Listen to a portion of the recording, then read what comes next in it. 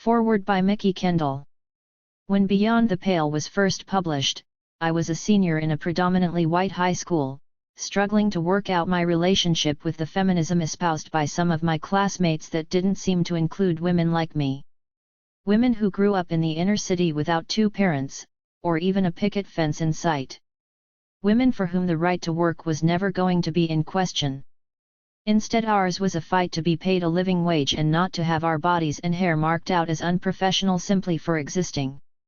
Perhaps if I had read it then, I would have been better equipped to manage conversations about the intersection of race and gender. Instead, I floundered when white friends took offense at a plan to perform for colored girls who have considered suicide / When the Rainbow is Enough by Ntozake Shange, the Obie and Tony Award-winning theater piece about the experiences of 7 women of color in a racist and sexist society with a cast comprised solely of girls of color. There was an air of white women are oppressed too, that I didn't know how to dissect in order to show them that their response was oppressive. When the idea of the play was first floated, their immediate reaction was "It's not fair to us, and why put on a show we can't be in," despite the fact that most shows at the school had casts that were all white or nearly so. Selections like Pirates of Penzance or Brigadoon were more likely to be produced than Porgy and Bess or A Raisin in the Sun, much less anything as modern as For Colored Girls Who Have Considered Suicide, and no one said a word about those plays, even when it came up, as it did periodically, that hardly any plays written by or about communities of color were even considered for the drama program. In retrospect, I am certain that the girl power rhetoric that was our intro to feminism covered everything but race and class. That pop music-inspired feminism focused more on women being able to work outside the home than on the type of work they might be doing there.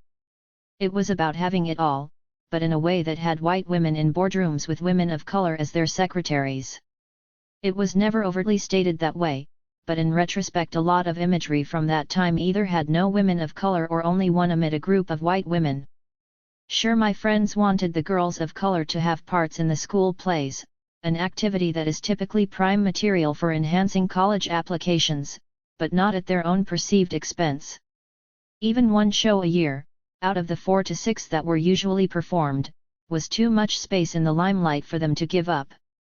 It's easy to dismiss such an occurrence as the behavior of children who didn't know any better, but that same phenomenon can be found in modern mainstream feminist circles among adults. Whether the problem is feminist events that ignore topics like food access, police brutality, or schools in favor of a focus on how to become a CEO, or an insistence that women of color be patient about their issues for the greater good, i.e., Elizabeth Cady Stanton and other notable suffragettes prioritizing women's rights over the abolition of lynching, the end result is the same. In order for solidarity between white women and women of color to develop on a broader basis, the history behind the former's failure to support women of color confronting problems like racial inequality and immigration must be examined and addressed so that these issues can cease to be replicated in each successive generation. When Kimberly Crenshaw, a scholar and law professor specializing in race and gender, coined the term intersectionality in 1989, it was intended to apply to legal issues and the way that different forms of oppression, domination, or discrimination can intersect to create structural injustices in the court system.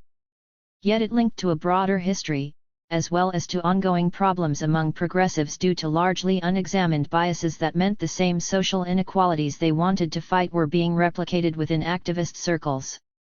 In 2013, I highlighted some of the same issues on Twitter with the hashtag #SolidarityIsForWhiteWomen, pointing out that, for many women of color, participating in online and offline feminist work is fraught with tensions that were going unaddressed in mainstream feminist spaces.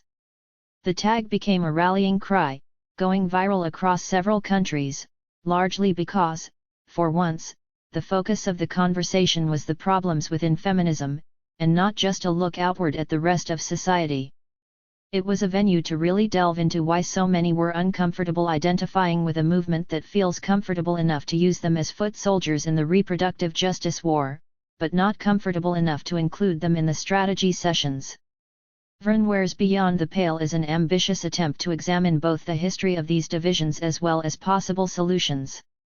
Whereas much of my work is us-centric, Ware approaches the same questions from a British perspective, highlighting some of the blind spots of feminist history and politics by focusing on the ways that white women have power to oppress women of color, as well as the ways in which archetypes of white femininity have been used as a weapon of the patriarchy.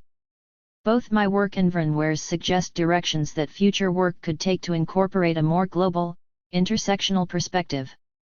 After all, in a world where Western media imagery is exported to every country, the women who are seeing it erase, demean, or deny their existence on a regular basis are going to be critical of the ways it centers white people in the West to the detriment of their own communities.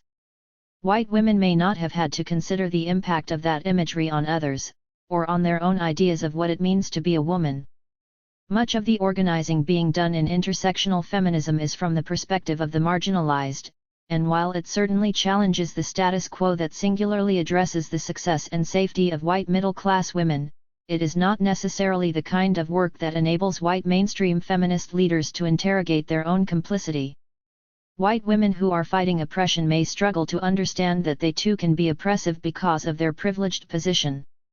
Where, like critical race theorists Jean Stefancic, Richard Delgado, David Roediger, Ruth Frankenberg, among others, interrogates whiteness as an identity. However, what sets Ware apart is her ability to illustrate the ways in which feminist ideals develop in racist societies, specifically impacting black women, as well as other women of color. Racial identity is not just something for women of color to be concerned with. Dismantling the oppressive frameworks that dehumanize women of color must be a responsibility of white women, who benefit from patriarchal ideals of femininity to the exclusion of women of color. Everything from beauty aesthetics in pop culture to what is considered an appropriate hairstyle in the workplace is impacted by those dynamics. The history of conflict between Ida B. Wells Barnett and Frances Willard, both suffragists but with entirely different experiences, exemplifies these long-standing tensions.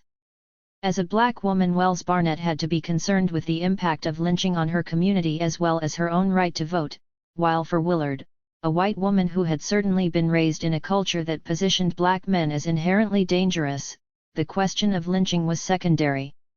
Lynching was designed in theory to protect women like Willard, and to control and terrify women like Wells Barnett.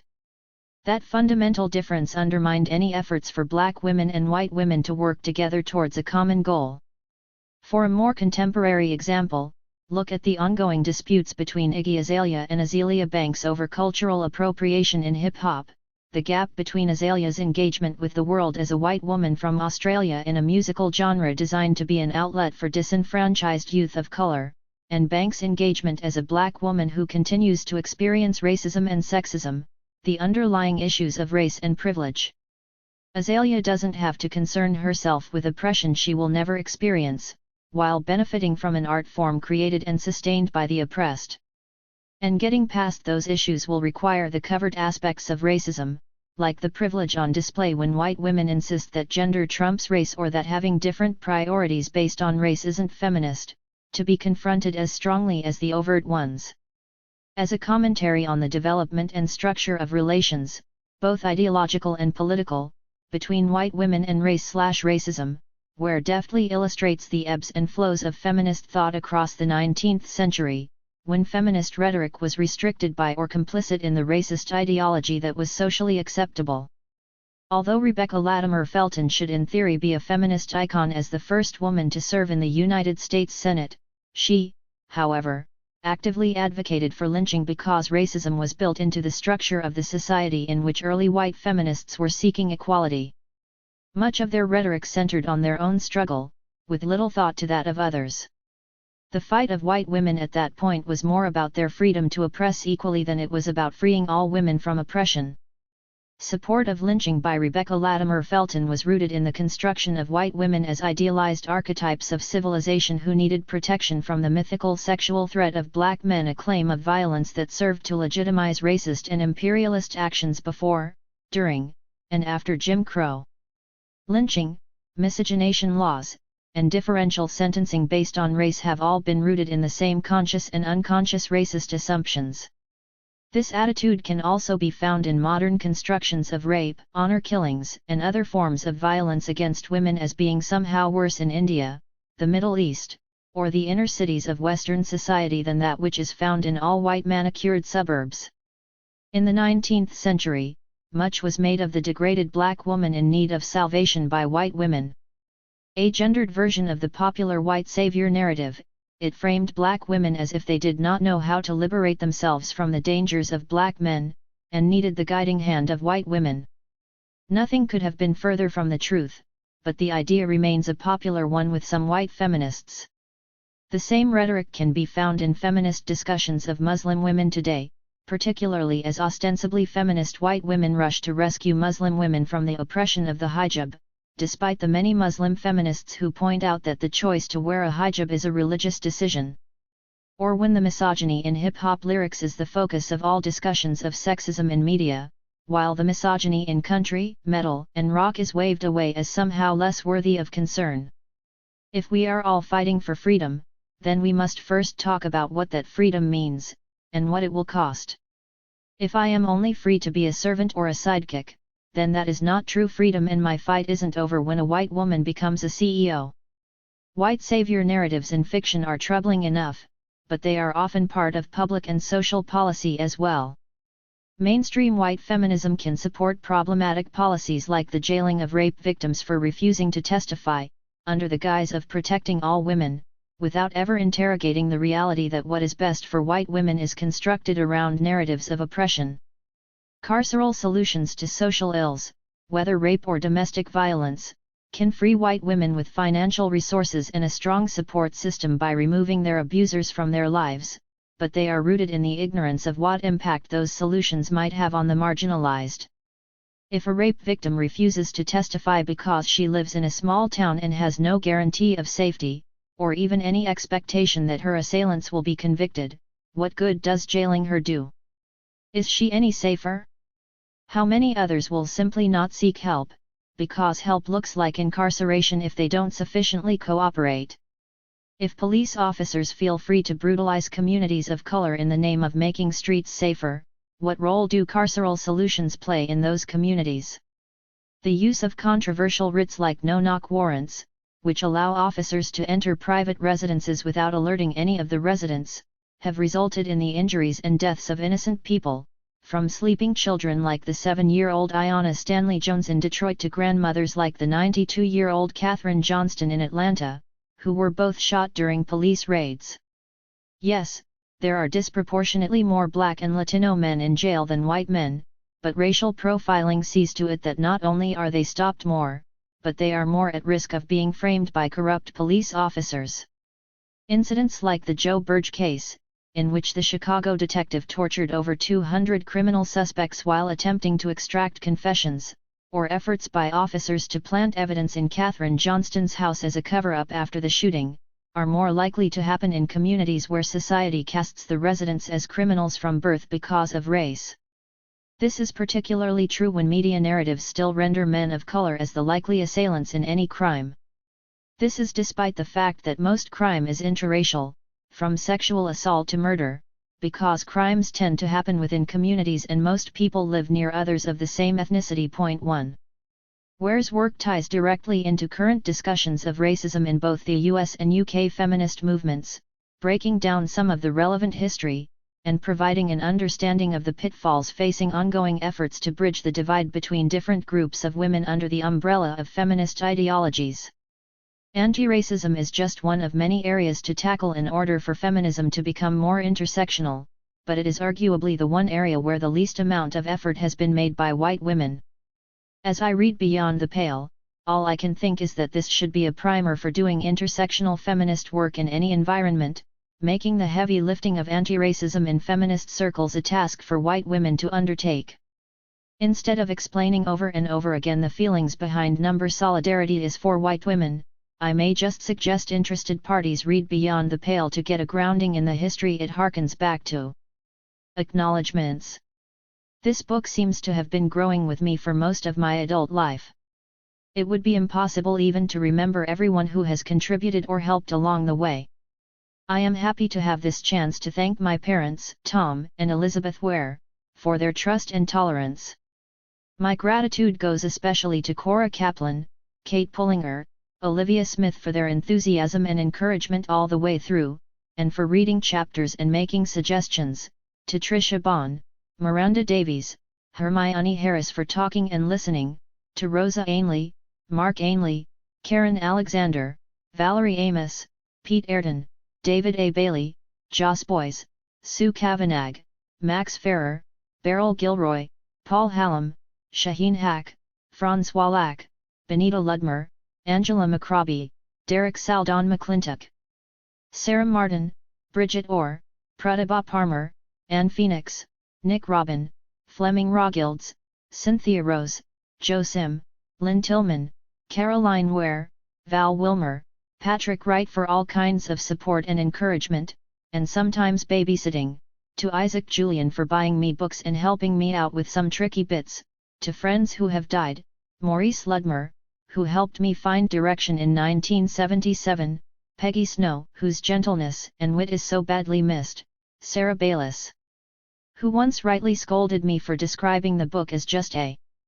I would like to thank Barbara Taylor, Catherine Hall, and Lawrence Marlowe for passing on valuable references and information, the Clark Family Archives and Street for their kind cooperation, Amanda Gibson, Chris Gibson, and Ruth Smith for extra special childcare, Annette Kuhn and Ann Phillips for their enthusiasm for the book in the first place and their patience in waiting for it to happen, and Stephen Moreland for a new friendship.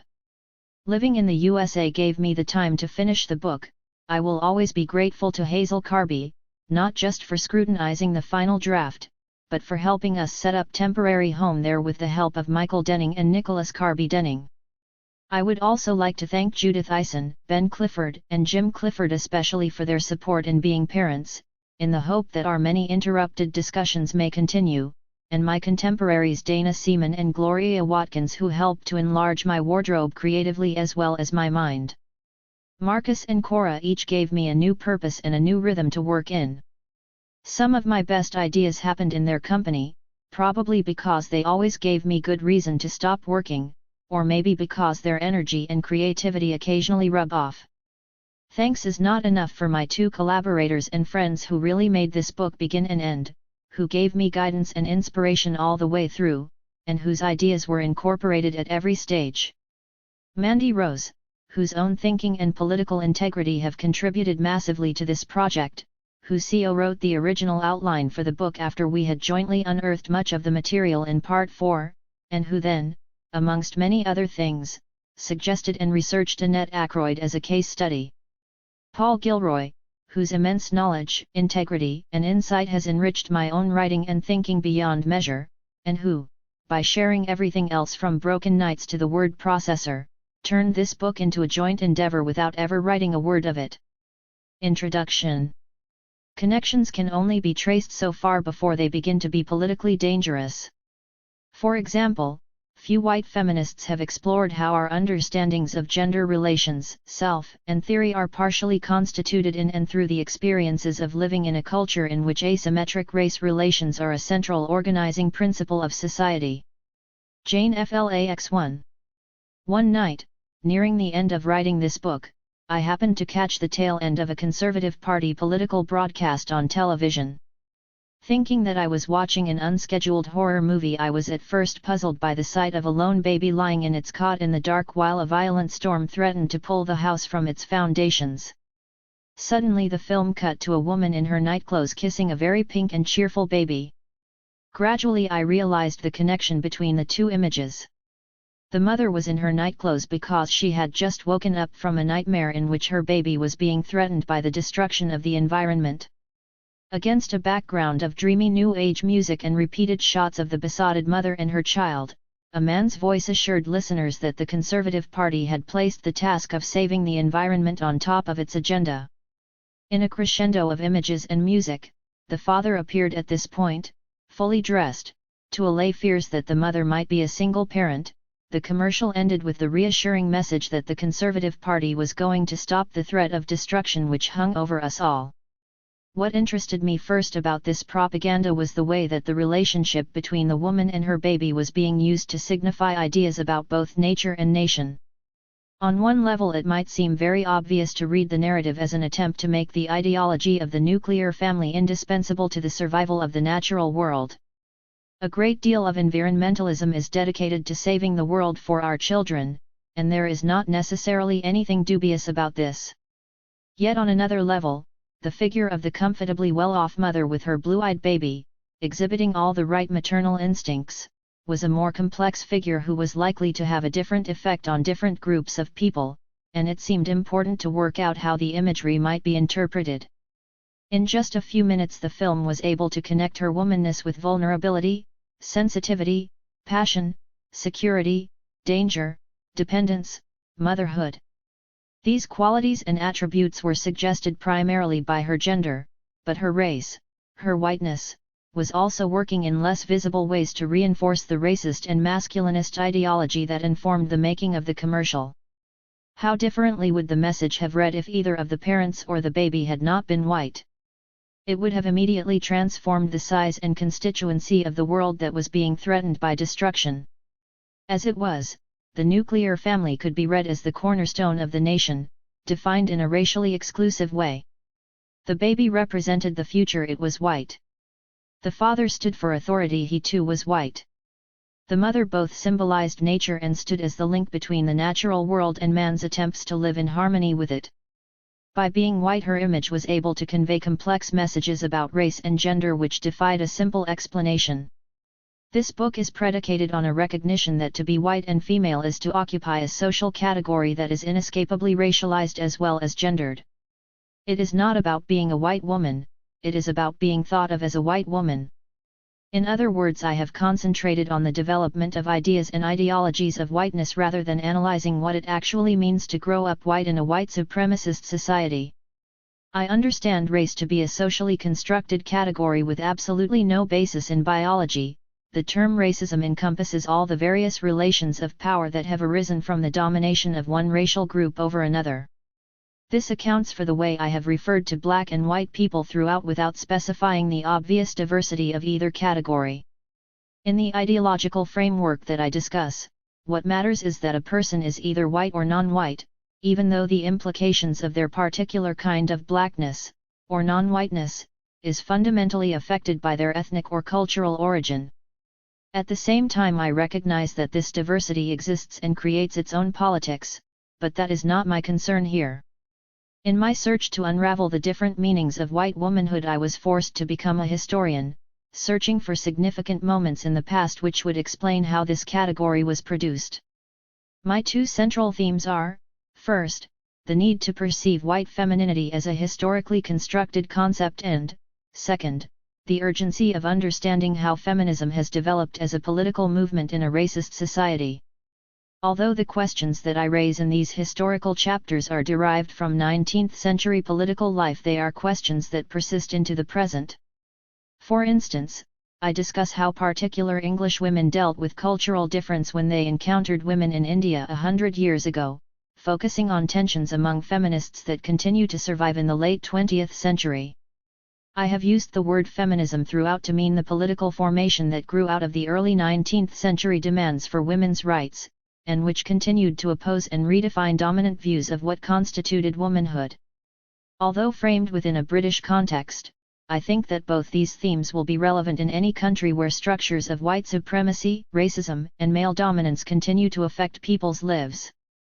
The book was mainly written in England but finished in the US, which not only allowed me to feel closer to some of the historical material but also gave me a more direct sense of the likely political currency of my argument in different places.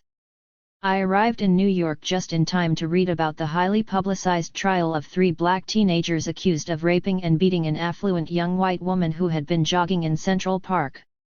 The crime itself and subsequent police action had quickly become symbols of the ungovernability of New York, a city widely seen to be disrupted by violence and racial tension. Before and during the trial, different voices attributed racism to different sources, to the accused young men for choosing a white victim, to the police who had arrested them and others and obtained confessions, to the media, to the people who defended the woman's right to jog alone in Central Park. Comparisons were made between this case and the police and public response to recent racist assaults on black people. Particular analogies were drawn with the case of Tawana Brawley, a young black girl who claimed to have been the victim of a gross racial and sexual assault. Here the femininity of both victims was used to focus on the racism entailed in the different ways that their cases were dealt with by the authorities, but there was apparently no attempt to connect this racism with the fact that both women claimed to have been victims of male violence. The whole case of the Central Park rape showed up once again the difficulties of composing an anti-racist feminist response to the specter of the rape of a white woman by black men and then making that voice heard above the cacophony of sexist and racist babble that arose when the crime became public. I wrote this book in an attempt to understand the links between racism and male dominance so that being against one form of oppression involves the possibility of being against the other, with nothing taken for granted. I quickly found that while there is one set of problems involved in knowing what to say about this interconnection, there is another in knowing just how to talk about it. Throughout the book I have repeatedly had to address the difficulties involved in finding a language that would express the links between race and gender without prioritizing, without oversimplifying. Partly in response to this, and also as a way of connecting all the different strands of history, I move between a number of voices and styles throughout the book. For instance, I have used straightforward historical accounts and biography where I feel that the information is relatively unknown, turning to autobiography, both my own and others, not only to bring political dilemmas alive but also to underline the importance of recognizing different sorts of narratives within the history of feminism itself. But to suggest that this is from start to finish a book about history would be misleading, where I break off to describe and analyze images that I have run into on the train, at the dentist's, on the television. It is to remind myself as much as the reader that I am talking about ideologies that surround and influence us now. I feel what I have written is, in a sense, provisional. I cover a lot of ground but at the end I am only just ready to start talking about theoretical questions and political strategies that follow on from my initial argument. The book takes the form of a series of interconnected essays which are best read in the order in which they appear. Parts 1 and 5 both deal with contemporary feminism and racism while the 3 middle sections deal with history. Each of these is based on primary sources, supplemented by background reading on women's history, black history, and histories of slavery, abolition or imperialism. The notes are intended either as references or suggestions for further research, and sometimes for making points that seem tangential to the main argument. Part 1, which was written as a series of discussions using the different voices that I have described, begins by identifying various images of white womanhood embedded in familiar racist discourses, focusing on 2 important political arenas, crime and education. It considers the reasons why white feminists have managed to avoid dissecting these cultural and racial components of white femininity, although they have become eager to hear what black women have to say about their racialized and gendered identities. I use autobiography here to help situate myself both as a feminist and as a woman who has been politically engaged with anti-racism. This is partly a response to the difficulties of talking about the shortcomings of feminism, an attempt to avoid overgeneralizing and speaking on behalf of other women, but it is also a straightforward account of my entitlement to speak about these issues. It leads up to the point at which I began to identify the need for historical research. My argument for the reinterpretation of history begins with recent feminism in Britain and the US and then looks back over 400 years to the beginning of racial slavery. Part 2 suggests that the politics of anti-slavery is an appropriate starting point to examine the problematic nature of the category woman in feminist historical research. Although the main part of this essay concerns abolitionism as an organized political movement, I first introduce the idea that women's literature prior to and during this period contained a fascinating discourse on the relationship between the white woman and the slave, something which needs to be taken into account when considering historical connections between race and gender. I then take 2 abolitionist pamphlets written by different women's groups as a basis for thinking about the inclusiveness of womanhood as a category intersected by race as well as class. In looking at the separate histories of abolitionism and of the changing relations of gender and class, I found that I was moving between 2 subjects that continue to be intensively researched and debated by different groups of historians, but which are not normally connected to each other. I suggest here the importance of race and class and gender as tools to analyze and comprehend the overall shifting social and political dynamics of the period. This chapter also charts the effect of abolitionism on the emerging women's rights movement in Britain, which I discuss generally in terms of language and tactics and in the context of individual women's political lives. The relationship between feminism and imperialism forms the core of the third part of the book, and concerns the extent to which feminists defined womanhood against or in line with dominant ideologies of empire, which demanded particular roles of white women. Recognizing that feminism has never been a homogeneous political grouping, I focus on two particular English women's connections with social reform in India as a means of exploring the relationship between black and white women in the empire, and discussing how feminism was incorporated into its project to bring civilization to the outer reaches of the globe. Part 4 also deals with the relationship between feminism and imperialism, but from a perspective aimed at discovering connections between anti-racist and anti-imperialist politics and the different feminisms of late 19th century Britain. It gives an account of the British campaign against lynching in America in the 1890s, a campaign initiated and mainly organized by women. At the center of this grouping was Ida B. Wells, an African-American woman who toured Britain giving lectures on the political and economic dynamics of racism in her country at the invitation of Catherine Impey, editor of the anti-racist journal Anti-Caste, and a woman whose militant contribution to the anti-imperialist movement seems to have gone unrecorded except in Ida B. Wells's autobiography, Crusade for Justice. Wells's analysis of lynching as a form of racial terror centered on a critique of the ideology of white womanhood, which legitimated lynching as an apparently spontaneous response to the alleged rape of white women by black men. This part considers the impact of her arguments on feminist groupings at that time, showing how conflicting definitions of female sexuality and thus of femininity itself were inextricably tied to ideologies of race and class.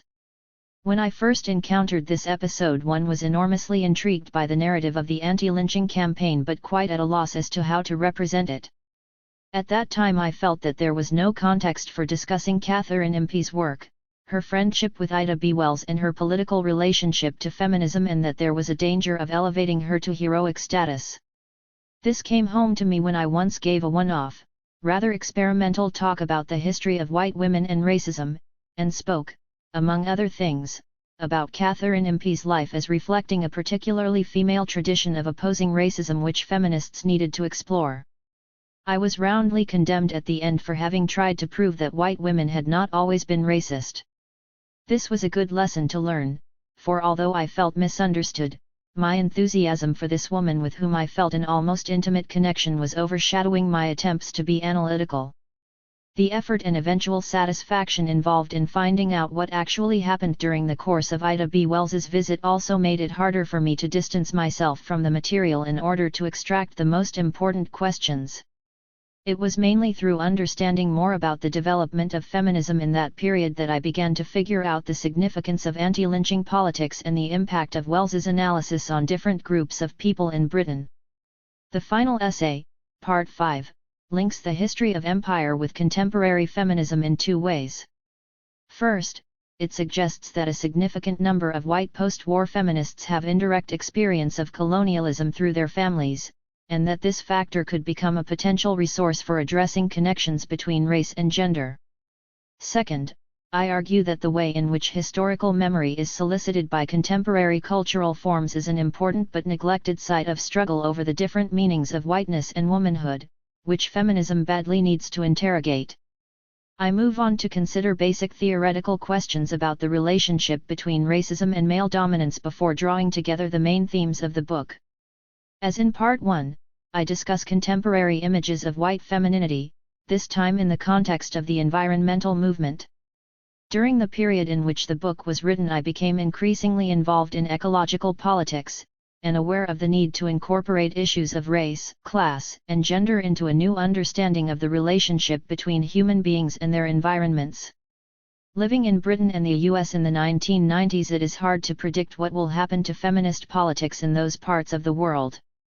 Postmodernist philosophy has encouraged many theorists to ask basic questions about the social relations of gender, which also includes, as Jane Flax suggests, thinking about how we think about them as well.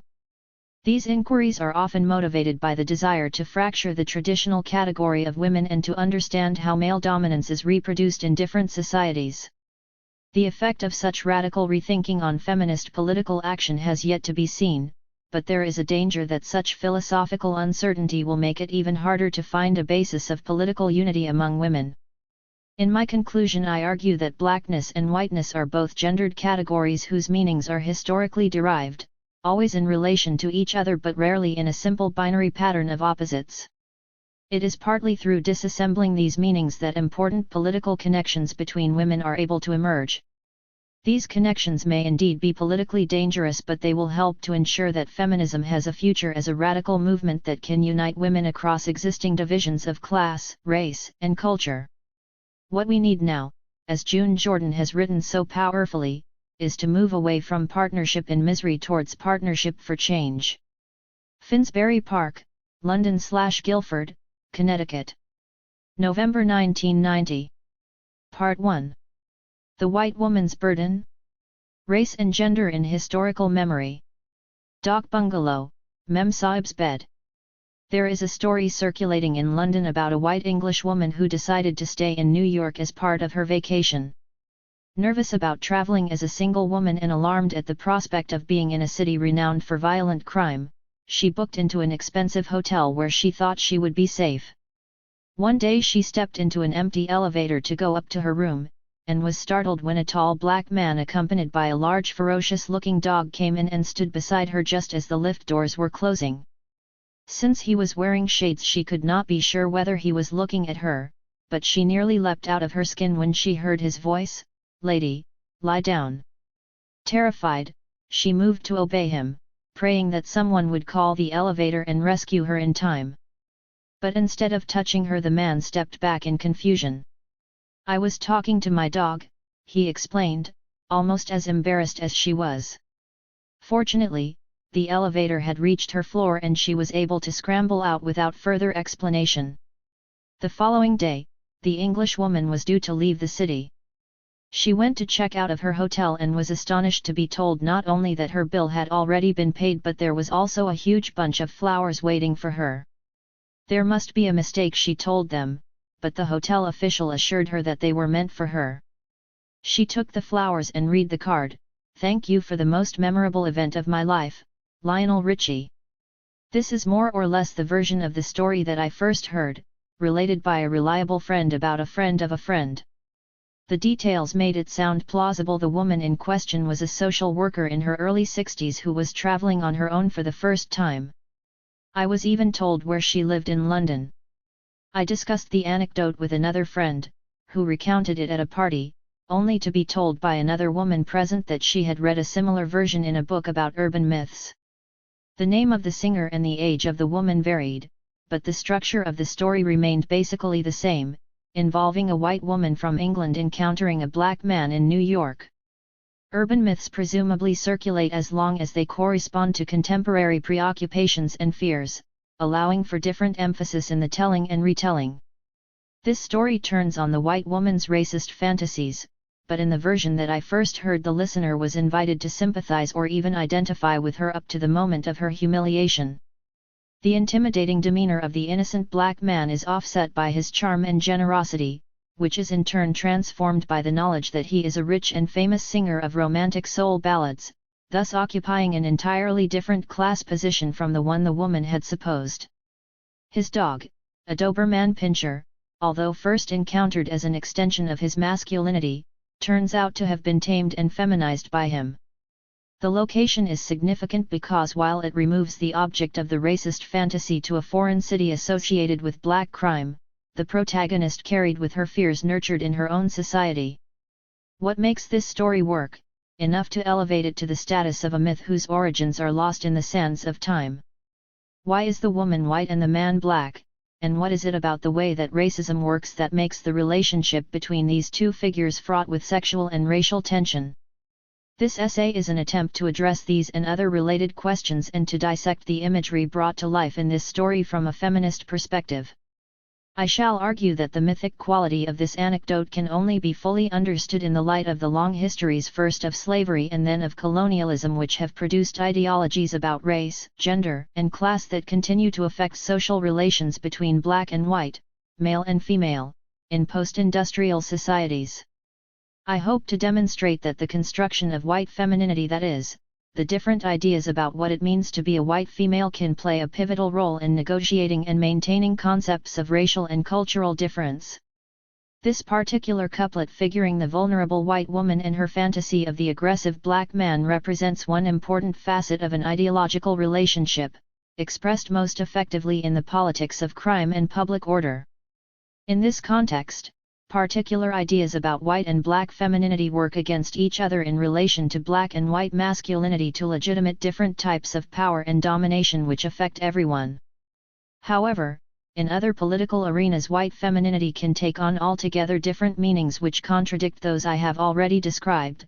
Later in this section I explore contemporary debates in education to demonstrate some of the ways in which gender and race intersect to reinforce notions of cultural difference and cultural superiority. White woman as victim. 8 years ago in a respectable street in Wolverhampton a house was sold to a Negro. Now only one white, a woman old age pensioner, lives there. This is her story. 1 In 1968, Enoch Powell's historic Rivers of Blood speech gave new power to the image of the vulnerable, elderly, white woman, victimized and bullied by an alien people. Throughout the next 2 decades the picture of this woman, her face distorted by fear, continued to be one of the most potent symbols of British racism, a sign that the black presence in the inner cities was an unwanted intrusion on a sacred but fragile way of life. Nearly 15 years after Powell's speech, a small unobtrusive-looking pamphlet was published by the Salisbury Group, which represented the so-called New Right, a political formation that emerged after the 1979 Tory election victory. Called The Old People of Lambeth, it was an illustration of the continuing resilience of this particular set of racist imagery. 2 Interviews with elderly white men and women on subjects such as crime, the police, immigration, and politics returned again and again to the same lament, that since the war these people had suffered a dramatic change in the quality of life, particularly since blacks had been allowed to come and terrorize them in their own neighborhoods. The native population of Lambeth feels little natural sympathy with the West Indian arrivals. Without having any arrogant or dogmatic theory of racial superiority, the old people of Lambeth can see with their own eyes that they are surrounded by people more primitive than they, who lack their respect for law and privacy. A truly English and harmonious way of life had apparently given way to a constant state of siege. They are afraid all the time they are awake, and many of them cannot sleep because they are frightened. The final paragraph of the pamphlet stressed the patriotism of the old people interviewed, their devotion to the royal family, their memories of not one but both world wars, and their readiness to work, raise families and to obey the law. And yet, without any provocation on their part, they find most of the things they value neglected or taken away. As one old man said simply, "It's our country and our queen. Why should we be afraid to go out?" In both these examples of racist imagery the combination of old age and femininity works to convey the powerlessness and physical frailty of a white community threatened by the barbarism of the unwanted black immigrants who neither understand nor have respect for the values of civilization. Both sets of images reinforce the idea that white people the nation share a consensus about a way of life which is threatened by close contact with outsiders. The language in which this type of racism is expressed is often infused with metaphors of rape, the assault of the helpless victim, the invasion of defenseless property, the ever-present threat of violence that intimidates the physically weak. In this discourse England reverts to being an island besieged by aliens, and the violence begins at the point of immigration. When, for example, many families from the Indian subcontinent attempted to enter Britain before the new visa restrictions came into effect in November 1986, papers like The Sun, The Star, and The Mail fell back on the same wartime analogies which had been evoked during previous immigration crises in the early 1960s. The situation at Heathrow Airport was variously described as a siege or an invasion, with floods or hordes of immigrants trying to pour into the country on false pretenses. Where crime is concerned, particularly crimes involving violence, the racist vocabulary of the press is similarly precise. Words like savage, monster, beast, fiend, nearly always accompanied by photos, combine to evoke a particular response from the white reader. Brutal attacks on white women, old or young, which have been allegedly committed by a black man, often employ these epithets and visual images to suggest innate savagery and evil tendencies. The more horrific the incident, and the greater the violence inflicted on the woman or child, the more the reader is drawn into sharing a racist consensus about black men, and consequently black people generally. Crimes against black women or black children carried out by white men rarely receive much attention in the media, while violence allegedly inflicted on black women or children by black men is frequently relayed to the public as further proof of black deviancy. These kinds of images are further influenced by the wider political climate in which particular types of crime can become symbols of crime in general. If there is a heightened awareness of rape, child abuse, or street robbery, for example, this will also affect the social meaning and implications of an individual incident. I am not disputing that such crimes take place, but emphasizing that in Britain today the race, gender, and class of both the victims and the perpetrators are likely to become significant factors both in the way that crime is reported and in the manner in which it is handled throughout the legal institutions. In fact, this would be true in almost every society that I can think of, since the dynamics of race, class, and gender are to be found everywhere. My concern here is to interrogate the significance attached to race and gender in an attempt to find the connections between racism and male dominance in the society in which I live. Nor do I intend to suggest that ideas about women's safety are derived purely from ideology without regard to women's actual experience. It is worth looking in some detail at different interpretations of women's vulnerability in relation to men. The threat to women's safety stems from the idea that women are more likely to be victims of male aggression and less likely to be able to defend themselves. This is a complex subject which continues to provoke intense discussion among feminists. Women are told repeatedly from childhood by parents, school, the media, and other influential sources that it is unsafe for them to be in certain places at certain times, unless they are accompanied by a man, despite the evidence that suggests that they are actually more at risk from violence in the home. While women deal with this threat to their safety in many different ways, often depending on their mobility, race, income, class, age, sexuality, and other aspects of their personal experiences, surveys show that on the whole women are vastly more afraid than men to go out, particularly at night. 3 Women's ability to move around freely at all times is severely restricted by the knowledge that they might be risking their lives in doing so and, if an attack does happen, be blamed for inviting it. This means that the majority of women are simply denied access to a range of activities which most men take for granted.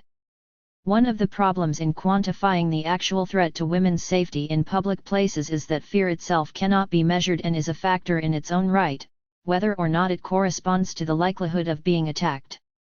Crime statistics, particularly relating to rape and street crime, play a significant role in increasing levels of fear, and they are frequently sensationalized by the media. In fact, in this case, statistical calculation is a poor guide because if women do not go out because they are scared, they are therefore less at risk from certain types of attack. The images of vulnerability and defenselessness involved in many discussions about women's safety in the city often feed into racist assumptions about who are the victims and who are the perpetrators of crimes against women. Sensational and sometimes inaccurate reporting in the press has given the impression that areas where there are sizable black populations are particularly dangerous for women, especially the elderly. That is not to say that crime does not happen there, but it is often represented in such a way that it confirms stereotypes of unruly black criminals preying on helpless white women. One of the major connections between crime and public order is the struggle for control of public space. Throughout the 1980s, racist ideology fixed the idea that the inner cities were unsafe because that was where most blacks lived, and the phrase "the inner city" became shorthand for the race problem. This was particularly evident during the election coverage of 1987 when the expression was on almost every politician's lips. Turning on the TV one night, we were treated to a wordless definition of inner city, expressed through images of Handsworth, an area of Birmingham associated with controversial policing practices and local resistance. Dramatic documentary footage showed buildings being set alight, blacks rioting, followed by a picture of an elderly white woman who had been beaten about the face, blacks mugging. where the imagery of the decaying heart of the city suggests the breakdown of community life. The crime and lawlessness that appears to have taken its place demands tough action from the police to restore a sense of order. What I am interested in here is the way that certain ideas about white femininity work to legitimate that tough action, which can then lead to a greater repression of the population as a whole, regardless of race, gender, or class. A political broadcast for the Labour Party, made in 1986 at the height of a wave of public concern about law and order, demonstrated how an image of white female vulnerability could be used to convey a specific political agenda on crime and police protection. It provided an example of the way that racism can lurk like the proverbial mugger behind the murky shadows of political discourse without ever seeming to show its face. A young white woman, a girl, in fact, seen later, or is it earlier, in school uniform in the bosom of her nuclear family outside their newly built home, walks hurriedly along a deserted street at night, passing under an unlit bridge. The sound of approaching footsteps, belonging unmistakably to a man, imply that she is being pursued. As the tension builds up, the girl passes a street sign which signifies that she is in southeast London. Just as you think that she is about to be attacked, she runs straight into the arms of a man. We see his legs before we see his face. Like her, we almost cry with relief. He is a policeman, a friendly, cheery sort who will take her back to the station for a cup of tea while he rings her parents. Or perhaps he will escort her home, telling her mum and dad that she ought not to be out alone in such an area, not with the sort of things that happen to decent folk these days, especially in South London.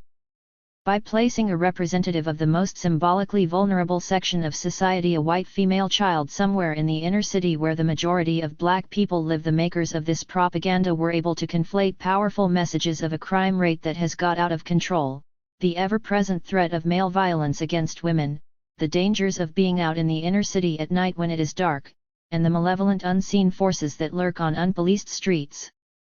The explicit aim was clearly meant to be that the Labour Party would put more police in the streets, which would automatically make any reasonable law-abiding person feel safer.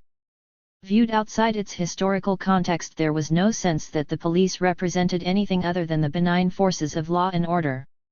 However, when I first watched this statement, I was horrified by what I felt was the Labour Party's capitulation to racism, even though I had no illusions about its past record.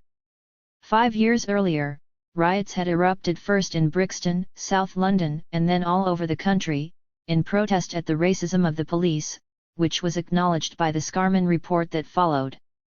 The broadcast was made only months after riots in Handsworth, Tottenham, and again in Brixton, following the serious wounding of one black woman and the death of another as a result of police activity, and where both blacks and whites testified to the often brutal policing of their communities. The context in which it appeared made it almost impossible to refer to public order issues without also addressing either the documented racism of the police force or the assumption that black youth were predominantly responsible for public disorder. By choosing to ignore recent history, the broadcast tried to sidestep difficult and contentious problems, but failed to do so because the images in the film were themselves replete with racist associations. Visual images of black and white men and women can be invested with different racial, sexual, or class meanings according to where they are situated in relation to one another. As the political climate constantly shifts, the smallest details can become disproportionately significant. By chance I came across an interesting example of this in the promotional paper Docklands Light Railway News, Jobs Special Issue, Point 4. The middle page spread proclaimed, "Now here's what we want and what we can offer you." Colored drawings illustrated the range of jobs available and the tasks that applicants would be expected to perform, along with details of qualifications and salaries. One of the drawings, captioned "Traffic Supervisors will check that all is well at all of our stations," showed a kindly blue uniformed officer. All the uniformed figures are white, equipped with radio control, assisting a young white woman buying a ticket at an automatic dispenser. For good measure, a young white boy was seen walking along the pavement in the background as a sign that the area would be safe for unaccompanied children. Immediately behind the couple at the ticket machine lurked the figure of a black man wearing sunglasses, his head turned in the direction of the white woman. Both his posture and his shades combined to suggest that all would not be well if the traffic supervisor was not on the scene. In the context of popular racist conceptions about the criminal tendencies of black men, the reader was invited to share an interpretation of the scenario which accords with a kind of common-sense thinking. Meanwhile, as if to demonstrate the flexibility of the different codes attached to race, class and gender, the same spread portrayed a happy equal opportunity style cameo of a traffic assistant inside the train sharing a joke with a black man, who is sitting in a carriage with a white woman and a man in a wheelchair, observed approvingly by a middle-class couple in the background. Several months after collecting this particular gem, I came across a later issue of the same paper where the same images were used but for quite different purposes. 5 The picture that had showed the possible hazards of buying a ticket for the railway was now used on the front cover to illustrate how easy it was to buy one. It was tempting to interpret the scenario as an indication that it was so easy that even a woman or a black person could understand the process, especially with the help of a friendly traffic supervisor. The problem was that it was still not clear what the black man was doing lurking in the background. Over the page, the equal opportunity picture had been turned into an illustration warning passengers not to fiddle the fares. Instead of sharing a joke with the black man, the traffic assistant now appeared to be checking a suspect's ticket. The fact that everyone in the picture was smiling rather invalidated the stern warning given in the accompanying article, but it was significant that the reader was again invited to identify the black man as a possible deviant. These illustrations are interesting not because they set out to represent an explicitly racist point of view but because they allow racism to be expressed through familiar, everyday imagery. They are rarely challenged, but if they were, the publishers would surely deny that any racism was intended. The reason that these particular interpretations invited by the juxtaposition of black and white, male and female can be so readily overlooked is because they correspond to certain ideas about race, class and gender which have passed into the realm of common sense. In other words, for many people it is thought to be self-evident that women need protection from male violence and that black men are likely to harbor criminal intentions. At the same time, the way that the social relationships of both race and gender combine to produce meanings in these images is by no means fixed, they become altogether different if the narrative is changed. Consider, for example, a portrait of the world-famous black boxer Frank Bruno and his wife, Laura, who is white. As long as Bruno is represented as the gentle giant who combines patriotism, humility, and a respect for the family, his marriage to a white woman is likely to signify his wish to become completely British. In any society, however, where there are social hierarchies based on race and gender, let alone class, there is a wide range of possible readings of images of black and white couples who are confessed lovers. White women, for example, who are seen with black men might appear to be socially or sexually deviant, while a white man with a black woman might be regarded as having a taste either for sexual adventures or for a submissive partner, depending on her ethnic or cultural origin. Similarly, a black woman who has a white partner might conceivably be seen as wanting to turn her back on black men in general because of ideas about their behavior or, alternatively, as providing a kind of sexuality that white women are unable to match. At the beginning of this part I explained that I wanted to track down the sources of the different meanings attached to white womanhood in an attempt to understand and so refute their ideological power. It is clear that in this project gender on its own cannot be a useful analytical tool, and neither can race, black men, black women, white men are all categories that have both racial and sexual connotations which can be further transformed or complicated by class. In the next section I look at some of the ways in which race, gender, and class intersect in ideologies of cultural difference. White woman as symbol of civilization. The inner-city riots of 1981 and 1985 helped to keep issues of public order, racism, and policing central to the political stage during the 1980s, but education has since become another equally important focus for racial conflict. Although debates about public order and education both center on black youth, it is the struggle around racism in schools that has seen discussion of nakedly biological racial difference transformed into that of innate cultural difference. Before looking at the way in which different types of femininity articulate cultural diversity, I shall first outline some of the background to the racial politics of education. The attempts of the conservative government to reform public education have led to a new agenda of racism which aims to control previous radical or liberal methods of dealing with discrimination and difference. Throughout the previous decade, educationalists, insofar as they recognized there was a problem, favored the multicultural approach, which tried to raise awareness of other cultures represented in schools without actually changing the curriculum. This approach soon came under attack from the anti-racists, who felt it was ineffective in dealing with racist teaching materials, out-of-date curricula, and staff who were not trained to recognize and tackle racism wherever they met it.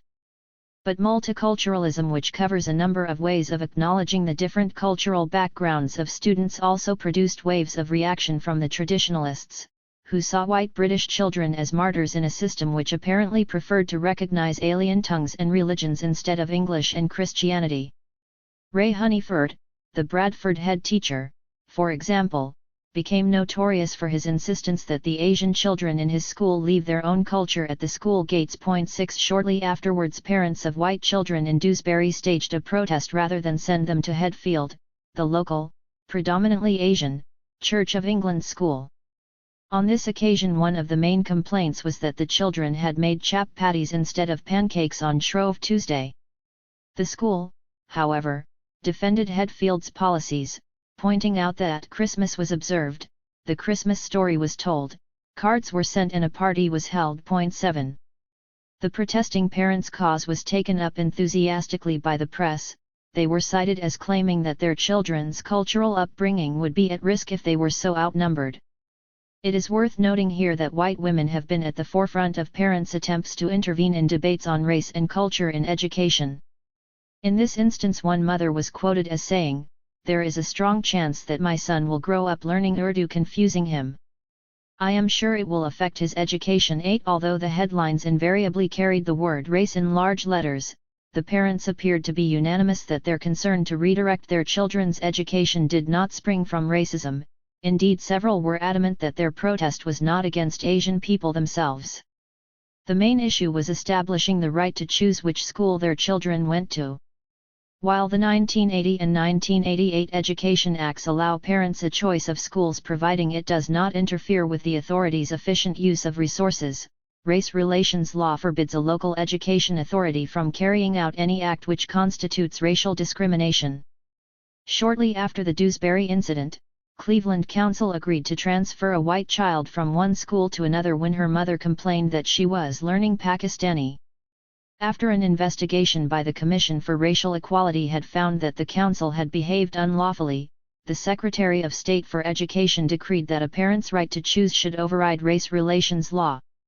The decision was welcomed by the Parental Alliance for Choice in Education, the body which provided legal advice for the Dewsbury parents and Bax parents in similar disputes with local authorities. Their spokesperson was able to repeat the familiar litany, "It has nothing to do with race but with culture," and, as if by way of proof, in Dewsbury Muslim parents supported the right of white parents to remove their children from school. 9 The movement for separate Muslim schools is also inevitably cited as evidence that cultural segregation is desired on both sides, a fact which is somehow supposed to prove that there is no question of racism. However, the cultural separatism expressed in the demand for Muslim schools also underlines the complexity of the issue. There seems to be a problem when Asian children are in the majority in British schools, but there is also an explicit concern that black children educated outside the national system will not be exposed to the social and cultural values of their adopted country. In order to make sense of these localized debates about the cultural content of children's education, it is essential to ask what motivates those who claim their non-racist desire to keep their cultures separate. I believe that ideas about the relative status of women in different communities feed their anxiety, although this is not always expressed directly, and it cannot be reduced to a simple problem of parents not wanting their own children to be influenced by gender relations of which they disapprove. Of course, there are varying structures of male dominance operating within different communities, whether they are formed around ethnicity or class, and it is perfectly understandable that many people are opposed to laws and social practices that they associate with societies other than their own. However, the conflict produced by the wearing of the hijab, or headscarf, in schools by Muslim girls, which is discussed in more detail in Part 5, is one example of how modes of femininity are made to speak for wider cultural values. Now, however, I want to examine ways in which representations of white femininity articulate powerful, if subtle, racist messages that confirm not only cultural difference but also cultural superiority. The case of the two Birmingham schoolgirls whose father sold them into marriage while on holiday in his native North Yemen provided an opportunity for commentators to lament the fate of Muslim women compared with that of their European counterparts. Many people in Britain were understandably outraged to learn that girls who had been born and educated in England could be forced to marry boys hardly older than themselves, bear their children and live in exile in remote mountain villages. The mother's campaign to rescue her daughters was taken up as a crusade by journalists, one of whom apparently risked her life by traveling to North Yemen to interview them secretly. In her book, published after one of the young women had returned to Birmingham, she contrasted her own situation with that of women in the Yemen, often implicitly, often through casual observations of the life she saw around her. I also wore a long-sleeved blouse, buttoned to the neck, and had sunglasses on. Pretty safe, I would have thought. I was only to learn from the British ambassador's wife at the end of the week that my problem was I tucked the blouse into my trousers. I should have been wearing it outside. I got very fed up with being touched, stared at and shouted at by men. The women, I noticed, would turn away with a sort of scandalized sneer. 10. The reader is invited to share her evident distaste for a society in which women appear to be simply bought and sold by their elders, and to view its inhabitants with a rather more derisory sort of scandalized sneer. In this way, the image of the Western liberated woman, who enjoys equality with men that is enshrined in law, together with the freedom to dress, behave, and work as she likes, is thrown into sharp relief by that of the Muslim woman, forced into submission from girlhood and deprived of any social, economic, or political rights to independence.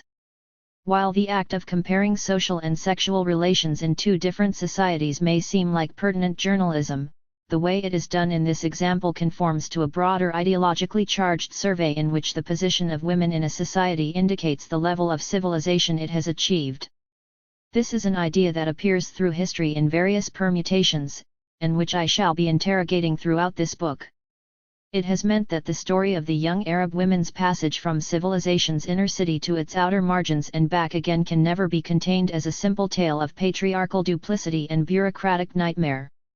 The royal family has provided useful vehicles for reinforcing the image of the civilized white woman who is distinguishable from her non-white and non-Christian sisters by her clearly marked social and sexual freedom.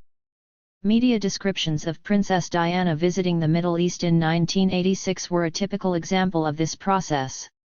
The Sunday Express writer Jean Rook said it all where many others left it to innuendo. The culture shock to a Britain's system didn't really bite until we bit this dust where women are treated like less than it. But if the Arabs are a culture shock to Diana, she is a healthy smack in the yashmak to them. Diana's clothes, her figure, her conversation, her marriage, even the rims of her sunglasses became symbols of the cool, sophisticated and, above all, liberated womanhood that marks Britain out as a more civilized country. In contrast, Arab women were portrayed as being literally fettered with gold chains, smothered in clothing and deprived of conjugal rights, in a society where even second-class princesses are expected to sit down, sit still, shut up and put up. Throughout these descriptions of the English princess, arose to make this dusty, dry desert bloom 11 different styles of femininity were being compared directly with each other. But other versions of aggressive, powerful, or merely active femininity can also be suggested in the absence of other women. In a feature in the fashion journal Vogue on the film White Mischief, set in the so-called Happy Valley in Kenya in the 1930s, images of unsubmissive white femininity were constructed through reference to black men and wild animals. 12 Greta Scacchi, for example, who played the female lead, appeared on a double-page spread flanked by two black actors dressed as Maasai warriors. Staring straight into the camera, and wearing a bright red suit and hat, with bare arms and legs, she rested her hand on the arm of one of the men as if to prove her power and their submission. The unnamed warriors, who, the reader was told, were played by some Veru in the film, were also dressed in red, covered with jewelry and holding full-length spears. They had become a symbol of the white people's rule over the country, and formed an exotic, but tamed, backdrop to the domestic dramas of the colonizers. In another image that symbolized the taming of the savage, Geraldine Chaplin, who also played a leading role in the film, was photographed sitting in a haughty, nervous pose with a docile leopard on a leash and chain. Smaller pictures, which did not show famous film stars in period costume, were captioned with a minimum of detail in the best ethnographical tradition, scenes from the Kenyan landscape, native with zebroid, half zebra, half horse, and bougainvillea. The whole feature ended with a section called Travel Notes, which explained how to get there, where to stay, which tour operators to contact, as though the Africa of the film still existed unchanged. Fashion pictures often situate models against a background of ethnic, primitive, or even savage femininity or masculinity in order to achieve a range of impressions, from strength to vulnerability. The recent spate of high-budget films set in the context of empire, of which White Mischief was just one example, is often directly connected to nostalgic fashion imagery which expresses particular aspects of colonial memory. In this way, codes of femininity help to reconstruct a historic past through images which are both made and interpreted in the light of contemporary ideologies. In a fashion series in the Observer Color magazine which coincided with the release of Out of Africa in 1986, the model and her crew were flown to the Ivory Coast courtesy of British Caledonian to capture the spirit of the moment. 13 In one full-page shot, the model adopted a virginal pose, with hands clasped and eyes lowered, wearing a completely white outfit down to her shoes and stockings. In the background, walking behind her, was the blurred image of an African woman in brightly colored native costume, with child on her hip and basket of fruit on her head. Another page showed the same model, again clothed in a long white dress, but with a dark jacket, matching shoes and hair ribbon, holding a large straw hat. In complete contrast to the cool, unperturbed Englishwoman in the first picture, this time she appeared to be hurrying, her head, with hair disheveled, turned back over her shoulder as if she were aware of danger. In the background and on a level with her eyes, the very blurred figure of a black man could be seen emerging from the bushes at the side of the road. Black children are sometimes employed to highlight a particular aspect of a fashion look. In a clothes advertisement in another fashion magazine, several young black boys wearing outsize men's shirts appeared alongside a white model similarly dressed. 14 The backdrop of sandy desert combined with the image of a lone white woman to produce an effect of independence and androgyny. During the same summer, a trend appeared in the shops for clothes patterned with dancing black figures, symbols of the exotic, the ethnic, and the cosmopolitan. I was struck by a more upmarket version in an expensive department store window, fabric printed with photographic images of a veiled oriental mother and child in tasteful gray and white adorned an otherwise naked plaster model. Black women are increasingly visible as fashion models in their own right, which indicates how ideas about what it can mean to be a black or white woman shift in the perpetual search for images of femininity that are linked to patterns of pleasure and consumption. The Observer Color magazine ran a spread featuring purple fabric and vases to coincide with the opening of the film of Alice Walker's novel The Color Purple. In one shot, a black woman was shown naked from the waist up, in profile, appearing to drink from a rectangular glass vase. In another, titled African Violet, a black woman's silhouette, her head in profile and glass bowl resting on her shoulder, conjured up images of enslavement. In 1989, the international clothes company Benetton ran a major European campaign promoting United Colors of Benetton, which featured a naked white baby held against a naked black woman's breasts. A television commercial for a deluxe Citroën model cut repeatedly between different angles of a black woman in African dress striding in bare feet and the car gliding along the road, both in the same barren landscape. I select these images because I want to emphasize that we are surrounded by complicated and contradictory messages about many different aspects of human identity. I am focusing on images of white women primarily in order to analyze the components of a specifically white femininity, but this only makes sense in the context of ideas about black women as well. Yet there is a significant difference in the way that black and white feminists have so far approached the whole subject of femininity. Black feminists have mainly dealt with the deconstruction of imagery of black women through an understanding of race, class, and gender relations, recognizing that in a racist society it would be totally inadequate to discuss images of non-white people without considering ideas about race. Pratibha Parmar, for example, has argued that the representation of Asian women in Britain cannot be divorced from the social and political relations that sustain racism. Depending on the political motivation and climate, specific images of Asian women are mobilized for particular arguments. The common-sense ideas about Asian female sexuality and femininity are based within, and determined by, a racist patriarchal ideology. Women are defined differently according to their race. 15. While this statement might seem perfectly acceptable when applied to images of black women, the ways in which race figures in the interpretation of images of white people is rarely discussed. Feminism, for example, has tended to deal with the representation of white women in terms of gender, class, and sexuality without also acknowledging the dynamics of race. Why is it that there have been so few studies by white feminists of white femininity?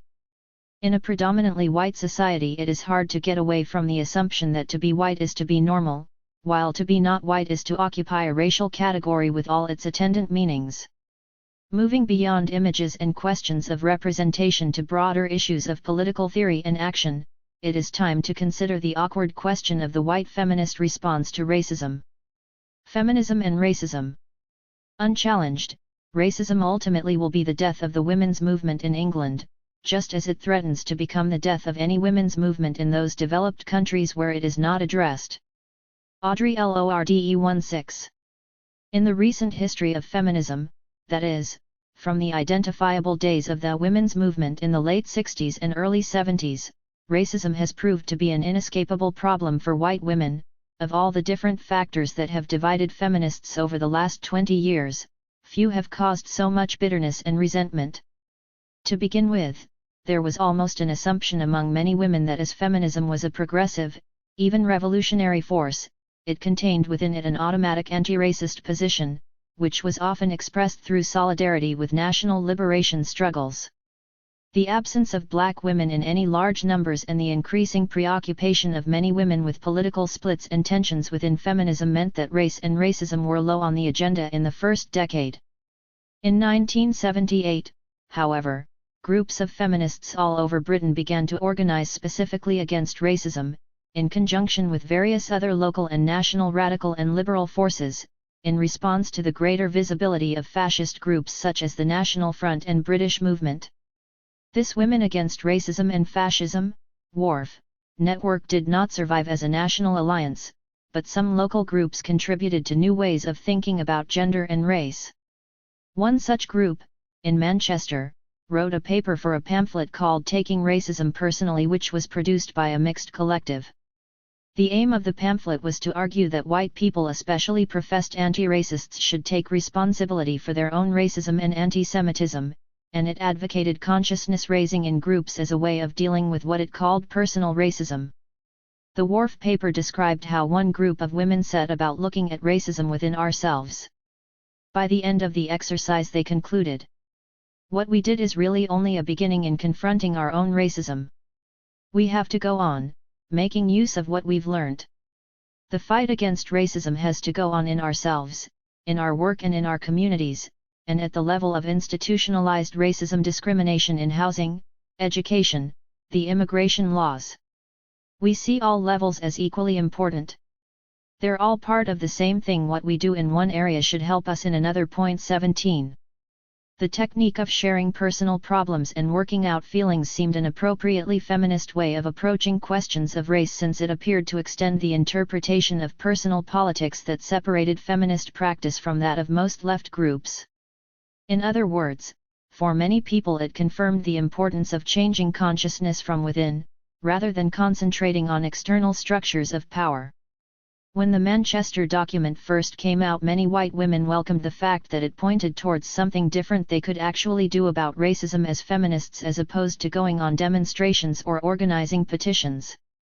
It was to be a significant contribution towards anti-racist practice over the next few years, although the insistence of the Manchester Group that the racism of individuals was inseparable from other more public forms went largely unheeded, and the quest to uncover personal racism was frequently elevated to a supposedly political end in itself.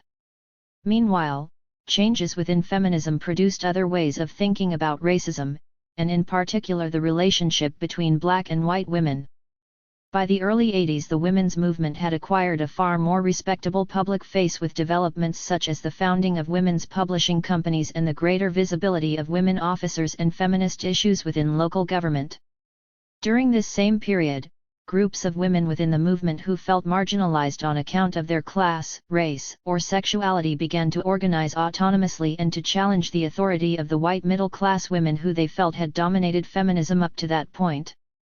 These changes, combined with a greater awareness of racism that resulted partly from the 1981 riots, contributed to a new agenda in women's politics which stressed the differences between women within a far more uneasy framework of mutual support. Breaking down women's experiences according to race, age, disability, class, sexuality or any other basis of identity, either chosen or imposed from outside, meant that a very fractured and far more complex network of women-identified politics emerged. One of the problems that emerged out of this fragmentation was that new and rigid dogmas were developed in an attempt to mediate between the different facets of women's experiences. For example, there was often great hostility towards any woman who tried to speak about a condition or identity of which she did not have direct experience. There was a confusion between claiming knowledge of another woman's life and speaking on her behalf on the one hand, and addressing the social relations that produced the oppression or discrimination on the other. It is hard to go beyond these generalizations about how and why racism has been dealt with by feminism in this country, especially since it has affected so many women's lives so deeply. It is also the case that racism has deeply affected many other aspects of British social and political life, of which feminism is just a part. This book is not an attack on feminism, although it was born out of a deep frustration with it. However, it is one thing to be able to agree that racism has always been a difficult issue for British feminism, and quite another to analyze why this is so. Rather than go on trying to compress what I think is a history of the race question in recent feminism, I want to ask myself a few questions. Why do I care? What do I know about it? What exactly is the problem? The political and the personal. I believe that white feminists today, raised white in a racist society, are often ridden with white solipsism, not the consciously held belief that one race is inherently superior to all others, but a tunnel vision which simply does not see non-white experience or existence as precious or significant, unless in spasmodic, impotent guilt reflexes, which have little or no long-term, continuing momentum or political usefulness. Adrian Rich 18. I was born into a family that enjoyed a fairly typical mixture of middle-class, mid-20th century colonial connections. On one side we were supported by money raised in the imperial trade between Britain and India, on the other we felt a more immediate connection to the old empire through my father's experiences in the Indian Army. We lived in a small village, but well before I was sent off to boarding school at the age of 11 I had gained a sense of my family having lived in or been part of worlds far beyond the one I knew. My father rarely talked of India, which we knew was something to do with the horrors of the war, but whenever he did it always seemed remote and unreal, like, for example, when he talked about his prowess on the saxophone in a jazz band in the officers' mess, something we found as hard to imagine as the idea of being encamped on a hill station in charge of a battalion of Indian soldiers. When I was 10 he provided me with more tangible evidence of the world that lay waiting to be explored. He went out to Iran to take part in an archaeological expedition with an uncle and was away for 6 weeks. I do not remember his absence so much as getting up early to drive to the airport to meet his plane. He appeared suddenly through the crowd, looking sunburned and slightly unfamiliar. It was the presents he brought that intrigued me: old metal bracelets, a length of printed cloth, 2 metal stirrups that looked as if they could have belonged to Genghis Khan, and odds and ends he had bought in bazaars. I appropriated his teach-yourself Persian and duly taught myself to write the first 10 or 12 characters of the alphabet. Growing up in a landscape full of privately educated, publicly conservative families, the seeds of contrariness blowing in the wind of 1968 found fertile ground in our house. My mother has often told me that she was criticized for not being stricter with us, although I suspect this would not have made much difference. We were not much in contact with rebellious ideas and subversive organizations, although we were certainly taught at home to question authority and to have a firm sense of justice. I would rather have died than got into trouble at school, until my mid-teens at least, and I could not have had a more sheltered life if I had tried, living in the country, attending an all-girls convent school throughout adolescence, with no access either to the town on the other side of the walls or the TV, radio, or any other forms of popular culture within them. I suffered the humiliation of being the second to last girl in my class to be kissed, as well as moderate but what felt like never-ending acne, and my self-respect only survived because I was thought to be clever. Escaping into books and studying provided a place in my mind where I could shut out all the unpleasantness of the reality around me. I emerged with a sense of myself as being different, of being able to go where no other girls like myself would dream of going and where I would be able to prove my difference from them. I realized this would mean I would be likely never to have the things they would have, like a husband, and children, but at the time it never occurred to me that I would ever actually want them. For a while Latin and Greek were the only outlet for my urge to know how other people lived and spoke. French hardly counted as it was taught so woodenly. One vivid memory stands out from my last year at school, indicating that I had already formed opinions of what was going on in the outside world. One of the students in my Greek class came in one day full of admiration for a speech made the day before by Enoch Powell. "He is right," she claimed, "he is the Cassandra of our times, and he will be proved right just as she was." For all my ignorance about the politics of race at that time, I was deeply disturbed, both by the rivers of blood speech and by this support it had received around me. Later, when I left school and began to live more independently, I could never, unlike my elder sister, engage with any kind of organized politics, preferring to dream about exile in more exotic and remote parts of the world. The first stage of my plan was to give up studying the so-called classics and change to Oriental languages. This led to a trip with a school friend to Iran in 1971, as I had chosen Persian, with Arabic, as my main subject. At that time, there was scarcely anywhere else in the world so obscured by exotic mumbo-jumbo as Iran.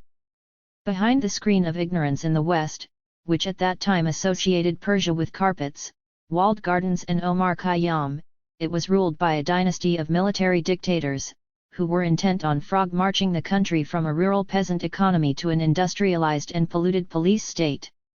The education I received during my first visit was of little use to me back in the classroom at Cambridge.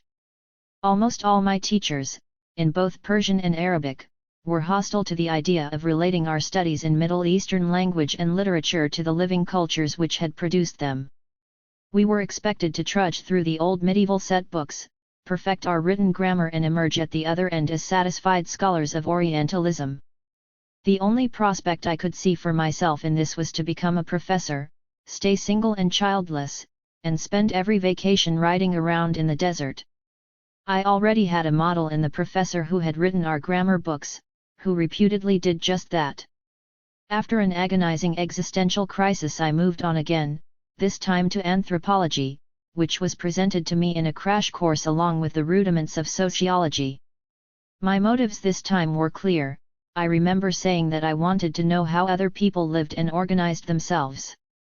The first book I bought myself for the new course was Other Cultures by John Beatty.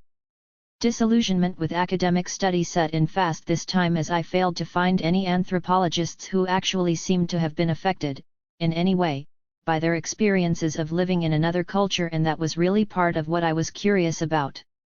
It was at this point that I first encountered feminism, in a women and anthropology group, definitely the most rewarding moment of my college days. It seemed to me at that time that the project of finding out how other women lived, particularly in relation to men, in other parts of the world, was extremely worthwhile. The questions that were being asked in the group related largely to how we built up this knowledge of women's experiences and what we said about it. Was it right to impose value judgments on social systems that seemed to oppress women, or even privilege them? I cannot remember what the consensus was, but looking back it was one of those crucial questions that were asked a lot in the early days of feminism and then forgotten as other issues closer to home eclipsed them. My education thankfully over, I set off for the East again, this time for India, where I hoped to find my mission in some kind of development work. Within days of arriving I realized that the whole idea of traveling out to help people in an underdeveloped country with no useful skills to offer was highly suspect, a feeling which was certainly confirmed by the friends I made while I was there. Back in England again, I accepted a friend's invitation to live in Birmingham, a sprawling industrial city, hoping to find some work with immigrants who I felt needed as much support as they could get in fighting off racism. Besides, I was fed up with racist bigots I met hitchhiking around the country who always brought every conversation round to them and who denied anyone who had not lived near them to have alternative opinions.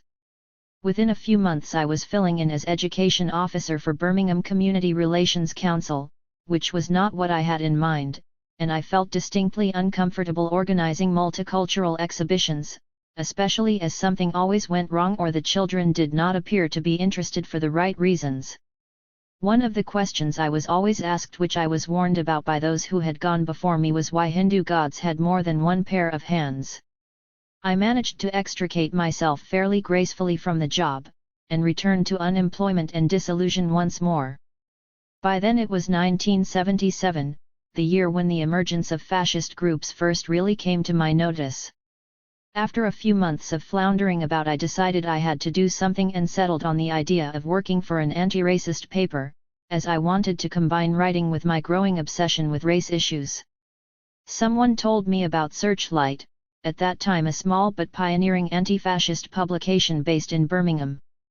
For 6 years I worked with the magazine, graduating from office girl to editor. It was in many ways and for all kinds of reasons a thankless, depressing and frustrating job. But it also provided a base from which to meet and work with people I respected enormously and to gain an understanding of the scale and dimensions of racism from the late 1970s onwards. It was at this time that the support for the tiny fascist parties that was expressed both during elections and on the street shifted towards the right wing of the Conservative Party, encouraged by the populist racism being voiced in respectable circles. Working with Searchlight gave me the feeling that I was able to challenge directly certain expressions of that racism, and see some results in doing so. Whether it was hiding behind pillars taking clandestine shots of real fascists meeting closet ones, or endlessly trying to sort out muddles in the subscription lists, I was working as part of a movement at a crucial time. Partly because of the nature of the investigative work, which was often dangerous and potentially violent, and partly because of the distinctive camaraderie that developed among male anti-fascists, I found myself quite isolated as a woman working in this field.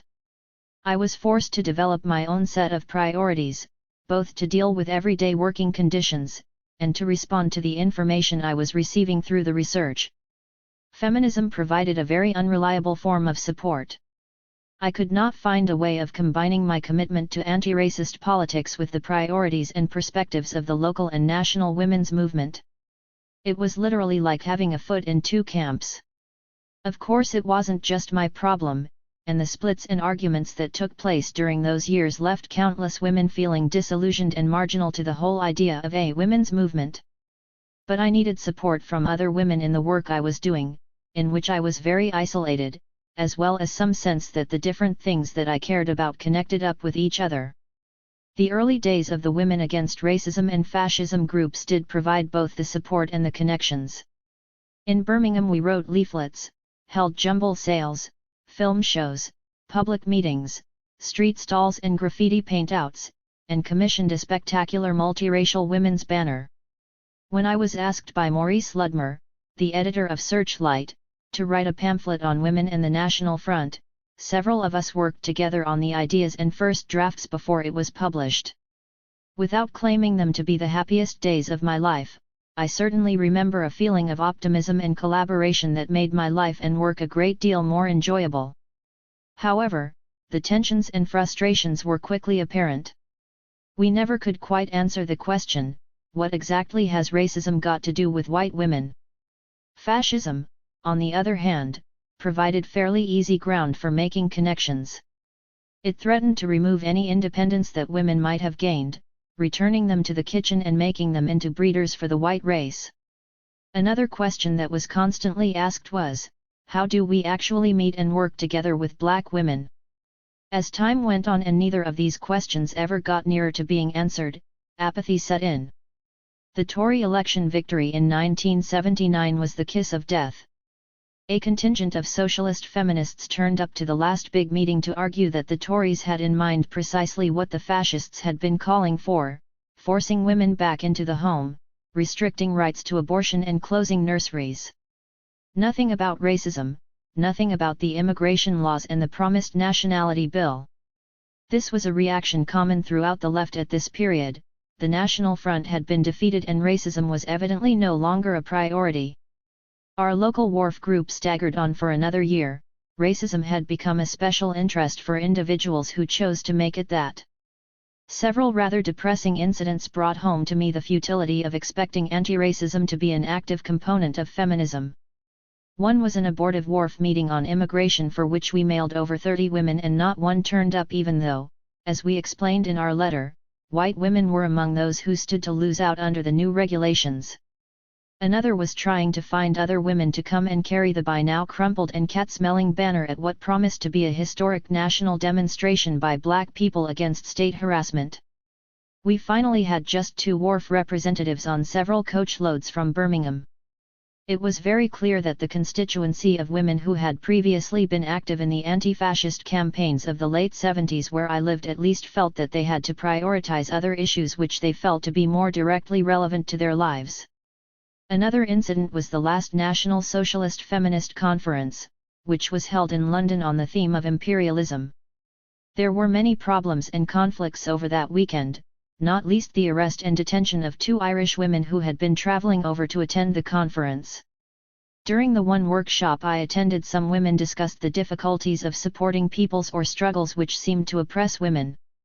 I remember one woman saying she had read a book about a South American Indian tribe which was being slowly destroyed. Her feelings of outrage and concern were, she said, greatly undermined when she read elsewhere of their barbaric treatment of women. The logical conclusion of what she was saying, that selective genocide might be acceptable, appeared to have escaped her. The conversation inevitably touched on arranged marriages, a topic which has consistently raised problems in feminist discussion. During the same workshop, another woman expressed anger that we were discussing imperialism at all, asking what it had to do with women anyway. It was around that time that a local women's magazine was started in Birmingham. A few of us went to early meetings to make sure that the paper took an anti-racist position from the beginning and included news and contributions from black women. This was welcomed, although we were asked to organize it ourselves. Since I was working as a journalist, I was able to supply several stories. One was about a strike by Asian women in a factory in Handsworth where the workers were trying to set up a union. I wrote the piece and finished by saying that a victory for these women would encourage black women all over the country to fight for their rights as workers. For some reason, which was later freely admitted to be ignorance, the word black was altered to colored, which changed the tone from being supportive to patronizing. The first issue of the paper, which carried this item, did not show any other sign of interest in or commitment to the lives of black women in Birmingham. It was totally exasperating. However, the stresses and strains between the various factions of feminism were becoming so vitriolic and divisive that it was almost impossible to talk about anything. The radical feminists seemed to have more fun as they had their own disco and pub scene, where women let their hair down to predominantly black women's music, but I was retreating from women's politics. Around this time the Reclaim the Night March was organized in protest at the failure of the police to track down a rapist operating locally. The march was a feminist tactic that had previously provoked a lot of discussion and criticism, since it usually involved a torch-lit procession by mainly white women through inner-city areas. This was thought to be intimidating to the black people who lived there and open to racist interpretations, and many women were divided about the ethics of such ambiguous activity.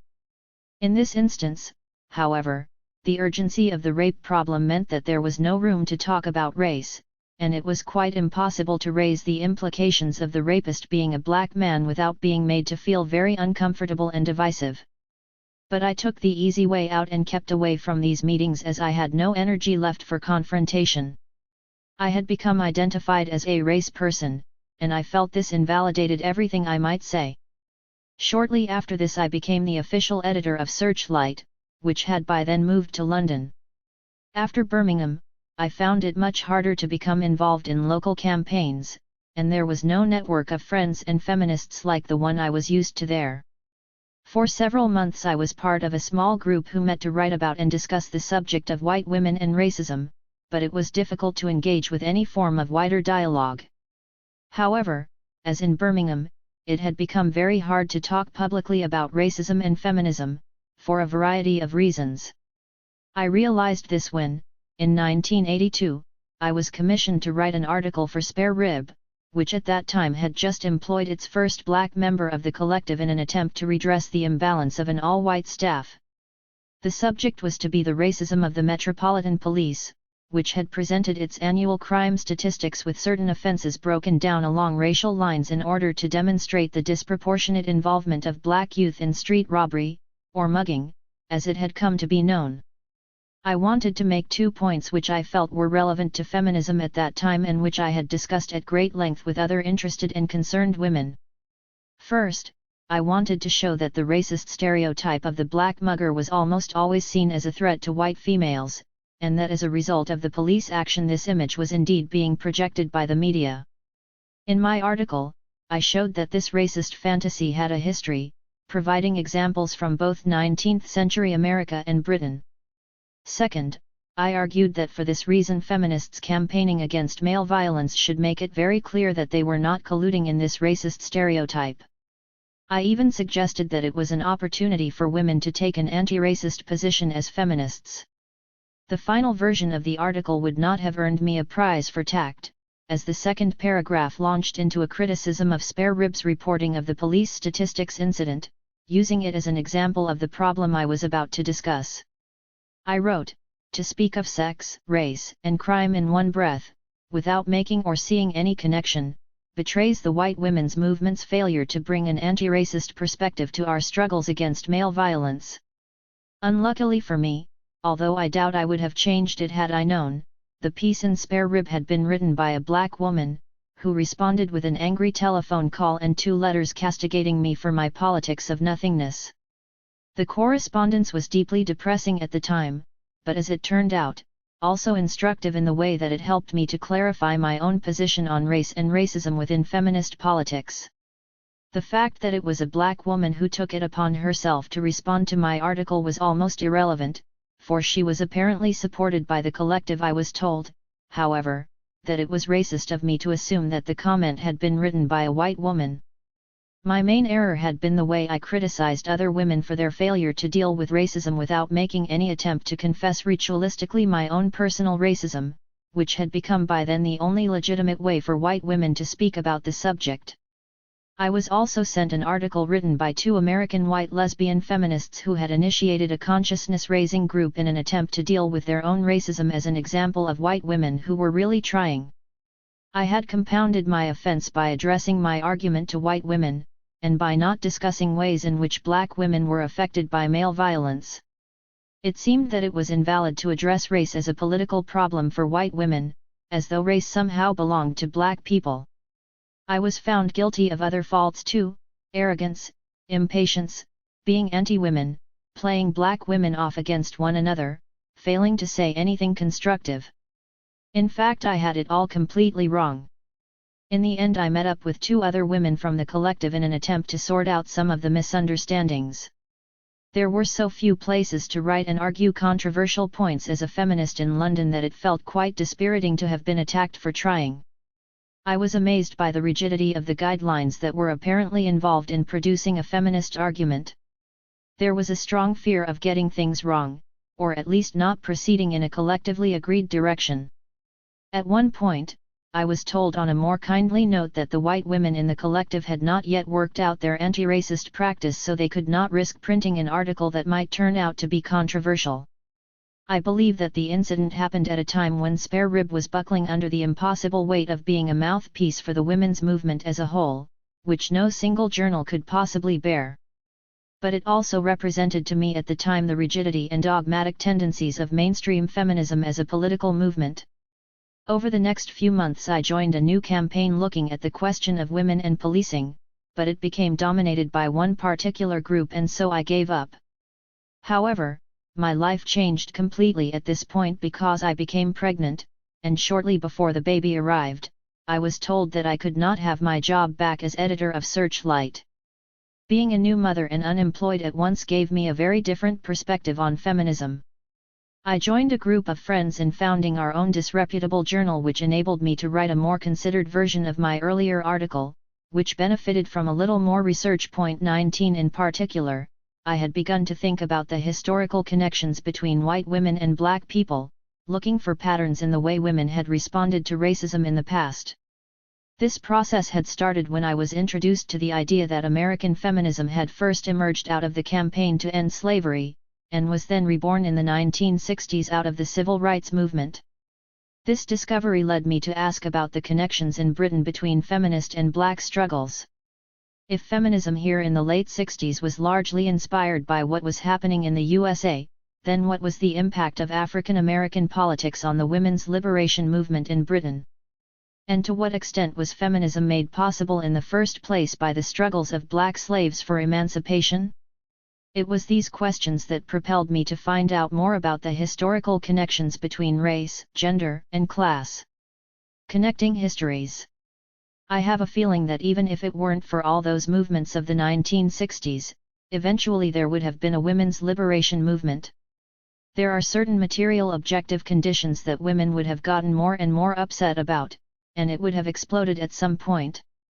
But the fact of the civil rights movement, and the Black Power movement and the anti-war movement and the New Left, all made that happen much faster and helped shape the way it happened.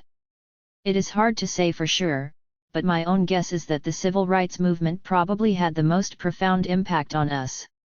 It began to crack the myth of the American dream and the promise of equality all round. Whether directly or not, it had a tremendous effect on the early consciousness of the women's movement. Leslie Cagan 20. In an interview on her memories of being an activist in the 60s, American feminist, Leslie Cagan, summed up her feelings about the relevance of that time for her politics today. There is a social and political history to who we are. We need to share that history and those experiences with other people who were either too young to be involved at the time or, for whatever reasons, were just not touched by those movements. There are things buried in that past that will help us better understand the present, to say nothing of possibly shedding some light on the future. There is a tremendous amount that we have yet to know about the links that have existed between different struggles. 21. The process of tracing the origins of different political movements is not merely one of academic interest. Knowing where you have come from is as important as knowing where you are going, when it comes to identifying political goals and strategies. In many ways it is irrelevant to suggest, as Leslie Cagan does, that a women's movement would have happened anyway because the conditions that gave rise to the actual expression of discontent and militancy among women either in the 1830s or in the 1960s cannot be disconnected from the political climate that produced the movement to end slavery or the movement for civil rights. Similarly, political ideas and strategies cannot be confined to national or geographical boundaries, and this is as true of feminism as it is of struggles against racism and imperialism. British feminism, in both the 19th and 20th centuries, was inspired and informed by women's efforts in other parts of the world, particularly America and Europe, and in turn contributed to debates and developments outside Britain.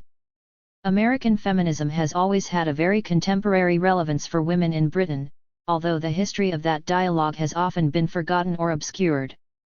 In terms of race, the connections between Britain and the USA and the lessons to be learned on both sides have a particularly long and painful history.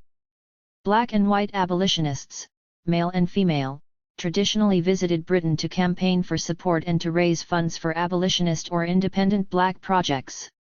Debates about every aspect of race, equality, emancipation, and human rights were held across the Atlantic by means of personal correspondence, journals, newspapers and pamphlets. Many of the early British feminists were influenced by the ideas and language of abolitionism, which had radical implications for their own politics. Over 100 years later, the way in which American feminists were inspired by the civil rights movement has been recognized, albeit unevenly, as a crucial element in determining the direction and tactics of the women's movement. As many women have since testified, feminism owed its analysis of oppression, its reliance on autonomy and separatism, its understanding of equality, to the emergence of black politics throughout the 60s. Juliet Mitchell touched on this in her History of Women's Politics. Black power, student, youth, and peace movements all embodied values that, in one way or another, easily found expression in women's liberation. In the United States, black women found themselves the most oppressed within and without their race. Their political movement would only recognize their position if they did. But of greatest importance to women's liberation, black power focused on general oppression rather than on economic exploitation alone, and it validated separatist politics. Point 22. Just as political movements throughout America and Europe reverberated among different sections of those populations, producing dialogues among blacks, students, youth, workers, and women across several different countries, so feminism in Britain developed out of these same cross-currents. It acquired a flavor that was specific to those conditions and to the activists who took the first steps towards working collectively in the interests of women, but it was a movement that took its cue from a women's politics that was being worked out simultaneously in the USA. The impetus behind the early American feminist groupings of the mid and late 60s came largely from Southern white women who were active within the civil rights movement and who had been inspired by the revolt of black people in the areas where they lived and worked. For many of these women it was their experiences inside the church that propelled them into direct action alongside their black newfound brothers and sisters. In a remarkable book that documents this history, Sarah Evans records interviews with women who either grew up or studied at college in a society that practiced segregation between black and white. She describes how many of these women moved from an awareness of injustice against black people to a sense of their own struggle for equality. Twice in the history of the United States the struggle for racial equality has been midwife to a feminist movement. In the abolition movement of the 1830s and 1840s, and again in the civil rights movement of the 1960s, women experiencing the contradictory expectations and stresses of changing roles began to move from individual discontents to a social movement in their own behalf. Working for racial justice, they gained experience in organizing and in collective action, an ideology that described and condemned oppression analogous to their own, and a belief in human rights that could justify them in claiming equality for themselves. In each case, moreover, the complex web of racial and sexual oppression embedded in Southern culture projected a handful of white Southern women into the forefront of those who connected one cause with the other. 23. As the decade progressed and other movements among the New Left, students, and youth began to gather momentum, black and white women working within male-dominated structures began to express their frustration with their own situation of powerlessness. Many white women experienced this as a discovery of a cause with which they could identify completely. Instead of supporting someone else's struggle against oppression, they could fight for themselves. Sarah Evans stresses that the rebellion by mainly young white women against racism had powerful implications. Within Southern society, white womanhood provided a potent cultural symbol that also implied little practical power for women. The necessity of policing the boundaries between black and white heightened the symbolic importance of traditional domestic arrangements. White women in their proper place guaranteed the sanctity of the home and the purity of the white race. As long as they remained ladies, they represented the domination of white men. 24.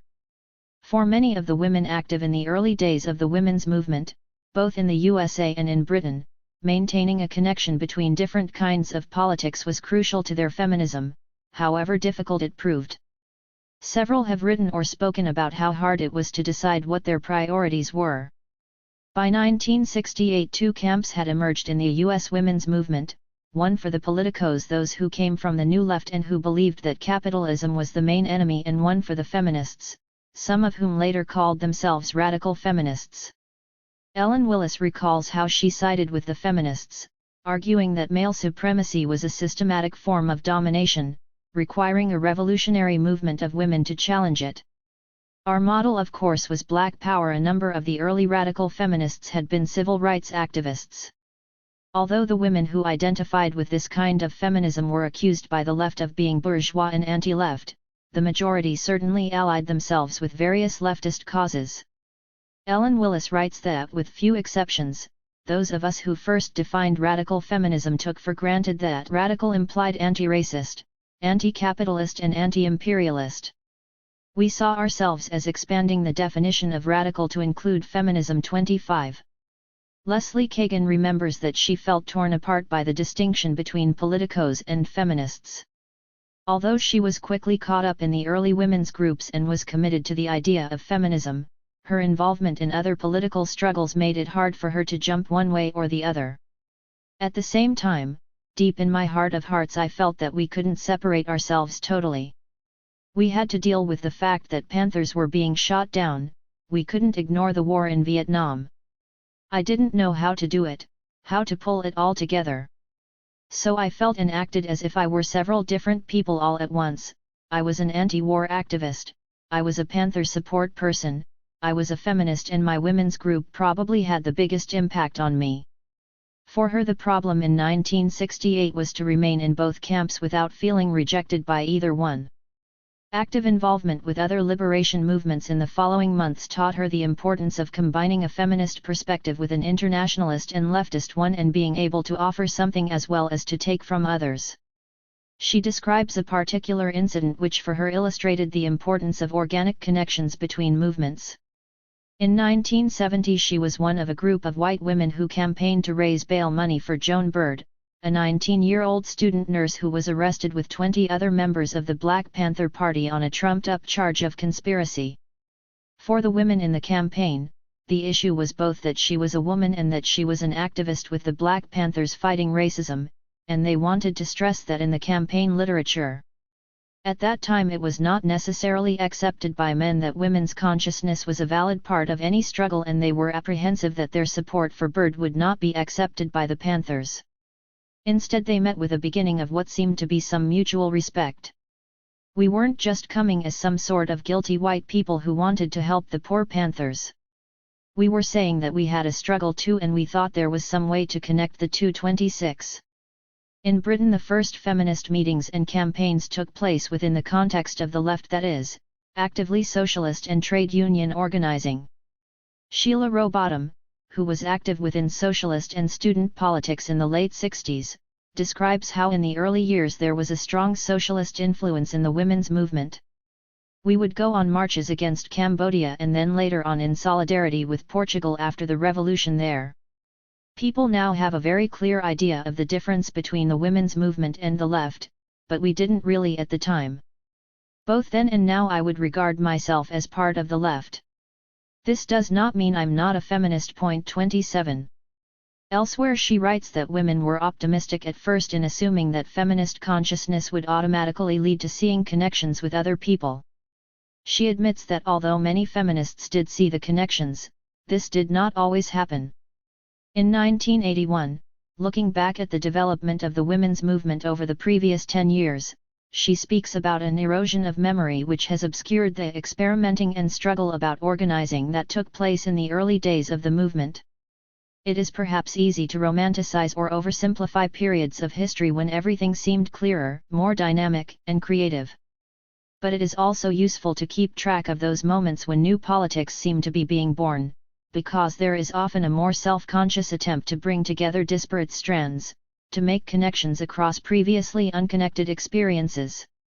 Those connections can so easily be taken for granted as the political context changes and new converts are drawn in. Different political constituencies do not necessarily have consistent bases for alliance or even dialogue. There can be no guarantee that apparently progressive movements will not work against each other, sometimes unconsciously and sometimes knowing fully that each harms the other's cause. Being aware of our own history, as white women trying to work out a politics which is concerned with all these issues: gender, race, class, ecology, peace, which in fact wants justice for all those who are exploited and powerless, gives us more chance to renew those alliances. Continuing Leslie Kagan's thoughts on those things that are buried in the past. There is a tremendous amount that we have yet to know about the links that have existed between different struggles. It is going to take the pooling of many people's different experiences and insights to see what those links are and can be. And part of that process is writing our own history. We know that they are never going to write our history the way it really happened. We have to do that one ourselves. Point 28. Legacies of Empire.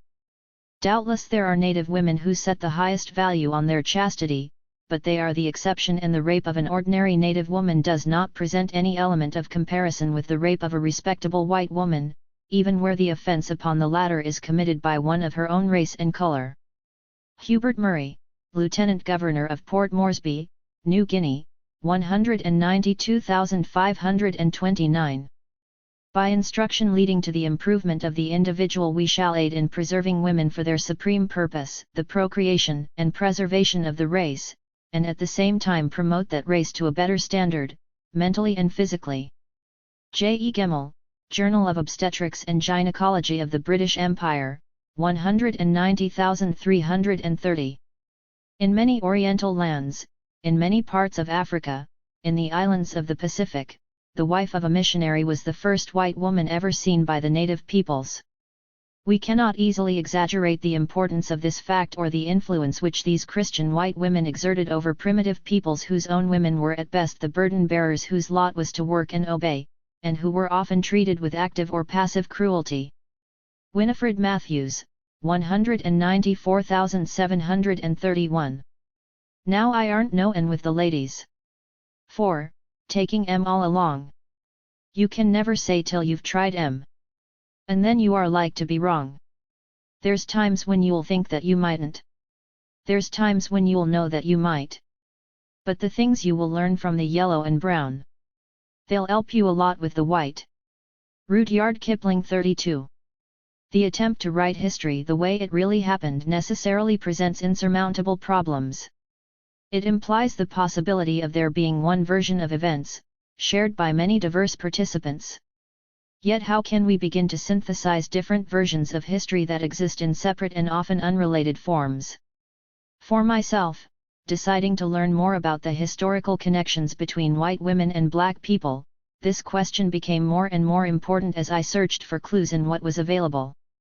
I began to read more feminist history, that is, history rewritten by feminists in pursuit of the conditions that have shaped women's lives and their resistance in the face of economic, social, and political subordination.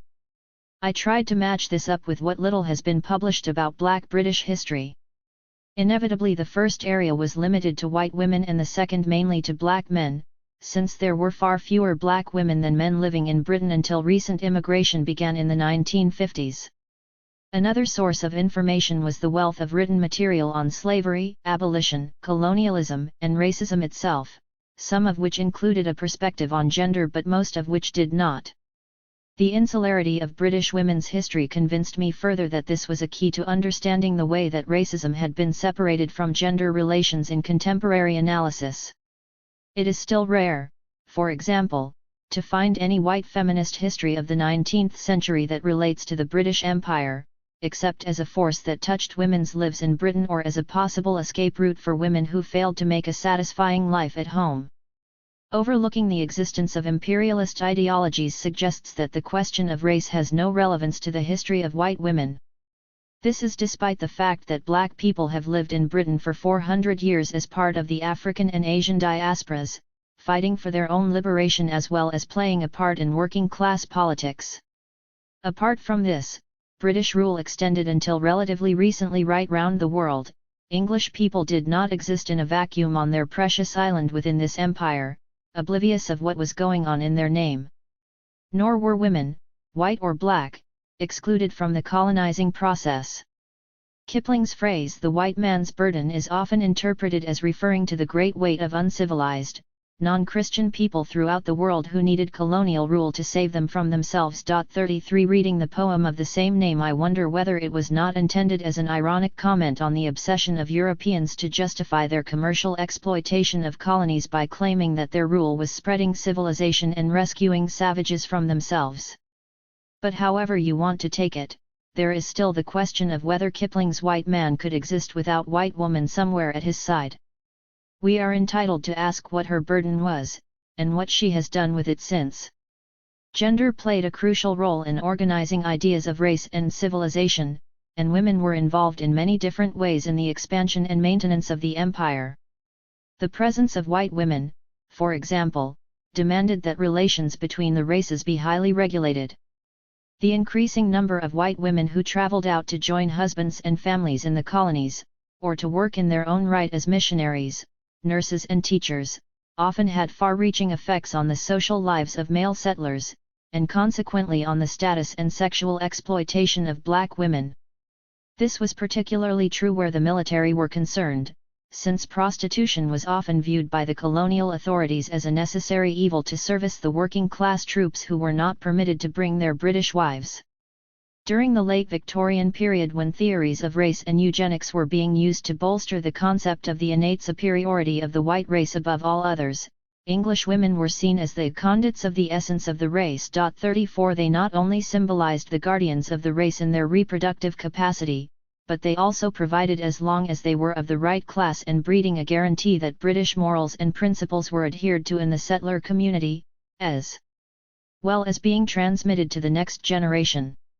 In the debates and discussions on the volatile situation in South Africa in the early 20th century, it was thought to be particularly important that British women made their presence felt there. It is women of high moral character, possessed of common sense and a sound constitution, who can help build up our empire.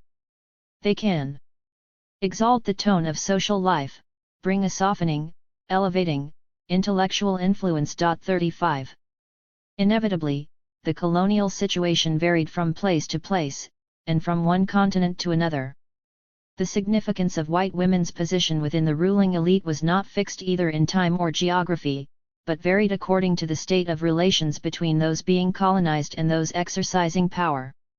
One of the recurring themes in the history of colonial repression is the way in which the threat of real or imagined violence towards white women became a symbol of the most dangerous form of insubordination. In any colony, the degree to which white women were protected from the fear of sexual assault was a good indication of the level of security felt by the colonial authorities. In a study of European women in colonial Nigeria, Helen Calloway writes that the question of European women's sexual fear appears to arise in special circumstances of unequal power structures at times of particular political pressure, when the dominant group perceives itself threatened and vulnerable. 36 Protecting the virtue of white women was the pretext for instituting draconian measures against indigenous populations in several parts of the empire. In Papua New Guinea, a law was passed called the White Women's Protection Ordinance, which made any native convicted of rape or even attempted rape of a European female liable to the death penalty. The law was passed during a frenzy of racist passions following reports of 2 unconnected assaults on white females in a short space of time. Contemporary records reveal that this was happening in a period of social and political uncertainty in the colony, and that the actual level of rape and sexual assault bore no relation to the hysteria that the subject aroused.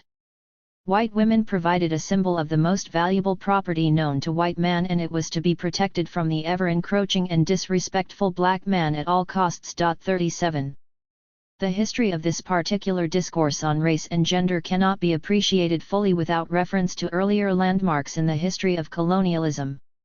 2 major rebellions in the mid-19th century brought about intense public debates concerning the safety of white women in the empire. Both marked significant points in the development of imperialist ideology, and both influenced subsequent governmental policy as well as social relations in the colonies. So far, there has been little exploration of either event from the point of view of contemporary feminist politics in Britain, yet even these brief accounts that follow will give an indication of their important place in the history of race, class, and gender. 38 The year 1857 saw the first national uprising in India, known to the British as the Mutiny. Although there had been local resistance to British rule in India before this date, there had never been widespread armed rebellion on such a scale before. Soon after the initial uprising by the sepoys at Meerut, reports of gruesome atrocities against British soldiers and civilians began flooding back to England, and for several months the press regurgitated a diet of eyewitness accounts, military bulletins, stories, and rumours to the British public, who became ever more eager for revenge. Tales of vengeance provoked great public rejoicing, and Bernard Semmel quotes an eyewitness report that the very sight of a dark man stimulated our national enthusiasm almost to frenzy. According to Semmel, day after day, the newspapers told stories of massacres of British women and children, of gruesome Oriental tortures and mutilations, of assaults on the virtue and honor of English women. Reports were received of aristocratic English ladies dragged naked through the streets of Delhi and exhibited to the lecherous gaze of its senile king. 39.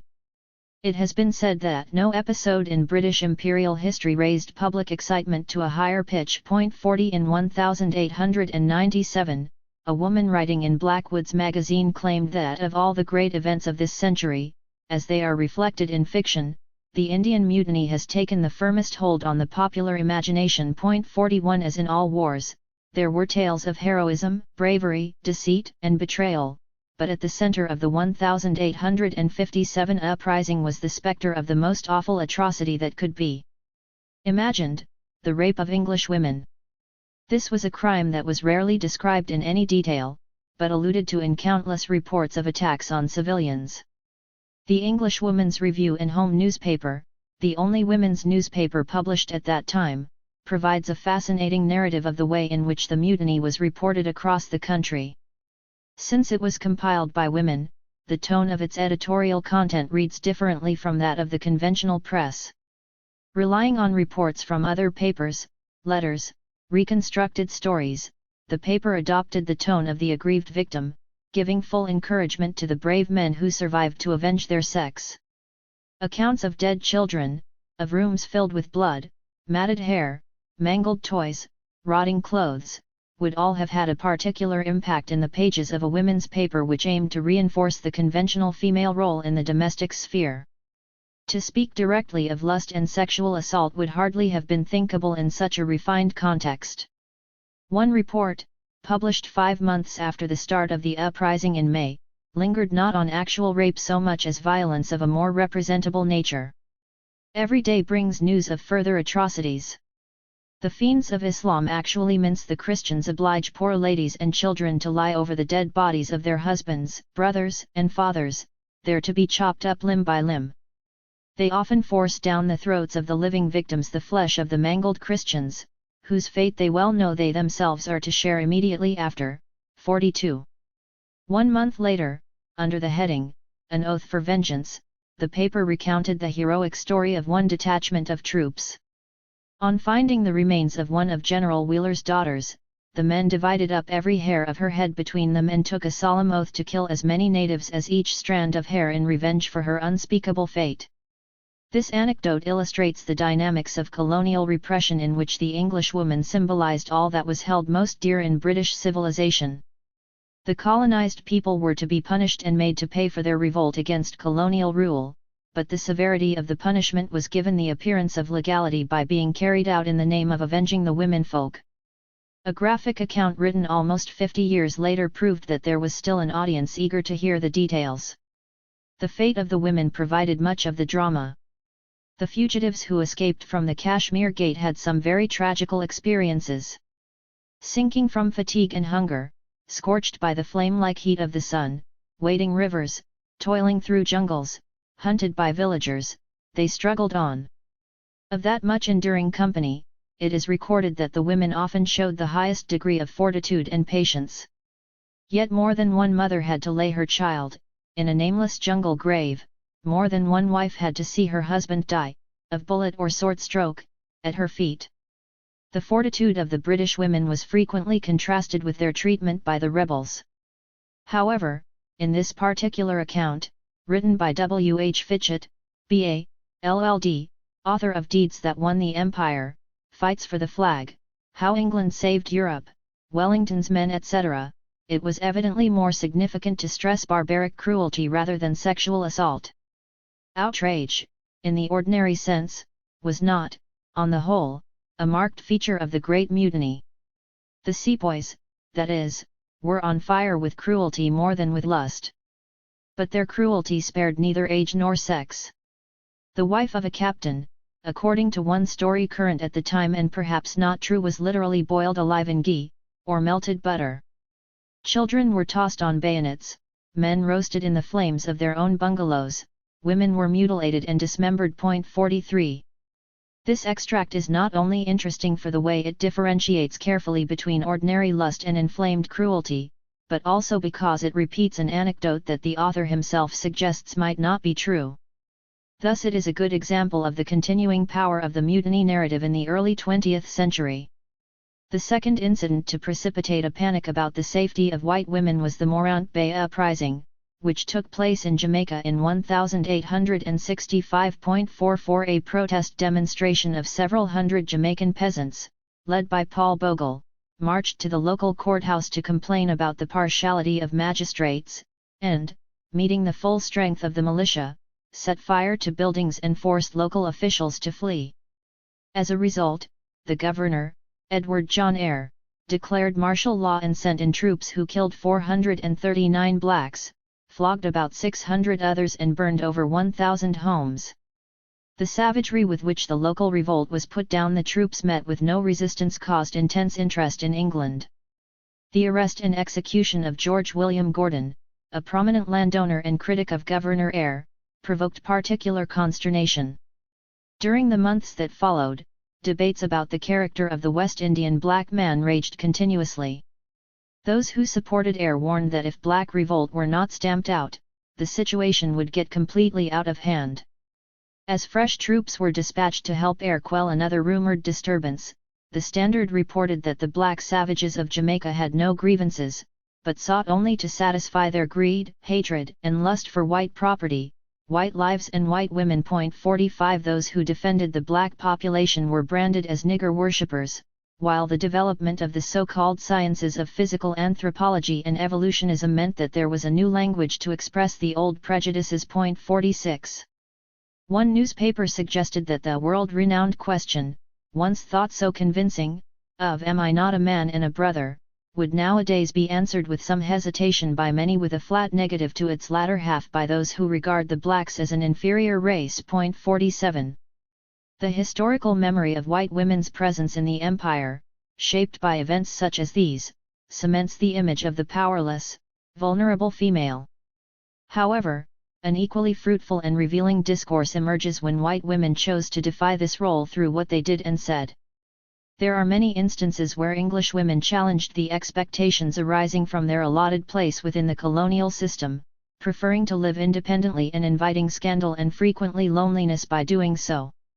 There are scattered examples of women who engaged in anti-slavery politics, who organized campaigns to support black women in different parts of the empire, or who gave their energy to nationalist movements, but they remain eccentric individuals at best. Whereas feminist historians have uncovered many examples of feminists who braved convention at home to fight to improve the lives and opportunities of women of all classes and backgrounds, there has been little corresponding interest in British women who came face to face with the complexities of racism and male power.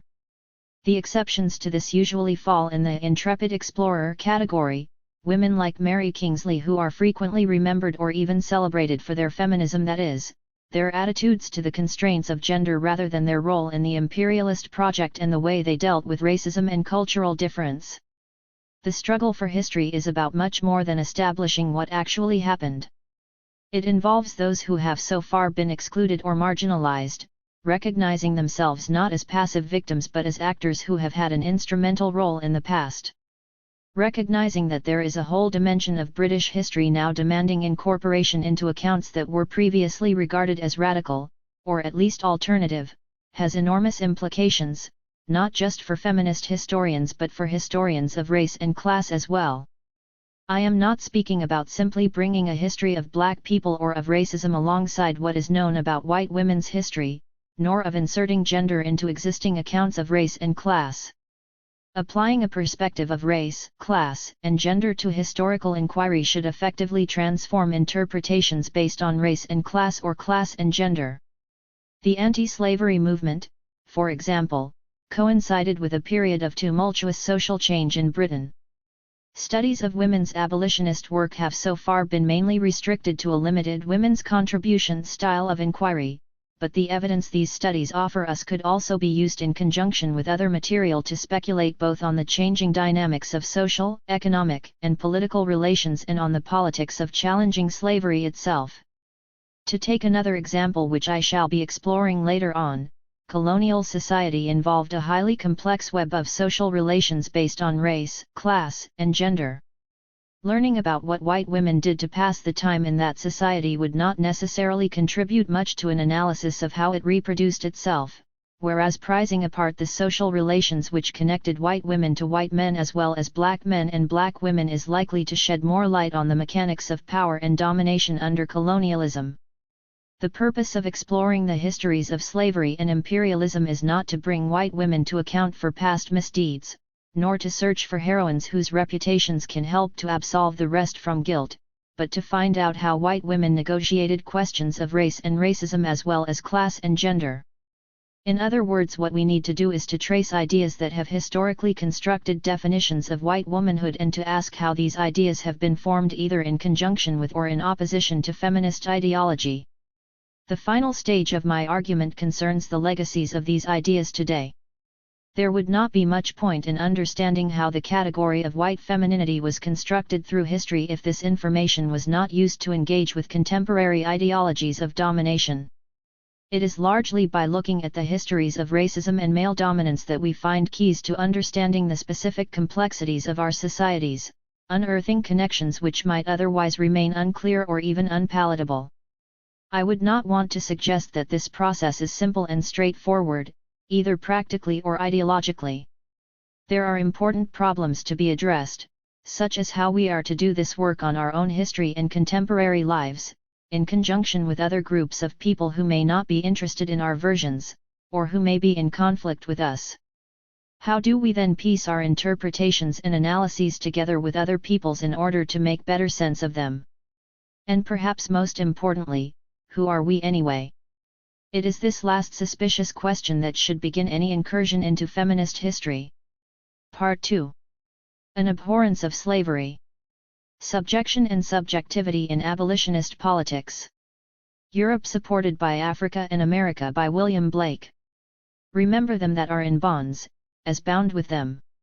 Hebrews 13. 3.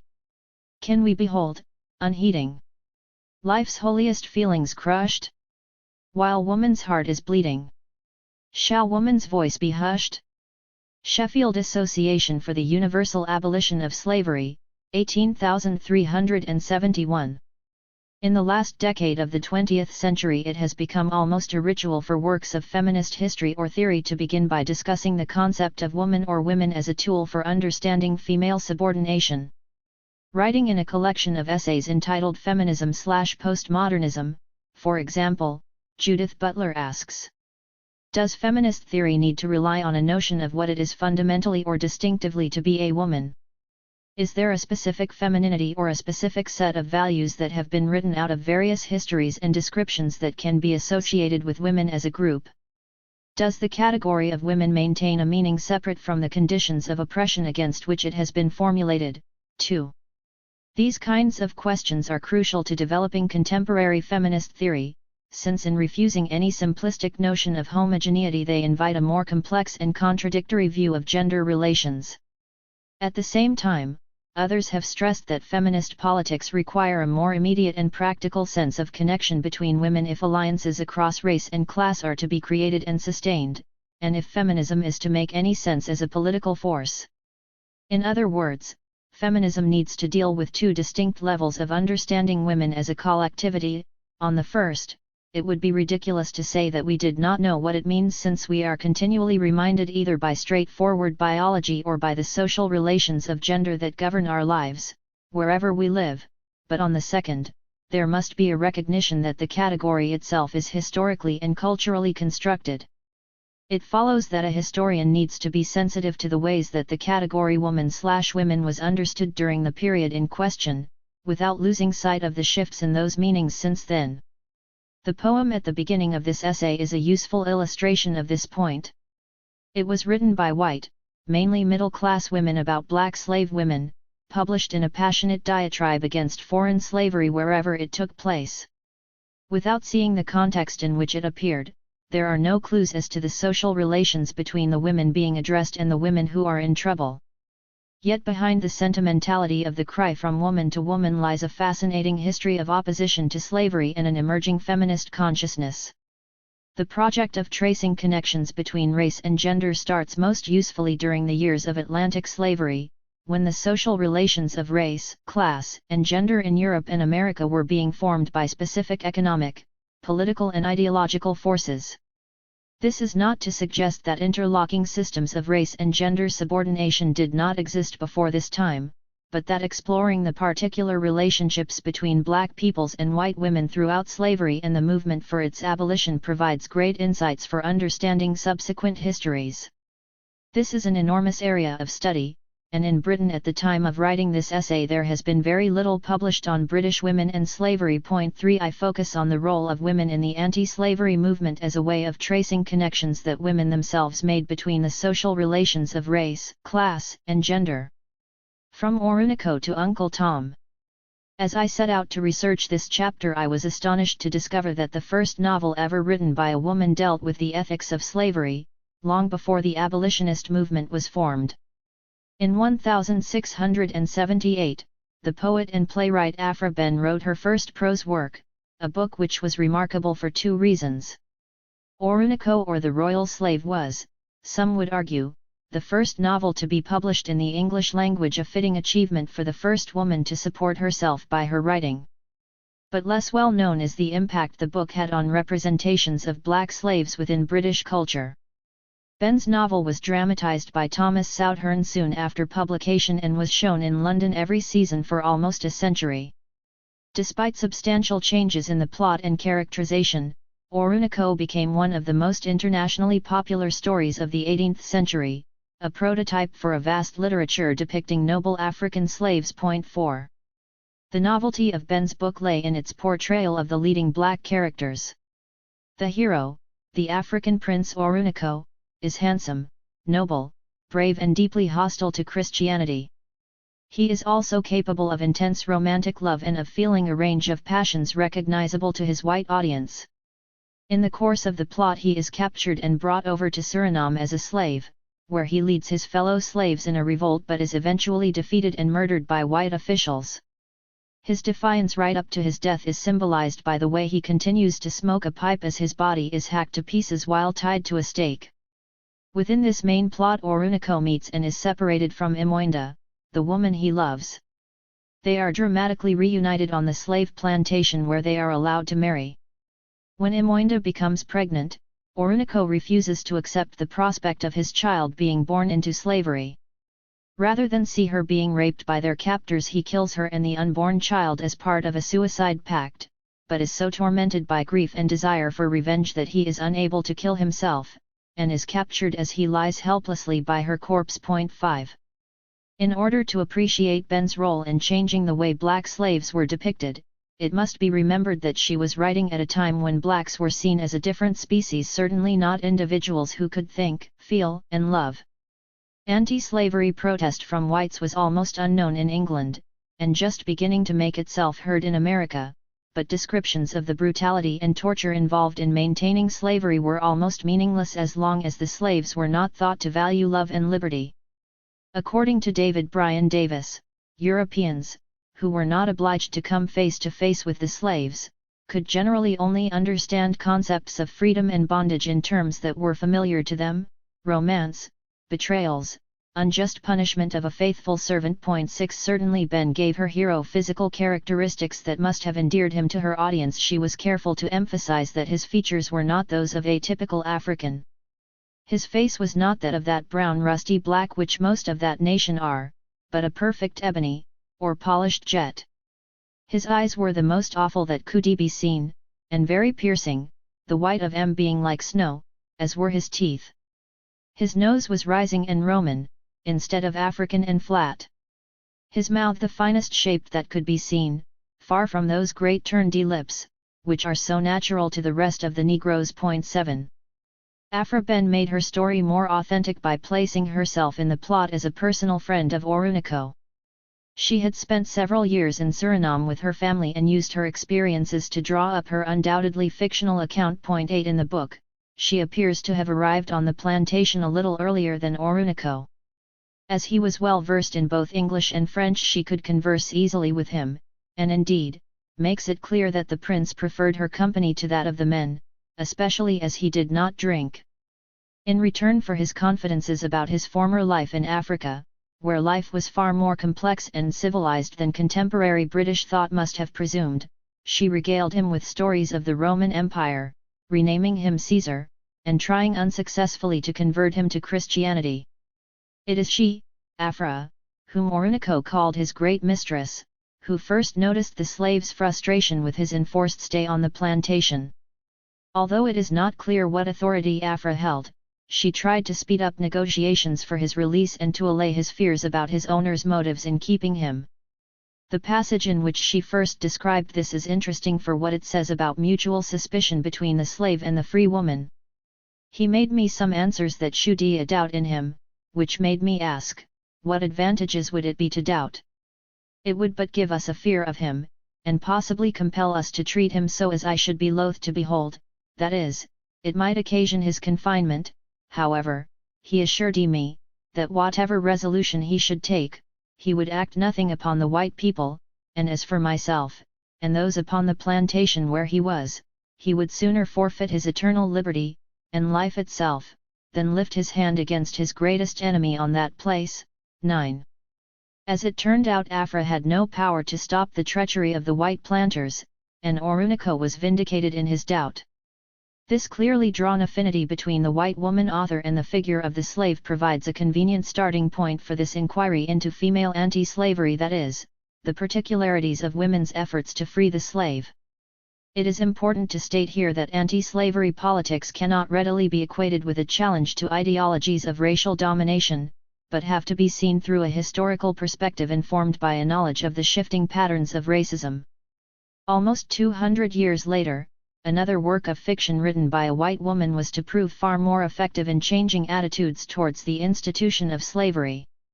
Although Uncle Tom's Cabin was written by an American woman and first published in America, it is worth examining here as another, and certainly the most famous example of that affinity. Rereading my family copy as an adult, I was surprised by the intense power of the narrative despite representations of black people that seem patronizing and racist today. Taking these two classic works together, it is interesting to compare their plots and characterization, as well as the ways in which each book was received on publication. Harriet Beecher Stowe's novel echoed many of the themes in Oruniko. Instead of merely bestowing humanity on her black characters, she supplied them with a capacity for intense spirituality, portraying them as more natural Christians than the whites.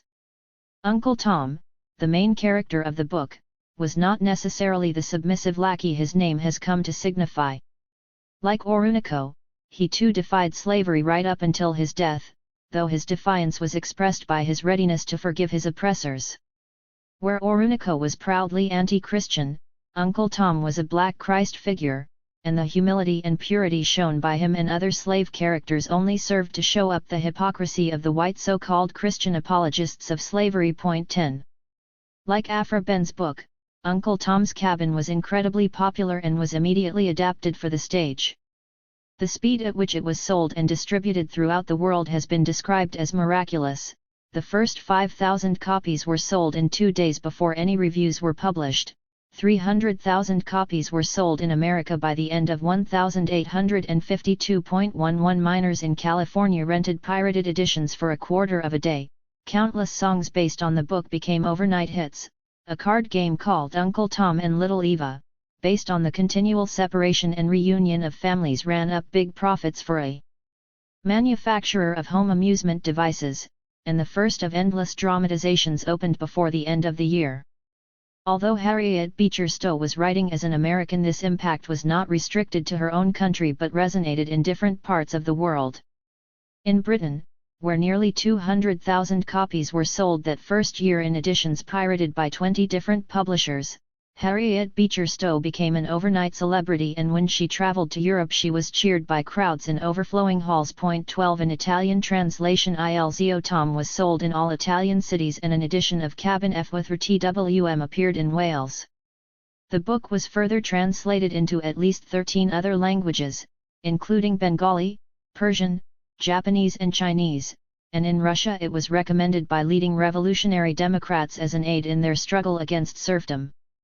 Closer to home, the former slave and leading African-American abolitionist, Frederick Douglass, wrote of her work, "One flash from the heart-supplied intellect of Harriet Beecher Stowe could light 1,000,000 campfires in front of the embattled hosts of slavery, which not all the waters of the Mississippi, mingled as they are in blood, could extinguish." 13 William Wells Brown, another African-American abolitionist, who was in London at the same time as Stowe, wrote, "Uncle Tom's Cabin has come down upon the dark abodes of slavery like a morning sunlight, unfolding to view its enormities in a manner which has fastened all eyes upon the peculiar institution, and awakening sympathy in hearts that never before felt for the slave." 14. Harriet Beecher Stowe described her motives for writing this book with simple clarity. She felt, she said, a desperate urge that she, as a woman, should do something for the slave, urged by her sister-in-law to use her pen to make this whole nation feel what an accursed thing slavery is. 15 Just before she began, she wrote to a friend, "I feel now that the time is come when even a woman or a child who can speak a word for freedom and humanity is bound to speak." The Carthaginian women in the last peril of their state cut off their hair for bowstrings to give the defenders of their country, and such peril and shame as now hangs over this country is worse than Roman slavery. I hope every woman who can write will not be silent. 16. Unlike Aphra Behn, Stowe did not place herself in the story to give her slave characters a greater proximity to her readers. But, when the authenticity of her book was challenged, she provided her critics with a factual account of slavery in a separate book, called The Key to Uncle Tom's Cabin, defending herself against the charge that she had let her female imagination run away with itself. This work proved to be a far more devastating account of the realities of slavery, for as Frederick Douglass pointed out, the slaveholders had only made matters worse by denying the truthfulness of the novel. 17 The Key not only confirmed the accuracy of every detail of the characters and the events that took place in the story, but corroborated them with letters, slave narratives, and legal documents. Stowe also reiterated her main point that slavery was the responsibility of all those who called themselves Christians, and she included a brief history of each religious denomination and their attitude towards this question. In the novel itself, Stowe used every opportunity to preach directly to her readers. She drew attention to the hypocrisies of the liberals who supported slavery by colluding with the more obviously evil slave traders, and she challenged her northern readers who claimed to despise the institution of slavery but who refused to accept free blacks as their equals. By claiming that slavery was a purely moral and religious issue, she was well aware that women would be more susceptible to her arguments, and she set out to speak to them directly. More specifically, she addressed the mothers of America, through her descriptions of domestic life, death, and the separation of women from their children and husbands, and the humiliation of sexual abuse. She stated quite explicitly that it was up to women to use their moral influence against the more rational and unfeeling qualities of men. This division of emotional and ethical labor between the sexes was entirely consistent with mid-19th century, middle-class views of social relations, both in America and in Britain. In the first part of the book, Stowe introduced two white couples who personified the different approaches of male and female. The well-meaning but ultimately guilty Mr. Shelby justifies his decision to sell both Tom, his most hard-working and trustworthy slave, and little Harry, the 4-year-old son of his wife's maid Eliza, by arguing that the high price these two would fetch would stave off his inevitable bankruptcy. When his wife finds out that he has made the transaction, she launches into an impassioned speech about the hypocrisy of bringing up slaves to be good Christians and then selling them just to save a little money. Her husband clearly does not want to be reminded. He tells her that while he respects her feelings, he does not share them to their full extent. He cannot back out of the sale without jeopardizing his whole business. Mrs. Shelby's reaction illustrates the particular situation that many white women found themselves in. This is God's curse on slavery. A bitter, bitter, most accursed thing. A curse to the master and a curse to the slave. I was a fool to think I could make anything good out of such a deadly evil. It is a sin to hold a slave under laws like ours. I always felt it was. I always thought so when I was a girl, I thought so still more after I joined the church, but I thought I could gild it over. I thought, by kindness, and care, and instruction, I could make the condition of mine better than freedom. Fool that I was. 18. Harriet Beecher Stowe described Mrs. Shelby in The Key as a fair type of the very best class of Southern women, and recounted meeting some pious ladies while traveling in Kentucky who expressed very similar sentiments. These women do all they can to alleviate what they cannot prevent, she wrote, and are often surrounded by circumstances over which they have no control. Another female character whose moral indignation also shames her husband with more successful results is Mrs. Bird, the senator's wife.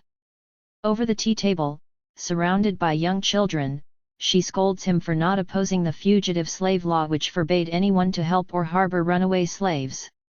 As their house was situated just across the river from the slave-owning South, they considered themselves friends of the slave and would have unquestioningly helped any fugitive who came to their door. When Mr. Bird attempts to reason with his wife that to do so in future would be breaking the law, she rounds on him, "I hate reasoning, John, especially reasoning on such subjects. There's a way you political folks have of coming round and round a plain right thing, and you don't believe in it yourselves, when it comes to practice." The power of her emotional argument is soon revealed as a runaway slave presents herself at their door, and there is no question of turning her away. It is during this episode that Harriet Beecher Stowe draws on one of her own most painful female experiences, the death of a child. Mrs. Bird is so shocked and moved by Eliza and Harry's plight that she gives Harry the clothes of her dead son. Watched by her two young boys, Mrs. Bird goes upstairs to fetch them. "Oh, mother that reads this, has there never been in your house a drawer, or a closet, the opening of which has been to you like the opening again of a little grave? Ah! Happy mother that you are, if it has not been so." 19. When one of her sons asks her gently, "Mama, are you going to give away those things?" she replies, "I could not find it in my heart to give them away to any common person, to anybody that was happy, but I give them to a mother more heartbroken and sorrowful than I am, and I hope God will send His blessings with them." Of course, Stowe did not restrict her male and female characters to good or bad, or even simply pro or anti-slavery, but in each case their gender affects their perception of slavery. Many thousands of words have been written about her skill as an author. She was an experienced novelist and shortly afterwards wrote another anti-slavery novel called Dread, The Tale of a Dismal Swamp, and critics still argue about the literary merits of Uncle Tom. 20 These debates, which often extend to include Harriet Beecher Stowe's place in American literature, her role in the anti-slavery movement, her views on feminism and race, and the impact of her work on other novelists, invariably revolve round the central theme of the author's status as a white middle-class woman dealing with race and slavery through the fictional lives of black people. In her own day many believed that her book had helped to change the course of history. Abraham Lincoln was reputed to have called her to see him at the start of the Civil War, and told her, "So this is the little lady who made this big war." In Britain, a review in the Times actually accused her of sabotaging the prospects of abolition in America by demanding instant emancipation, something neither the blacks nor the whites were thought to be ready for. Regardless of her own politics, and there were certainly some who found her patronizing or insensitive. 21 The political impact of Stowe's work was unprecedented, coming at a time when women had almost no social and political rights of their own. In the 200 years that separated Oroonoko from Uncle Tom's Cabin, British women writers continued to demonstrate a concern for, or certainly a fascination with, the plight of the black slave. In particular, the late 18th and early 19th centuries saw an increasing number of novels and poems written by British women about slavery, which approached the subject in a variety of different ways and which played a significant part in developing a popular anti-slavery sentiment. 22 While there are many problems inherent in grouping women writers together, regardless of class, geography, or their attitudes towards the question of race, the proliferation of this type of literature is Certainly an important subject for consideration. Point 23. It raises questions about what women saw in the condition of slavery that made them want to address it in their writing, which was, after all, their only legitimate means of public expression. Did these women see in the relationship between slave and master a reflection of the more familiar bondage of wife to husband? This analogy was not as far-fetched then as it may seem today. In 1772, a precedent was created in English law when Granville Sharp successfully defended an escaped slave who was in danger of being shipped back to the West Indies by his owner. This case established the right of the individual not to be owned by any other person on English soil. Yet married women had no rights whatsoever, and in a sense became the property of their husbands on marriage, a point repeatedly stressed by Mary Wollstonecraft 20 years later in The Vindication of the Rights of Women, published during a period of radical anti-slavery agitation. The whole discourse of the affinity between the white woman and the black slave in literature can be read as a useful introduction to women's more overtly political efforts to end slavery as an institution. Because of their own economic, social, and political subordination, many felt constrained in their efforts to organize effectively, and found themselves contesting the boundaries of what was acceptable activity for women. Others, however, were not only able to accept these parameters readily, but were also able to frame their commitment to abolition as a task particularly suited to women. A decidedly religious question. British abolitionism emerged as a mass movement at the end of the 1780s and reached several peaks before the end of the 1860s. Several distinct campaigns were waged during this time, for abolition of the slave trade, 1788, 1792 and 1814, for emancipation, 1823, 1830 and 1833, and for the end of Negro apprenticeship, 1838. The movement first took organizational form in 1787 when the mainly Quaker Abolition Society was founded, and over the next 70 or so years it became a permanent feature of extra-parliamentary politics. By 1830 the level of public support and involvement in the movement had given it a momentum that was to continue long after slavery was officially abolished in the British West Indies. The 1833 Act ensured that vast sums of money were handed out in compensation to slave owners, and the vast majority of slaves became enforced apprentices, with scarcely any change in their daily lives, and it was not until 1838 that this system was abolished. The movement then fragmented, with a final revival during and immediately after the American Civil War. Any discussion of how abolition was achieved has to take into account several different factors: changing world economies and developing markets, pro- and anti-slavery forces within Britain, and obviously the resistance of the slaves themselves throughout the Caribbean. Some scholars have argued that the Caribbean plantation system was becoming less economically viable by the turn of the 18th century, particularly with the end of the slave trade in 1807, and that the humanitarian movement of abolitionists in England was relatively ineffective in forcing the government to end slavery. Others give more weight to this movement, but disagree as to whether it was a middle-class philanthropic concern untouched by the more radical elements of society, or a genuinely popular and potentially radical alliance. These debates sometimes obscure the significance of movements of slaves in the Caribbean, most notably the successful revolution in Haiti and the declaration of the Republic of Saint-Domingue in 1804.24. It is essential to refer to these debates in order to understand the varied class composition of the British anti-slavery movement and to appreciate the significance of women's involvement in it. Yet although there continues to be avid discussion on class and race in relation to the abolition of slavery, there is still relatively little study of the way that gender also figured in this history. At the same time, there has been a great deal of feminist investigation into the dynamics of gender and class in the 19th century, most of which pays scant attention to questions of race. My focus on women abolitionists is not to provide an account of women's contribution to the abolition of slavery, but to try to discover how race, class, and gender intersected in a period that saw the emergence of a feminist politics. Despite significant differences, and extraordinary similarities, in the domestic and colonial policies of North America and Britain, Black and white feminist research in the United States has provided a useful resource which helps to focus on gender, class, and race in the British context. In the album of the Female Society for Birmingham for the Relief of British Negro Slaves, a record of one of the earliest women's organizations, compiled in 1828, I have identified some of the themes which I think are consistently found in women's anti-slavery documents, organizational reports, pamphlets, and other propaganda.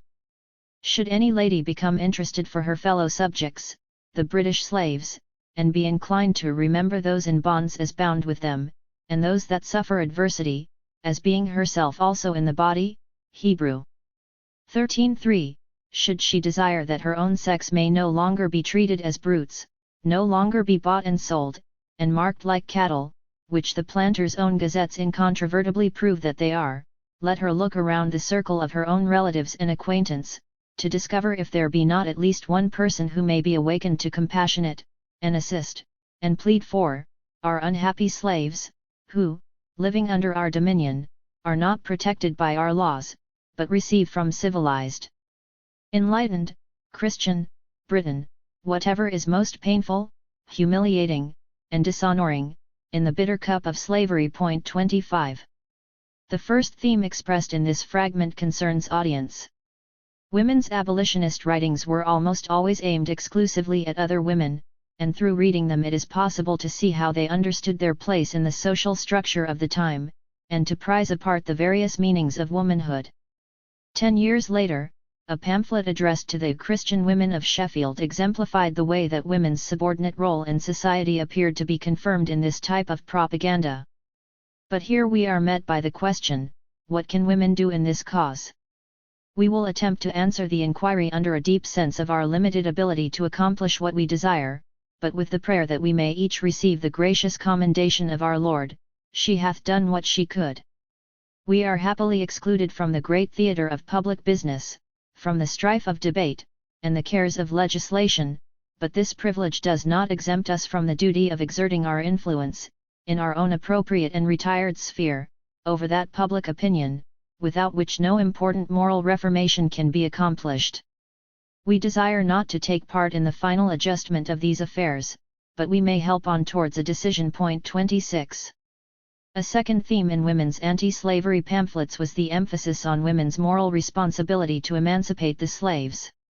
In the eyes of most abolitionists, slavery was regarded as a sin, and one of their greatest achievements was to make it impossible for any respectable person to defend slavery publicly.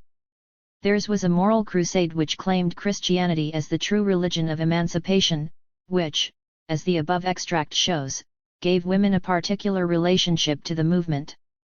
As in all philanthropic movements, the language of abolition was infused with biblical metaphors and references. The quote from the book of Hebrews, "Remember those in bonds as bound with them," was one of the most regularly invoked. It was particularly appropriate for a female audience, as women were generally thought to feel and suffer more than men, and would therefore be more able to imagine themselves also in the body of the oppressed slaves, and thereby identify with their powerlessness. Elizabeth Pease, one of the most radical of all British abolitionists, acknowledged the limits of women's political activity while stressing the power of their moral influence. In a draft of an address from the women of Darlington to the women of Great Britain she wrote, "Be not afraid, we ask you not to do anything, to incite in anything, unbecoming to your sex. Ours is not the tented field. We no earthly weapons yield. Light and love our sword and shield. Truth our panoply." 27. The Sheffield pamphlet also raised the problem that anti-slavery work might tempt women into the political sphere, which was not thought appropriate for them.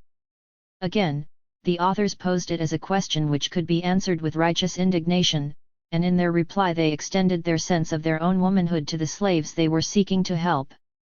Be not turned aside by the oft-repeated objection, that this is a political question, with which we, as women, have nothing to do.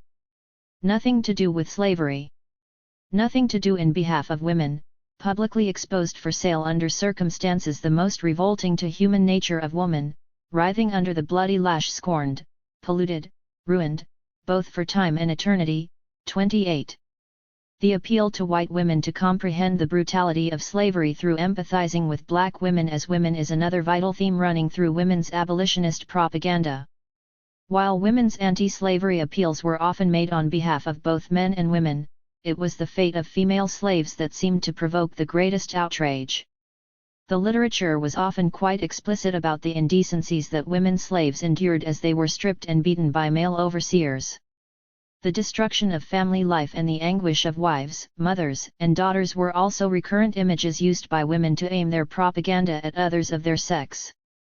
In doing so, they identified the specific oppression of women slaves, either as objects of lust and brutality at the hands of white male overseers, or as victims of a system that denied them any kind of natural domestic existence. The same Birmingham Women's album from which the first extract was taken contains 3 engravings that illustrate these points. One shows an anguished black woman as a mother of a young baby, another, a wife being forcibly separated from her husband who is being sold off to pay his owner's debts, and the third depicts a group of near-naked black women, clearly distressed and ashamed at being paraded before a number of fully clothed white men. There are minimal captions to these particular pictures as the message was expected to be clear to any woman who studied them. Images such as these played a vital role in anti-slavery propaganda and deserve careful study for what they reveal about gender and race relations throughout the struggle of both slaves and abolitionists for emancipation. Point 29. The Sheffield pamphlet relied not on actual pictures but on direct appeals to women in their different familial roles as daughters, sisters, wives, and mothers. Through identifying with the female slave, they could illustrate that she was being denied all the most important components of a woman's existence in a supposedly free society. She was not able to receive the love and care of a mother while growing up, her husband was likely to be sent away from her at any time, and as a mother she had to suffer the pain of seeing her children sold as merchandise. In this way, the abolitionist women both reaffirmed their responsibility for the moral and spiritual well-being of the family in their own communities, which helped to sanction their active involvement in a very public and unfeminine activity, and they also confirmed their sense that both black and white were part of the same human family. Reading the pamphlet, it is hard to imagine that women were not moved by the power of this type of propaganda, made even more dramatic by frequent recourse to poetry. Women. The fair, the firm, the free, of England's vaunted isle. Tell us, if griefs like these shall be. And you be still the while? No. Strong in Christian virtue rise. And heed the Negro mother's cries. With plighted hands, a living chain. Unsevered but to die. Crusaders, sally forth again. To heed that thrilling cry. A broken heart your ensign be. Your watchword, love and liberty. 30. The last line of this poem suggests another theme echoed in the reference to civilized, enlightened, Christian Britain in the Birmingham Women's album. The emphasis on the supposedly advanced state of civilization within Britain was often used in abolitionist propaganda to highlight the hypocrisy involved in justifying or condoning the slave system. It also meant that the destruction of slavery could be presented as an inevitable act that would demonstrate the triumph of British, Christian, civilized values. The word civilized had several nuances of meaning as it still does, which relate to different theories of race, class, and gender prevalent at the time of the anti-slavery movement.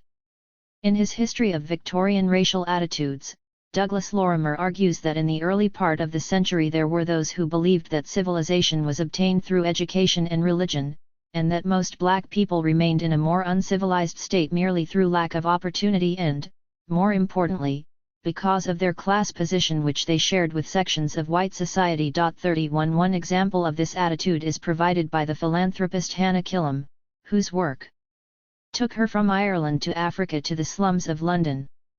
In 1823 she wrote that the African children who played on the streets of London were disadvantaged by poverty, and were not representative of African children in their own environment. In England, people see only a few of those who have been slaves, or mostly beggars, and too often judge from such specimens of Africans in general. But what judgment would even be formed of the English nation were only the most unfavourable specimens presented to view? Hannah Killam's experience of missionary work in Africa had taught her that civilizing and educating the poorest whites in London presented in many ways a more difficult prospect than bringing Christianity to heathen lands. It was a similar process, she argued, and they would want the same care even from the beginning in the attempt to civilize and Christianize them. 32 Douglas Lorimer points out that such theories would probably have had the effect of bolstering middle and upper class notions of superiority over both Africans and their own less well-off countrymen, and that during this period it is in fact very hard to distinguish between racism and class antipathy. 33 Other writers have laid more emphasis on the long history of racist ideas about black people which predated slavery, and which formed the basis of the more systematic theories of the 19th century. Peter Fryer, for example, cites the influence of 18th-century writers like Edward Long, who not only identified blacks as a different species from whites but described at length what he saw as the similarities between blacks and apes. 34. The Sheffield pamphlet is again useful for the way it illustrates a particular moral and religious anti-slavery position, which refers to this kind of racial prejudice as unholy. In the following extract their goal appears more visionary than practical, and possibly calculated to induce satisfaction among the do-gooders rather than their objects of pity. We seek to raise the Negro from the depth of misery and degradation into which slavery and unholy prejudice have thrown him, and bring him out into heaven's sunshine, in the full enjoyment of his birthright privileges. And we seek the attainment of these objects by Christian means and upon Christian principles alone. By the concentrated radiance of light and love, we would melt the fetters of the slave and let the oppressed go free. 35. The development of racist ideologies in Britain has been discussed at length, particularly in the context of Black history. 36 As we shall see below, Black abolitionists who visited Britain during the first half of the 19th century gave favorable reports of their treatment there by whites, which is hardly surprising since many of them had experienced slavery at home or at least severe discrimination if they were from the northern states. However, the same period saw the emergence of the biosocial sciences of racial difference which appeared to establish a rational explanation for human variation. For example, it was during the 1820s that phrenology, or the study of skull shape, first gained credibility as an accepted discipline after the well-known surgeon Sir William Lawrence published his findings as evidence that culture was biologically determined. In 1819, he wrote, "The inferiority of the dark to the white races is much more general and strongly marked in the powers of knowledge and reflection, the intellectual facilities, than in moral feelings and dispositions. I deem the moral and intellectual character of the Negro inferior, and decidedly so, to that of the European." 37 His book was at first condemned for its heretical stance on creation, which predated Darwin, but its conclusions were entirely compatible with other supposedly scientific findings. As science itself became established as a unique form of knowledge, it became increasingly hard to contest this type of biosocial theory. Of course, race was not the only object of scientific inquiry. Social divisions based on class and gender also required explanation and justification, which biosocial theories were able to supply, building on existing ideologies of difference. 38 Yet biology was not always invoked to confirm social and cultural inequality. There were instances of women using a form of phrenology to assert the similarity of the sexes. Barbara Taylor describes how many Owenites turned to physical evidence to reinforce their arguments for human perfectibility. A lecture delivered by Anna Wheeler in 1829 was typical. Having demonstrated women's moral capacity with historical and literary examples, and their muscular potential with evidence from non-European societies, she went on to cite phrenological studies which had shown that all existing differences in male and female skull topology were a result of education and the very different circumstances of the sexes. 39. In order to defend themselves against charges that they were innately different from men, and that their supposedly natural talents were confined to the domestic sphere, advocates of women's equality sometimes turned to simplistic forms of ethnography and even zoology to demonstrate the possible range of relationships between males and females. Harriet Taylor, who married the philosopher John Stuart Mill, came near to this approach when she wrote in 1851 in her Enfranchisement of Women that the domination of women altered as a society progressed from a primitive state to so-called civilization. In the beginning, and among tribes which are still in a primitive condition, women were and are the slaves of men for the purposes of toil. All the hard bodily labor devolves on them. The Australian savage is idle, while women painfully dig up the roots on which he lives. An American Indian, when he has killed a deer, leaves it, and sends a woman to carry it home. In a state somewhat more advanced, as in Asia, women were and are the slaves of men for purposes of sensuality. 40. The use of this kind of ethnographical language was not in itself so remarkable, but it illustrates the way that, by the middle of the century, the sciences of ethnography and, later, anthropology were being freely used to validate theories of racial and cultural difference, and to define the path to true civilization. However, Harriet Taylor was not arguing that women's situation in Europe was necessarily better than what she had described. The domination was here achieved by sedulous inculcation on the mind, that is, through a more refined psychological form of bondage which undermined the civilized status of the Western world just as much as racial slavery. In her famous essay she went on to describe the effects of this modern relationship between the sexes in which women had become part of the furniture of the home. It is time to look now at the constraints imposed on abolitionist women by ideologies of gender and class. Women's mission to the slave. One of the most important themes of early 19th century women's history is the philanthropic role assigned to the women of the emerging middle class. This is sometimes referred to as women's mission, a concept which has been usefully summarized by Alex Tyrrell in an essay on women's role in early Victorian pressure group politics. 41 The first precept was the heavy emphasis on the distinctive characteristics and roles of the sexes. Men and women were suited to different tasks in life, both mentally and physically. Second, women were ascribed special qualities of a moral and domestic nature. Home was their principal sphere of operation. Third, women's refined sensibility was seen as out of place in the real world. Instead, they were expected to use their particular qualities as a reforming influence on their families and friends. The logic of this, which was not quite so widely accepted, was that they had a useful part to play in public societies working for social and moral reform. Useful as it is, this summary must not be allowed to oversimplify or obscure the ways in which the meanings attributed to womanhood were being contested in 19th century Britain. As many historians have described, there was a certain amount of confusion over definitions of woman's position in society at this time. Revivalist doctrines regarding women's role were, in fact, riddled with contradictions which provided a continuous undercurrent of tension and conflict. 42 Some, for instance, argued that there was spiritual equality between men and women, while others insisted that women were in the moral vanguard of society, and therefore responsible for its moral well-being. Philanthropy became a legitimate form of activity for women since it allowed them to use their moral and spiritual influence for the benefit of their community. Thus it offered a chance to move beyond the private sphere of family into a more public world. The concept of women's mission has also been discussed at length for its effect on the relationship between women of different classes. Linda Need, for example, has written about the way the phrase was used to describe the role of the respectable woman in the reclamation of the fallen, and the way that it differentiated between the deserving and the undeserving poor. 43 One of the contradictions of women's mission was that it undoubtedly helped to regulate the distance between women of different classes. In this context, it is also important to consider how it worked to construct relationships between women across race as well. It was a short step for women to channel their supposedly superior moral energies bestowing charity and advice to poor women and their families, to applying themselves to compassionate, and assist, and plead for a more abstract group of poor with whom they had next to no physical contact at all.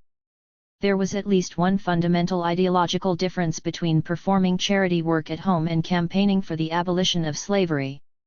For most women in the anti-slavery movement, the increasing numbers of urban poor whom they felt it was their duty to help were perceived to belong to a social hierarchy with which they were more familiar.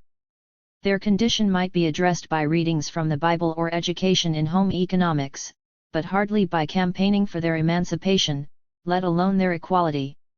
Abolitionism was a political struggle to change hearts, minds, and laws. The appeal to British women to recognize sisterhood across race and class could be read as sentimental philanthropy, but it could also signify an assault on racism itself. Much has been written, particularly in recent years, about the class composition of the anti-slavery movement.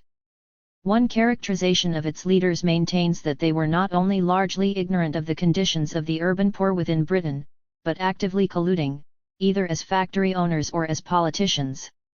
It was not uncommon for meetings to be disrupted by radicals in an attempt to focus on forms of wage slavery near home and to expose the sanctimonious ramblings of the abolitionists.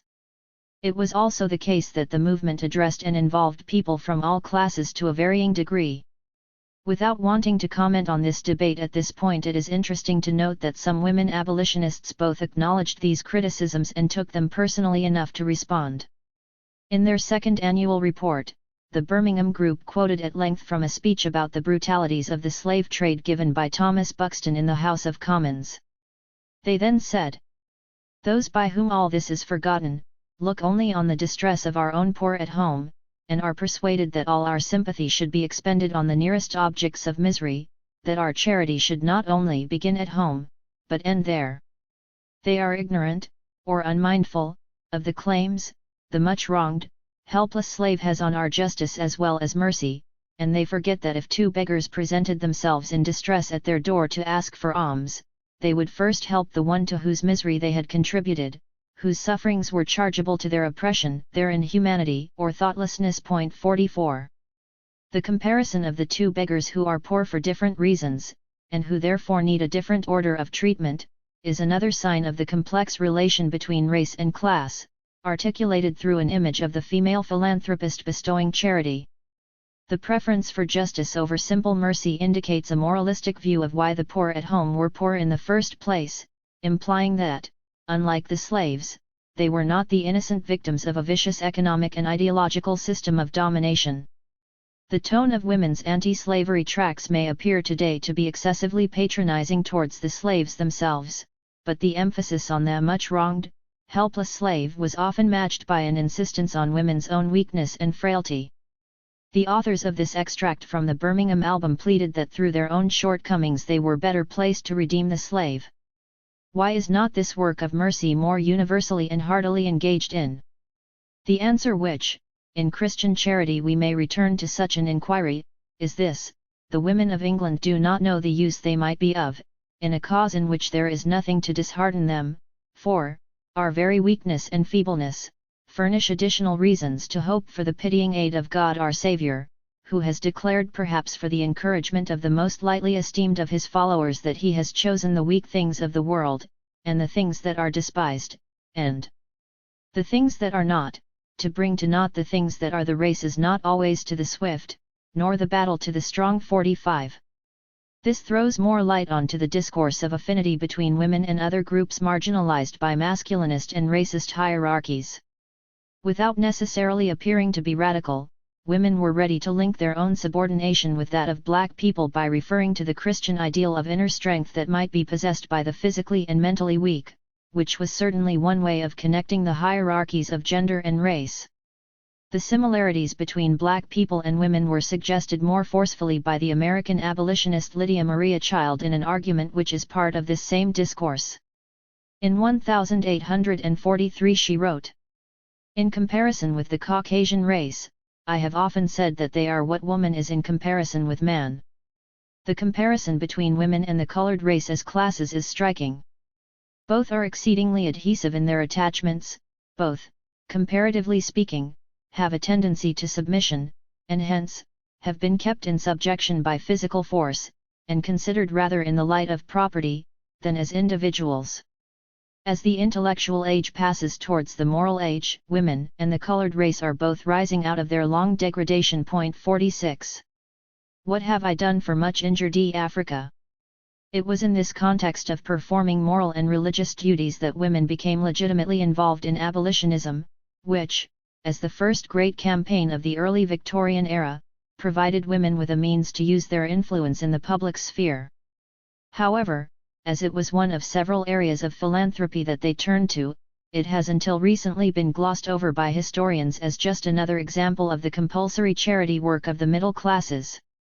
Women's contribution to abolitionism has even been dismissed as sentimental humanitarianism, in a middle-class society where the drawing room had become an abolitionist hotbed. 47 One historian goes so far as to say, to some extent the philanthropic possibilities of the movement attracted the charitable and spare-time activities of idle ladies, and to patronize societies for the emancipation of Negroes became as fashionable as it had been 150 years earlier to own one. 48.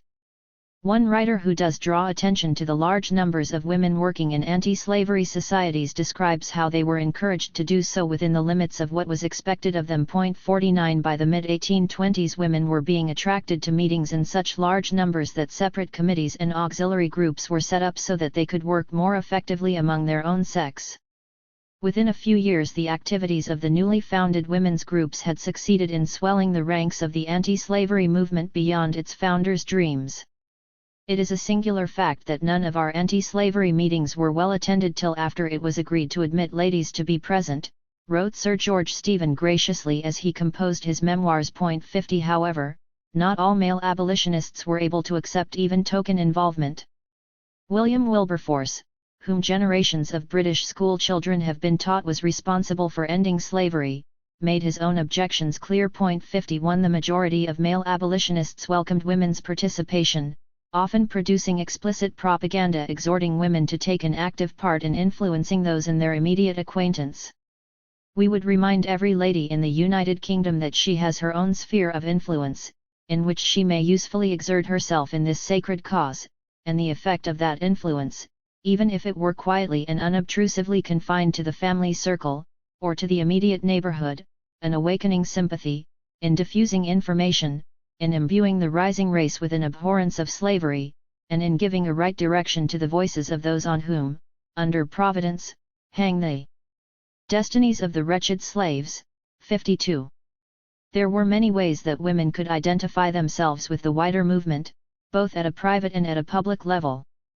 Wearing or decorating the home with images and emblems was one popular gesture. Pictures of slave ships and other reminders of the horrors of slavery were common in households all over the country. The most famous pendant bore the image of the kneeling slave with the words, "Am I not a man and a brother?" which was first produced commercially by the Committee to Abolish the Slave Trade in 1787. In 1826, a female version of this emblem was used by the Birmingham Ladies' Negroes' Friend Society to decorate the cover of their first report, and it quickly became an effective piece of propaganda in its own right. 53 Outside the home, attendance of public meetings was central to maintaining the momentum of the movement. The network of associations was divided into regions, and lecturers were appointed to cover as many towns and villages as possible. Meetings were often several hours long and it was quite common for halls to be overcrowded with people of both sexes. Reading accounts of these lectures in anti-slavery papers of the time, it is possible to get a glimpse of the incredible popularity of the subject by the late 1820s. Hundreds would attend meetings in churches and town halls, queuing up for hours beforehand to be sure of getting a place, particularly if there was to be a visiting speaker from London. Women as well as men attended in large numbers. In Bedford a meeting was arranged for a Friday as Saturday was an inconvenient day for families to attend public proceedings. 54 Women were not expected to speak at these meetings and there is no evidence that any tried to do so, though presumably they made up for it at their own gatherings. As we have already seen, a significant number of women's protests against slavery had already been registered through their writing. In the early part of the century, 3 other literary women made particular contributions to the movement, each making an impact far beyond her immediate acquaintance. Hannah More, poet and friend of William Wilberforce, wrote several poems on the theme of slavery which were widely circulated. Although a strict conservative when it came to the issue of women's rights, she was a vocal critic of Mary Wollstonecraft, whose book she claimed she had never actually read. 55 More made her views on the British slavery system well known throughout London's social circle.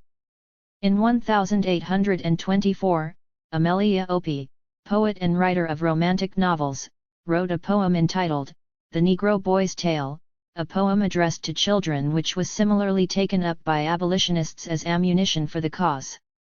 But it was Elizabeth Hayrick, a member of the Birmingham Female Society, whose work was hurled like a bomb in the midst of battle. 56 Her pamphlet, on the reasons for immediate not gradual emancipation, or, an inquiry into the shortest, safest, and most effectual means of getting rid of West Indian slavery, also published in 1824, was to have a decisive effect on the direction and tactics of the movement.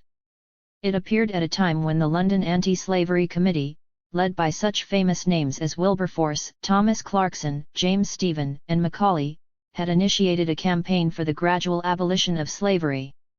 This was largely a means of distancing themselves from radicals who appeared to promote insurrection in the colonies as a quick way of ending slavery, as well as an attempt to adopt what they considered to be realistic tactics.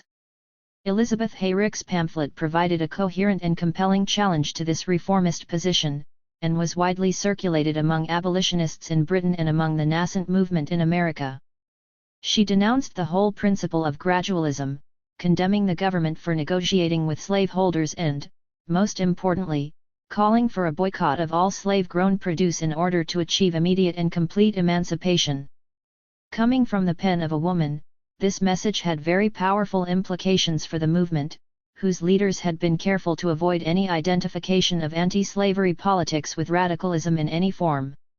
Elizabeth Hayrick followed up her argument by personally carrying out a door-to-door survey of households in her hometown of Leicester, finding support for the idea of a consumers' boycott. It was around this time that women's auxiliary groups began forming in the Midlands. Hayrick herself was an early member of the Birmingham Female Society for the Relief of British Negro Slaves, founded in 1825.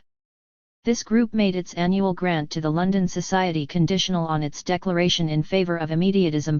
57 Also in 1825, the Sheffield Ladies Anti-Slavery Association deleted the word amelioration from its constitution and pledged itself to immediatism.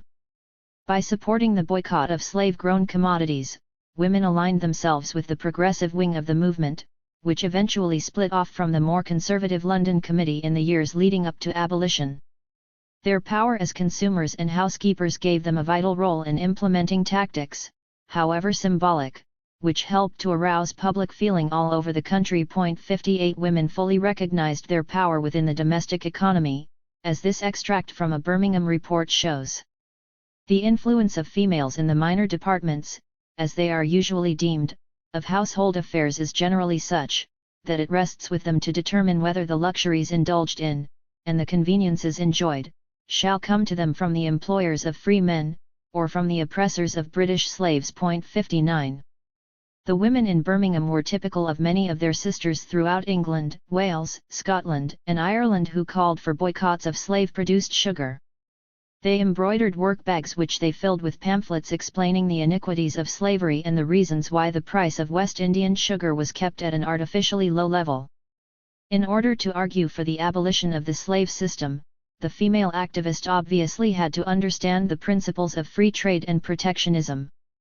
This obliged her to study worldly matters which took her far beyond the area where her conventional domestic expertise was assumed to lie.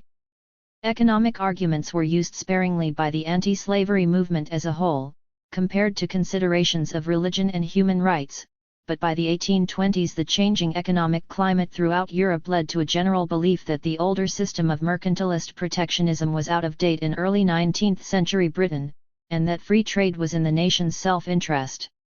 The copious annual reports of ladies' groups demonstrate that women were convinced that the rejection of all slave-grown produce was an issue of morality first.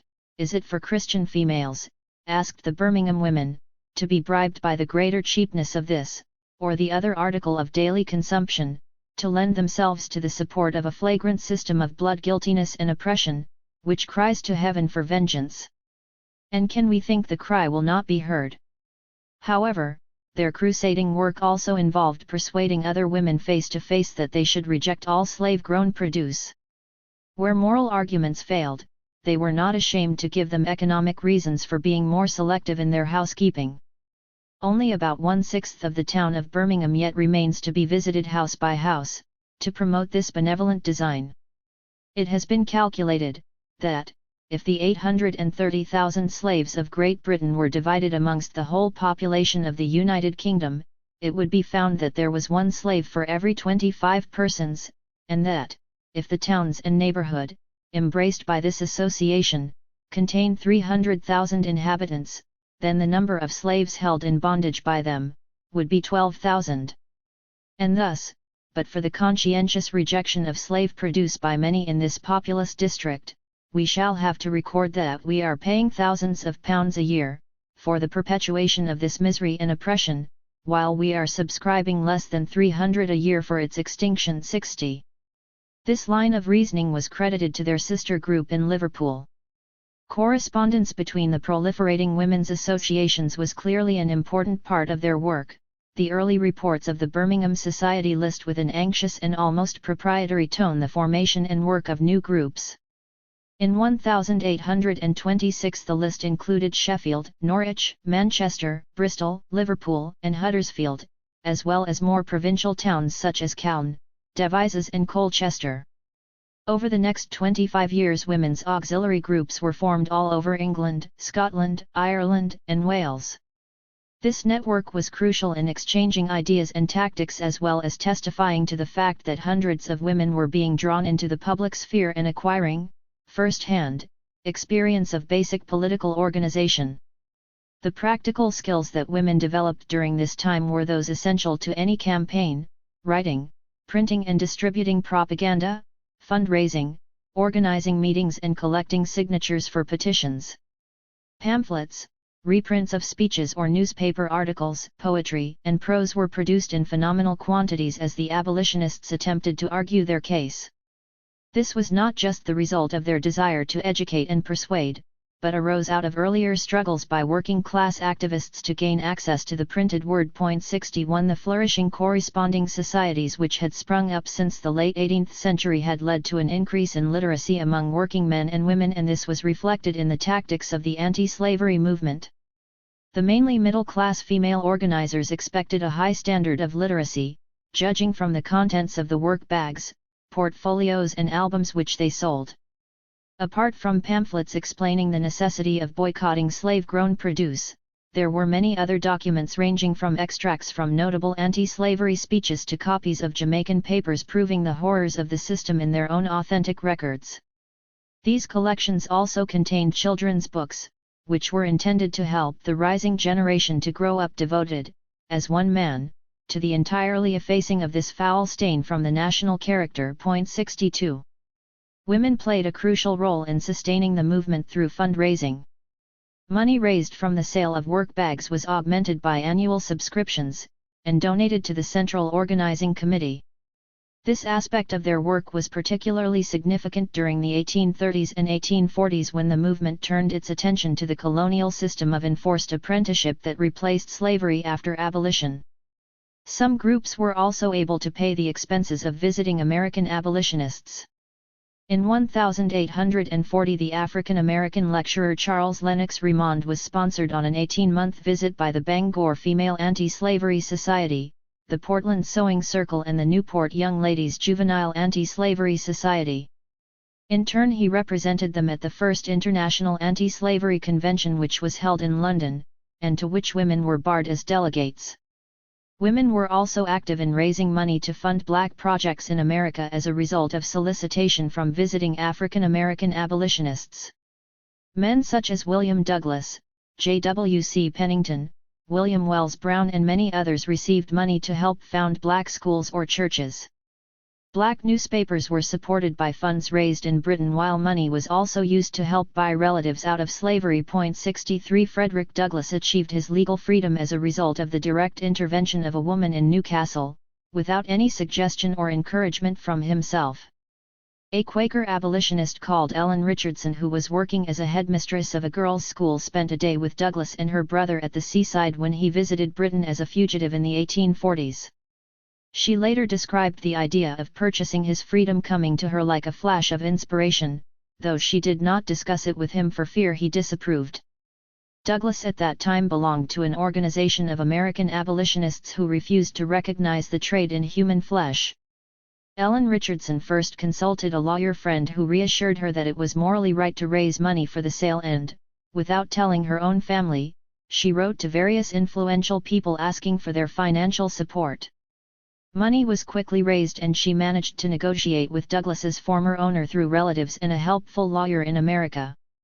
Douglas had no idea who had arranged his freedom until he revisited Britain several years later, and he remained in close and affectionate contact with Ellen Richardson until the end of their lives. 64 Ellen was also responsible for arranging the freedom of the novelist William Wells Brown, again on her own initiative. Fundraising for large public organizations obviously entailed keeping detailed accounts, a skill at which many women were adept if they managed domestic budgets. As women developed arguments for boycotting slave-grown produce in their role as housekeepers, many also took the initiative in promoting the sale of alternatives, particularly cotton.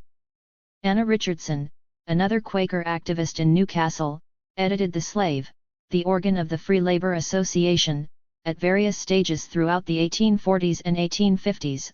Another woman managed the London Free Labor Depot, and women's committees provided a national network of customers and helpers. 65. Collecting signatures for petitions was a significant development in both reformist and radical politics during the first half of the 19th century. At its peak in the 1830s, the anti-slavery movement submitted the highest number of signatures to Parliament in a record 4,000 petitions. As Seymour Drescher points out, the significance of this form of political activity goes far beyond the sheer number of names collected together. It required the existence of a complex political and social network which could foster the easy circulation of political literature and agitators throughout society, and of associations capable of well-timed agitation on a broad scale. 66 Women abolitionists were obviously part of this complex network and worked in conjunction with men, but they also reached large numbers of women who would not otherwise have been approached for their opinions. The staggering size of the petitions are an indication of the organization needed to collect them together. In 1833, at the climax of the campaign, 4 men were needed to carry a single petition of 187,000 signatures of ladies of England into Parliament. The accession of Queen Victoria in 1837 provided a great incentive for women to demonstrate the strength of their feelings. Groups in Scotland and England combined together to produce an address signed by 588,083 women on rolls stretching 11,453 feet. 67. Over 5,000 of these signatures were collected from the Darlington Women's Abolition Society, which the young Elizabeth Pease had helped to found the previous year. It was mainly due to her interest in the international movement that the Darlington Group was the first to respond to the address to the women of England from the ladies' anti-slavery societies in the New England states of America. Their reply, published in the Durham Chronicle, December 16, 1836, led to the formation of many other women's societies around the country. The tactic of composing formal addresses which were issued from one group of women to another was significant in the development of women's politics. Like most female anti-slavery propaganda, these missives acknowledged the importance of gender both in determining black and white women's experiences and in suggesting a remedy. But they also helped to extend a more symbolic network of women, united by their gender across class and race, from one side of the slave-owning world to the other. This international solidarity between women was expressed in other ways. In 1837, Elizabeth Pease suggested the publication of the American abolitionist Angelina Grimke's powerful appeal to the Christian women of the slave states of America and wrote to her assuring her that the pamphlet would be circulated amongst all grades of society from the nobleman to the humble cottager.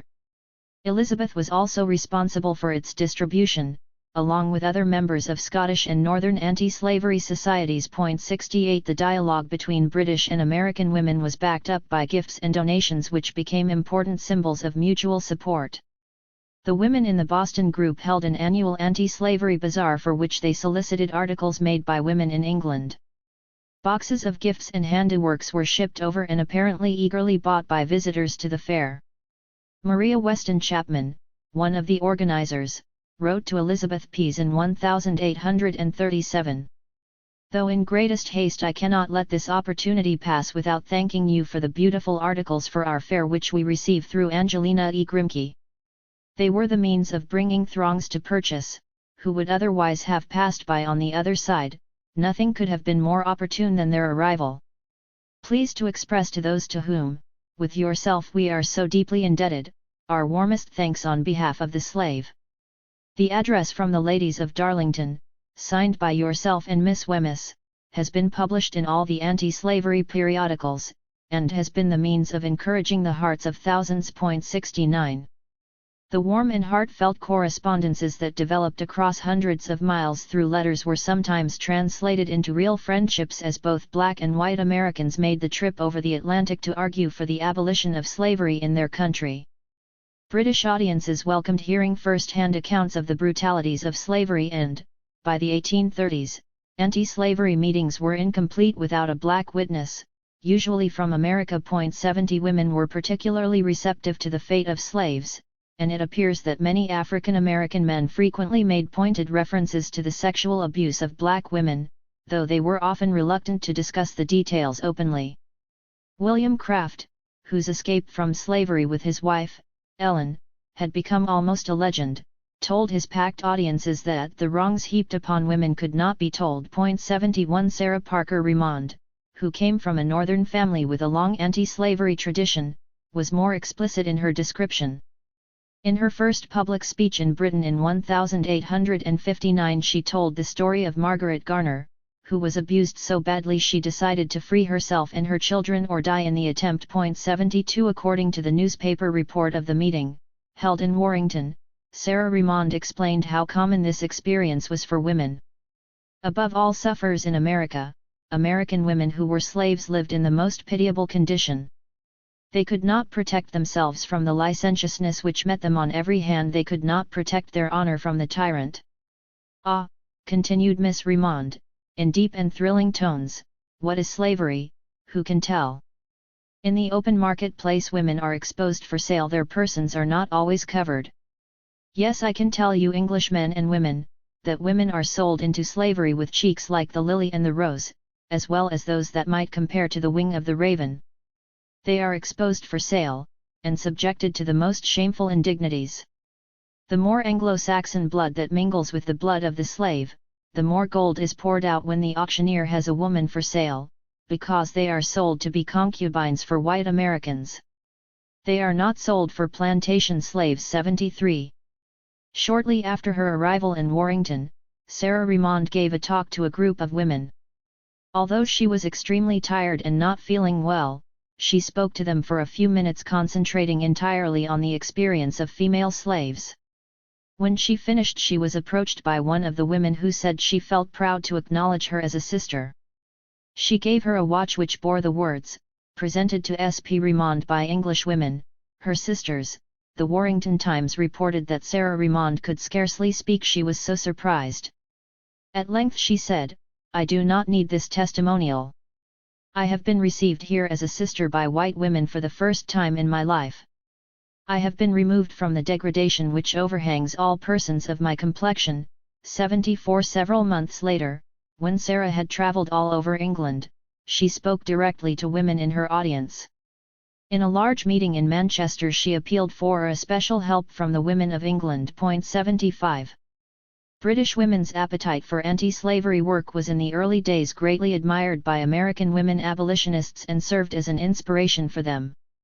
Between 1830 and 1860 women on both sides of the Atlantic were conscious of each other's efforts as interest and enthusiasm inevitably flagged and needed reviving. After a tour of the northern states in 1836, the controversial British abolitionist George Thompson returned from America with a special appeal to women to become more active. During a visit to the Pease family in Darlington, Thompson charged Elizabeth with the task of organizing local women into an anti-slavery association.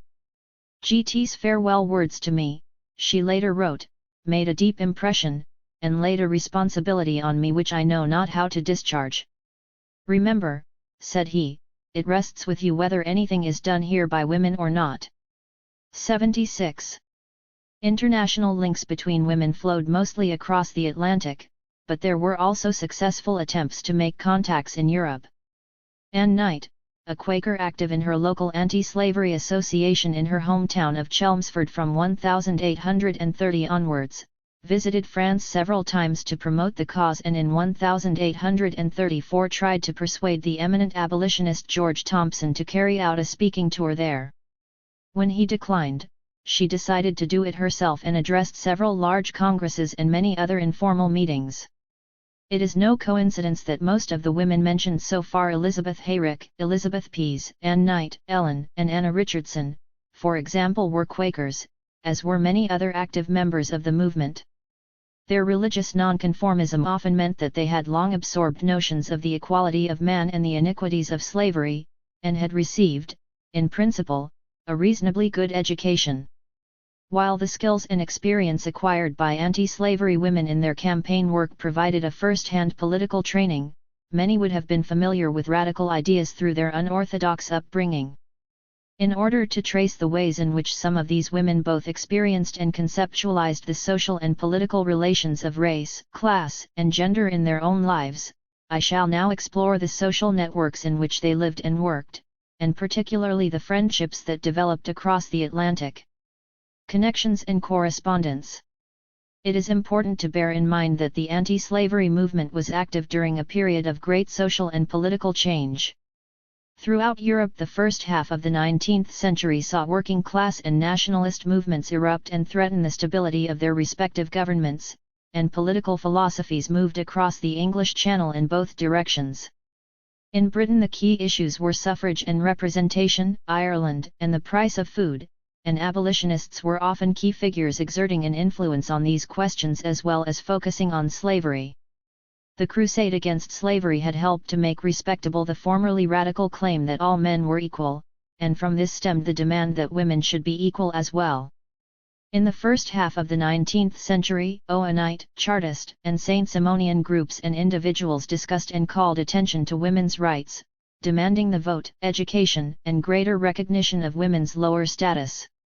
In 1847, Ann Knight, who, as we have just seen, was also heavily involved in the anti-slavery movement, published what is thought to be the first leaflet on women's suffrage, and this led eventually to a petition in the House of Lords in 1851.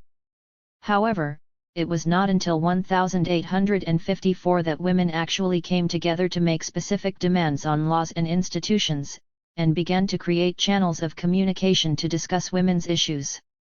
It was during this year that Barbara Lee Smith Bodichon published a brief summary in plain language of the most important laws concerning women, and the first group of self-consciously feminist women came together to discuss political strategy. 77 The following year she instigated a petition to reform the legal position of married women.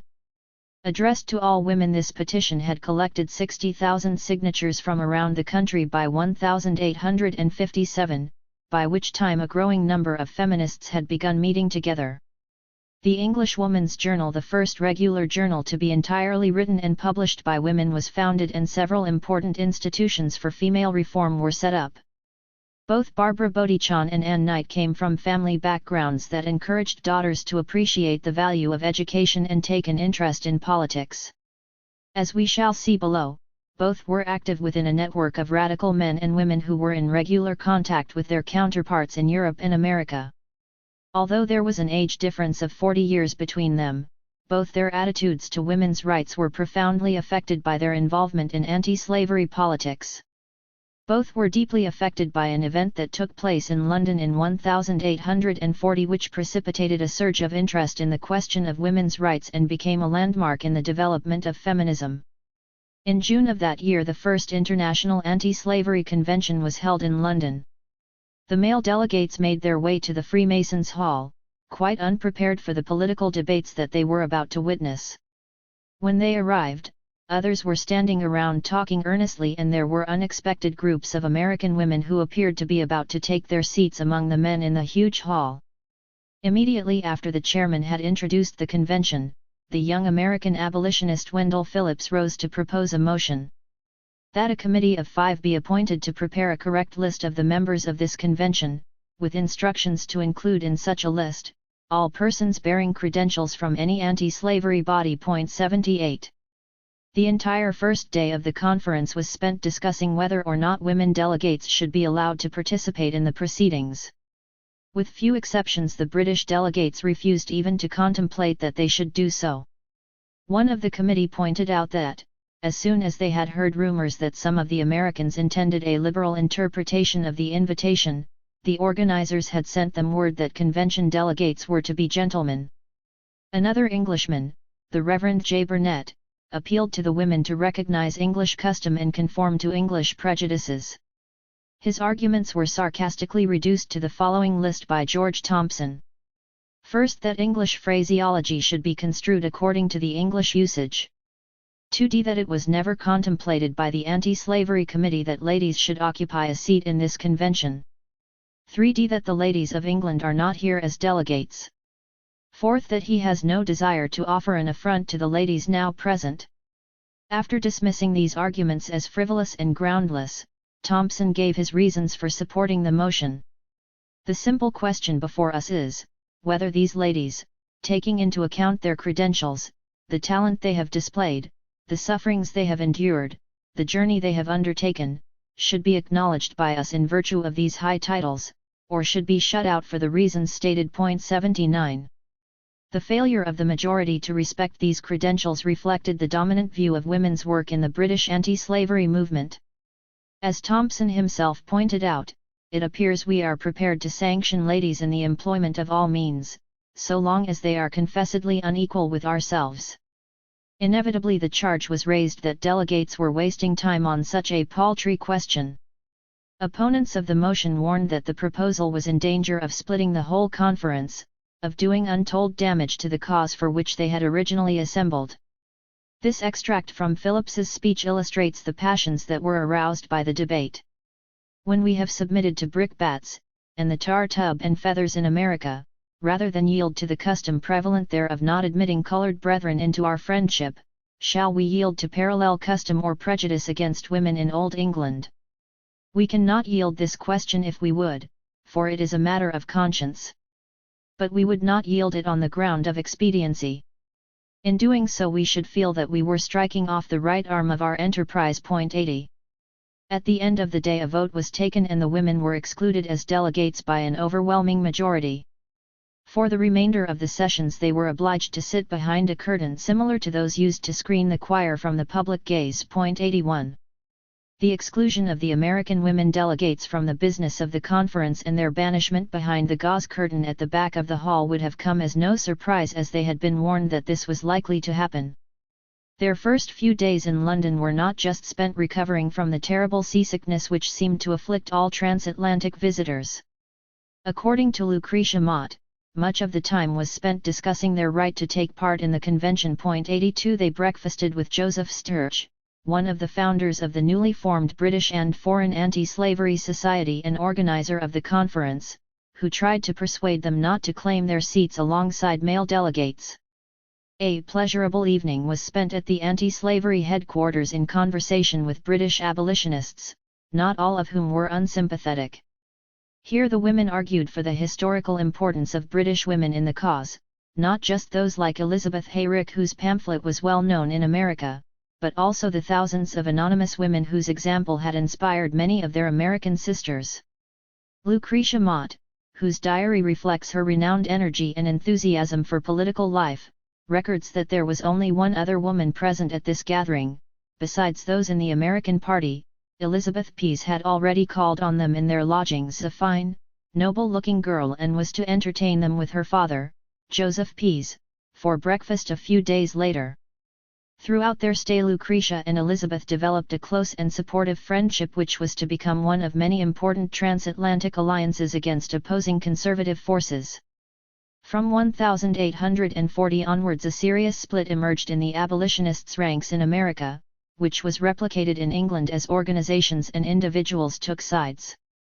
Although it may be characterized briefly as a rift between the radical and the conservative factions, there were also great differences of religion, politics, morality and, inevitably, personality. At the center of the radical faction, called the Old Organization, as opposed to the New Organization, which broke away, was a man called William Lloyd Garrison, who is now remembered as one of the most influential white abolitionists in 19th-century America. Garrison began his political career as a journalist committed to social reform. In 1829 he became associate editor of a paper called The Genius of Universal Emancipation, edited by Benjamin Lundy, a Quaker opponent of slavery who had consistently reported on British women's campaigns. For the next 3 years, Garrison, influenced by the demand for immediatism inspired from England by Elizabeth Hayrick 83 and impressed by the contribution made to the British movement by women generally, developed his particular strategy for abolition. During this period, Elizabeth Margaret Chandler, a young Philadelphia poet, was appointed to edit the Ladies' Repository, a section of the Genius reserved for philanthropy and literature. Jean Fagan Yellen has described how she used these columns to publish a wide variety of materials on women and slavery, including reports of female anti-slavery societies in England and America, writings by black and white American women, and her own abolitionist essays and poetry. 84. Whatever the precise reasons for Garrison's interest in women's rights, he was quick to support American female abolitionists when they began their public work in the 1830s.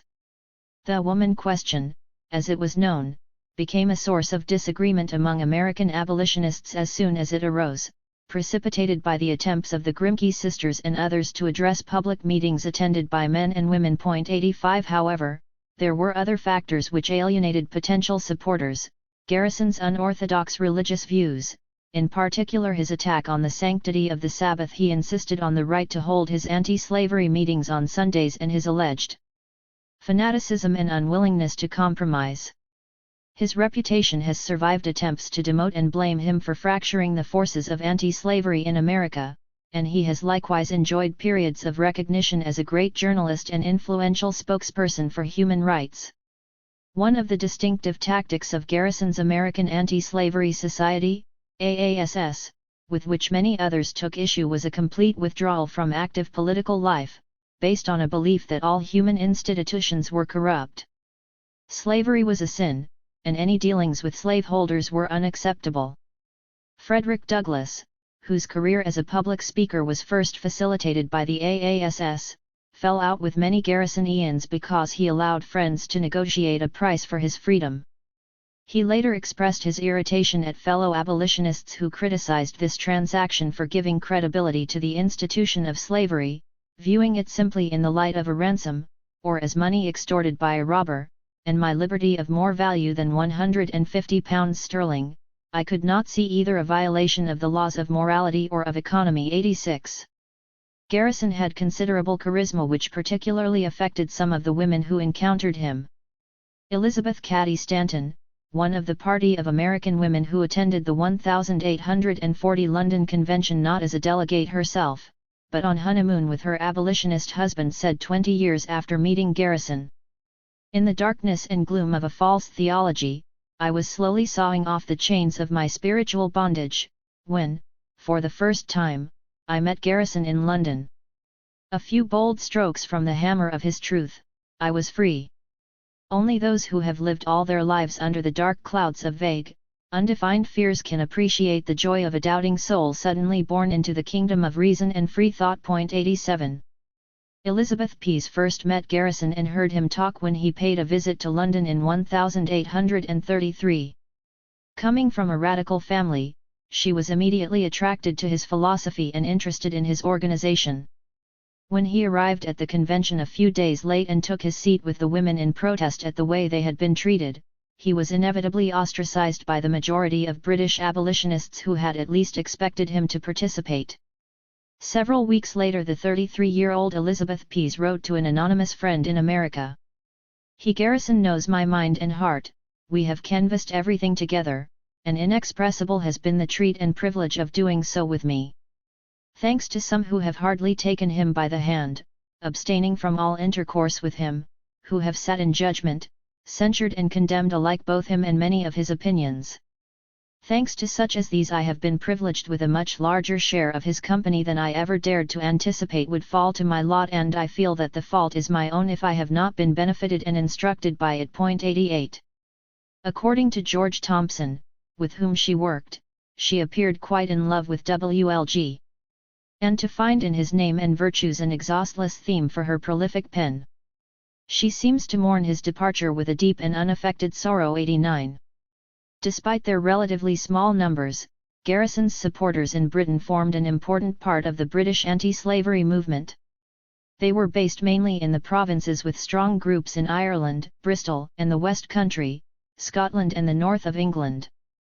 As in America, they tended to come from Unitarian or Quaker backgrounds, but were freer of religious dogma than the older generation of Quakers who gave financial and moral support to the rival British and foreign anti-slavery society. Like the Garrisonians in Boston and Philadelphia, they also connected and supported a wide range of humanitarian and sometimes revolutionary causes from Irish nationalism, Chartism, and the Anti-Corn Law League to women's rights. However, judging from the correspondence that survives, this last question was given less prominence in Britain than in America, whereas the letters from Britain to America are full of news and discussion about Chartism, poverty, and the Irish question. It was during the aftermath of the 1840 convention that we can see the clearest picture of women's rights emerging as a political issue among the British abolitionists. A month after the convention, Lucretia Mott wrote from Dublin to her friend in Boston, Maria Weston Chapman, giving her all the details about what had happened. It is worth quoting from her letter at length for the differences it reveals between the positions of American and British women. Of course we would not thrust ourselves forward into such a meeting, but having come so far to see what could be done for the slave, and being thus prevented doing anything ourselves, we were willing to be mere lookers-on and listeners from without, as by doing so we should be the means of many more women having an invitation to sit as spectators, which we found was accounted a very high privilege in this land by their women who had hitherto most submissively gone forth into all the streets, lanes, highways, and bypaths to get signers to petitions, and had been lauded long and loud for this drudgery, but who had not been permitted even to sit with their brethren, nor indeed much by themselves in public meetings, having transacted their business, as we were informed, by committees. 90. Lucretia Mott had earlier made a rather disparaging note in her diary after meeting some unnamed women anti-slavery activists in London, a stiff company of anti-slavery ladies at our lodgings, a poor affair. We find little confidence in women's action either separately or conjointly with men, except as drudges. 91. However, in her letter to Boston she described their attempts to rouse women on the question of their own rights. In vain we endeavoured to have a public meeting called for women, although a few and Knight, Eliz and C did all they could to promote it. At length we gave up in despair and left London, satisfied that when for the time they ought to be teachers, they have need that one teach them which be the first principles of human freedom. 92. She went on to speculate that the British public, for whose sakes the women were banned from the convention, would not have been as outraged as they were given to understand, judging from the reaction that she and her colleagues had met in public meetings. Elizabeth Pease gave her own version of their attempts to organize a women's meeting in London. Every obstacle was thrown in the way and no public opportunity was afforded them for a free interchange of sentiment with their English sisters. I regretted it deeply, and several of us mourned over our utter inability to help it. Had we been at our homes, we might have exerted an influence, but here we felt ourselves to be powerless. 93. As we have seen, Elizabeth already had positive experience of setting up a women's group in her hometown, and corresponding with other such associations both nationally and in America. It is significant that this was not enough to overcome the barriers set up to prevent women organizing away from home, especially around issues that did not comply with the legitimate female task of philanthropy. A letter from the veteran American abolitionist Sarah Grimke, written 2 years after the convention, indicates that Elizabeth Pease turned to her for support in raising the question of women's rights within the British abolitionist movement. After reassuring her that the behavior of the British men had been an unwarrantable assumption of power, the older American woman told her, "I cannot see, my dear friend, that the public expression of my opinion on the subject of the rights of women, would at all tend to set at rest the strife and animosity of the parties of the anti-slavery cause." It is interesting to note that, in her view, the dispute over the woman question was a pretext for sectarian fighting, and not the real cause of dissension. Even if it had been, she claimed that the sectarian behavior of the women's supporters since then had shown them to have identified self with the principles they were defending. Meanwhile she believed that God calls now to other duties, to the living out of our anti-slavery principles in everyday life, to assert our unchanged opinions as to the equality of the sexes at the family altar, around the social board and on all the occasions which may and do arise in domestic life. 94. The fiasco of the 1840 convention also prompted Anne Knight to write to the Grimke sisters, "Yes, dear Angelina, dear Sarah, your noble spirits lighted a flame which has warmed, enlightened, we thought not of our bondage." 95. She also wrote to Maria Weston Chapman in Boston, "How much have we felt thy absence during our convention. A new and grand principle launched in our little island and shipwrecked as it were in its birth." 96. The principle to which she referred was, of course, women's rights. The British women were aware that Lucretia Mott and Elizabeth Cady Stanton had decided to organize a women's rights convention when they returned home. 97. It seems that the endless discussions they must have all had on the subject affected Anne in a particular way. From then on all her writings show a new political philosophy in which she attributed all social ills to the suppression of women's diviner instinct. 98. She appeared to believe that it was a religious issue, that women had been created by God to prevent any mischief caused by man. 10 years later, in a correspondence to the Brighton Herald concerning women's suffrage, she wrote, "It is not fighting powers we want in that House of Commons, we already have a horrible majority of slaughtermen there. Women could not suffer war, she would soon change the sword for the ploughshare, the spear for the pruning hook, although for power of fighting, her deeds in battle have shown what she can do, from Boadicea downwards, but the day of battle and war with her is gone. She would soon take the tools of murder from the hands of her brute force brother and he would learn war no more." 99. The previous year she had written to Lord Brougham about the manner in which women had learned of their own oppression. "We have been taught another lesson, by our idle brothers driving us out into the battlefield to combat slavery and war, and every monster that is grasping the throat of our trampled and peeled country, taught of another slavery than black. Compelled to fight with hands tied these foes to our welfare, and now we see and know the evil, some of us, we are demanding the remedy." 100. The stubborn refusal of the convention's organizers to admit women delegates was fiercely contested by some of the male members of the American delegation who joined the banished women behind their curtain in silent protest. But they also took satisfaction in the way that the issue of women's rights had been forced onto the agenda. Garrison wrote to his wife shortly after the conference, "We have not visited this country in vain. The woman question has been fairly started, and will be canvassed from the Land's End to John O'Groat's house." 101. 2 months later he reported to a friend and colleague that the rejection of the American female delegation by the London Convention, and the refusal of Rogers, Remond, Adams, and myself, to become members of the same, have done more to bring up for consideration of Europe the rights of women, than could have been accomplished in any other manner. 102. Charles Lennox Remond, the African-American delegate who was attending the convention as a representative of 3 women's groups in northwest Wales, wrote a report of the incident to the only American reform paper directed at a black audience, the Colored American, unlike his fellow countrymen who only informed white anti-slavery papers.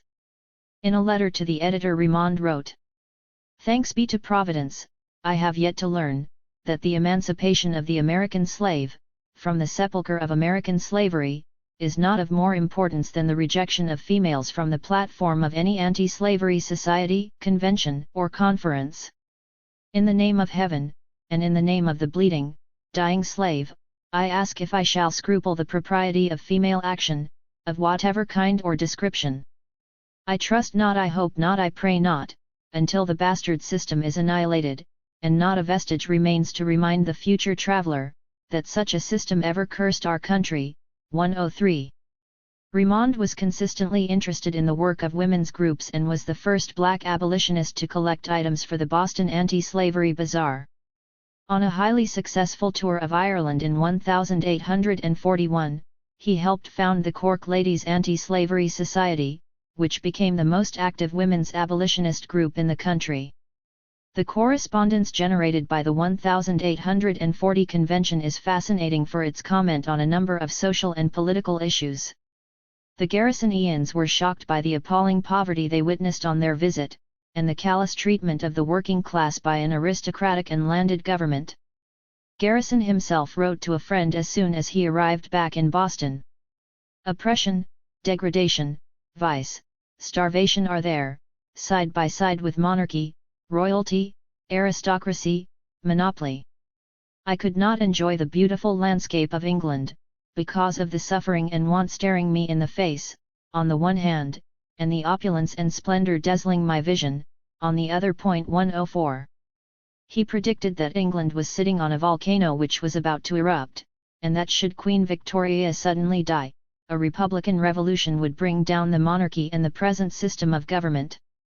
Like many other radicals, Garrison found Scotland much more to his liking. Just over 2 years later Garrison wrote to his friend Elizabeth Pease in a much more militant tone.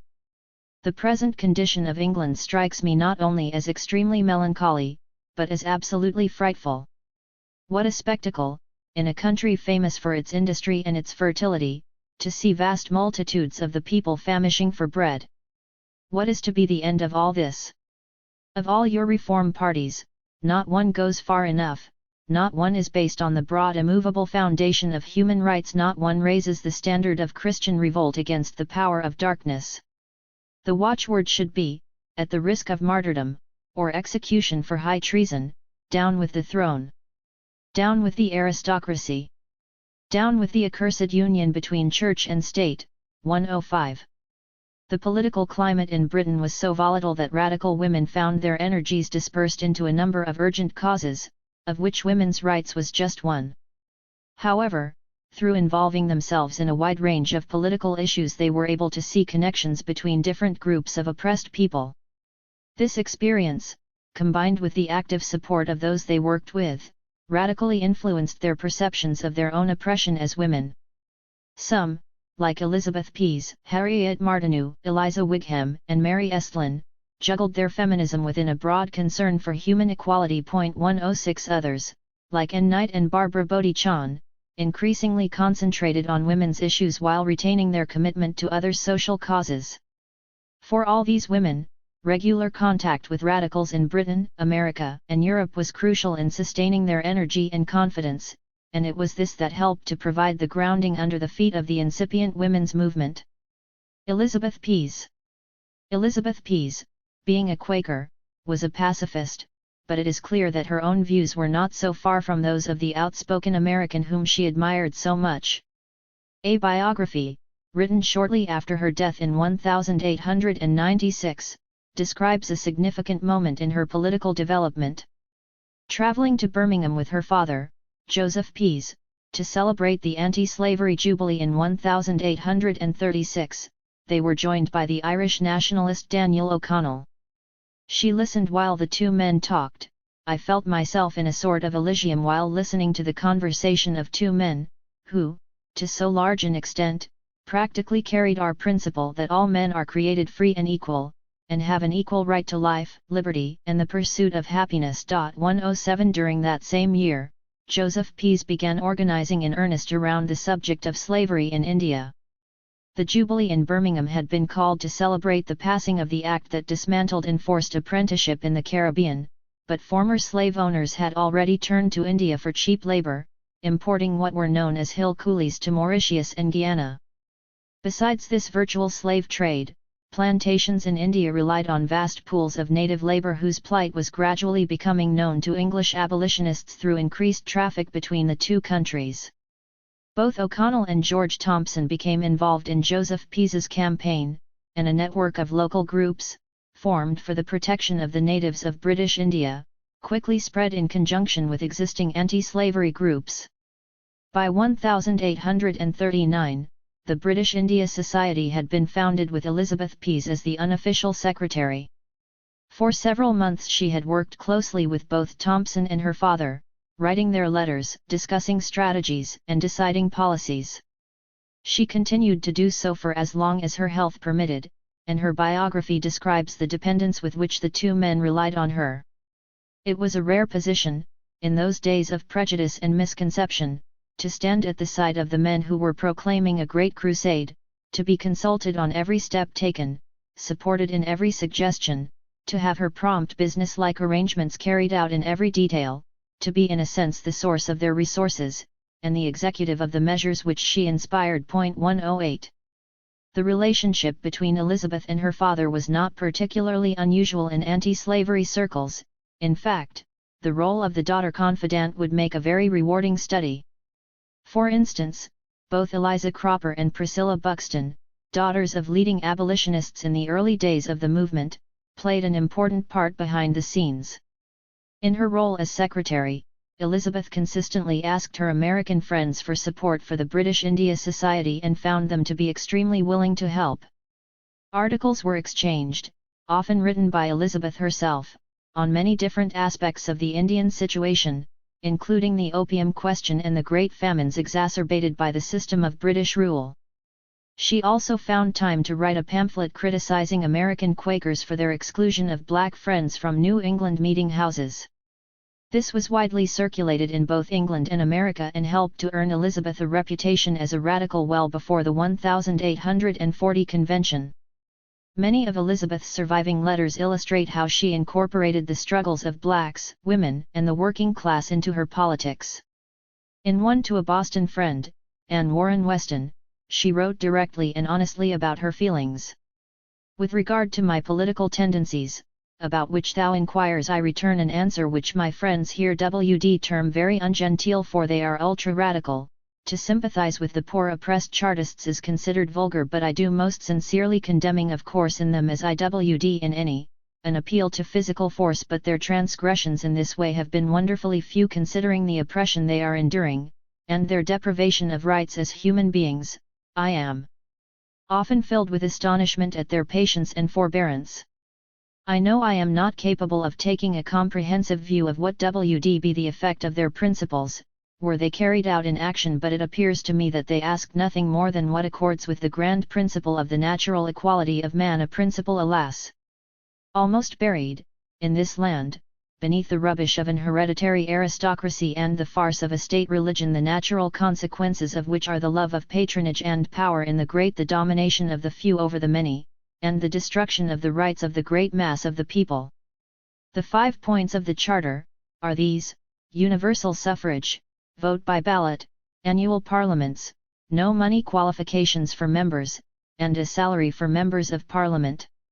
It is thought most unaccountable for a gentleman to say he sees nothing wrong in these, but for a lady to do so is almost outrageous. I have nevertheless frequently done so, and am generally answered that the people are not ready for all this now. This appears to me nothing but a slaveholder's argument. The slave was not prepared for liberty, and the people are not prepared for their rights.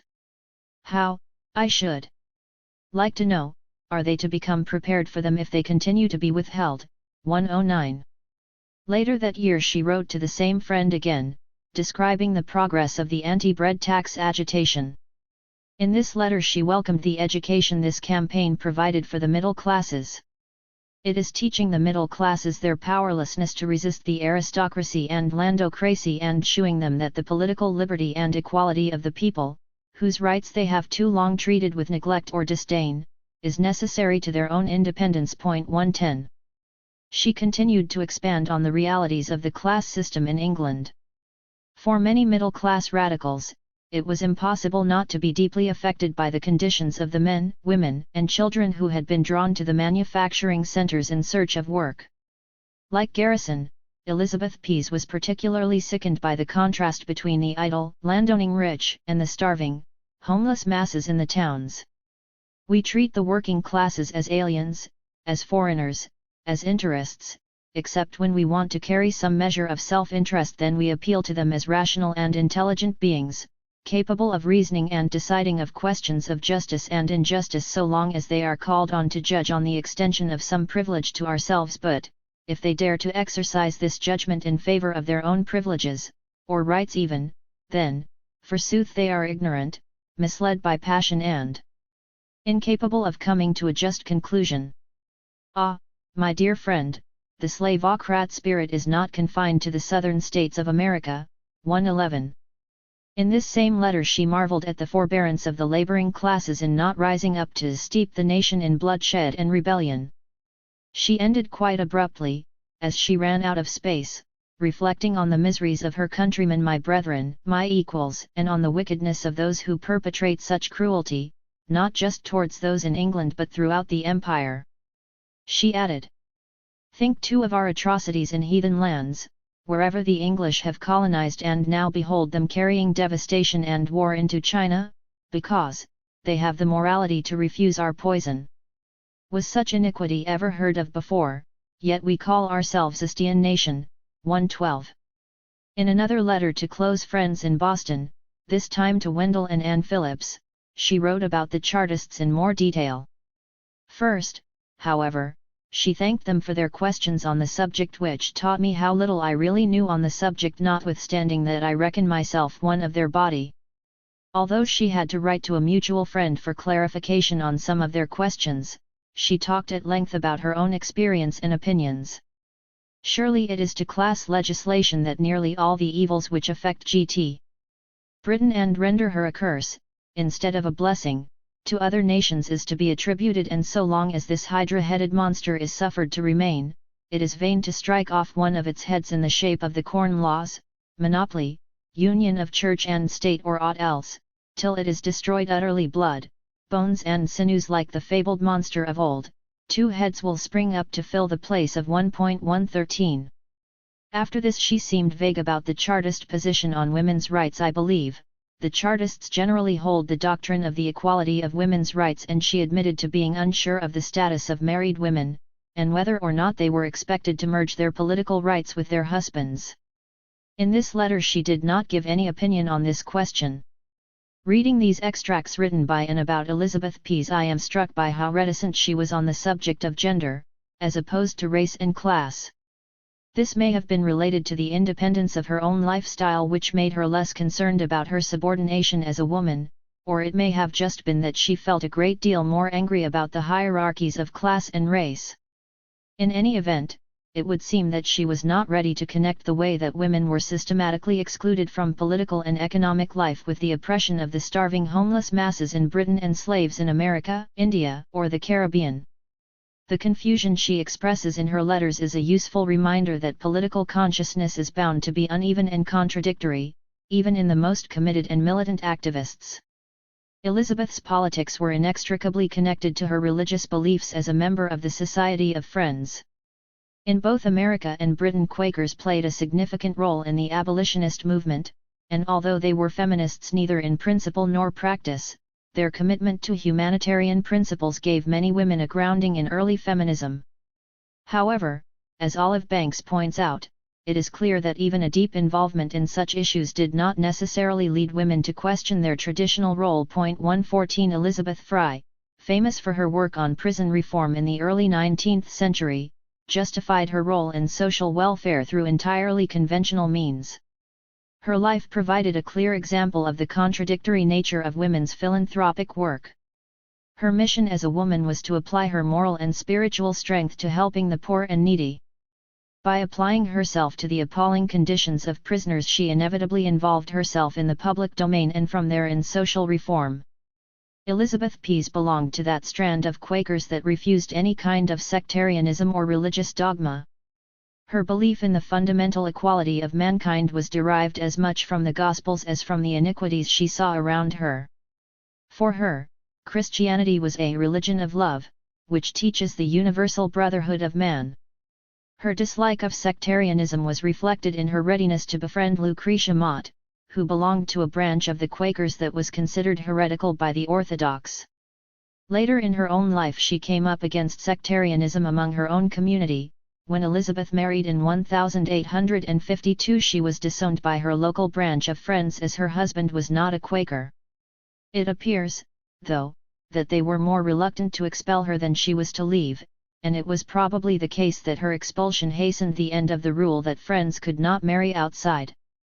During the 1850s, Elizabeth was occupied by ill health and her happy but all too brief marriage. Her husband, Professor John Nicol, who was a widower, was an ardent supporter of national liberation movements in Europe, and personally acquainted with the Italian and Hungarian leaders, Mazzini and Kossuth.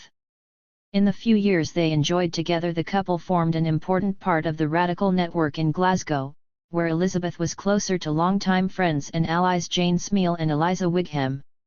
However, she kept up her correspondences with American friends and was visited by Garrison before his death in 1879. Elizabeth Pease was by all accounts a very remarkable woman.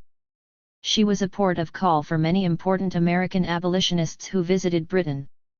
In 1849, the novelist William Wells Brown wrote to her shortly before he arrived in Liverpool, introducing himself and passing on letters from Garrison and other mutual friends. He asked for her help in arranging a lecture tour, as I am a stranger, and wish to consult the friends of the slave, upon my future course. Any suggestions from you will be gratefully received and highly appreciated. Respectfully yours for the slave 115 J. A. Collins, who toured the country during the winter of 1840-41 trying to raise support for the American Anti-Slavery Society, wrote home to Garrison about his experiences, but the most noble of all the English spirits I have met with is Elizabeth Pease. What an enlarged and free mind! How faithful and uncompromising! How liberal and self-denying! How sociable and amiable! She possesses qualifications sufficient to constitute her emphatically a noble woman. 116. Ann Knight. Where Elizabeth Pease has provided this legacy of written material, Ann Knight remains more of a mystery. I was able to find only a few scattered, and almost unintelligible. She used no punctuation whatsoever, writings and a number of references to her being the first author of a women's suffrage pamphlet. 117 It is frustrating not to know more about the friendship that developed between Anne and Elizabeth as a result of their anti-slavery work in the 1830s. They would have had much in common.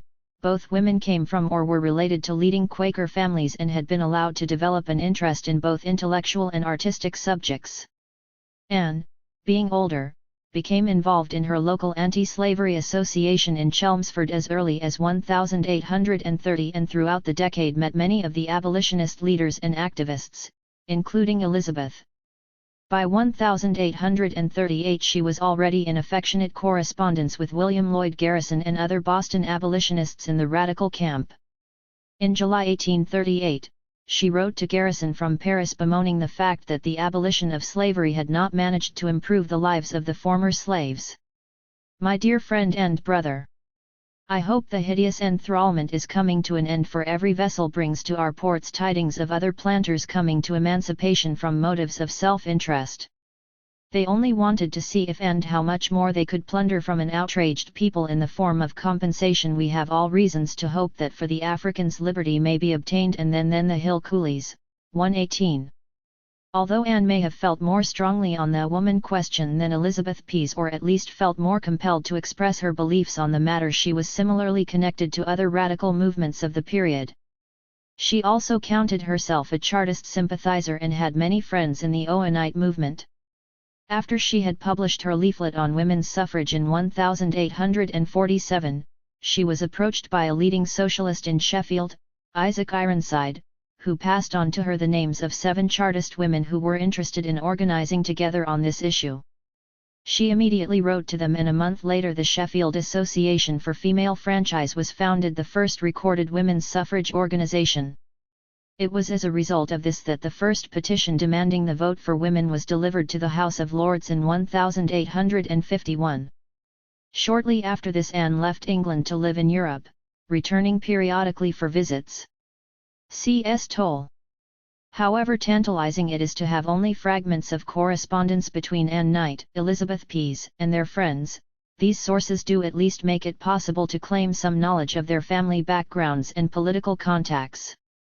There is no suggestion that they were unique, either in their intellectual or political lives, however difficult it is to find written evidence of other women who shared their political passions.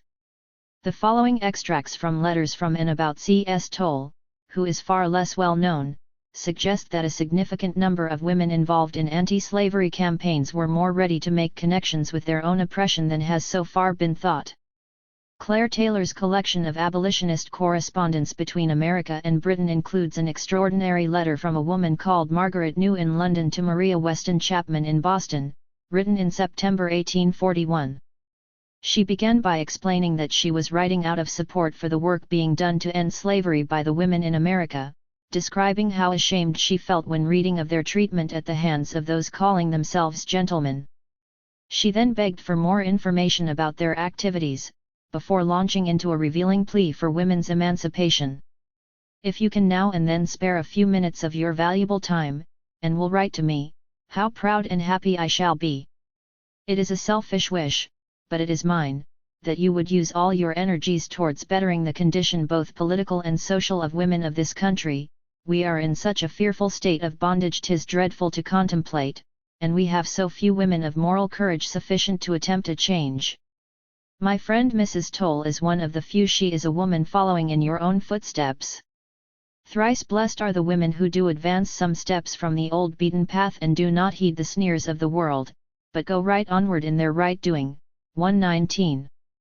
We hear no more of Margaret New in this collection, but are fortunate enough to have a letter from Mrs. Toll herself, also addressed to Maria Weston Chapman. It appears that C.S. Toll lived in Birmingham, where she was involved in a campaign to pass a law against the employment of women in coal mines. In this letter, written in 1844, she explained to the American woman that with the help of many good and noble hearts and the signatures of many local women they were successful in getting a law passed, although it was being evaded by mine owners. Her letter is a mixture of anger and despair at social conditions she saw and heard around her, the use of the military against the Irish, the strikes in the cities and the poverty of the working people in the towns and villages throughout Britain. She was particularly concerned about the fate of women. On the right of suffrage, on the cruelties and horrors of our poor law, and on the abject and suffering condition of our labourers, particularly females, there is an enormous deal to be done. 120. But C.S. Toll had written to the Boston Anti-Slavery Society principally because she wanted to express her solidarity with their work. If I were in your land, she began in the same letter, I must join your ranks. I could not possibly be apathetic, neither can I conceive how any woman calling herself a Christian and a woman, can stand by contented with professing herself opposed to slavery. She ended with a warm message of support from herself and her young daughter for those good and right-thinking women who act with you in trying to rescue their fellow creatures from the curse of slavery. Barbara Bowditch-On. Barbara Bowditch-On, or Barbara Lee Smith as she was known before her marriage, was only 13 years old in 1840, but a childhood spent in radical anti-slavery circles would have made her well aware of the excitement generated by the London Convention. Both Lucretia Mott and Elizabeth Cady Stanton visited her house as guests of her father, Benjamin, who was a radical MP like his father before him. As Unitarians, members of the family were also in touch with political refugees from Europe and other visiting abolitionists, as well as radicals and socialists in Britain. Barbara's education was unconventional but equal to that of her brothers. They attended a school run along Owenite lines, founded and paid for by their father, and her independence and freedom to involve herself in politics was greatly helped when she was given an independent income by her father at the age of 21. Barbara Bowditch-On's contribution to the Victorian women's movement has been documented elsewhere. 121 Her attachment to other reformist and radical causes was important to her and expressed in a variety of different ways, including important alliances with other writers, artists, and activists. The importance of anti-slavery politics in Barbara's life revealed itself early on in her political career. A trip to America in 1857–58 with her husband, Eugene Bowditch-On, brought her into contact with defenders of slavery as well as slaves themselves. 122 During the 7-month visit she spent 6 weeks in New Orleans before traveling up the East Coast to Canada. She also followed up her contacts with women such as Lucy Stone, an active feminist who had come to women's politics through the abolitionist movement. Barbara wrote in her diary that questions of slavery and women's rights were inescapable. It is less perverting to the mind to hold the most monstrously absurd doctrines of religious faith than to believe a man has a right to breed slaves and to sell his own children. Or to believe that men have rights over women. Everyday men acting on this false belief destroy their perception of justice and blunt their moral nature. Slavery is a greater injustice, but it is allied to the injustice to women so closely that I cannot see one without thinking of the other. 123. After she returned home she published unedited extracts from her diaries in the English Woman's Journal, which she had helped to found just before she left England. One of her aims was to inform British women of the issues involved in the American Civil War. Her views were strongly anti-slavery, and she went out of her way to gather information about life among black people in the southern cities she visited. She also spent time trying to analyze the effects of slavery on the white population, rapidly coming to the conclusion that it was they who fared worse from the institution. It is impossible, almost, for you to conceive the utter depravity in all ideas of justice caused by slavery. I still think the whites suffer most, spiritually and physically. 124. She was particularly critical of the white women she encountered, noting their extreme hypochondria, fear of work and obsession with their appearances, all of which she attributed to slavery rather than the most usual explanation, the unhealthy climate. She also remarked on the cruelty of many slave-owning women she encountered. In one extract, Barbara recorded an extraordinary conversation she took part in with a group of strangers on board a boat on the Mississippi. All her companions were united in their disgust that Barbara should have gone to school with a mulatto girl and that there were mulattoes in England who were not unlikely to marry with white people. When Barbara pointed out that your little children all find it possible to come in close contact with Negro nurses, and seem very fond of them, proving that there was no natural antipathy, the Southerners replied that, there is an inborn disgust which prevents amalgamation. Barbara noted at this point that only half the Negroes in the United States are full-blooded Africans, the rest born of white fathers and black mothers. The conversation then turned to women's rights, which the strangers inevitably dismissed as rubbish, although MRSB did confess to having been carried away by Lucy Stone's eloquence when she first heard her speak.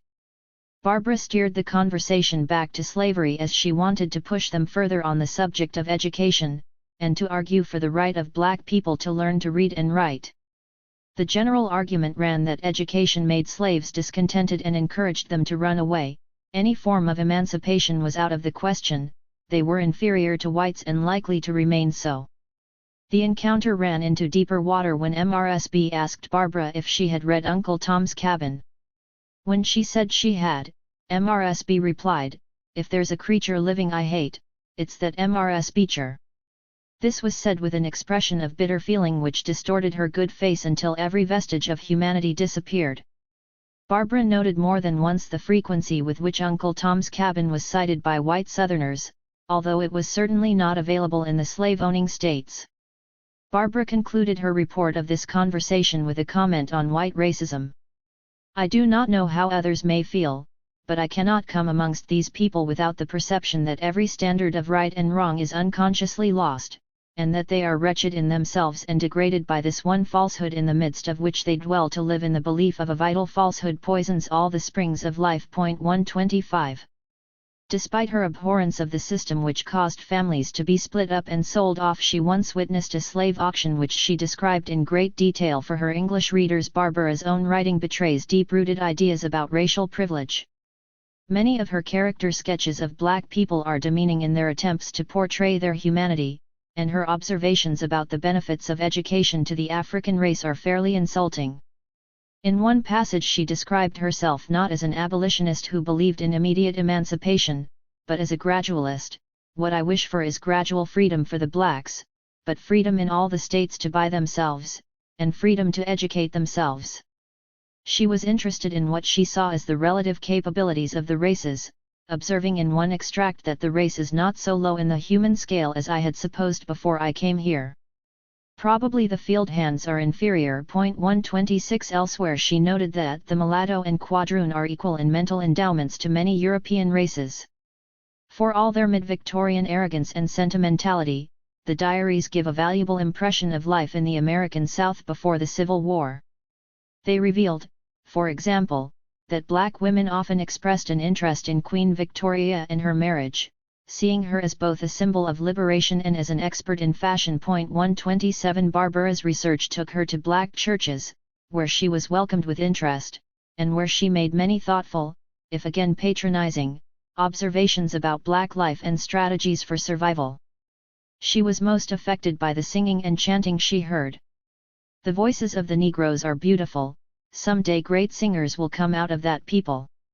Sometimes when I hear them sing, the thought of slavery, and what it really is, makes me utterly miserable. One can do nothing, and I see little hope. It makes me wring my hands with anguish, sometimes, being so helpless to help." 128. One of the features of the slave system that most appalled Barbara was the way the law either discriminated against black people, free or slave, or was used to oppress them even further.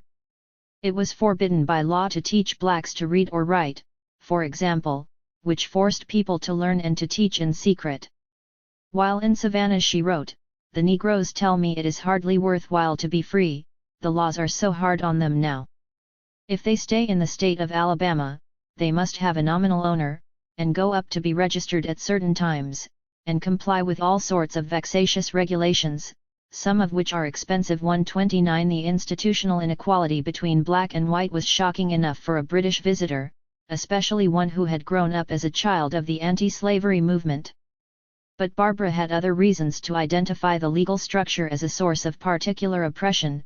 3 years before her visit she had written her famous pamphlet, A Brief Summary, which, as I have already noted, coincided with the first feminist gathering in Britain.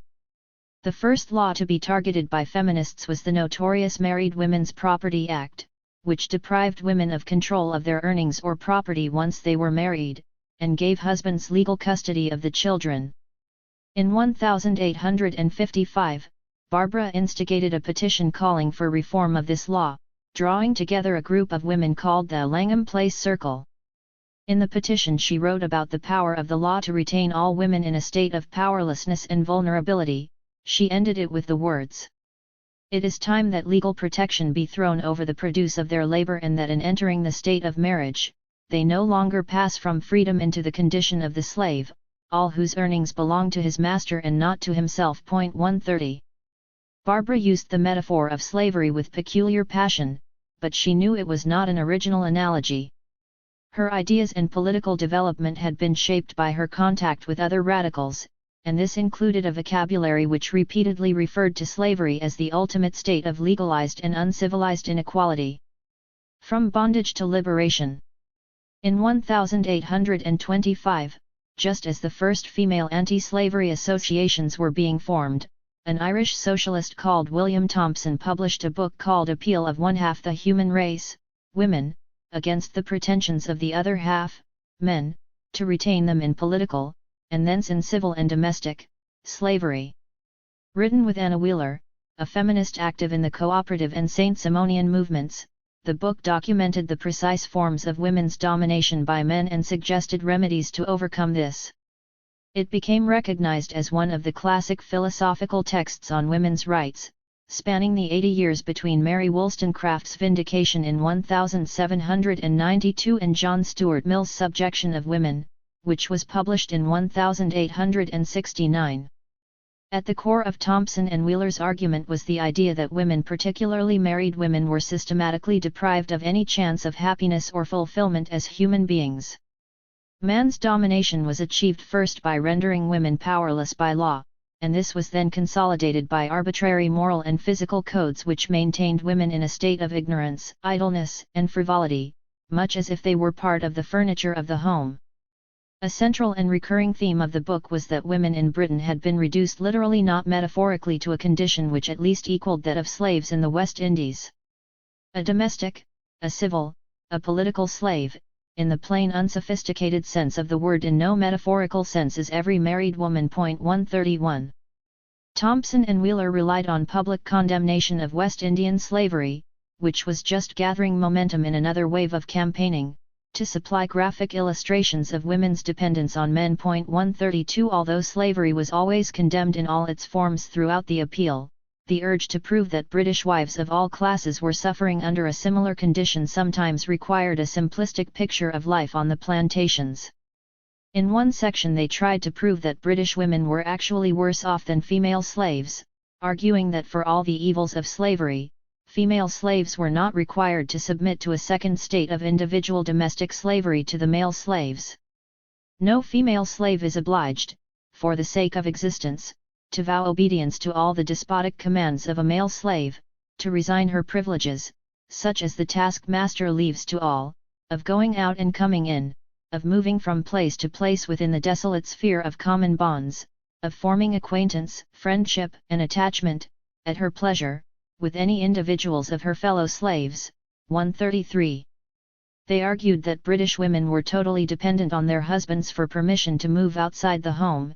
Is there a female slave in the West Indies, they asked, who would submit to such dictation from any male slave, if her companion, her equal, and no more than her equal, in degradation and misery? 134 Black men and women were united in slavery, since there was no property to make claims to and no rights over the children anyway. While female slaves were liable to the occasional despotic will, to the lust or caprice of the common tyrant of all, married women in Britain were liable to the uncontrolled and eternal caprices of an ever-jealous and ever-present tyrant. 135. Other comparisons: the psychological effects of slavery, the brainwashing required to keep people in submission, and the degradation of everyday life were carefully argued through by Thompson and Wheeler in unrelenting prose. The marriage contract was likened to the contract between master and slave. The law of the stronger imposed on the weaker, in contempt of the interests and wishes of the weaker. 136 They argued that neither women nor slaves had any choice as to whether they entered this contract. Daughters were groomed for marriage as soon as they could speak, although in passing from single to married status they lost all civil rights and returned into the state of children or idiots, the passive property of their owners. 137. 30 years earlier, Mary Wollstonecraft had also likened British women to slaves, though she was far more allegorical. In the final paragraph of the Vindication, Mary appealed to her male readers not to be like Egyptian taskmasters, resorting to Old Testament references rather than examples nearer to hand.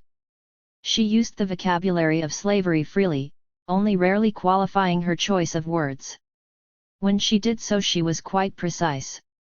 When therefore I call women slaves, I mean in a political and civil sense, for indirectly they obtain too much power, and they are debased by their exertions to obtain illicit sway. 138. Elsewhere she displayed a somewhat dismissive view of black slaves in a section on the way women are forced to occupy themselves with trivial pastimes and an obsession with their appearances. Even the hellish yoke of slavery cannot stifle the savage desire of admiration which the black heroes inherit from both their parents, for all the hardly earned savings of a slave are commonly expended in a little tawdry finery. An immoderate fondness for dress, for pleasure, and for sway, are the passions of savages, the passions that occupy those uncivilized beings who have not yet extended the dominion of the mind, or even learned to think with the energy necessary to concatenate that abstract train of thought which produces principles. 139. This discussion is not intended to diminish Mary Wollstonecraft's status as a political writer, but instead to invite a reading of her work that is sensitive to her perception of racial subordination and its possible connections with the oppression of women. In fact, it is precisely because of her status that this kind of interrogation is needed, since the Vindication has so often been celebrated for its unequivocal demands for social, political, and legal equality between men and women. Discussing Mary Wollstonecraft's role in the formation of feminist sexual politics, Cora Kaplan writes that the reputation of the Vindication as the founding text of Anglo-American feminism generally precedes and in part constructs our reading of it. 140 This has often meant that its troubling historical meanings and contradictions drop away, so that we may take away from it an unproblematic feminist inheritance. I would also argue that this same warning should be applied to other influential writing on women's equality. John Stuart Mill's famous tract The Subjection of Women echoed many of the themes found in the Appeal when it was published over 40 years later, but the political climate that received it had altered considerably. Slavery in the Caribbean and in America had been abolished by then, but the memory of the abolitionist cause was kept alive by those who had lived through its most active days, some of whom had endeavored to coordinate new campaigns in support of blacks living under British domination. Mill had a particular relationship to the expanding British Empire.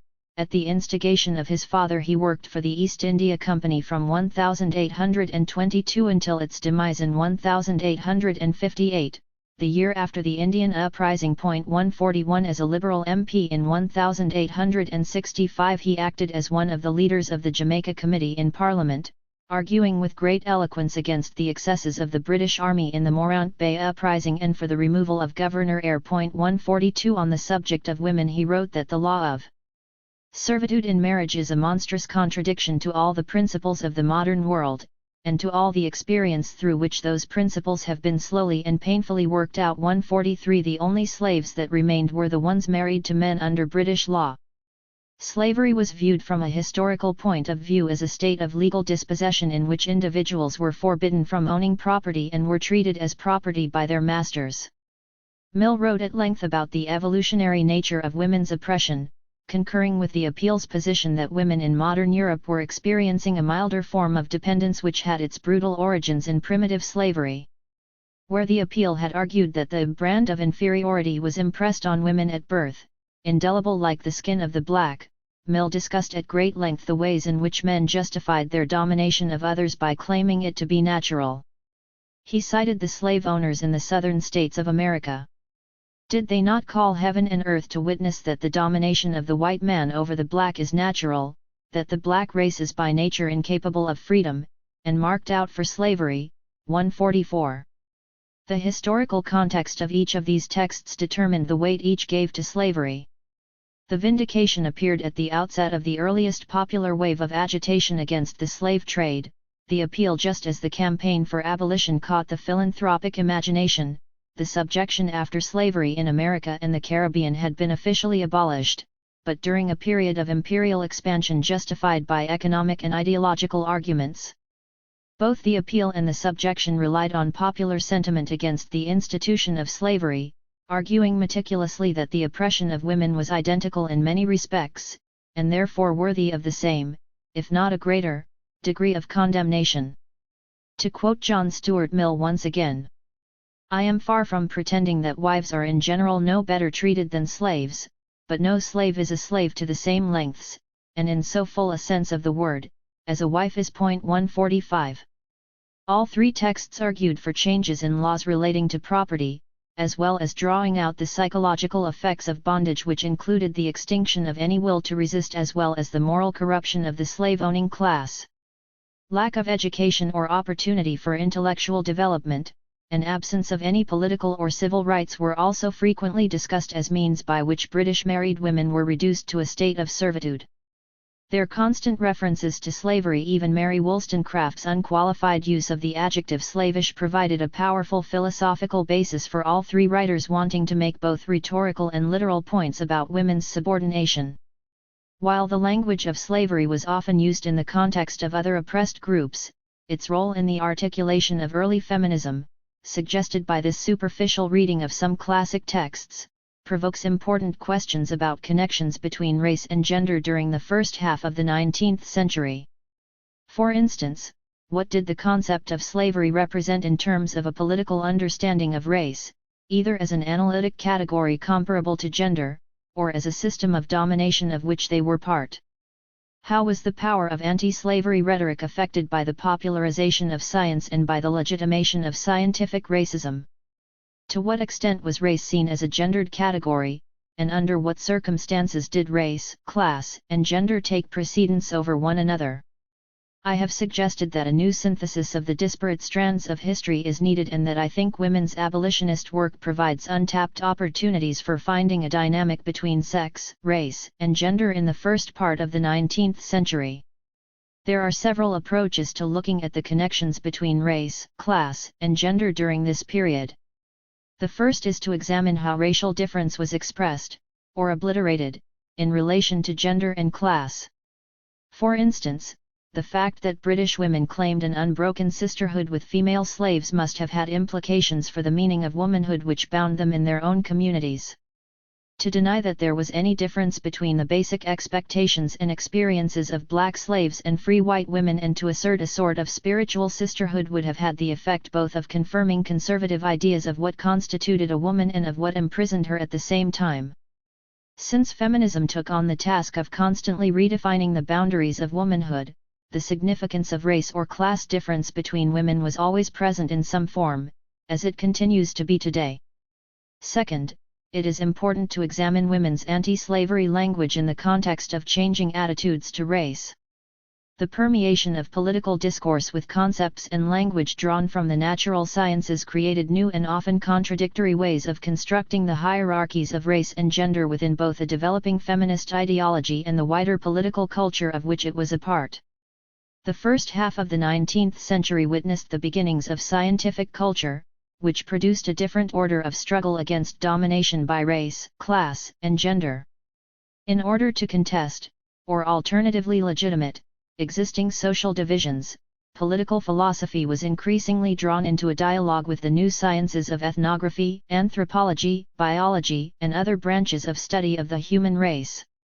In other words, it became more and more difficult to discuss the particularity of women without reference to other apparently natural differences, particularly race, since both white women and black people differed visibly from white men against whom all difference was measured. Each of these three works on women's rights convey an implicit rejection of unholy prejudice which lies beneath the forceful condemnation of slavery in all its forms. Yet, as in many abolitionist tracts, the discussion of the realities of West Indian slavery or the cultural patterns of non-European societies frequently betrayed assumptions of white superiority. As Nancy Steppen discusses in The Idea of Race in Science, there is a complex and contradictory relationship between racism and the various stages of abolitionism. A fundamental question about the history of racism in the first half of the 19th century is why it was that, just as the battle against slavery was being won by abolitionists, the war against racism was being lost. The Negro was legally freed by the Emancipation Act of 1833, but in the British mind he was still mentally, morally, and physically a slave. 146. A third area of inquiry must be the relationship between the politics of women's rights and black people's struggles for emancipation and equality. I have tried to show how the 19th century movement for women's rights was at first inextricably connected to the rights of black people for equality, humanity, and some kind of liberty. Through analogies with slavery, women's rights activists could claim that theirs was a respectable moral cause, not a revolutionary demand that threatened the whole structure of society. The identity of slavery with sin and barbarism, and of abolitionism with true Christian civilization, paved the way for a new reformist movement for the emancipation of women. As your bondage has chained down man to the ignorance and vices of despotism, wrote George Thompson and Anna Wheeler in the final sentence of the appeal, so will your liberation reward him with knowledge, with freedom, and with happiness. 147. These three areas of inquiry all lead to a further question: what happened to those interweaving strands of race and gender when slavery was formally abolished? Although some would continue to argue that the real slaves were the working class, the dismantling of racial slavery in the Caribbean, and later in the United States, marked the end of the most intense form of oppression recognized in Western culture. The existence of a popular movement against the slavery of blacks in the Caribbean and later America provided a cornerstone for the building of a women's rights movement in Britain. Concepts of equality, legal and economic bondage, liberation, and all the metaphors of servitude which were freely used by abolitionists were consistently borrowed by pioneers for women's rights to link their struggle to the wider one of human rights. Today this might seem an obvious point as the language of slavery has been endlessly diluted, but for those who were acquainted in any way with the realities of the plantation systems and the trade in human souls, it had a specific and powerful resonance. As the movement for women's rights progressed, women were able to exploit the power of the slavery analogy in interpreting their own servitude but without needing any longer to refer to the slaves whose bondage had once outraged and inspired them. However idealized or unconscious their identification with black slaves had been, it began to ebb away as a fresh sense of the politics of female subordination emerged and became the site of new public struggles. By then, however, the geography of racial conflict had itself altered. The struggles of black people for liberation from British control had ranged further across the world and the empire had been extended into new territories. Woman's mission to the slaves was accomplished, but her relationship to the natives was still evolving. Part 3. Britannia's Other Daughters. Feminism in the Age of Imperialism. Daisy Bates with Aboriginal Skull, p. up 1938. The birth of organized feminism in Britain took place against a background of anti-slavery enthusiasm, but its development was consolidated during a period of popular imperialism. The 1870s marked the beginning of a new style of expansionist foreign policy involving military and geographical conquests that caused great popular excitement and agitation at home.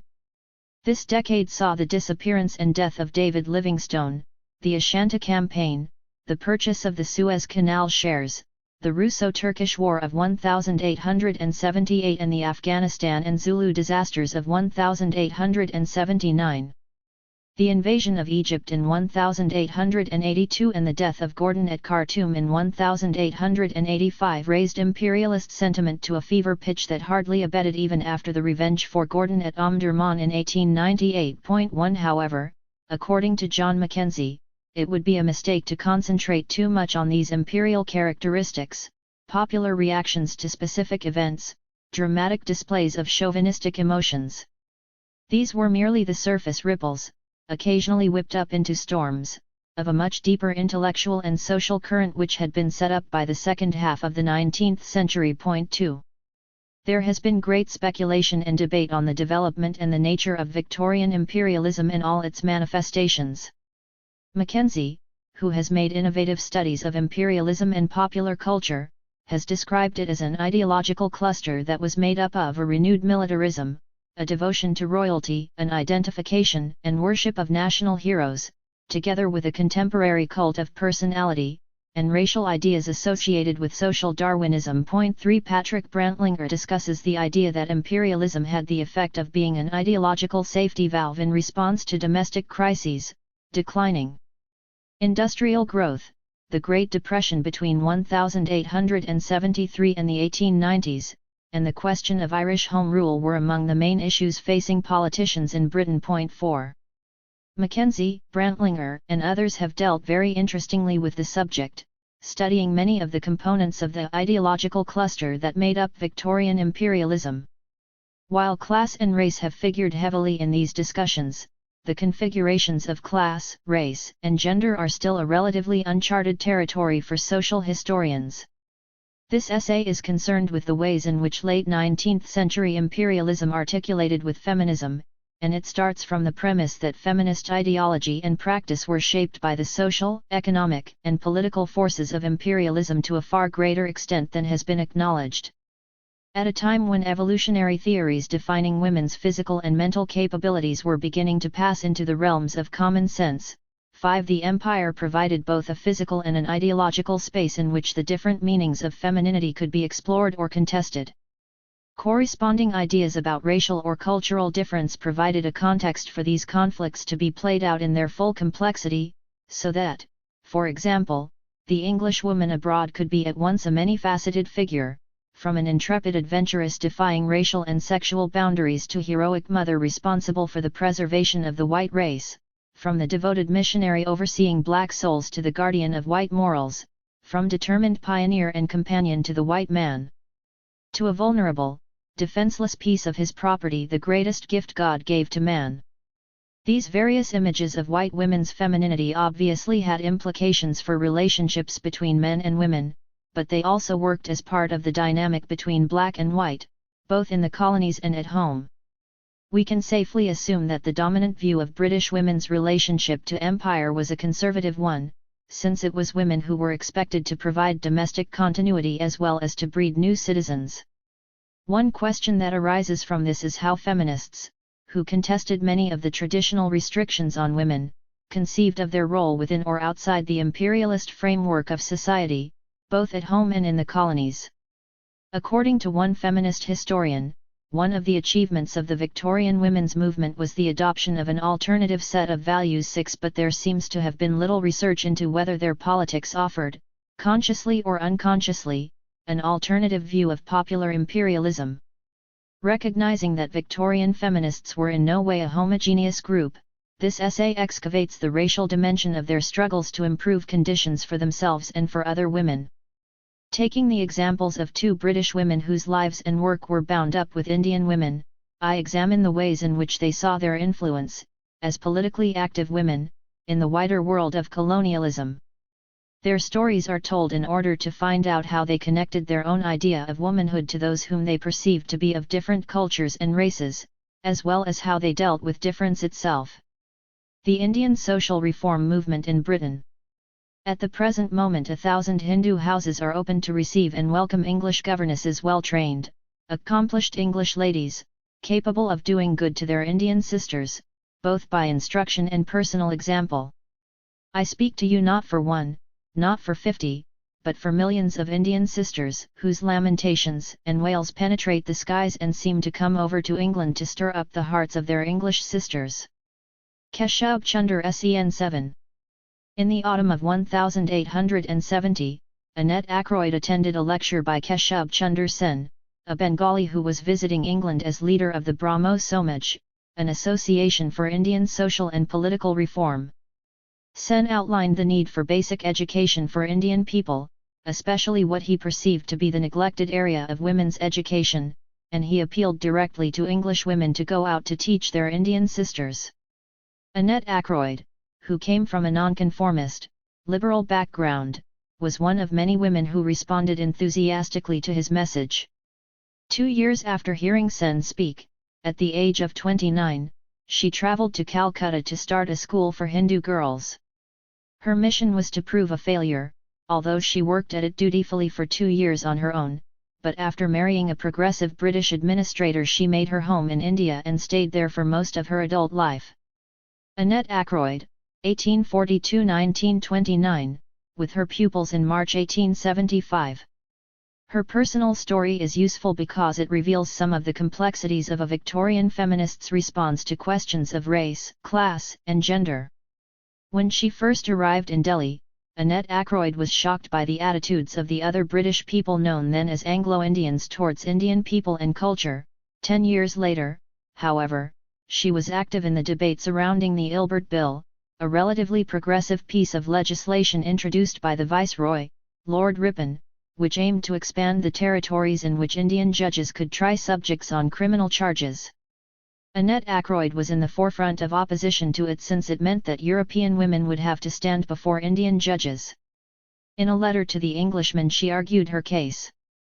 I am not afraid to assert that I speak the feeling of all English women in India when I say that we regard the proposal to subject us to the jurisdiction of native judges as an insult. It is not pride of race which dictates this feeling, it is the pride of womanhood. This is a form of respect which we are not prepared to abrogate in order to give such advantages to others as are offered by Mr. Ilbert's bill to its beneficiaries. 8. In the same letter she claimed that all Indian women would agree that the bill was an outrage. Her concept of womanhood allowed her to speak on behalf of all women against a measure of social reform in the colony. She clearly felt that the bond between women across racial lines was stronger than any desire for political independence felt by the Indian nation as a whole. By tracing the circumstances of her decision to go to India and her experiences once she got there, I hope to illustrate how she came to hold these views, and what significance they hold for us today. Annette Ackroyd's Indian venture is evidence that there was a lively connection between progressives in the heart of the empire and those at its margins, and that women were active in maintaining these links. From the first days of the Brahmo Samaj in England, a significant number of women had attended their meetings. An indication of the degree of their support is suggested by the fact that the primary source of information about the activities of the association in Britain can be found in the writings of 2 women. One of them, Sophie Dobson Collett, was only 10 or 11 years old when she first heard the founder of the Brahmo Samaj, Rammohun Roy, speak at South Place Chapel in London. Born in 1822 into a family which had connections with India going back to 1719, she retained a lifelong commitment to the movement. She learned Bengali in order to study Brahmo texts, and despite the fact that she was bedridden for much of the time, was active in propagating the history and ideas of the association in England. She produced 3 books on the subject, including a substantial and scholarly biography of Roy. 9. The other contemporary English study of Roy was Mary Carpenter's Last Days in England of the Raja Rammohun Roy, written in 1866.10. Like Sophia Dobson Collett, Mary Carpenter had encountered Roy as a child, when he had been a guest at her father's house in Bristol. Before addressing the question of why the message of these Indian social reformers appealed to so many British women, it is necessary to look briefly at the background to their movement. The association, which sought to reform Indian society through eradicating idolatry, polytheism, and caste, had been founded in 1830 by Rammohun Roy, a Bengali, who himself had spent 2 years in England, where he died in October 1832. He was a complex figure, a Brahmin by birth. He had converted to Christianity, yet he maintained caste rules while in England. Not from any lingering attachment to the superstitions of his country, or to early associations, but from a desire to avoid everything which might impair his usefulness among his countrymen, or diminish the influence of his teachings. 11. Despite his conversion and his belief in the conservative nature of the Hinduism of his day, Roy was no Anglophile.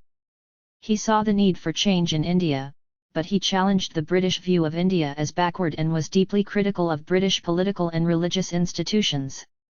In July 1832, he wrote to a correspondent in Liverpool, "I am now happy to find myself fully justified in congratulating you on the complete success of the Reform Bills, notwithstanding the violent opposition and want of political principle on the part of the aristocrats. As I publicly avowed that in the event of the Reform Bill being defeated I would renounce my connection with this country." He had talked of going to America. "I refrained from writing to you or any other friend in Liverpool until I knew the result. Thank heaven I can now feel proud of being one of your fellow subjects." 12. Roy was an aristocrat who advocated democracy and allied himself to the cause of the working people of India and throughout the world. In Britain he won friends among liberals and nonconformists of all classes. But it was his support for women's rights above all which must account for the admiration which he received from British women. Among the questions which were of deep concern to Roy, sati, the practice of widow burning, was perhaps his major preoccupation. 13. Roy took up this issue, inspired by the personal shock he experienced when his sister-in-law became sati. His work in this area typified his overall approach to reform Hinduism through a rereading of primary texts. In a series of papers published between 1818 and 1830, each of which he translated into English, he opposed the understanding of sati as a religious rite. It is not from religious prejudices and early impressions only that Hindu widows burn themselves on the piles of their deceased husbands, but also from their witnessing the distress in which widows of the same rank in life are involved, and the insults and slights to which they are daily subjected, that they become in a great measure regardless of existence after the death of their husbands, and this indifference, accompanied with the hope of future reward held out to them, leads them to the horrible act of suicide. 14. Seeing sati as intimately bound up with women's economic dependence, he argued for the rights of women to hold property. Like John Stuart Mill, 40 years later, Roy realized that what was widely regarded as essential feminine character was in fact the outcome of a very particular process of socialization. He saw that social, religious, and economic factors were crucial in shaping the female individual's sense of self and often mocked the evolutionist argument that men were by nature superior. The faults which you have imputed to women are not planted in their constitution by nature. It would be, therefore, grossly criminal to condemn them to death merely from precaution. As to their inferiority in point of understanding, when did you ever afford them a fair opportunity of exhibiting their natural capacity? How then can you accuse them of want of understanding? As you keep women generally void of education and arguments, you cannot, therefore, in justice, pronounce on their inferiority. You charge them with want of resolution, at which I feel exceedingly surprised, for we constantly perceive, in a country where the name of death makes the male shudder, that the female, from her firmness of mind, offers to burn with the corpse of her deceased husband. 15. While Roy wrote about Hindu women, his articulation of the injustice of their situation clearly struck a chord for the British women who encountered the man and his work.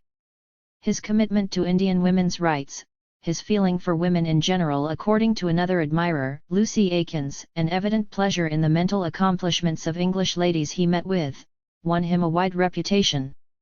After reading one of his papers, Lucy Aikins, who met Roy a number of times, wrote in 1832. Afterwards, he details the many cruelties and oppressions to which females in his country are subjected by the injustice and barbarity of the stronger sex, and pleads for pity towards them with such powerful, heartfelt eloquence as no woman, I think, can peruse without tears and fervent invocations of blessings on his head. 16. Keshab Chunder Sen, who became leader of the Brahmo Somaj in the late 1850s, shared Roy's belief that there were radicals in Britain who might be enlisted to help their cause, and he inherited some of the same contacts. In May 1870, he delivered a lecture on England's duties to India in which he argued that the first great duty which the British nation owes to India is to promote education far and wide. 17. In Sen's view, mass education was central to progressive change in India. It was through education that people would come to question idolatry, polytheism, and the immutability of caste.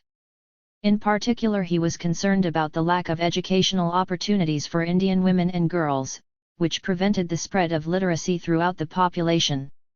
What India lacked, he argued, were women qualified to teach. For though increasing numbers of girls were receiving some sort of elementary schooling, early marriage prevented them from reaching a level of education which would fit them for teaching the next generation. Sen suggested that among widows in particular, there was a rich resource of women who would benefit from teaching as an occupation, but at that time there were no women equipped to train them as teachers. He believed that English women had a unique role to play in this interim work, which was why he appealed to the educated women who were among his supporters to travel to India as teachers. The civilizing mission. It is relatively easy to understand the positive way that many women responded to this call, particularly when Sen claimed to speak on behalf of millions of Indian sisters. First, it was unusual for women's intellectual skills to be sought after. Sen's appeal was direct to well-trained, accomplished English ladies, capable of doing good to their Indian sisters, both by instruction and by personal example. During the second half of the 19th century, many educated women were faced with stultifying boredom as there were so few opportunities for satisfying employment. Being a governess in Britain was an obvious choice for many young women as it was considered a genteel and respectable way of earning a living. However, according to Barbara Bodie-Chan, writing in 1860, it was in reality a gruesome fate. In the rigid class structure of the Victorian family, the governess was not considered as a social equal either by her employers or the other servants. The governess, however well conducted, remains a governess, may starve genteelly sick and sink into her grave friendless and alone. 18. One solution was for women to consider looking further afield for more satisfying work. One of the most immediate ways in which women, including feminists in Britain, were connected to the expansion of the empire was through emigration and the opportunities it provided for female independence and employment. According to A. J. Hamerton, between 1862 and 1914 voluntary societies helped more than 20,000 women of various classes to emigrate to British colonies. The first of these, and probably the most controversial, was the Female Middle Class Emigration Society, which was set up in 1862 as a feminist response to the increasing demand from middle-class women for new forms of employment. The serious disproportion of men and women in Britain, caused partly by the emigration of men to work in the empire, meant that many women could not rely on marriage as a guaranteed means of support. Feminists were often attracted to the idea of working overseas as governesses and teachers to the children of white settlers. However, the short history of the FEMSs demonstrates that in general the question of organized emigration remained a problematic one for feminists during this period. By 1886 the FEMSs had become absorbed into the recently formed Colonial Emigration Society, and emigration propaganda had acquired strong anti-feminist connotations.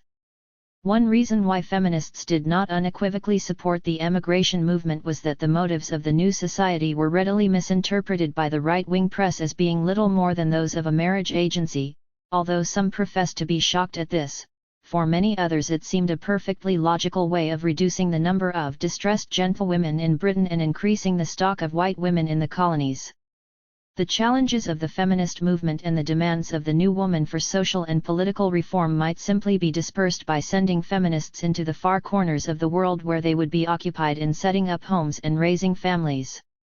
A second, and perhaps more conclusive factor that discouraged many feminists from emigration was the reports that began to flow back from women whose jobs as governesses had amounted to little more than domestic service of a kind which would not be contemplated by women of the same class in Britain. As Hamerton points out, colonial social conditions required a reordering of traditional British categories of class, status, and female employment, a difficult task for women whose class consciousness overshadowed their feminism. 19 Although successive leaders of the society attempted to steer a course between acceptable feminist principles and the genuine need for employment, the contradictions made many women wary of the whole idea. There were thousands of others, however, who left Britain to work in the colonies in whatever capacity was available. Working-class women were needed as domestic servants, nurses and homemakers, and while there was always the prospect of danger and risks in travelling round the world to countries like Australia and New Zealand, it was invariably measured against the likelihood of poverty and unemployment at home. Nevertheless, Sen's plea was well received, for it accorded with the idea that British women had a unique duty to bring civilization to the uncivilized. This was invoked in relation to the poor in the cities at home, the new English settlements abroad, or the colonized people living in heathen lands. As I discussed in Part 2, one of the channels for women's energies from the early 1800s had been philanthropic activities. By the 1870s, the charitable work of the evangelical middle-class woman was still aimed at educating her working-class counterpart in religion, morality, and sanitation, but, as the ideology of empire developed, her sphere of influence was expanding to wherever the British flag was flying. As one writer puts it, notions of imperial destiny and class and racial superiority were grafted onto the traditional views of refined English motherhood to produce a concept of the English woman as an invincible global civilizing agent. 20 Although women from more radical backgrounds would not necessarily have seen themselves in this light, and would have had a variety of different responses to ideas of duty and patriotism, they undoubtedly would have felt that they were better educated than women elsewhere. Many of those who heard Keshub Chunder Sen's appeal must have been distressed at his description of the plight of Indian women, though not especially surprised.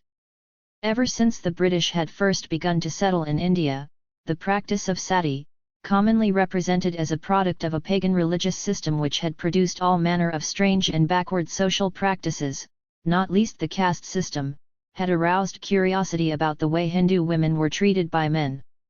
It seems that, before the movement for women's rights intervened in public debate, there was a variety of ways of characterizing gender relations in India, mostly, though not always, from the point of view of white supremacy.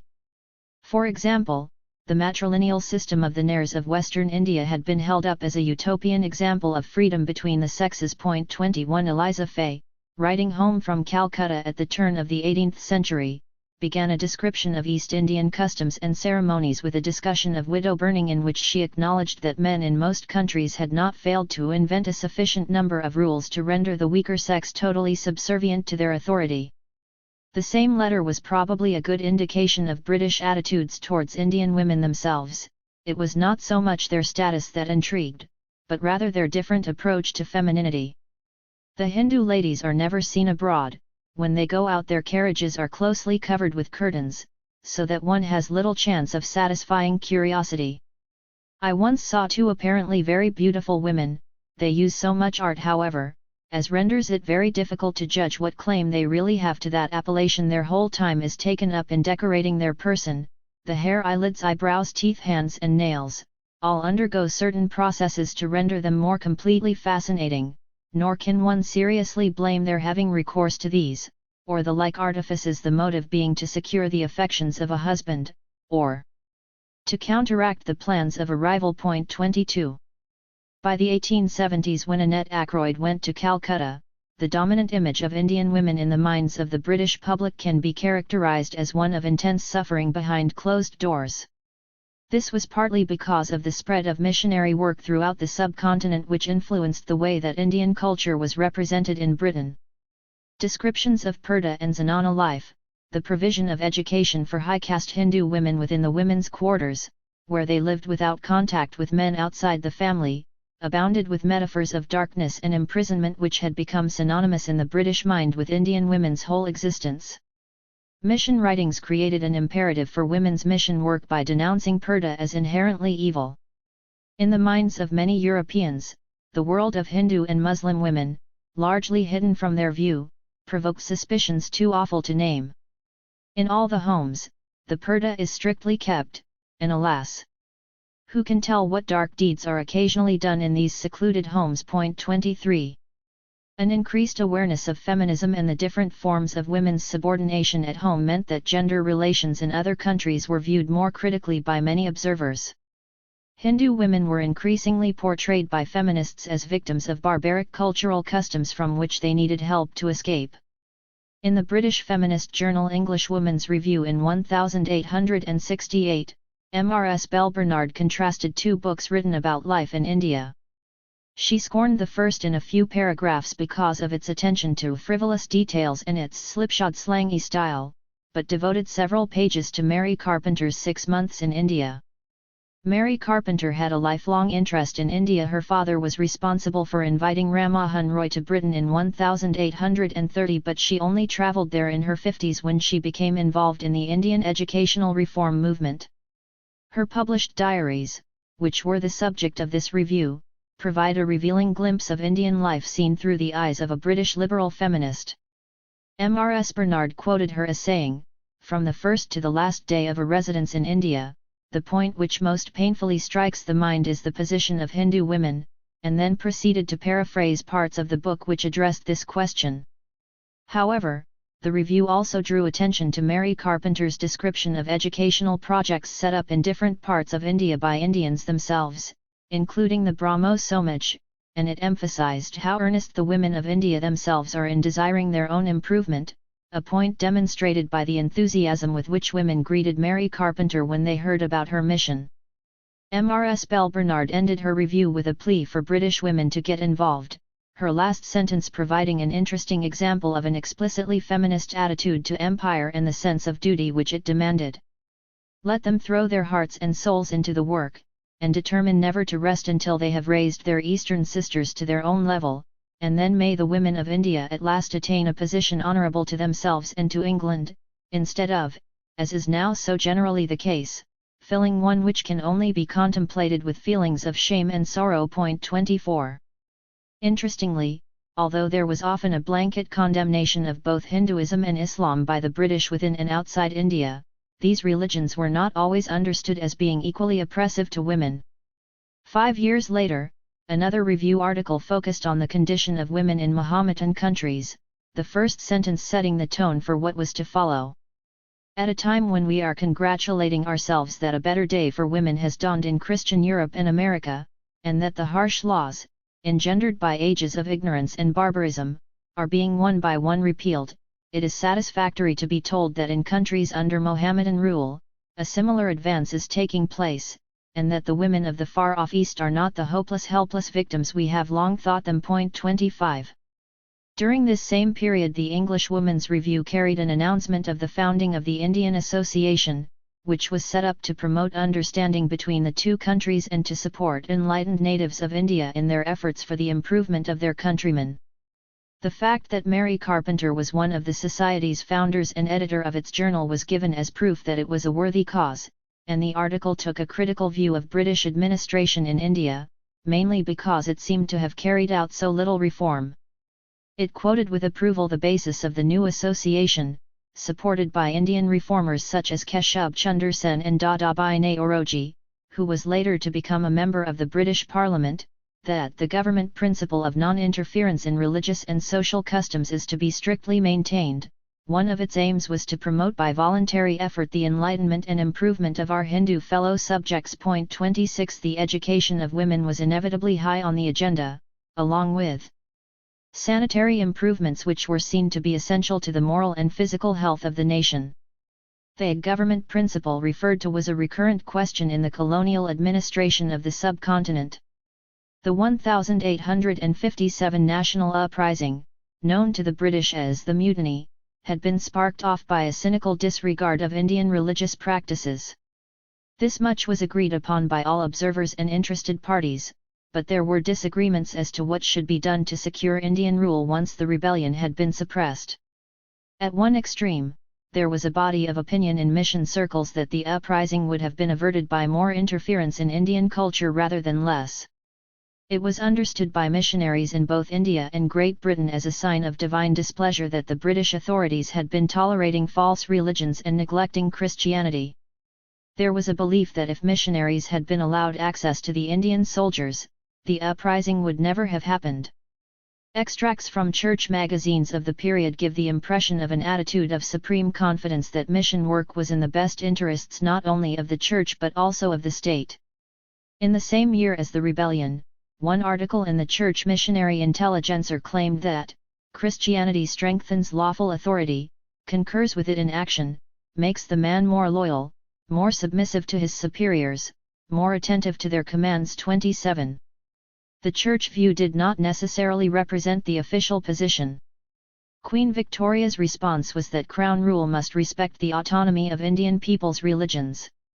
She took this stance in opposition to the particular events which had led to the uprising, but made it clear that she had disapproved of the increasingly aggressive government of the country by the East India Company, which had evolved from a once peaceful mercantile trading company through military aggrandizement into a sort of benevolent despot. By the 1830s, developing ideologies of racial and cultural supremacy in England had led to a belief that those beyond the reach of Western civilization needed rescuing from their own primitive customs and religions. 28 The 50 years prior to 1857 had reflected this change, as the company's policy had shifted steadily from a readiness to coexist with Indian culture to a practice of active intervention into the private lives of Indian people. First, the company's prohibition on missionary work had been dropped in 1813, heralding an influx of churchmen and women into the country. Equally damaging was the Education Minute of 1835, which decreed that English education became official company policy. Political theorists with progressive views on other subjects were ready to support the imperial project in India, in the name of disrupting the despotism of custom.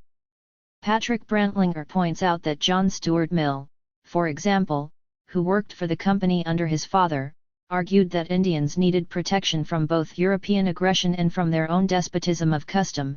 Before 1857 he believed that the East India Company was the best agent for supervising this civilizing mission. 29 Queen Victoria was thus addressing those who would rule India under her as much as the Indian people when she insisted that the following passage, which she reputedly wrote herself, be included in the proclamation which explained the passing of India's rule from the East India Company to the Crown in 1858.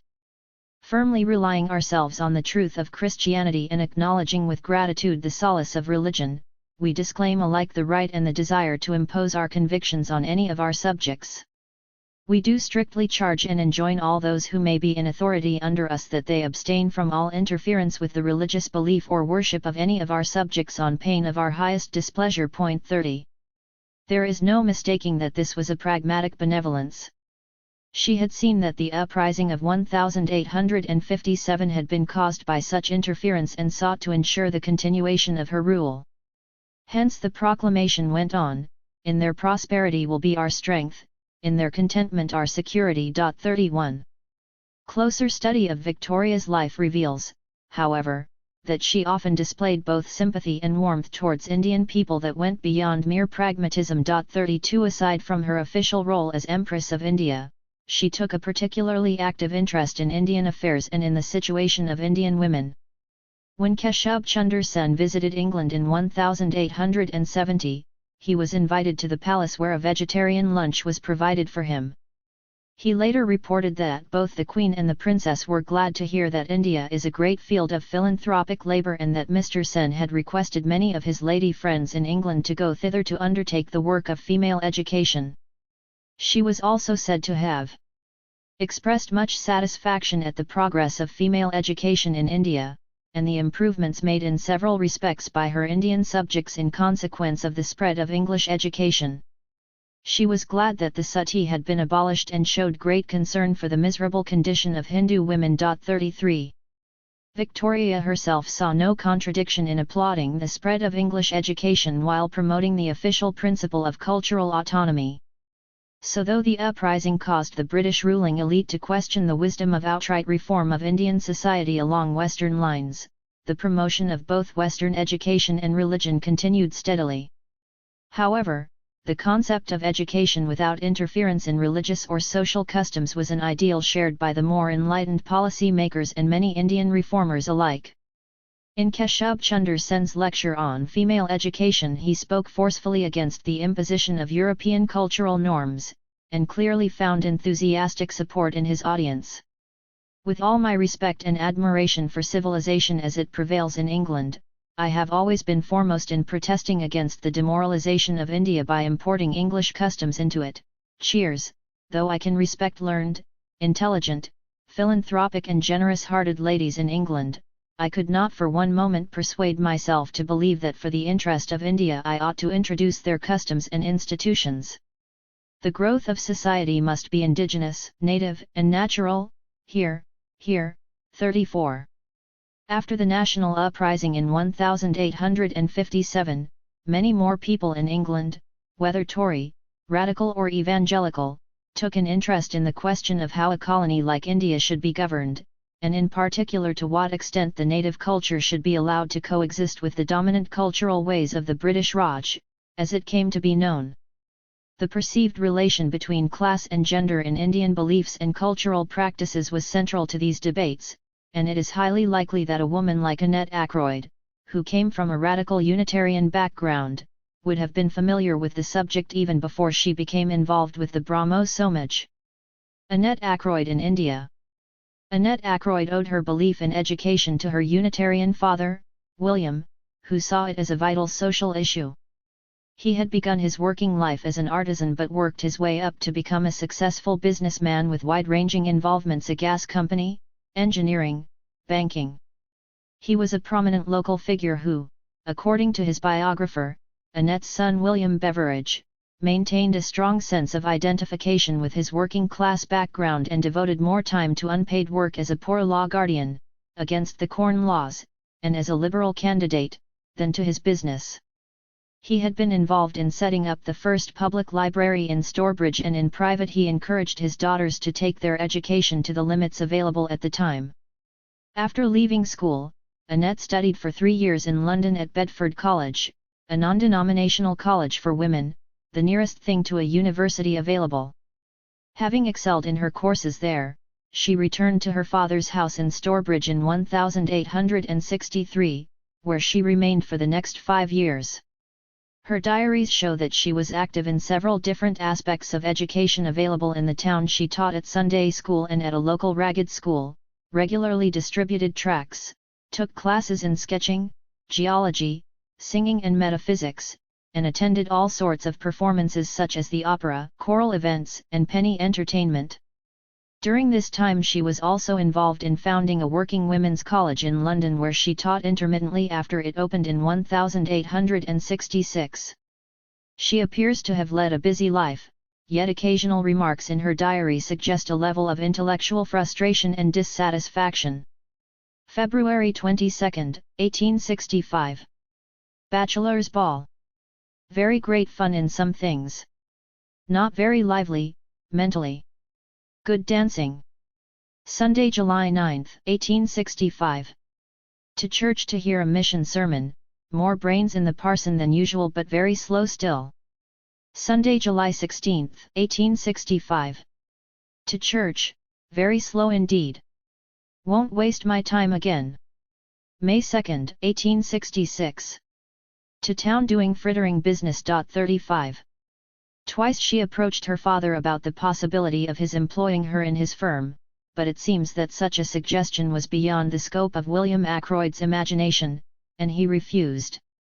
Yet Annette's attachment to her father and home were such that seeking a more fulfilling life away from Stourbridge does not seem to have suggested itself to her until her father's unexpected death, after a brief illness in early 1869.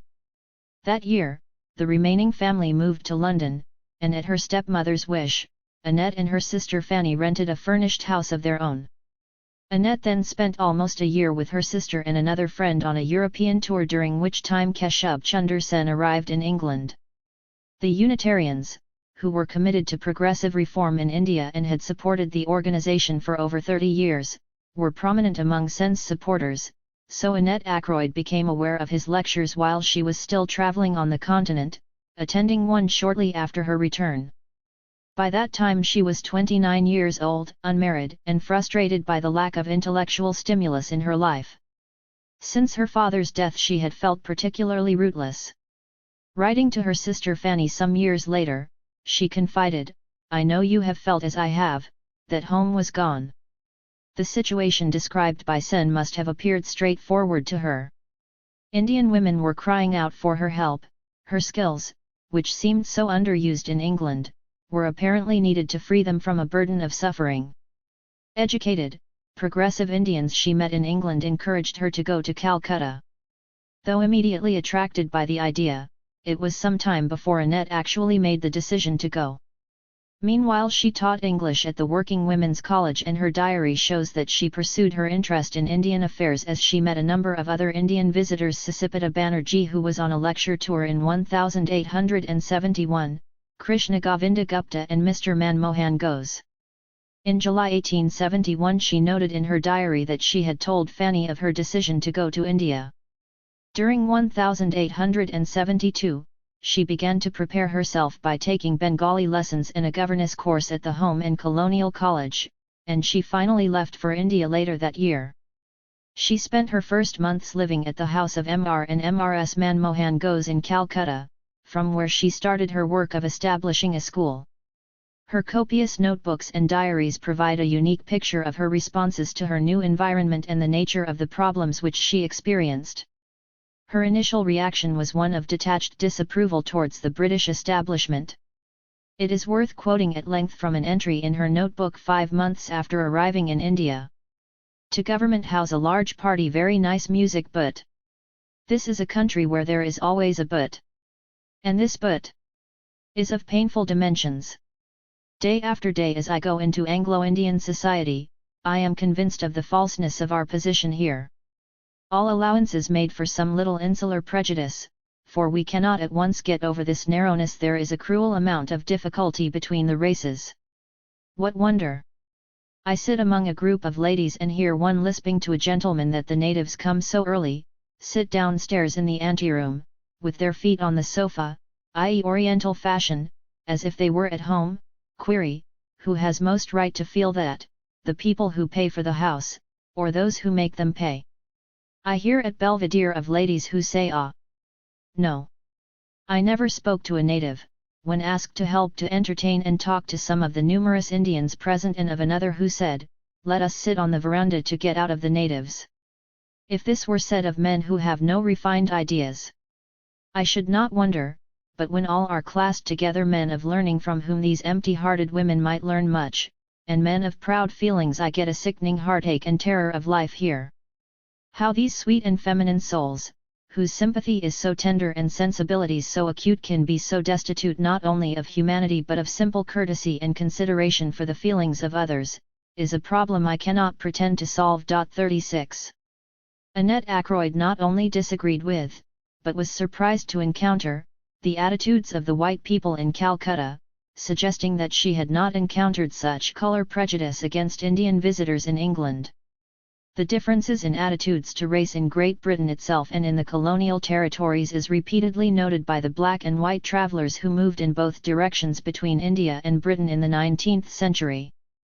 Rosina Visram makes this point in her discussion of the visit of Ram Mohan Roy to England in 1831.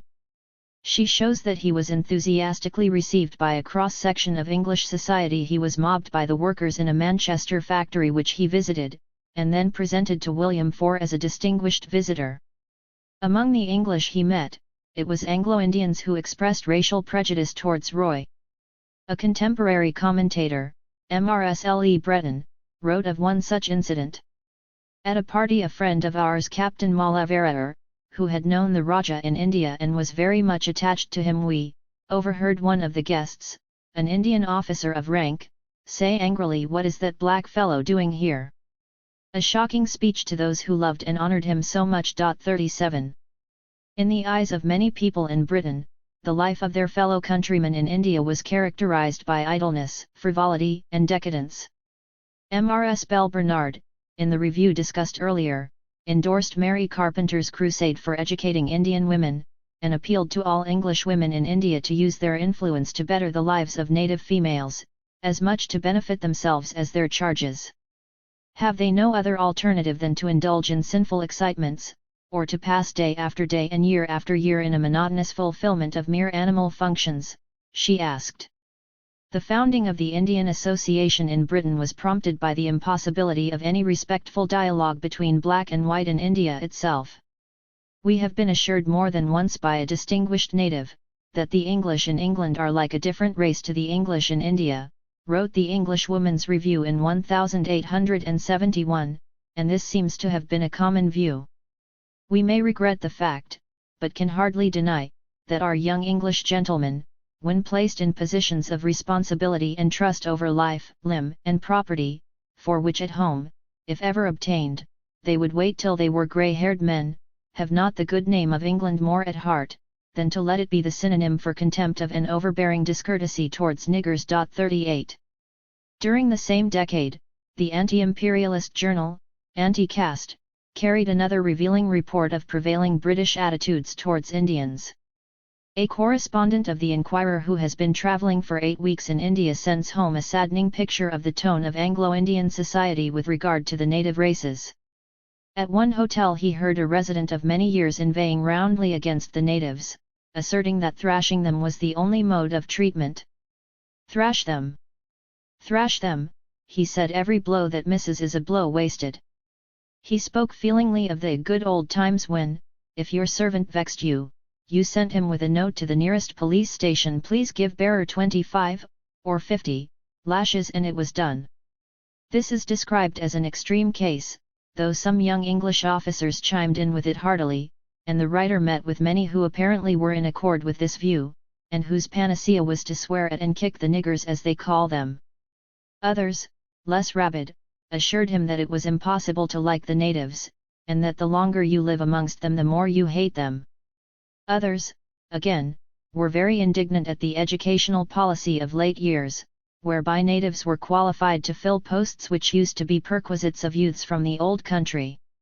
The contempt with which well-educated natives are treated in India by Europeans is described as a real grievance. 39. The racism described by Annette Ackroyd distressed her for 2 reasons. On the one hand, it showed a dismissal of the worth of Indians regardless of their class or personal characteristics, and, on the other, it completely denied them any cultural autonomy. In the first instance, what bothered her was the way that all Indians were classed together, and she was particularly mortified that the English women should be so insensitive. But the main point of this notebook entry was to take issue with the predominant attitude to Indian culture. In her query she questioned the logic whereby the English could assert their cultural norms over those of the indigenous people of India, that the English should be the racial group allowed to feel at home. However, although Annette Ackroyd is likely to have gone out to India with a firm belief in the importance of respecting local autonomy, it is important to see the unevenness in her own attitude, for her notebook reveals very contradictory responses to cultural difference. The first notebook entry, made on December 15, 1872, reads: "The features of Calcutta life which have struck me as most curious are the crows, the jackals, and the difficulty of taking exercise. This is because I have never realized all these things before, while the servants, the semi- and demi-semi-clothed people are quite familiar to my imagination." Though she claimed that she was prepared for the culture shock of Indian costume, continuous comments in the first month's notebook entries show that she was actually very preoccupied with the way that Indian people dressed. Her remarks about clothes are particularly interesting, for they contrast starkly with her professed stance of non-intervention into Indian culture. On December 26 she noted: "As regards the question of the dress of Bengali women, there seems to me to be the greatest need to teach them harmony of color. There must be a decided change too in the lower garments. They cannot go into public places in such costumes. They may cover themselves up, but the very huddling of themselves up in swathes of muslin suggests immodesty." On December 27 she visited a school which Keshub Chunder Sen was involved in running and which his wife attended. They were received by a Mr. Bose, who, she wrote, really looked so uncivilized that I could hardly shake hands with him. He was clothed in a huge shawl which swung round him in folds, had socks in wrinkles and shoes, but showed a quantity of brown leg, most distasteful to the eye and to the sense of decency. Once in the classroom, she commented on the immodesty of the girls' dress, dwelling particularly on their jewellery. But the thing which shocked me most was to see Mrs. Sen, ignorant of English, while her husband speaks so fluently, dressed like a poor wife of some uncultivated Hindu in red silk, no shoes or stockings. She sat like a savage who had never heard of dignity or modesty, her back to her husband, veil pulled over her face, altogether a painful exhibition, the conduct of a petted foolish child it seemed to me, as I watched her playing with her rings and jewels. Whereas Eliza Fay, almost 100 years earlier, had shown intense curiosity about the different manifestations of Indian women's femininity, to the Victorian mind of Annette Ackroyd, their jewellery, the red silk, the bare feet, the ways they exposed or concealed parts of their bodies, were all clearly and uncomfortably suggestive both of sexuality and of sexual subordination. Mrs. Sen's appearance only seemed to make the Englishwoman aware of how little she had in common with her, and encouraged her to apply harsh moral judgments to the Indian people she met, the uncivilized Mr. Bose, whom she can hardly shake hands with, Mrs. Sen, who sat like a savage, or the immodest schoolgirls. Thus Annette Ackroyd had already become typical of the British in India, where the sense of moral superiority triggered by such issues as dress was a crucial element in reinforcing in Europeans in India a certainty of their rightful position as the ruling race. This is clear in the language of her notebook. Having critically quoted other Europeans' use of the word native, she used markedly more derogatory terms herself, uncivilized and savage, in describing Mr. Bose and Mrs. Sen. If Annette Ackroyd had expected to find instant solidarity with Indian women, this encounter certainly disappointed her. In addition, she objected to what she perceived as an untenable inequality between Mr. and Mrs. Sen. In her eyes, Mrs. Sen was not a suitable wife for the leader of the Brahmo Samaj or for a man who had advocated the rights of Indian women, not merely because of her appearance but because she was unable to speak English. For this, she blamed Sen and perceived him as a hypocrite, although there was no evidence for this. Sen advocated education for women and his wife was indeed attending school. There was nothing here which could not have been predicted from Sen's English lectures on the position of Indian women and the need for their education. Aside from encountering attitudes which shocked her, Annette Ackroyd also found the practical tasks of renting a school building and finding staff extremely difficult. Many of her diary entries are brusque, irritated reports of abortive meetings with prospective landlords and of seeing premises which, because of their state of repair, seemed entirely unsuitable to her. Her diaries suggest a frustration brought about by an expectation that things should be just as they would be in London. Despite a busy social life, she felt isolated. In January 1873, she wrote, "I do not know where to begin, or how to begin, and long for several impossibilities in the shape of help and womanly help." She failed to develop any close relationships with Indian women, though she stayed for nearly a year with Mrs. Gose, and mentioned a number of other middle-class Indian women whom she visited. As far as other white women were concerned, she felt alienated from the government house crowd, the wives and daughters of civil servants and army officers, finding them conservative and unsympathetic. There was certainly no possibility of friendship with any of the mission women in Calcutta. They disapproved of her project and made sure that she knew. On April 3, 1873, she noted that she had been called on by an American, Miss Seeley, who told her plainly that, "Education is not our mission but to save souls." On another occasion she wrote, "I learned from Babu Sisapata Banerjee that a missionary had been telling his cousin that our school was going to make all the girls infidels."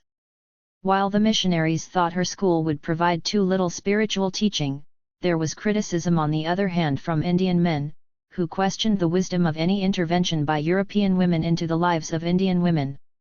In her notebook of March 1873, Annette Ackroyd transcribed 2 letters which had recently been printed in the Indian Daily News, an Indian language paper, which announced their opposition to her school. One of them read, "It is a grievous mistake that our people have fallen into, when they think that our social condition will be improved by our women pursuing instruction according to the customs of European society. We have seen that the wives of all the Europeans that live here are utterly shameless. Where women cast off their modesty and associate with men, that which principally constitutes female virtue is destroyed." Though many of the British administrators may have seen no contradiction between a policy of cultural non-intervention and the propagation of European-style education, these letters expressed the views of those who did. They also posed a challenge to the arguably naive view of those like Sen who hoped that English women could teach without importing English customs. To these writers, in terms of their very lifestyle, European women were clearly unsuitable as sources of guidance or authority. The author of this letter had begun by saying that though he believed her to be a holy woman, Annette Ackroyd's unmarried state was contrary to religious law. The second correspondent also made a pointed mention of Mary Carpenter's marital status. At the present time, many are earnestly making efforts to improve the condition of Hindu females. Are our women really so degraded that there is no other object to which compassion may be extended? A short time ago, Miss Carpenter, an English unmarried lady, came to Calcutta for this purpose, and the present lady has come to promote their improvement as the former did. What improvement of Hindu females can be effected by an English woman? What does she know of our social customs, that our women should be really elevated by her instructions? Such errors pave the way for the destruction of our society. It is possible that these letters were intended as much as an attack on Sen as on Annette Ackroyd's school. Her first 6 months in Calcutta coincided with a period of crisis in the Brahmo Samaj, in which Annette Ackroyd, having come to Calcutta at Sen's invitation, was inevitably entangled. It is hard to tell from her papers what was the exact nature of the crisis within the Brahmo Samaj, but it led to the breakdown of relations between Annette Ackroyd and Sen. She had begun to express criticism of Sen soon after her arrival, partly, as we have seen, because of her experience of meeting his wife whom she considered to be shockingly repressed. From then on, she had little positive to say about him. She was antagonistic to his politics, his religious views and what she perceived to be his morality. When she first arrived, she had considered going into partnership with Sen, forming a new school which would amalgamate with the school which Sen already ran. But she soon dismissed the idea. After sitting in on a class taught by Sen, she was also critical of his teaching method, as she wrote early in 1873. The girls were mostly listless and inattentive. Mr. Sen went on talking for a long time, but I must confess I was sadly disappointed. He never looked to see if the class attended, and the whole affair was pointless and diffuse. As for his religious views, she was outraged by his evangelical style of delivering sermons and by his belief in the fall, which was anathema to her. Before long she could only view his actions and involvements with a critical and suspicious eye. She decided that he was corrupt, citing his part ownership of a newspaper which supported him. She even suspected that he had made dishonest claims for expenses on his trip to England. The antipathy was clearly mutual. In June 1873, after only 3 months, Sen resigned from the management committee of her school. Nevertheless, she retained significant support among Indians in Calcutta. In reply to the critical letters in the Indian Daily News, a letter of support appeared with 23 signatures. Almost a year of difficulties and delays passed between Ackroyd's arrival in Calcutta and taking up residence at 22 Banyapukar Lane with her first 5 pupils in November 1873. During this time she had investigated existing educational provision and built up support for her school. A list of financial contributors shows that around 30 men and women, most of them Indians, made donations amounting to over £3,000. A number of these were personal friends of Annette, professional people whom she mentioned in her diaries. Another 20 or so made monthly subscriptions. The Bristol-based National Indian Association provided a scholarship for one girl in the sum of £20 a month, and Mary Carpenter personally provided 2 widows' scholarships at £40 a month. Among those whose names appeared in both the monthly and the one-off subscriptions to the school was Henry Beveridge. Annette had become acquainted with him through a relative, whom she had got to know during the voyage out. He started to write to her after their first meeting in Calcutta, and his many letters fill out the partial picture of events which can be gleaned from Annette Ackroyd's diary and notebook. His attitudes also provide a revealing counterpoint to hers. Henry Beveridge had been serving in the Indian Civil Service in Bengal since 1857. Like Annette, he was a liberal, though of a less orthodox character, as he was also an agnostic. His son and biographer suggests that his political attitudes made him unpopular with his superiors and hindered his advancement.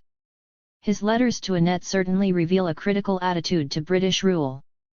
In an early letter written in the midst of her conflicts with Sen in March 1873, he adopted a position sympathetic to those who were criticizing her. Every European in India is more or less in a false position. The longer you stay in this country, the more you will feel that at heart the natives fear and dislike us, and that they look with suspicion on all our schemes even when they really are for their benefit.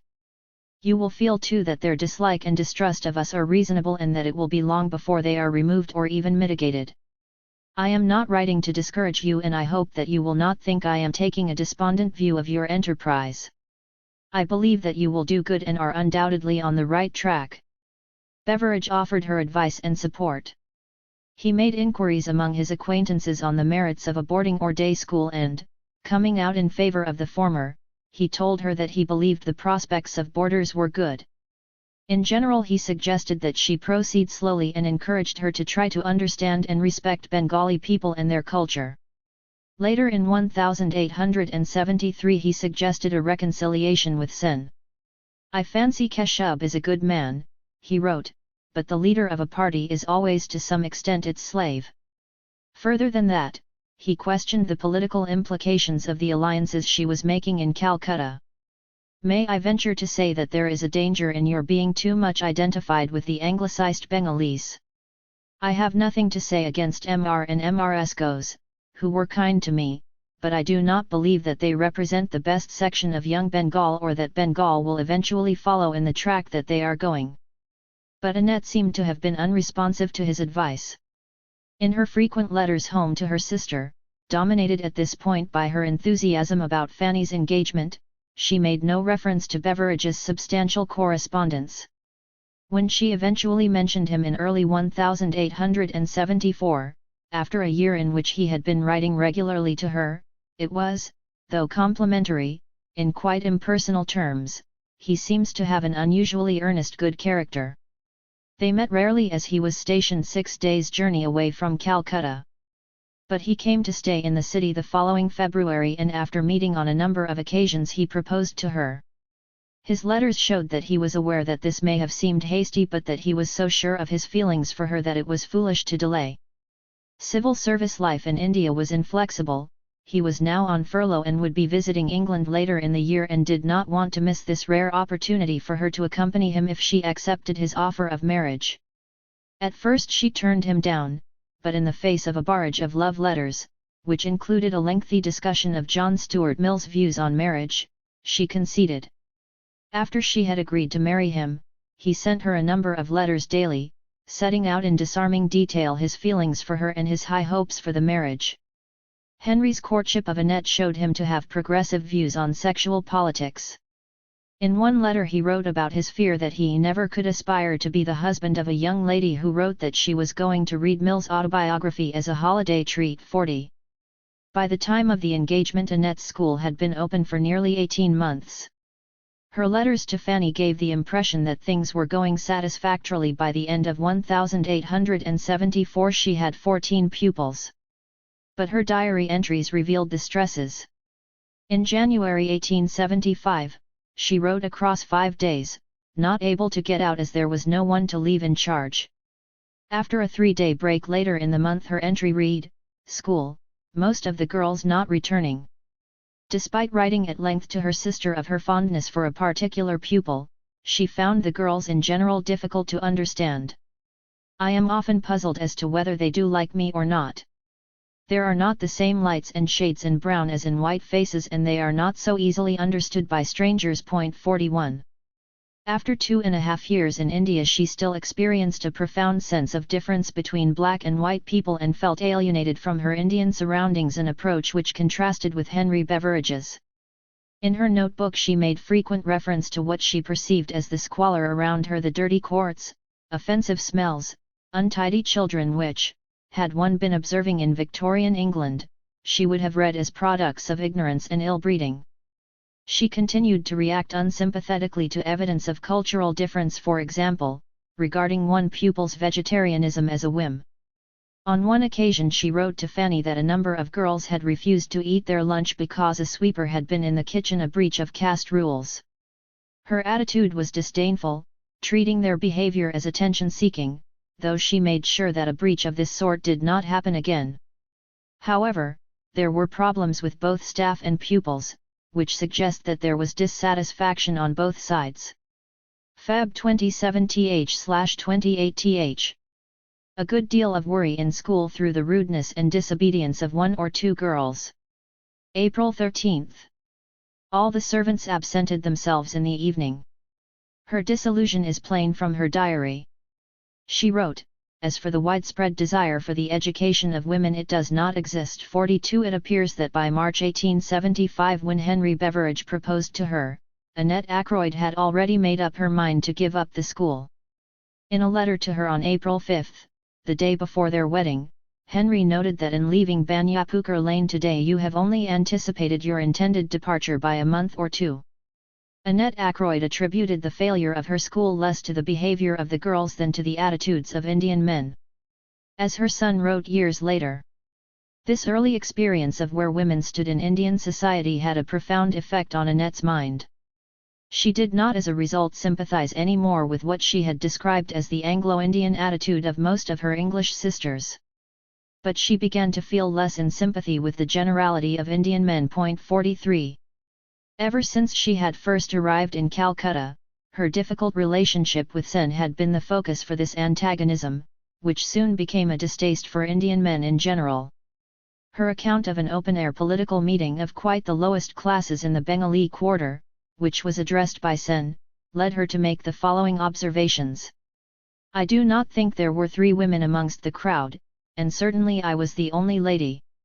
In consequence of the infrequent appearance of a woman, the people looked at me with profound amazement, and for the first time I realized how uncivilized are their notions about women. I read it in their eyes, not so much in the eyes of those who looked impertinently at me, for this is an expression not unknown to civilization, as in the blank wonder with which most scrutinized me." 44. The absence of women, or rather of ladies, was proof to her, not that Sen and the Brahmo Somaj were right to place such emphasis on educating females, but that Indian culture was hopelessly backward. This was evidently a decisive moment for her as she surveyed the men around her, completely ill at ease in the face of their undisguised curiosity. It is interesting that she was less bothered by the plainly sexual attention than by what she interpreted as a vacant stare. Taking on the role of the ethnographer, she made her own mental notes of the men's physical characteristics. Many of the men were fine-looking fellows. There were 3 very distinct types among them: the keen delicate-featured, the heavy, thick-featured Roman face, like the Tiberius type, and the type of the physically degenerate. There were some very abject people, with almost black skin, smallpox-marked and most wretched. 45. Annette Ackroyd was to retain a deep hostility towards Indian men long after she gave up her efforts to work in education. Her sympathy continued to lie with Indian women, but she was convinced that they were victims of a form of enslavement which British rule seemed powerless to disrupt. Reading her public statement against the Ilbert Bill in 1883, it is clear that another decade in India, as the wife of a colonial administrator, had only hardened her views. In this discussion, as in most ILYA question de femme, and in this discussion the ignorant and neglected women of India rise up against their enslavement in evidence against their masters. They testify to the justice of the resentment which English women feel at Mr. Ilbert's proposal to subject civilized women to the jurisdiction of men who have done little or nothing to redeem the women of their own race, and whose social ideas are still on the outer verges of civilization. 46. The rhetoric of slavery and civilization are by now familiar to us.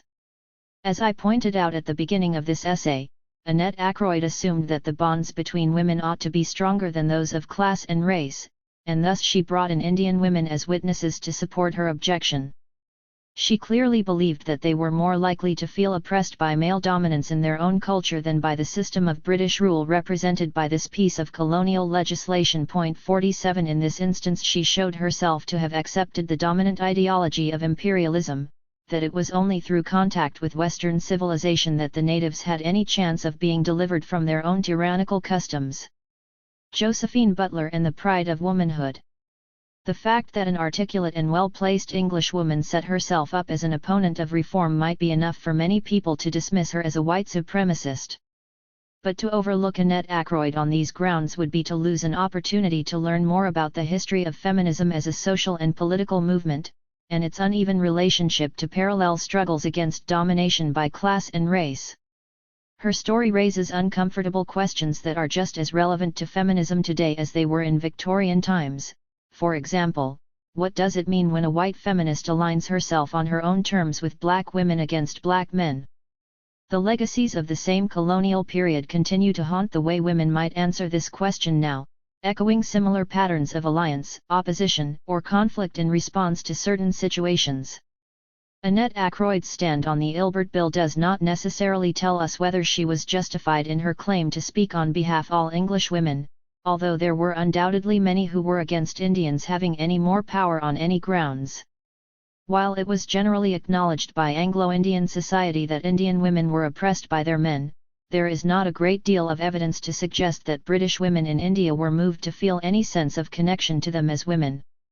Annette Ackroyd, in this respect, was different because she identified her own feminism with the attempts of Indian women to reform the institutions that oppressed them, even though it was an identity based on her own terms.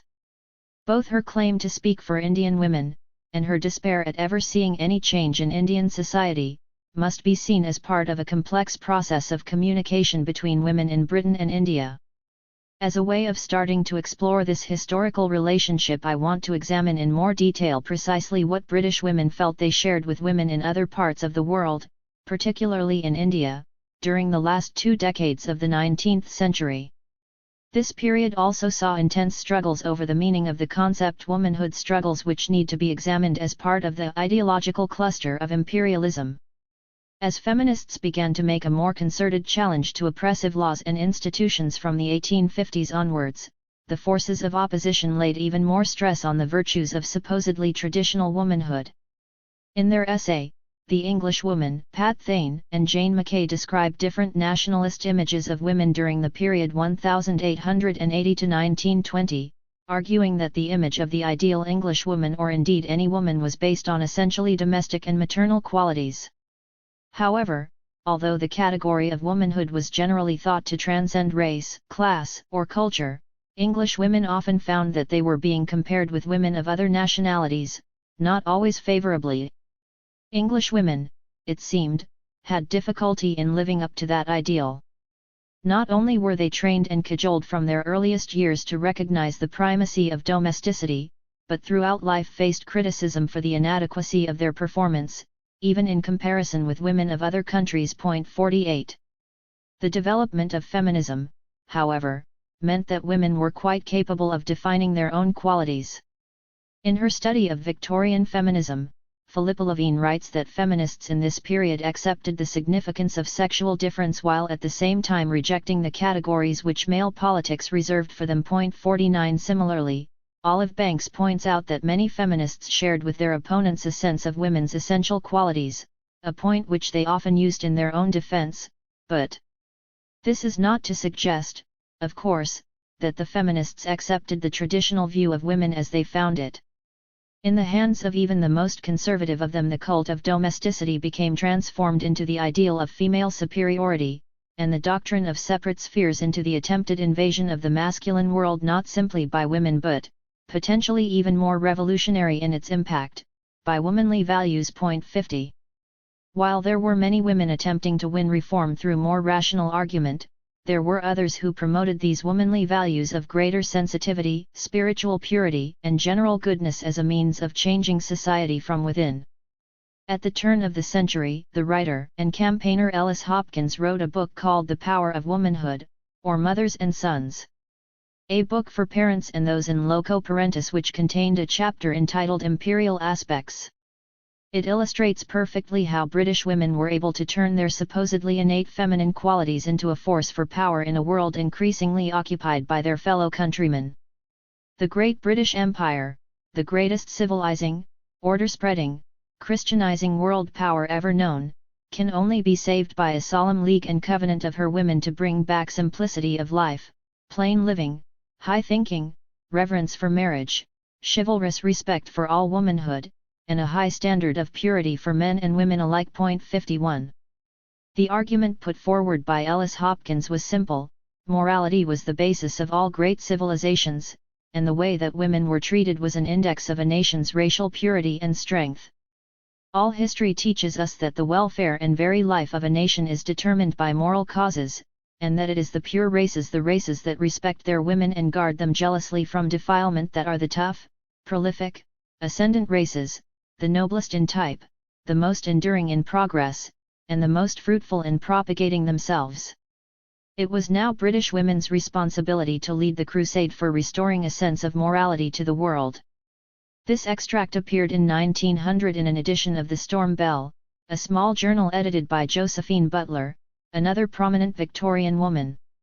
In her accompanying review of the book, Josephine Butler extended her thanks to Ellis Hopkins for putting these thoughts so clearly, thoughts which have been pressing heavily on the minds of a multitude of true British women, whose jealously sick for the honour of their dear mother country has never lessened their sympathy for the womanhood of the whole world, and the ardour of their zeal that justice should be done to them, to the women of every race and colour. These words need to be considered in the context of the moral purity movement inspired by the campaign against the Contagious Diseases Acts, which had brought about new alliances between men and women of all classes, and had given a new edge to notions of women's traditional moral qualities. The Acts also provided an example of policies being enacted simultaneously within Britain and India and highlighted the connections and differences between women in both countries. State regulation of prostitutes was largely the result of imperialist foreign policies which required the maintenance of huge armies both at home and in the occupied countries. It may also have been the case that the experience of state governments in India in controlling the movement of prostitutes at the beginning of the 19th century influenced government legislation in Britain later on. The fullest analysis of this movement in Britain appears in Judith Wakowitz's Prostitution and Victorian Society, in which she argues that an initially radical campaign for the repeal of the Acts was superseded by a reactionary movement for social purity, whose aims contradicted those of the original organization. 52 An account of the parallel campaigns in India is found in Race, Sex, and Class under the Raj by Kenneth Ball Hatchett, which provides valuable information about India in this period, but makes no links with feminist campaigns in Britain. 53 In Britain, the first Contagious Diseases Act was passed in 1864. It received comparatively little attention among civilians, partly as it was limited to providing for the sanitary inspection of prostitutes in specific military depots in southern England and Ireland. The problem of venereal disease among the troops was not new, but the inadequacy of medical treatment of soldiers in the Crimean War had brought about a report by the Royal Commission on the Health of the Army in 1857, which demanded that some action be taken. The report specifically called for an end to routine inspection of the men, as it was bad for morale and self-respect. It also stressed the difficult living conditions of men stationed abroad, particularly the boredom of celibacy and the terrible sanitary conditions. Regulation of prostitutes was therefore proposed as a remedy. This so-called humanitarian approach was backed up by statistics showing the raging epidemics of venereal disease among troops in India, where local administrations had been experimenting with different solutions for over 50 years. Two more acts were passed in 1866 and 1869, both extending the powers of the first. Public opposition surfaced in the early 1870s when coalitions of middle-class nonconformists, feminists, and radical working men challenged the acts as immoral and unconstitutional. In 1869, Josephine Butler, already a well-known social campaigner, helped to found the Ladies' National Association, LNA, which denounced the acts as blatant examples of class and sex discrimination, not only depriving poor women of their rights but also sanctioning double standards of morality. During the next few years, feminists were drawn for the first time into campaigns which challenged the police, parliament, medical and military establishments. Meanwhile, in India, the first National Contagious Diseases Act was passed in 1868. Drafted along the same lines as the British legislation, it called for compulsory registration of brothels and prostitutes, periodical medical examinations and compulsory treatment of diseased prostitutes. It differed from the law in Britain in that it made it compulsory for women to register, while in Britain action could only be taken after the police had been passed information about a particular woman. As in all the British colonies, the administrators were in a position to carry out policies that were not necessarily approved by Parliament, but which it rarely opposed. The system of lock hospitals for VD suspects was widely used in India, and it was accepted almost everywhere that it should be the women, not the soldiers, who were detained for treatment. In the state of Madras, hospitals for diseased women were first established at the end of the 17th century, and in 1805 the governor appointed special police to deal with prostitutes and to subject women to compulsory medical examinations. The government in London endorsed this with some hesitation, asking for more detailed statistics and costings. The statistics showed that the number of European soldiers suffering from VD had more than doubled since the lock hospitals had been set up. However, closing the hospitals only aroused protests from the military. This was to be a pattern in India throughout the 19th century. The military was only concerned with maintaining an efficient and healthy army, composed of single, young, working-class men who enjoyed natural appetites for sex. They faced a moral opposition, both in India and in Britain, which either refused to accept the legalization of prostitution at all, or objected to the blatancy with which it was institutionalized. Some suggested that the troops should be allowed to marry, comparing their promiscuous behavior with the orderly and disciplined lives of the Indian soldiers who lived with their families in the barracks. But the prevailing theory was that unmarried men made better soldiers.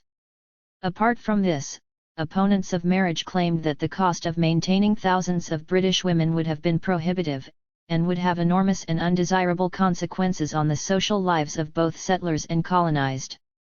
While the arguments over the regulation of prostitution and its alternatives continued, the epidemics of VD in India reached crisis proportions in 1868. The Royal Commission on the Sanitary State of the Army in India was set up to prepare legislation, and the result was the Indian Contagious Diseases Act of 1868. This sparked off a great deal of opposition, both in India and back in Britain. The nonconformists were the most vocal in their condemnation, arguing that it sanctioned prostitution, but the Act's supporters in India claimed that being a courtesan was a respected profession there. The opposition from Indians was also extremely vocal. Many people saw the Act as yet another extension of police powers which affected whole communities. However, the reform movement in India was still overshadowed by the campaign against the British Contagious Diseases Acts, although the law was suspended in Calcutta and Bombay during the 1870s, mainly for financial reasons. By 1886, when the Act was abolished in Britain, reformers in Britain were free to turn their attention to India. The questions asked in the House of Commons by the opponents of the Act proved highly embarrassing to the government, partly because it became clear that the military authorities in India were carrying out policies that were expedient to them, almost regardless of any opposition. Delegations were sent out to India to report on the condition of the troops and of the women who were encamped nearby. Alfred Dyer, a leading Quaker campaigner, went on one of these missions in 1887, reporting in his journal, The Sentinel, that there was clear evidence that prostitutes had been injured by soldiers and that the system of camp followers developed over the years encouraged the British soldiers to despise Indians. Although his first dispatches affected public opinion, this had very little impact on the administration of the Acts in India. A new crisis for the government arose when a document, known as the infamous Memorandum, was published in the English press. According to a biography of Josephine Butler, the document was reported to have been sent by the Quartermaster General in India to officers commanding troops there, saying that there had been complaints about the quality and quantity of the women supplied for the troops. It ordered an improvement in both, suggesting that if the matron in charge of a brothel could not do better, she should be replaced. After much denying and disowning, it was finally established that the document was authentic, and the Indian government was immediately ordered to abolish all regulation of prostitution. 54 It was clear, though, that the military authorities in India were intent on making their own arrangements, and the abolitionists were forced to counterattack. The campaign for reform decided that a new delegation should be sent out, this time consisting of women who would be able to visit the prostitutes and hear their side of the story. In 1891, two American women who had heard about the campaign volunteered to travel to India to present a report. Ms. Elizabeth Andrews and Dr. Kate Bushnell, both members of the World's Women's Christian Temperance Union, the first international women's organization, had professional qualifications for the job, since one was a doctor and the other the wife of a Methodist minister. From December 1891 until the warmer weather of the following year, the two women visited first the military encampments, which yielded little new information, and then, after learning enough of the language, the areas nearby where the prostitutes were housed. They found that many of the women were young widows who had been sold off by families who could not afford to keep them. They lived in premises provided by the army and were paid a regular but minute amount of money by the town magistrate for their services. They were forced to submit to regular examination and were given tickets countersigned by the army surgeon to certify their state of health. The two women delegates also discovered that the women were under the authority of an older woman, called a Muldaharni, whose duty it was to bring in new girls when the supply was down, for which she received 3 rupees a head. The delegates' report was met with the usual denials and attempts to cover up the activities of the military authorities, but enough of the truth was established to embarrass the British government further. Dr. Bushnell and her partner returned to England to publicise their findings through endless lectures, articles and, eventually, a book called The Queen's Daughters in India. In 1895 the abolitionists claimed victory of a sort when the government of India was forced to order the closing down of all brothels within cantonments and to end all compulsory medical examination. Within a year, however, the Army's medical officers were reporting enormous increases in venereal disease, which was hardly surprising since they had also shut down many hospitals and treatment centers on the ground that they were useless without compulsion. Statistics were also used to demonstrate that the troops returning from India were infecting the population in Britain and, encouraged by the return of a conservative government, the lobby in favor of the domestic CD Acts quickly reasserted itself. Josephine Butler, who by this time was approaching her 70s, was again at the forefront of the campaign for abolition. Her writing and editing throws much light on the relationship of women across Victorian barriers of both class and race during this period, because of both what she challenged and what she fought for. Although her personal life and her involvement in the campaign for abolition of the CD Acts has been dealt with elsewhere, her international work has attracted less attention. Josephine Butler's attitude towards Indian women is best explored through her well-documented belief in a universal sisterhood and the primacy of gender over class.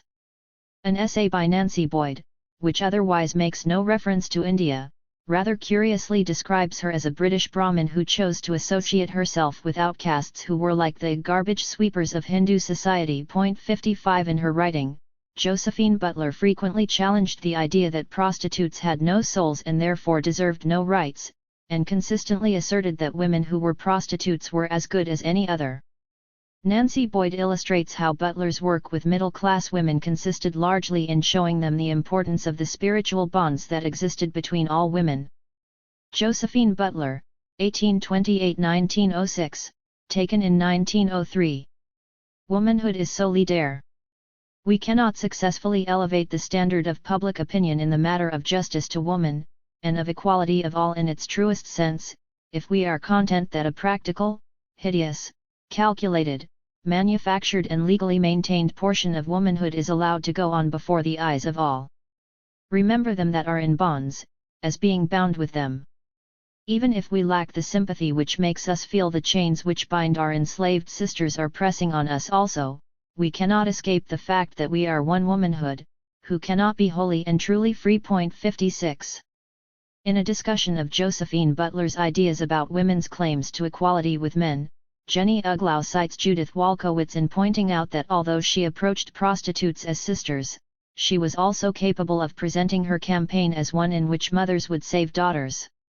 Butler's defense of motherhood was a political device, aimed at subverting and superseding patriarchal authority.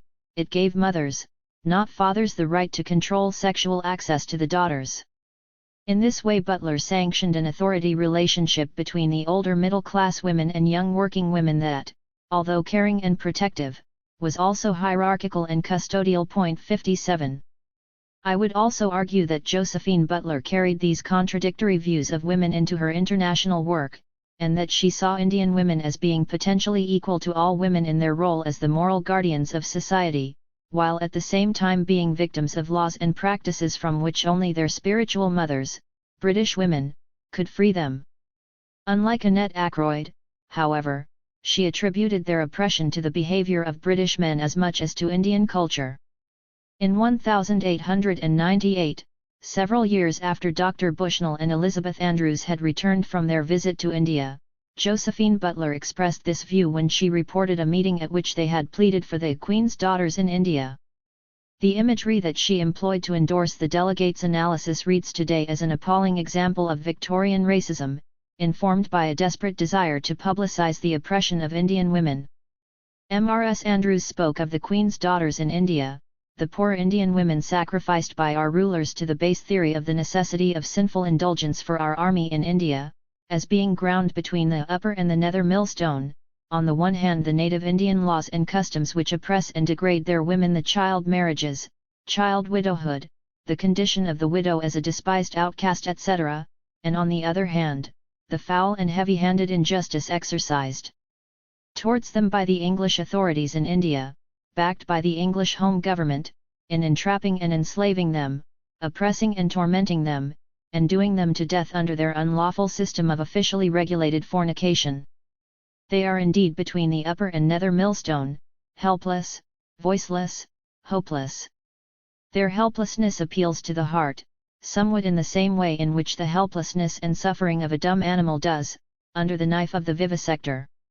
We have heard of the meekness and patience of dogs, the dearest and noblest of beasts, under the inhuman tortures of the great vivisector, even of their licking the hand which held the scalpel, in a mute appeal for pity. It is that dumbness, that impossibility of resistance, that complete helplessness of the subjected animal which appeals to our hearts, some of our hearts at least, with a sense of peculiar pain, and of a resentment against their tormentors, which in its way is unique. The tortured human being, we hope, we believe, has, in some instances the intelligence, dim as that may be, of a divine power above all earth's cruelty, which may be exercised on behalf of the tortured. The martyr saints at the stake or on the rack, however terrible their sufferings, were enabled to rise above them, and even to rejoice and sing in the midst of their anguish. Somewhere, halfway between the martyr saints and the tortured friend of man, the noble dog, stand, it seems to me, these pitiful Indian women, girls, children, as many of them are. They have not even the small power of resistance which the Western women may have, under the tyranny of the executive of this base system. The Western woman may have some clearer knowledge of a just and pitiful God to whom she may make her mute appeal. She has occasionally perhaps the consciousness that among her countrymen and those outside this tyranny there are some who are pleading her cause. This, I believe, has brought to some a faint hope, though it is no more than a faint hope for the future rather than for the present. 58. It is hard to pass this extract by without discussing the metaphor of the dumb animal, but I shall return to it in my conclusion. I should note, however, that it was used at a time when the campaign against vivisection was becoming increasingly vocal in the political circles in which Josephine Butler moved. Alfred Dyer, mentioned earlier, was an ardent opponent, and his journal, The Sentinel, often carried information relating to the inhumane treatment of animals. I find it significant that the image of the animal under the vivisector's knife should have replaced the familiar reference to slavery, and wonder how far it represents Josephine Butler's determination to find a new and more powerful politically charged language to express her views on the oppression of women, rather than being a simple Elysian of primitive native and docile animal. The analogy of the millstone used by Bushnell and Andrews was very complex, for on the one hand it conveyed very graphically the sense of complete powerlessness which Josephine Butler attributed to Indian women, while on the other it suggested they suffered from a double oppression of being women under colonial rule. On both counts the women were victims, unable to help themselves, but she also pointed out that Western women were only at a slight advantage in that they could always make a mute appeal to their superior God. It is interesting to compare the language of the above extract with the paragraph quoted earlier in this chapter written by M.R.S. Bell Bernard in the English Woman's Review in 1868. In the earlier piece, Indian women were described as filling a position which can only be contemplated with feelings of shame and sorrow, and British women were charged with the task of raising their Eastern sisters to their own level. In Josephine Butler's account of Bushnell and Andrews's meeting, the shame and sorrow came not from Indian women's position relative to their men so much as from their treatment by British men. Leaving aside the language in which it was expressed, the argument reflected the connections being made in India between the incipient feminist movement and the nationalists, as well as demonstrating the influence of the nationalists upon the campaign in Britain. Indian nationalists such as the MP Dadabhai Naoroji were extremely vocal in the campaign against the state regulation of brothels, since it proved beyond measure that British rule was unjust. In 1893 Josephine Butler reported a meeting addressed by Naoroji at which he prophesied rebellion.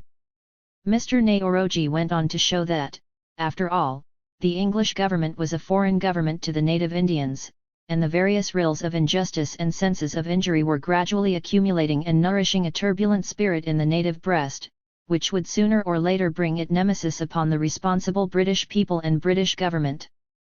Mr. Naoroji's closing words of warning were very solemn, and a tone of profound sorrowfulness in them must have touched many hearts. 59. Although Josephine Butler was herself highly critical of British rule in India, she continued to hold on to her belief that the empire represented an opportunity for good in the world. Towards the end of her life she made the following statement in a pamphlet published in 1900 about the Boer War called Native Races and the War. It is my deep conviction that Great Britain will in future be judged, condemned, or justified, according to her treatment of those innumerable coloured races, heathen or partly Christianized, over whom her rule extends, or who, beyond the sphere of her rule, claim her sympathy and help as a Christian and civilizing power to whom a great trust has been committed. 60. Unlike Annette Ackroyd, who disdained all connections with Christianizing institutions. 61. Josephine Butler believed that Christianity was the means by which the world would be saved. She was a deeply religious woman whose faith had been strengthened by her own personal suffering as well as through witnessing the misery of the women and children involved in prostitution. Like other prominent Christian women of her day, she shared a vision of a society which would be like an extended family under the care of the Father in heaven, a family which respected equality between men and women. However conservative this vision might appear in its attempt to preserve the idea of familial relations under a patriarchal figure, there was little compromise in Josephine Butler's language when she addressed the oppression of women in Britain or anywhere else. "We are in times of battle," she wrote. "We are living amidst the convulsions, a vision of Armageddon that heralds the end of the world. Through working with God to abolish injustice and oppression, the groaning and traveling earth shall be released from her bondage, and the rod of the oppressor shall be broken. Fetters shall no longer be wrought out of the intelligence and civilization of one zone to entrap the unwary simplicity and enslave the generations of another. The light of day will fall upon all the dark places of the earth, now full of the habitations of cruelty, and there shall come forth, at the call of the deliverer, the thousands and tens of thousands of the daughters of men now enslaved in all lands to cruelty and lust. 62. Loyal to civilization. The contrast between these two women, Josephine Butler and Annette Ackroyd, provides a useful indication of some of the ways in which Victorian feminists in this period conceived of their relationship to non-white women throughout the empire. Obviously they worked in completely different fields and had very dissimilar approaches to their work, but the differences serve to highlight a range of possible connections that were made between British and Indian women. Annette Ackroyd and Josephine Butler shared several basic characteristics. They both expressed their early political beliefs by working with or on behalf of poor women in Britain. Annette was involved in the movement to extend education to working-class women, while Josephine chose to defend the rights of working-class prostitutes. In this they each transformed the ideology of women's mission by addressing the subordination of women by class and gender. Both came from liberal family backgrounds and had grown up with an awareness of the political campaigns of the 1830s and 1840s which had occupied their parents. Unlike Josephine, who was born into a well-off family, Annette's father was from a working-class background. His political activity and belief in universal education was a decisive influence on his daughters, particularly Annette. Josephine was especially proud of her anti-slavery pedigree. Towards the end of her life, in 1900, she wrote, "My father was one of the energetic promoters of the abolition of slavery in the years before 1834, a friend of Clarkson and Wilberforce. The horror of slavery in every form, and under whatever name, which I have probably partly inherited, has been intensified as life went on." 63. This was true of many other feminists in the 19th century. Philippa Levine describes how there were women within feminism who had learned their first political lessons at an early age. Many came from politically active families or had married men with political careers. This is not to say that this was the main route into political activity for women.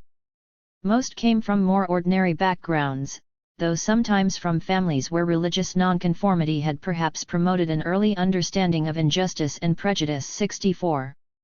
It is also likely that their family backgrounds contributed to their sense of international solidarity, which propelled them to work outside Britain and to apply feminist principles to non-white, non-Christian women. In any event, its own history had demonstrated that from the start 19th century feminism was an international movement in which women throughout Europe and America had received impetus and inspiration from one another.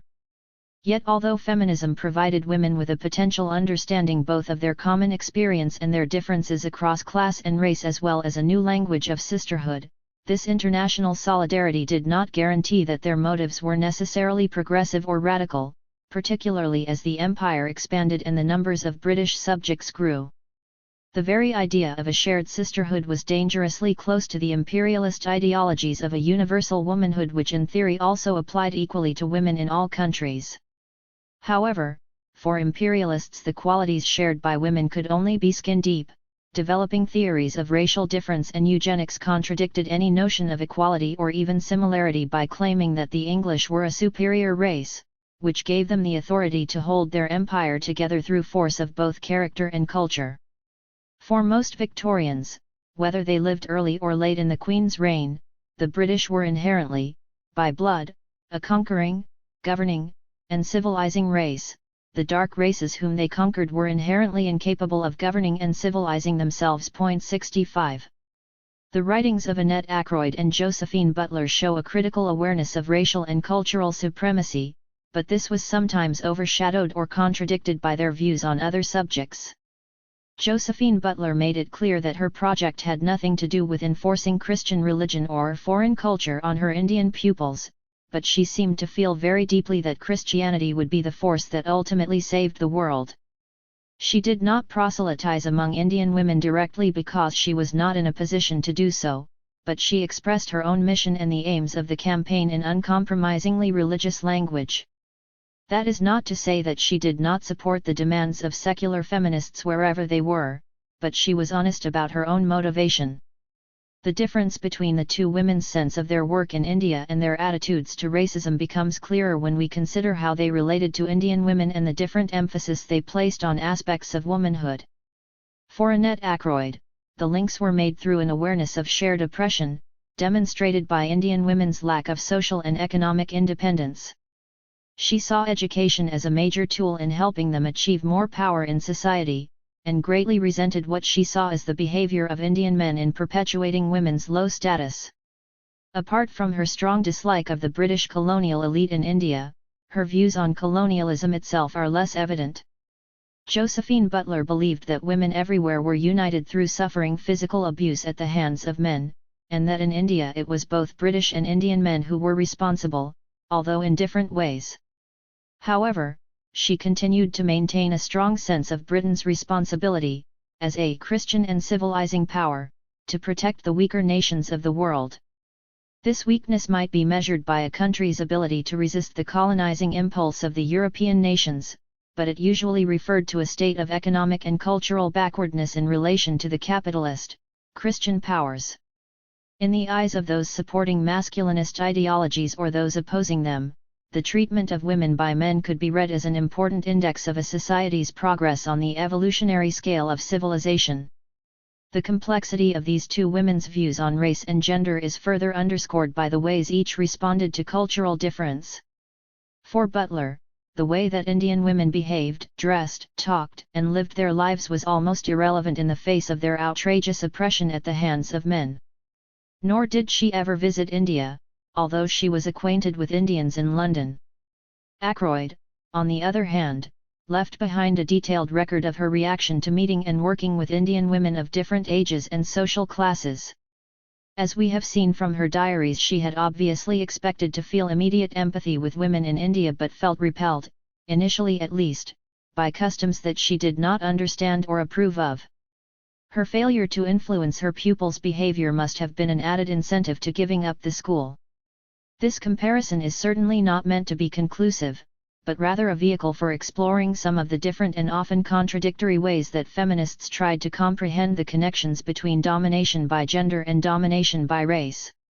They lived at a time when Britain was struggling to maintain its economic and military position in the world, in a culture obsessed with questions of nationhood, patriotism, and race. As potential mothers, women of all classes were affected to some degree by imperialist ideology, as Anna Davin, whose classic study of motherhood and empire, which discusses the connections between social policy towards women and racist ideologies, has shown. 66 And as another historian, Pat Thane, has argued, earlier in the century good mothering was proposed as woman's contribution to stability within a rapidly changing British society. A stable home was expected to produce secure, responsible citizens.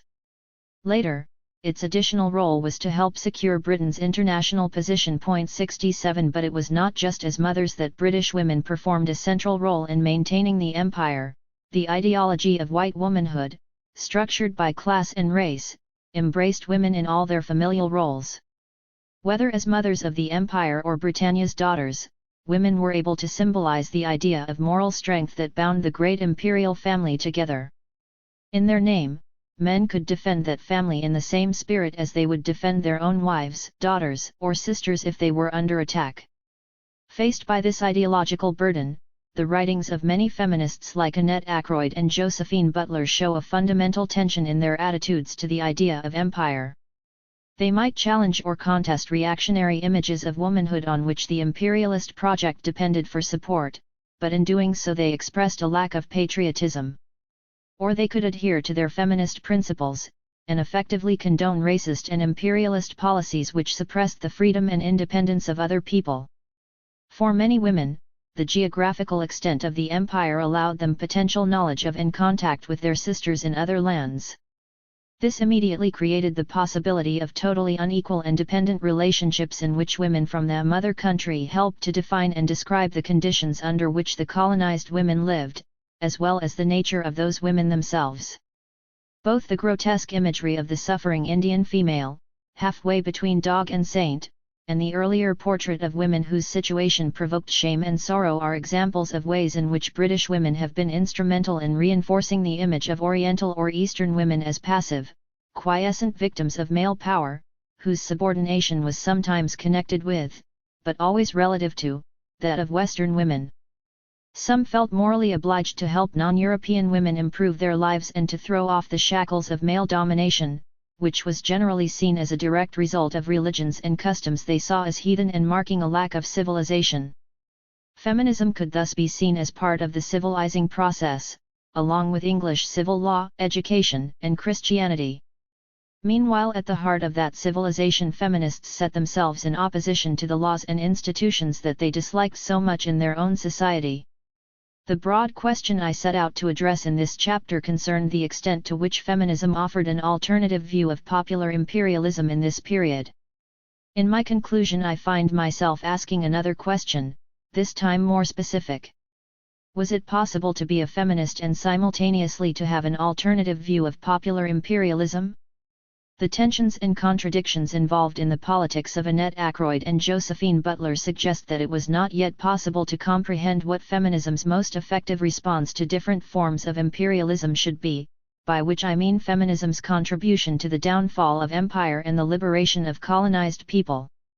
What was lacking was a vision of liberatory politics that connected the struggle against masculinist ideology and power with the struggle against racist domination in the colonies. Yet, in Butler's analysis it is possible to see a glimmer of light on this question. By the turn of the century, there was a significant number of British women who did effectively support Indian feminism and who were able to see that any demand for change in women's status had to be linked to the emerging nationalist movement. It was not until the issue of women's suffrage had transformed feminism in the mother country that women there could really begin to take part in the political emancipation of the colonies. Part 4. To make the facts known. Racial terror and the construction of white femininity. Women of the Ku Klux Klan, North Carolina 1964-5. You see, the white man has never allowed his women to hold the sentiment black but comely, on which he has so freely acted himself. Libertinism apart, white men constantly express an open preference for the society of black women. But it is a sacred convention that white women can never feel passion of any sort, high or low, for a black man. Unfortunately, facts don't always square with convention, and then, if the guilty pair are found out, the thing is christened an outrage at once and the woman is practically forced to join in hounding down the partner of her shame. Ida B. Wells, 18941. A vital project awaits any historian interested in exploring the social and political dynamics of race, class, and gender in 19th-century Britain, quite simply, to identify and describe the anti-colonial movement that was formed in opposition to the rapacious growth of empire. While there are separate studies of anti-imperialist campaigns, organizations, and individuals, I do not believe there has been a single work that attempts either to document or to analyze the early formation of anti-imperialism as a movement. It would be an enormous task as it would require a study of the nascent nationalist groupings in the different colonies, their supporters in England, Scotland, Ireland, and Wales, and the network of various philanthropic organizations that campaigned at the heart of empire. Yet a single account would never be enough. The history of anti-imperialism would benefit from endless debate and reframing, from being scrutinized from different points of view, and from being constantly referred back to other social and political movements of that period. Just as the history of abolitionism has both added to and been influenced by an understanding of the early women's rights movement, so a compendium of anti-imperialist thought and practice would enrich current perceptions of 19th-century feminism. Feminist history has credited individual women with expressing criticism of empire, women like Annie Besant, for example, who immersed herself in the Indian nationalist movement, or Olive Schreiner, who wrote about colonial relations in her native South Africa. It would be possible to list many other extraordinary women whose names have arisen in the context of particular struggles, women like Lady Florence Dixie and Harriet Colenso, who each played a decisive role in negotiations between the Zulu people and the British government, or Daisy Bates, who left her husband and son in Australia to live with Aborigines. Their individual stories are always highly intriguing, and in most cases require far greater study than has so far been given to them. However, when they are added together, the existing accounts immediately suggest the need for an analysis of the role that women played in the anti-imperialist movement in late Victorian Britain, an analysis which considers, at the same time, their relationship to feminism. There has been an enormous amount of useful feminist research on the different strands of feminism that competed with each other during the late 19th century. In Faces of Feminism, Olive Banks has described the development of different political agendas among feminists in Britain and America, showing how, by the end of the 19th century, they were involved in contradictions between different definitions of feminism and different and indeed opposing concepts of femininity. Point 2. In this essay I want to bring this interpretation to bear on a study of a particular episode in the history of anti-imperialism. It centers on the formation of a political grouping which came together in England to campaign against lynching in America, and its relevance for this project of connecting race, class, and gender stems from three main sources. First, the campaign was initiated and largely sustained by women. Second, it was a product of collaboration between white English women and a black American woman who galvanized the campaign with a coherent political analysis based on her own research and experience. And finally, through addressing issues of sexuality and femininity, the short-lived anti-lynching movement not only forced a division between different kinds of feminism, but actually made possible a radical politics that acknowledged the connection between the domination of black people and the subordination of women. Lynch law. Lynching is a peculiarly American tradition, wrote Manning Marable in his book How Capitalism Underdeveloped Black America. 3 The word is now used so carelessly that its meaning has lost much of its association with racial terror. It was first used to describe the system devised during the American Revolution by a Quaker political leader called Charles Lynch to curb criminal behavior in a community which was 200 miles away from the nearest court of law. The accused man was given the opportunity to defend himself, but if convicted, was sentenced to a punishment deemed appropriate to the crime. This practice, started in a town in Virginia, known today as Lynchburg and famous for Jack Daniel's whiskey, was fairly common in the southern states until the end of the 18th century, when it came to mean the actual execution of the allegedly guilty person. It was not until 20 years after the end of the Civil War that the murder of untried suspects became a means of political administration in the South, one which particularly affected black people. By the late 1880s, a new generation of blacks and whites had grown up without any direct experience of slavery. Southern society had seen enormous social and economic disintegration, and where ideas about black behavior and pathology were once governed by the institution of slavery, they were now informed by theories of race and biological difference. As the decade moved from prosperity to recession, racist diatribes on black criminality and bestiality came to be accepted by whites as the observable truth, and in 1889 there began an orgy of lynching. From then on the practice became a specific form of racial terror. The great majority of those who were lynched in the years from 1882 to 1930 were black. Of the 4,761 recorded deaths by lynching, 1,375 were of whites. 4 In the period 1889-93, which saw an unprecedented number, 579 blacks and 260 whites were lynched, and 134 of the total 839 took place outside the South. By the turn of the century, from 1899 to 1903, only 27 of the total 543 recorded lynchings were of whites. The statistics themselves reveal nothing of what lynching actually involved. With the tolerance, and usually the participation of the local establishment, suspects were sometimes taken from jails after their arrest. At other times the mere rumor of a crime was enough to send out a lynch mob in search of a victim, and in such cases people were seized without any evidence whatsoever. Far from being a spontaneous act of revenge, a lynching was frequently publicized a day or two in advance, sometimes even beyond the area in which it was to take place. Public transport might be organized for those wishing to watch, and tickets were sold in advance. The event itself often became a mass spectacle involving ritual torture, usually castration and execution, watched by thousands of people, including children. Photographs and eyewitness accounts describe how families flocked to witness lynchings and then fought to get a souvenir from the victims' charred and dismembered remains.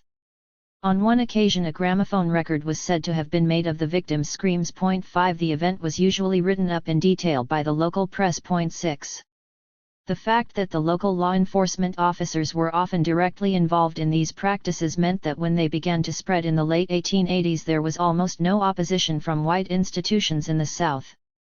In the North, which had by then withdrawn its occupying army, lynchings came to be seen as a natural outcome of abolition. It was thought inevitable that former slaves would wish to take revenge on whites, who would feel threatened by their liberty. It was also assumed that the crimes which precipitated lynchings were invariably of a sexual nature, in other words, that black men were assaulting white women.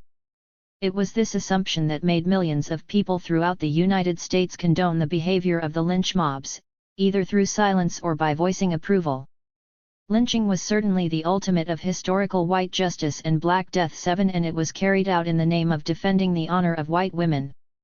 Few thought to question this apparent justification, and to relate the pattern of lynching to the political and economic fate of black Southerners after Reconstruction.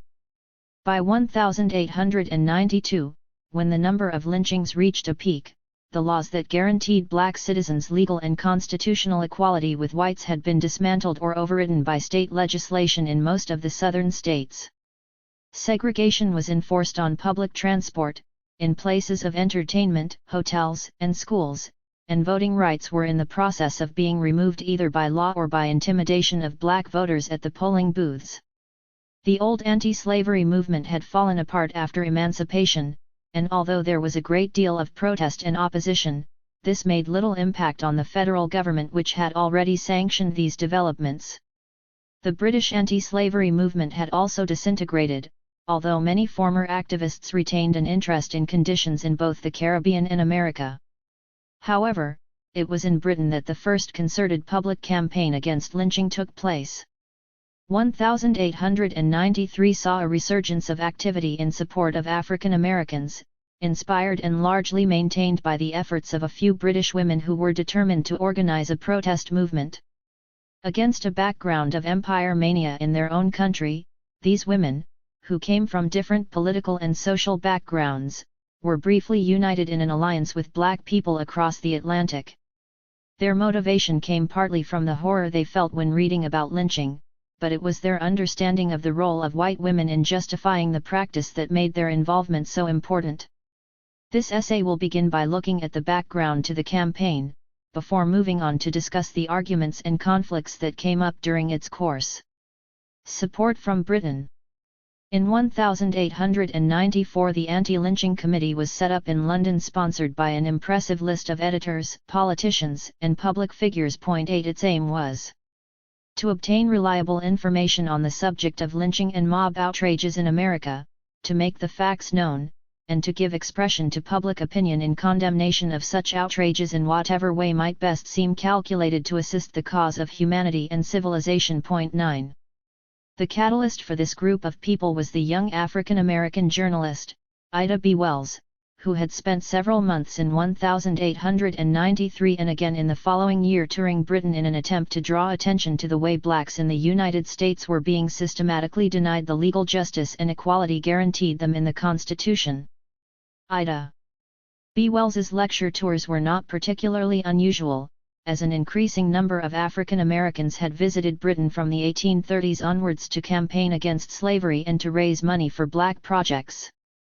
The networks, both personal and organizational, which had invited and received American abolitionists were still very much in existence following the Civil War, and many of the friendships that had resulted were carried on by the younger generations on both sides. When Frederick Douglass made his last visit to Britain in 1886–87, it was primarily to see his friends rather than to make new political contacts.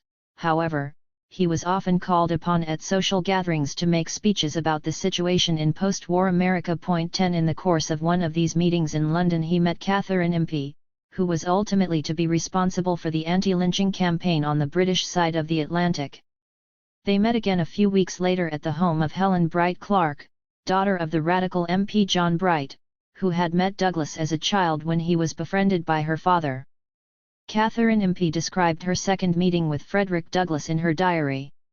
During the evening, Mr. Douglass gave us a luminous half-hour's address on the present condition of the colored population in America, speaking of the caste barriers that everywhere blocked their way, of the iniquitous truck system, their oppression, and their total inability to protect themselves without the ballot, of which they had been deprived by cruel persecution and the fraudulent manipulation of the ballot box. 11. Shortly after this encounter, in 1888, Catherine Impey launched a magazine called Anti-Caste, which was devoted to the interests of the colored race. She wrote a substantial part of it herself, but relied on correspondents in America and different parts of the British Empire to supply her with first-hand information and newspaper cuttings about the maltreatment of black people by white. When Frederick Douglass invited her to visit his home in Washington, Catherine was overjoyed, and 3 years later, while in America on family business, spent several days with him learning about the realities of life for black people after emancipation. 12 It was during the same trip that she arranged to meet Ida B. Wells, whose outspoken condemnation of lynching had brought her to the attention of Frederick Douglass. Shortly after her return, Catherine Impey was sent a report of a lynching in Alabama that had appeared in a local newspaper, complete with graphic photograph. She published the picture on the front page of Anti-Caste with a caption that drew attention to the children posing by the body of the hanged man. 13 In doing so she was risking her own reputation, not so much because of the explicit nature of the photograph, but because she was raising the forbidden subject of rape, and even worse, defending the perpetrators of a particularly terrible crime. It would have required very strong convictions for a woman to have brought it to public attention anyway, let alone as a white woman defending black men against charges of assaulting her fellow white women. At that time the circulation of the journal was small, but those who saw it were horrified. A newspaper editor in Liverpool criticized her strongly in his own paper, assuming that the picture was a drawing and had been embellished by the artist. When, however, he was told that it was a photograph sent out by the lynchers themselves, his disapproval of Catherine turned to outrage at what the photograph depicted, and he became one of Catherine's most influential supporters. Only days after this edition of Anti-Caste was published, Catherine MP read an account of a lynching so sadistic that it had reached even the pages of the British press.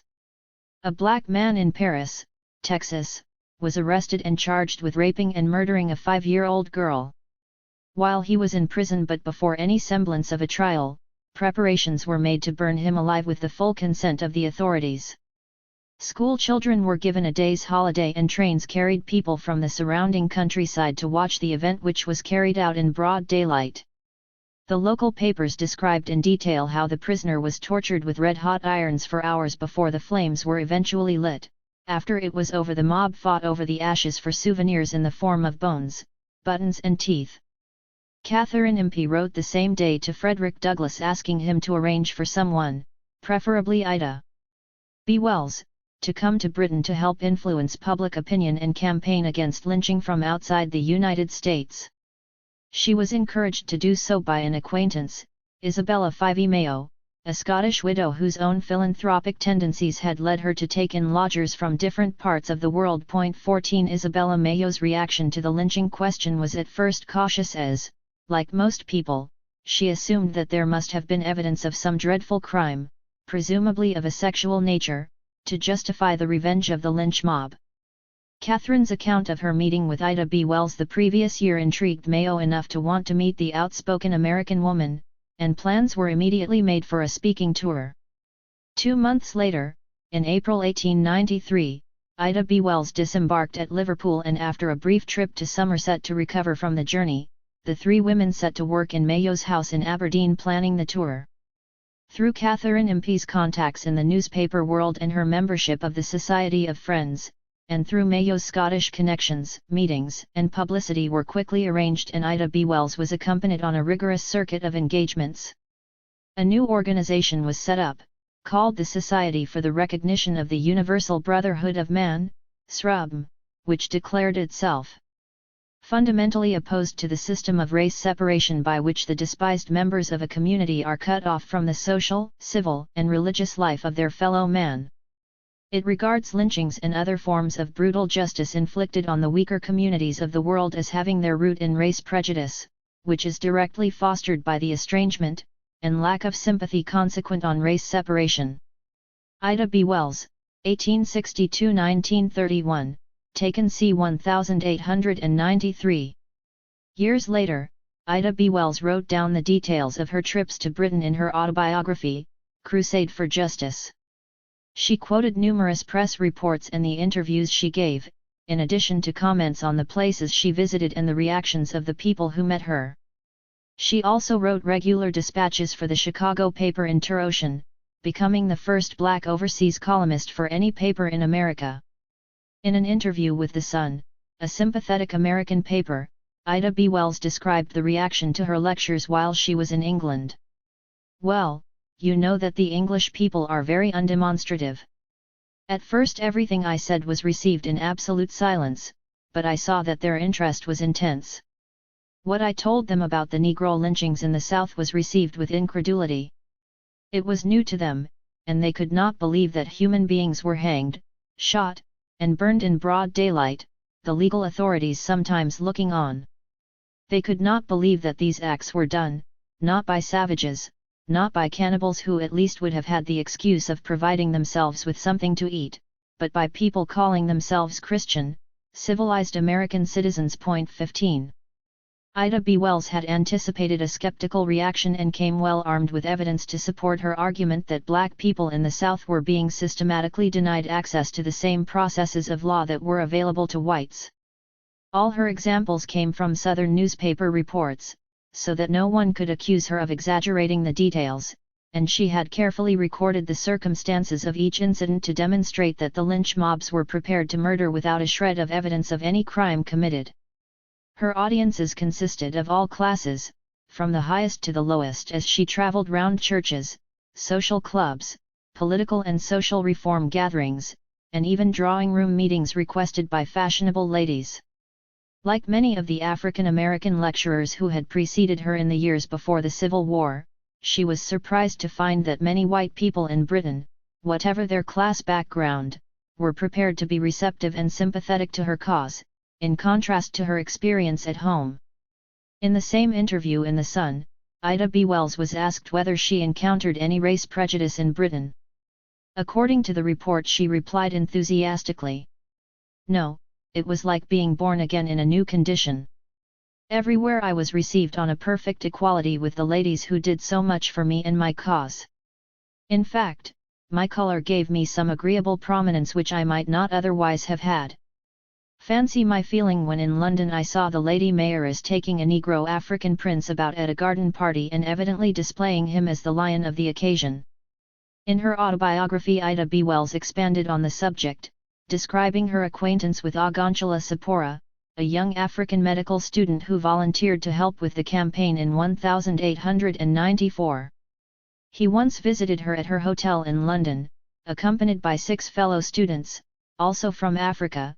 Such excitement you never saw, and several of the residents of the hotel said that they had never seen that many black people in their lives before. 16 Sapora entertained Ida with stories of how some of his patients, who had never seen a black man, refused to let him touch them.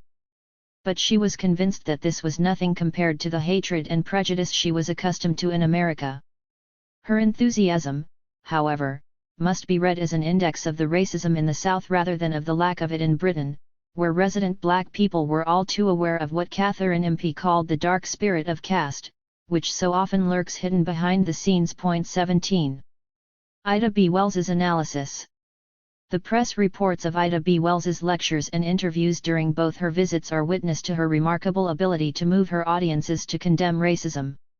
She evidently spoke quietly, which many found impressive, and was ready to draw on personal experience as well as presenting a carefully argued analysis of the failure of the American legal system to protect black people. Born into slavery in Mississippi in 1862, Ida grew up in the early days of the post-emancipation South, receiving an unusually comprehensive education in a college set up by the Freedmen's Aid. However, by the time she was 22 years old, she had already been disillusioned of any ideals of equality for blacks under the law when she became the first person to contest newly introduced legislation permitting segregation on the railways. When she went to sit in the women's compartment of a first-class carriage, she was ordered by the guard to remove herself to the smoking carriage. After a physical struggle in which she was virtually dragged out of the compartment, much to the delight of the white passengers, she left the train with her ticket intact and returned to Memphis to bring a suit against the railway company. Her argument was that under the law, black people were permitted separate but equal accommodation on the trains, and that as there had been only one first-class carriage, she was entitled to sit in it. She won the first round and was awarded $500 damages, but the railway company appealed and the case was decided against Ida on the grounds that she had intended all along to harass the company and her persistence was not in good faith to obtain a comfortable seat for a short ride. 18 Ida B. Wells wrote in her diary, "I felt so disappointed because I had hoped such great things for my people generally. I have firmly believed that the law was on our side and would, when we appealed to it, give us justice. I feel shorn of that belief and utterly discouraged, and just now, if it were possible, would gather my race in my arms and fly away with them." 19. However disappointed Ida felt with the power of the law to protect black people in the South, she never lost her commitment to fighting for legal justice. Her politics became more sharply focused when she abandoned her career as a teacher and took over as editor of Free Speech, a black newspaper in Memphis. It was at this point in her life that she first turned her attention to lynching and its function in Southern society.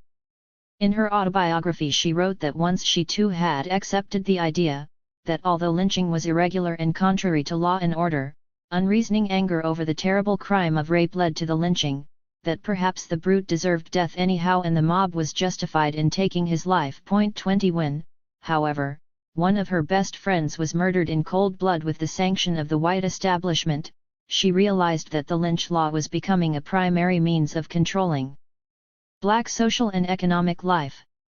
In her autobiography, Ida gives a detailed account of this incident, which was to change her life dramatically. 3 black businessmen, Thomas Moss, Calvin McDowell, and Henry Stewart, were arrested after some white men were wounded in a street fight.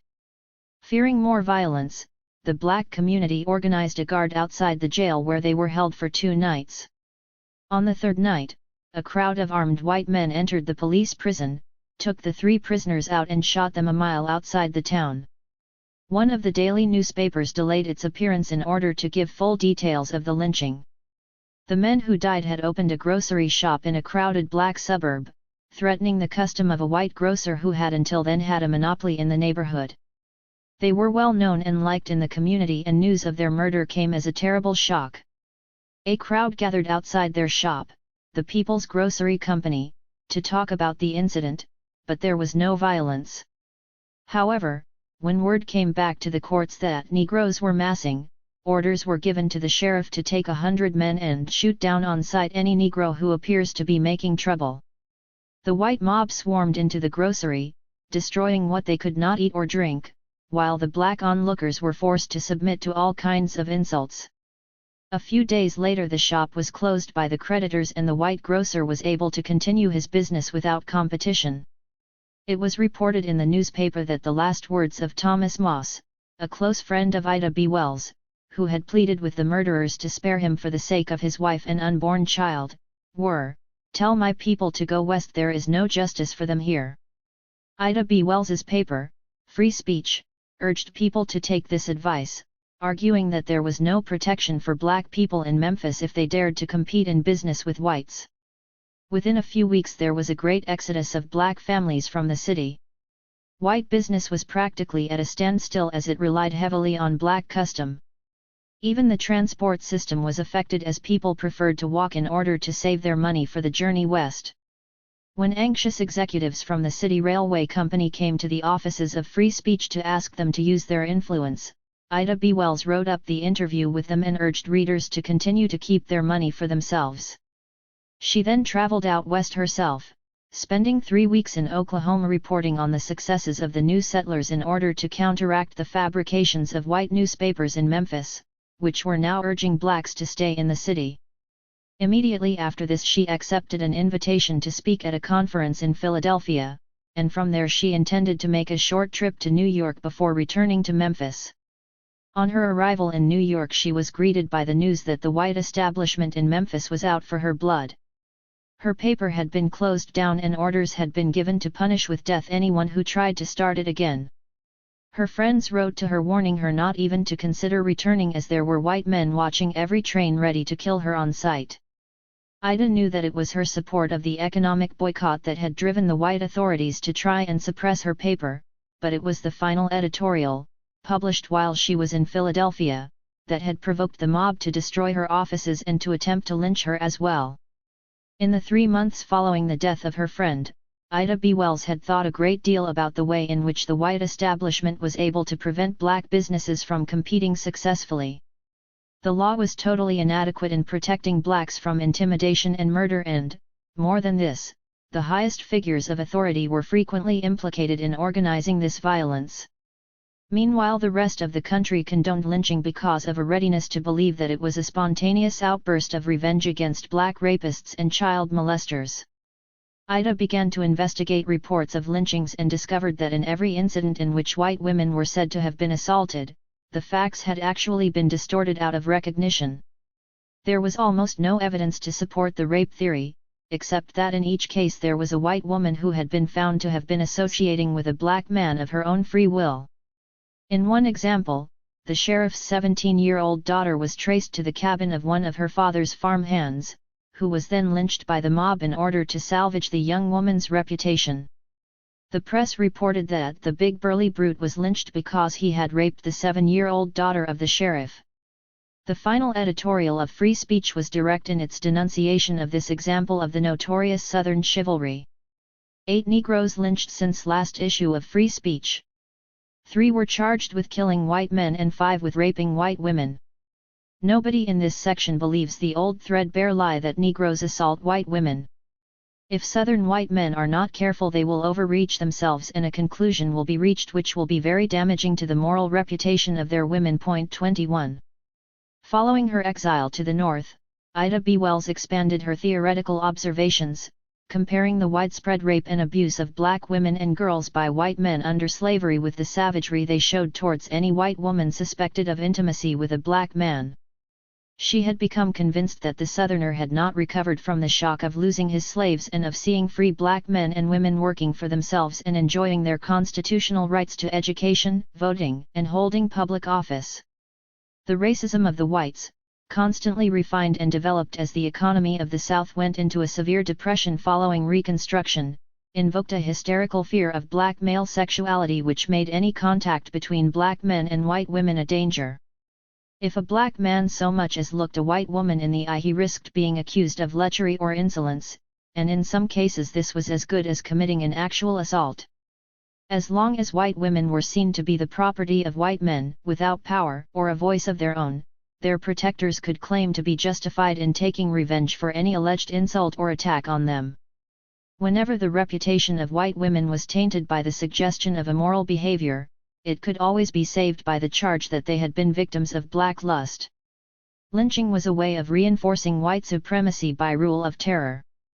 Black people had learned that any action that might cause annoyance to whites, however trivial, could provoke a violent reaction for which there was no redress in law, and the most plausible justification for this kind of violence was the prospect of the sexual assault of a white female by a black male. The young black woman's instigation of an economic boycott had been damaging enough to the white authorities in Memphis. Her slur against the white womanhood of the South, implied in her last editorial, made her own lynching an inevitability if she dared to return home. Ida B. Wells's analysis of the economic and political treatment of blacks in the post-Reconstruction South was received cautiously in the North, which prided itself on its comparative liberalism. The complacency which followed from abolishing slavery had led to a general apathy on matters of race, while attitudes and behavior towards black people had scarcely changed. However, she had just begun to make a name for herself when she was invited, through Frederick Douglass, to go to Britain in the hope of gaining a more sympathetic hearing. British responses. In many ways, Ida B. Wells's audiences outside America were more shocked than those at home by her portrayal of Southern justice. The main hostility that she encountered came from those who thought that the British had no right to criticize Americans, especially over what appeared to be a complicated internal issue of law and order. The Times expressed this view in a scathing denunciation of the Anti-Lynching Committee, which had written to the governor of Alabama asking him to verify certain reports of lynching in that state. The Times had obtained a copy of the governor's reply which it used to illustrate its point. In a familiar tone, the paper's editorial professed to have no sympathy with lynching, and none with anti-lynching either, portraying the committee as a large number of well-known dissenters who were meddling in affairs that had nothing to do with them. Nor do we suppose that those who are responsible for the unfortunate letter have the least suspicion that it was likely to be represented as a piece of officious impertinence. Burning with sympathy for the much trampled on Negro, they betray no consciousness of the magnitude and delicacy of the problem in which they are intervening. We should not be surprised if the Anti-Lynching Committee's well-meant letter multiplied the number of Negroes who are hanged, shot, and burnt by paraffin, not only in Alabama, but throughout the southern states. This would be a bitter stroke of irony. But it is the fate which frequently attends a fanatical anxiety to impose our own canons of civilization upon people differently circumstanced. 22. In an attempt to be humorous, the editorial paid almost as much attention to the grammar of both letters as to the content, even to the extent of suggesting that the committee's secretary, Florence Balgarni, was in danger of being lynched by a mob of enraged grammarians. It gave far greater space and weight to the governor's reply, and after proposing that this was not the occasion to discuss lynching itself, went on to display the very attitudes that condoned it. While condemning it as a form of race hatred, since it was only blacks who were being lynched, the writer then felt compelled to point out. Although the Negro, it must be acknowledged, does something to justify such differential treatment by the frequency and atrocity of his outrages on white women. That is a circumstance which ought to weigh with Miss Balgarni and the numerous ladies upon the anti-lynching committee. The anti-lynching committee would not have been at all surprised by this reaction from the Times, as it represented the most conservative sections of the ruling class. However, the facetious tone and arrogant racism that lay behind it could not obscure the point that it was hypocritical to criticize other countries for their standards of behavior when comparable atrocities were being carried out near home. Just as pro-slavery agitators had claimed that the terrible conditions in Britain's growing industrial centers were far worse than those on most slave plantations, so the protagonists of American racism could point to the treatment of many of Britain's colonial subjects. The savage repression of the 1857 uprising in India, for example, was a case in point. British criticism of the handling of the race problem in the South must have seemed continuous with their condemnation of slavery in the decade before the Civil War, and many resented both the interference and the tone of moral superiority that often accompanied it. In Britain it was indeed relatively easy to express horror at the way white Americans turned illegal executions into mass spectacles, but this outrage did not necessarily have the effect of challenging forms of racism that existed within the country and throughout the colonies. On the other hand, as far as commentators like the Times were concerned, those who defended black people in America might as well be defending all blacks, whether in the Caribbean, India, or Africa. By the late 19th century, theories of so-called scientific racism had sought to prove that all people with darker skin were biologically different from and inferior to whites. Serious uprisings in the Caribbean and in India had made these theories more attractive to those who supported the idea of the British Empire, which by now had been extended throughout Africa, Australia, and the Indian subcontinent. Those who actively supported organizations like the Anti-Lynching Committee or the Society for the Recognition of the Universal Brotherhood of Man earned themselves the epithet nigger philanthropists among those who believed in white supremacy. It was not surprising then that the anti-lynching campaign launched by Ida B. Wells brought together individuals from different backgrounds who were prepared to make connections between racism at home and abroad, and who realized their own responsibility to challenge it. At the center of this group of people, including the numerous ladies referred to in the Times editorial, was the journal Anti-Caste and its editor, Catherine Impey. The name anti-caste itself meant virtually the same as anti-racism, which might seem strangely modern for a period more commonly associated with jingoism. The paper was produced from Catherine Impey's house in Street, Somerset, on a monthly basis, with the help of her mother and sister, and sold for a nominal sum of a halfpenny to cover the cost of postage. It relied on subscriptions and donations for immediate support, though the main costs were borne personally by the editor. Catherine Impey, 1847–1923, on the right, with her sister Nellie. Catherine Impey's family and many of her subscribers belonged to the Society of Friends. Street was one of the largest Quaker communities in southern England. At its centre was the Clark Shoe Factory, which was run by William Clark, also from a Quaker family. He was married to Helen Bright, who had retained many of her father's radical connections after he died, and who was part of a network of English feminists and philanthropists. Yet although Catherine Impey received a great deal of support from local friends, little evidence of her work has survived and all her papers have disappeared without trace. The loss of her diaries is tragic, as they would have contained so much information about the networks of anti-racist sympathizers, as well as more insights into Catherine herself. Apart from a few surviving letters and essays and invaluable personal recollections from friends and more distant relatives in Street who remember her towards the end of her life, the main sources of information about her are to be found in Ida B. Wells's autobiography and in Anti-Caste. Catherine was an unusual woman, not just because of her commitment to what we would now call anti-racism, but because she made a conscious decision to remain independent and devote her life to various social and political causes.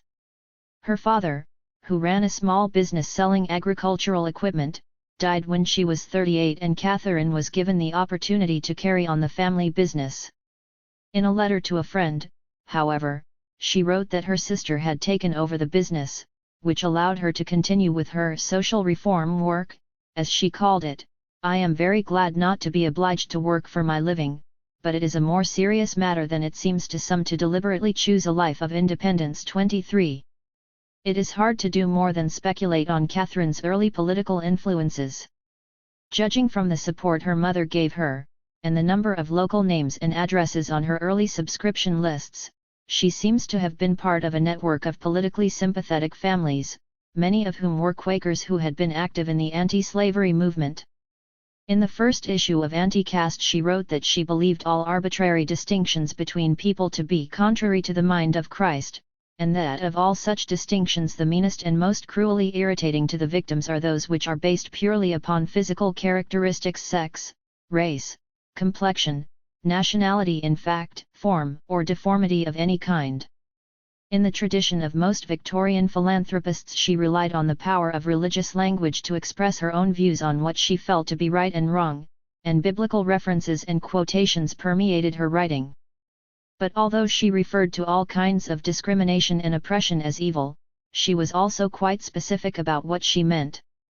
At the beginning of her 4th year as editor she wrote, "While religion teaches men that God is the Father of all, that we are all brethren, that of one blood hath he made all nations of men for to dwell together, the father of lies goes up and down in the world, teaching that the God of heaven created separate races of men, to dwell apart separated from each other, that a fair skin is always superior to a dark one, that fellowship between differing races is contrary to man's nature, that the strong should compel the submission of the weak, crushing and if necessary, exterminating those who resist. From such a doctrine spring the horrors, whose echoes reach us from all quarters of the globe, from Central Africa, to icebound Siberia, from the United States with her slaughtered Indian babes and women and her downtrodden millions of dark-hued workers, to thoughtful cultured India under the heel of British militarism, from the Australian forests, to the islands of the southern seas. 24. Apart from equality between the races, Catherine Impey's ideal of human brotherhood included the abolition of the alcohol traffic, an end to militarism, a respect for the environment and the humane treatment of animals. She was also a strict vegetarian. She often wrote about these issues in the Village Album, a monthly collection of essays and correspondence kept by the Quaker community in St. In the last 20 years of her life she became a poor law guardian, though sadly very little is known about this period of her life. Her obituary in the Quaker journal, The Friend, remembered how her warm and generous sympathies had ever been at the service of the many interests to which she was wholeheartedly devoted. Nevertheless, it continued, it was the color question, which enlisted her closest sympathy, and on which she held deep convictions in her consistent advocacy of equal rights for the white and colored people. 25. By the time she founded Anti-Caste, Catherine Impey had already visited the USA 3 times, and had made important contacts with black writers, clergy, and teachers. Among those she listed as her personal acquaintances in the first issue of her journal were Frederick Douglass, Amanda Smith, a preacher who passed through England on her way to Africa, Judge Albion Turgee, author of the first novel to deal with Reconstruction, Thomas Fortune, editor of the New York Freeman and an influential figure in black politics, Fanny Jackson Coppin, president of the Institute of Colored Youth in Philadelphia, and Frances E. Harper, head of the Black Women's Section of the Women's Christian Temperance Union, and with Coppin and 4 other black women, a speaker at the World's Congress of Representative Women, which was held as part of the Columbian Exposition in Chicago in 1893. Many of these friends kept up a correspondence with Catherine which must have given her great encouragement. "My friend and sister," wrote Frances E. Harper, "permit me to say go on with your work in the name of Him who honored our common humanity by respecting it." 27. Catherine Impey also relied upon friends and contacts throughout the empire to supply her with information. She was particularly concerned about the situation in India, both the exploitation of workers on tea plantations and of the state of the nationalist movement. In one issue she wrote, "We are sure the comfortable tea-drinking public little knows at what a cost of human lives their cheap tea is procured." 28. She went on to describe the conditions under which the coolies of the Assam tea gardens were forced to work, comparing the abuse of the system to slavery in America and the West Indies. Quoting an article in the Indian Messenger which claimed that many of the British did not regard Indians as in any way superior to lower animals, Catherine agreed, "This is strongly put, but it is undoubtedly the feeling of many of our Indian fellow subjects. And what wonder? When race prejudice is manifested towards their converts even by the men to whom has been entrusted the solemn responsibility of introducing the Christian religion in the East." She then cited a new book that exposed the corrupt behavior of missionaries in India, given to her by a Christian working man. His own verdict of the book had been that if this is the state of affairs, I feel I should be doing God's service more by circulating this work, than by contributing to the missionary society. 29.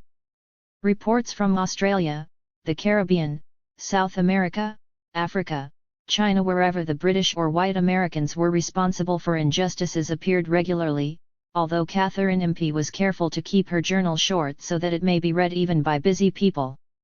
She was also quick to condemn racism in England itself, most notably when Lord Salisbury, the Prime Minister, referred to Indians as black men.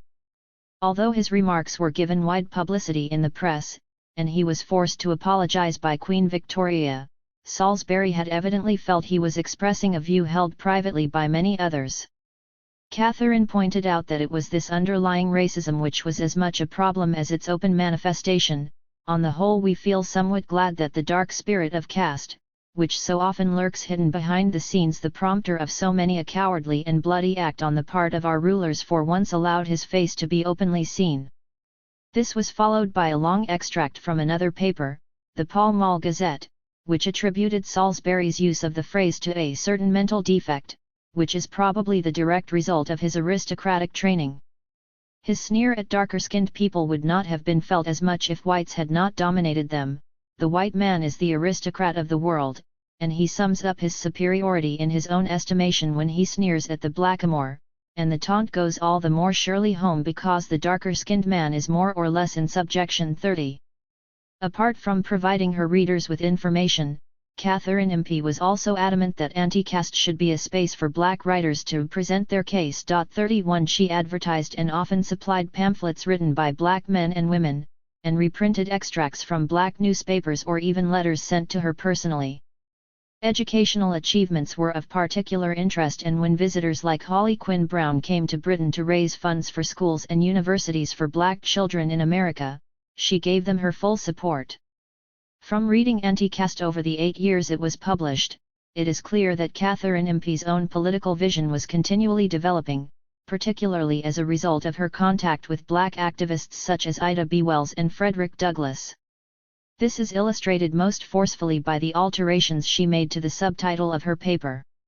Anti-Caste began life as a journal devoted to the interests of colored races. Some 18 months later this masthead was amended to, "Advocates the brotherhood of mankind irrespective of color or descent." The editorial explained the reasons for the change. True, it has been, as it said from the first, devoted to the interests of colored races, but that declaration of its object imperfectly indicated the standpoint from which those interests were treated. Among the aristocracy of Europe, thousands are devoted to the interests of the working classes. Alas! Few are there who advocate the brotherhood of rich and poor as the basis of their devotion. Anti-caste advocates the brotherhood of mankind irrespective of color or descent. Its purpose, however feebly fulfilled, is to awaken in the breasts of others some of that aching sense of wounded love that should stir a brother's or sister's heart, in view of the shameless cruelty under which the most defenseless of God's family on earth are being helplessly crushed. Our money they do not need, though they are poor, nor our patronage, nor cheap condescension. 32. 6 years later, in the final year of its publication, the subtitle changed again. As a result of a personal rift between Isabella Mayo and herself, Catherine Impey may have felt obliged to clarify her aims still further. She wrote that anti-caste now assumes the brotherhood of the entire human family, and claims for the dark races of mankind their equal right to protection, personal liberty, equality of opportunity and human fellowship. 33. Shortly after this the journal ceased publication altogether, and we can only speculate on the reasons for this. 1.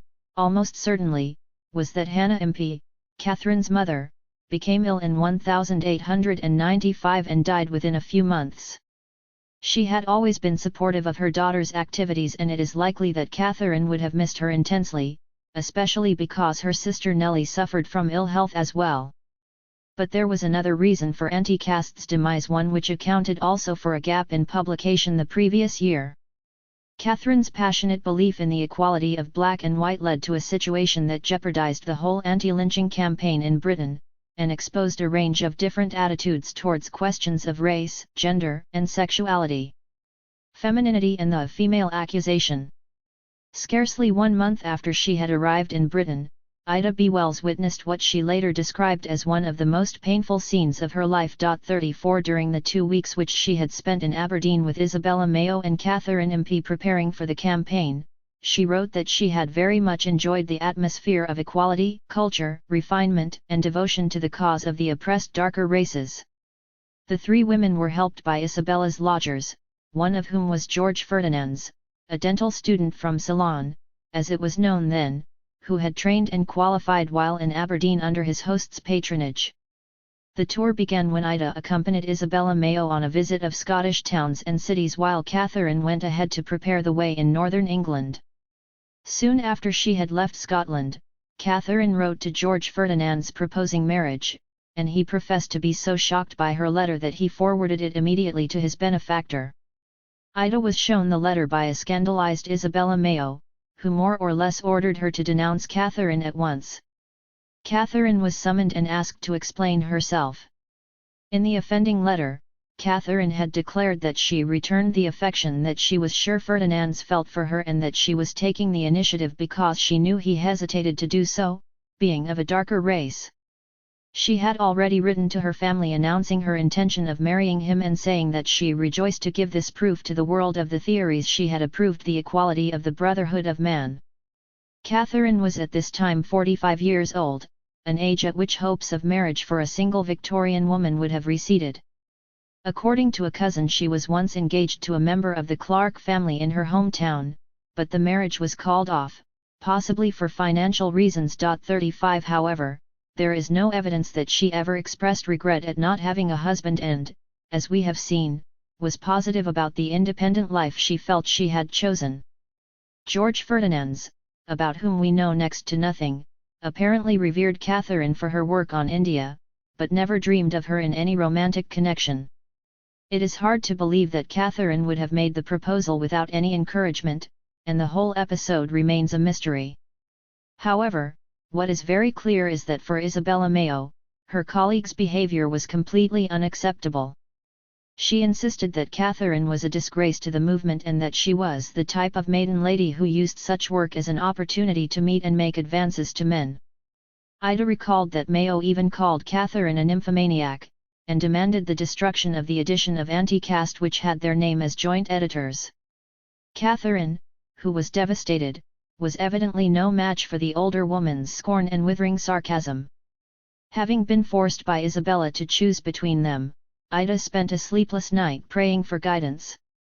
Although she felt that Catherine had been mistaken in acting so impulsively, she had not committed any crime by falling in love and was certainly not likely to do it again.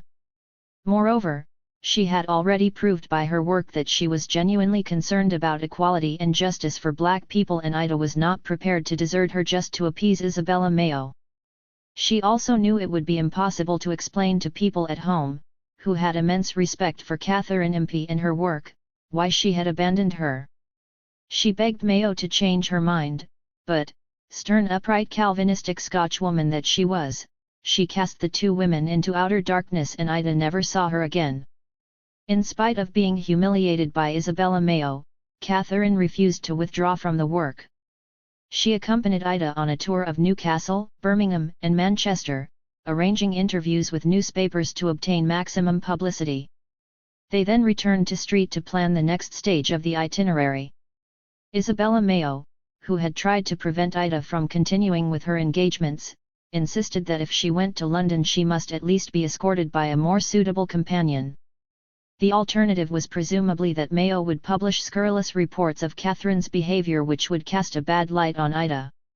Mayo had already sent details to her friends in America, criticizing Ida's behavior and denouncing Catherine. Ida attended a few meetings in London in May of that year and then returned home, leaving her friend full of bitterness and self-reproach that the tour had ended without more success. In her autobiography, Ida B. Wells explained that she had only written about the episode to remove any misunderstandings that might have arisen. She remained friends with Catherine for several years, inviting her to her wedding in 1895 and having her pamphlets distributed from Catherine's home address. In subsequent meetings she often referred to Catherine's work, expressing the gratitude of the colored races to her for her efforts. 36 It seems that the quarrel, which, as I shall explain shortly, continued to disrupt the unity of the campaign, also affected Ida's relationship with Frederick Douglass, to whom Mayo wrote complaining about Ida's ingratitude towards her English hosts. But however difficult it is to piece together the narrative, the subject matter of the dispute raises intriguing questions about the politics of race, gender, and sexuality. What exactly was the nature of the crime that Catherine Impey had committed in Isabella Mayo's eyes? Was it that she dared to proposition a man, or that she was attracted to a black man? In other words, did she transgress the accepted bounds of her gender, or was it her racial identity that she betrayed? The evidence suggests that it was probably both. And what was the significance of Ida, a black woman, supporting Catherine, and what does this imply about her sexual politics? Possible answers to these questions emerged more clearly as the anti-lynching campaign gathered pace. Shortly after Ida B. Wells returned to America, the anti-lynching campaign was relaunched, a feat which Mayo credited to her own efforts. She enlisted the help of a Caribbean writer and editor called Celestine Edwards, who agreed to take over the leadership of the newly formed Society for the Recognition of the Universal Brotherhood of Man. In July 1893, Edwards launched a new paper called Fraternity, which was to be its mouthpiece. The aim of the society, which Edwards explained in his first editorial, was to direct its attention to the work of removing inequality and wrongs from races, whom we feel sure will, with greater opportunity and freedom, do as much credit to themselves as any nation in Europe. Fraternity's format was very similar to that of Anti-Caste, with editorials, letters, information about events in India, Africa, or America, prayers, poems, anything thought to be relevant to the cause of abolishing racism. If Mayo hoped that Catherine would be snubbed by the revitalized society, she was mistaken, for Edwards had clearly been an admirer of Anti-Caste for some time and knew its editor personally. His attitude towards Catherine Impey bears out her reputation in Britain and America as a serious political crusader. The first sentence of his new paper read: "For years one has been longing for the opportunity to plead the cause of the oppressed and helpless, and when we first came into contact with Anti-Caste years ago, we thought that there was at least a prospect of helping those who were actually doing a work which our own experience, in all the countries in which the work of this society will extend, convinced us was very much indeed. For more than 6 years Anti-Caste has been doing a quiet work in England, slowly but surely permeating society, and winning the hearts of good men and true women to the cause of the struggling helpless races in America, India, Africa, and Australia, and wherever tribes, races, and nations have been oppressed by the accursed enemy of mankind caste. 37. Edwards was born in Dominica, the youngest of 9 children, but had settled in England in the 1870s when he was in his late teens. By that time he had become a convinced Christian and a champion of the temperance movement. He quickly made a name for himself, campaigning first in Scotland and then all over England. He was a popular speaker, and used to draw crowds of over 1,000 at his public meetings. At the time when he was approached by Mayo to front the Shrub, he was editing another magazine, Lux, which was a weekly Christian evidence newspaper that frequently expressed the same anti-imperialist views as Fraternity. In one editorial, Edwards wrote that the British Empire will come to grief unless it changes its methods of dealing with the Aboriginal races. He went on to warn that the day is coming when Africans will speak for themselves. The day is breaking and, the despised African, whose only crime is his colour, will yet give an account of himself. 38. Whether or not Edwards knew what had caused the rift between Catherine Impey and Isabella Mayo, we shall never know, but he obviously attempted to steer a middle course between them. He relied heavily on Catherine's help with contributions for fraternity. For a few months both editors continued to publish their own journals, until Anti-Caste temporarily suspended publication in 1894 and Catherine donated all her material to Edwards. Another example of Catherine's continuing involvement, and of her undamaged reputation, was given during the weeks that followed Ida B. Wells's visit. The second edition of Fraternity, published in August 1893, carried a report of a meeting in Newcastle where thousands gathered to hear Edwards lecture on black and white in America. The chairman, who had been a missionary in Jamaica, opened the proceedings by giving a high testimony to the earnest zeal of Miss C. Impey, the originator of the society, who, almost unaided, has carried on the work up to the present time. Isabella Mayo was continually frustrated in her attempts to dissociate the campaign from Catherine Impey. When Edwards died of illness and exhaustion in 1894, she took the opportunity in writing his obituary of giving a revised version of his leadership. She explained how he had been hampered by a small clique, who had gained some footing in the society, even in the brief interval which necessarily elapsed between the first startling appearance of difficulty and Mr. Celestine Edwards obtaining power to grapple with it. The object of this clique has been to force upon the Society's councils a person of admitted mental instability, the victim of hallucination 1, 2, who on being expostulated with on the matter, had given promises of absolute withdrawal from active and official relations with the Society, which promises were immediately afterwards broken. 39. This clique to which Mayo referred consisted of Catherine and her friends and supporters who had apparently taken control of the Society by unconstitutional means soon after Edwards left the country in a desperate attempt to recover his health. They had been helped by the fact that Edwards had not managed to find time to record the preliminary sessions, according to Mayo, who resolved to keep control of the journal until the Society was again in the hands of a properly elected council. Edwards's greatest achievement as leader of the SRUB was to organize a second tour for Ida B. Wells, who returned in March 1894 and stayed for several months. Mayo still refused to have anything to do with her, so it is quite likely that Catherine Impey instigated the tour, even if she was to keep a lower profile this time. During Ida's visit, which was followed closely in the pages of Fraternity, Mayo took the opportunity to publish her most damning indictment of Catherine's behavior in order to humiliate her into silence. It was deliberately published next to Ida's final report, shortly after Edwards had been forced to give up work as editor. Headed "The Female Accusation," it is worth quoting at length, partly because it reveals more about its writer than its intended victim, but mainly because it throws more light on the nature of the quarrel between the two women. Seeing the frequency of female accusation in the case of the lynched Negroes, too little attention seems to have been given to certain morbid peculiarities well known to medical men and matrons of experience. There are women who will fancy anything which will give them a sensation and a little passing notoriety. In wild countries, where terrible crimes will occasionally occur, such diseased imaginations will fasten upon these, and imagine a criminal and an attempted crime in any innocent stranger. Under happier social circumstances, the morbid egotists may only imagine that men fall in love with them.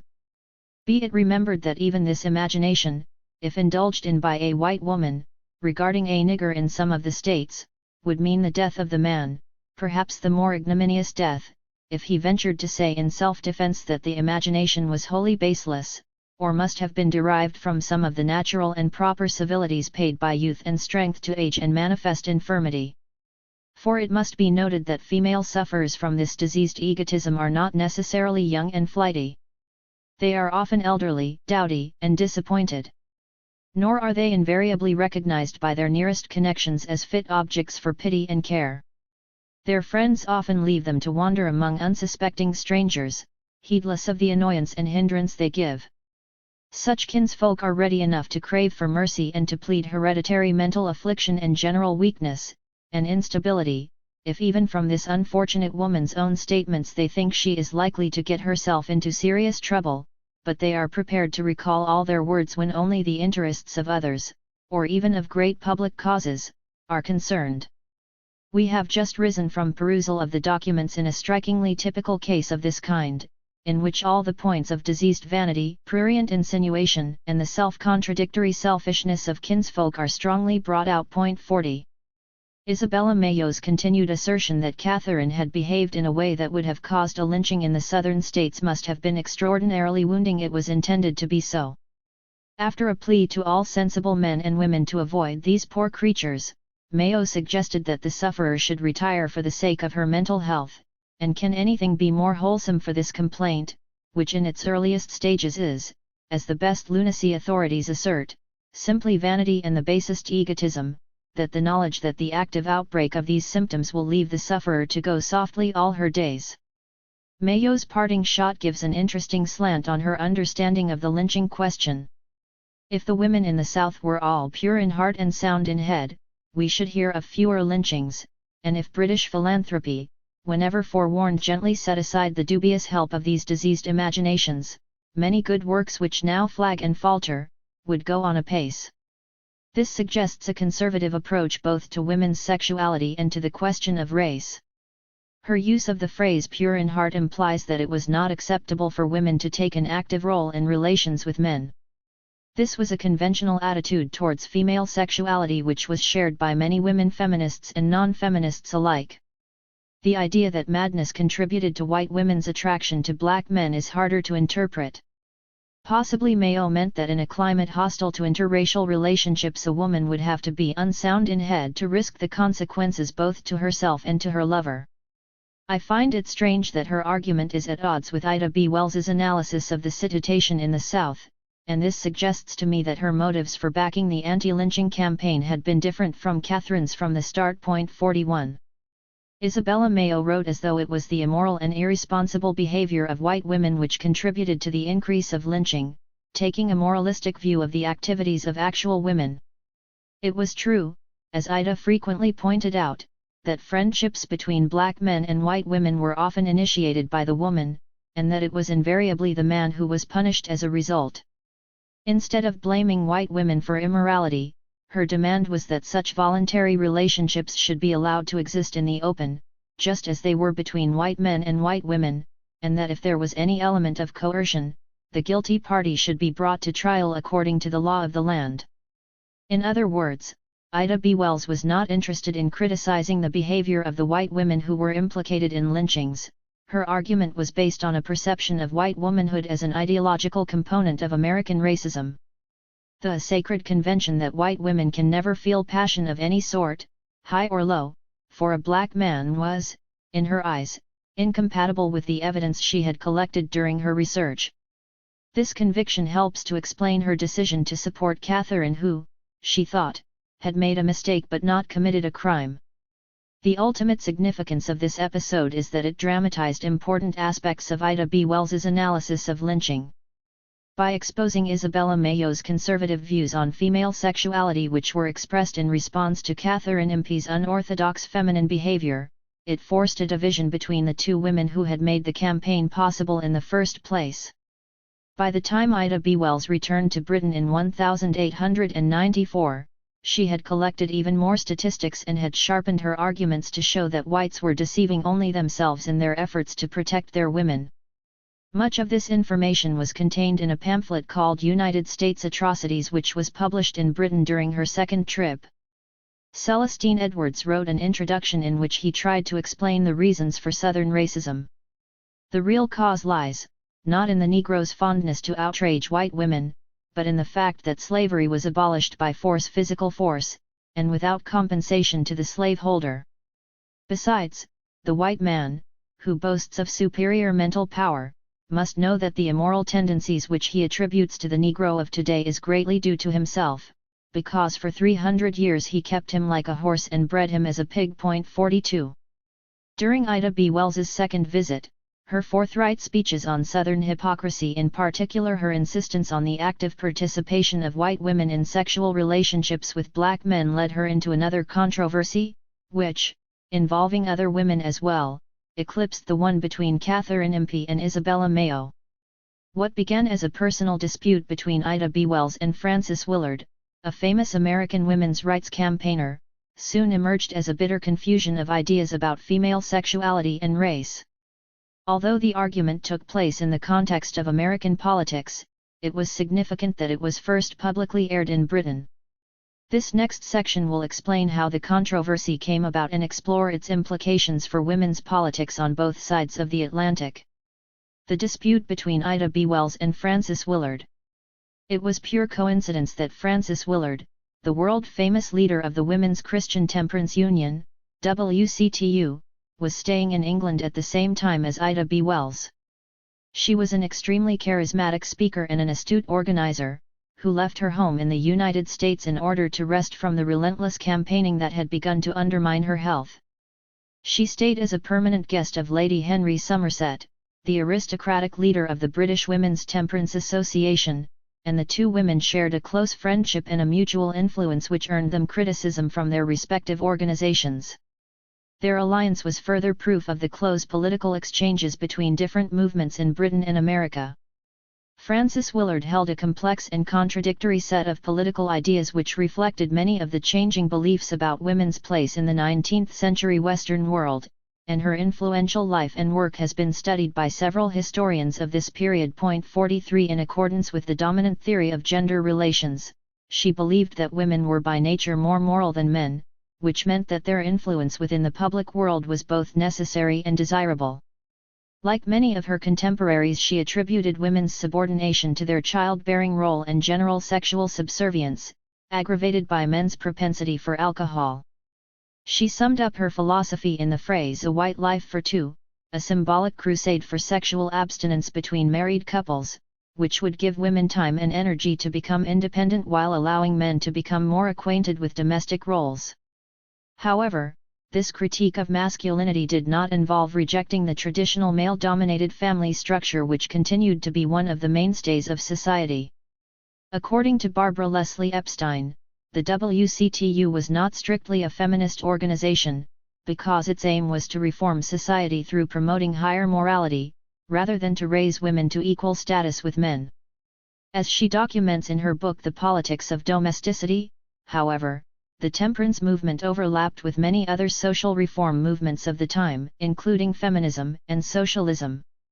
Many women who belonged to suffrage organizations shared the conviction of WCTU members that women were naturally better equipped than men to reform society.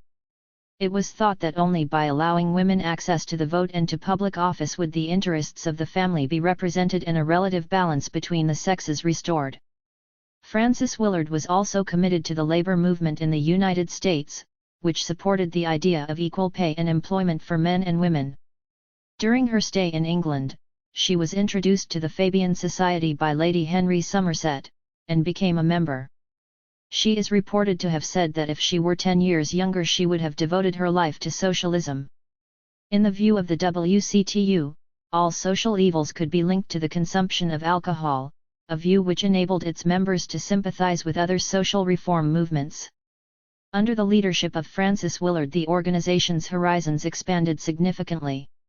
She considered that the temperance movement was the appropriate place to develop her arguments for greater political power for women.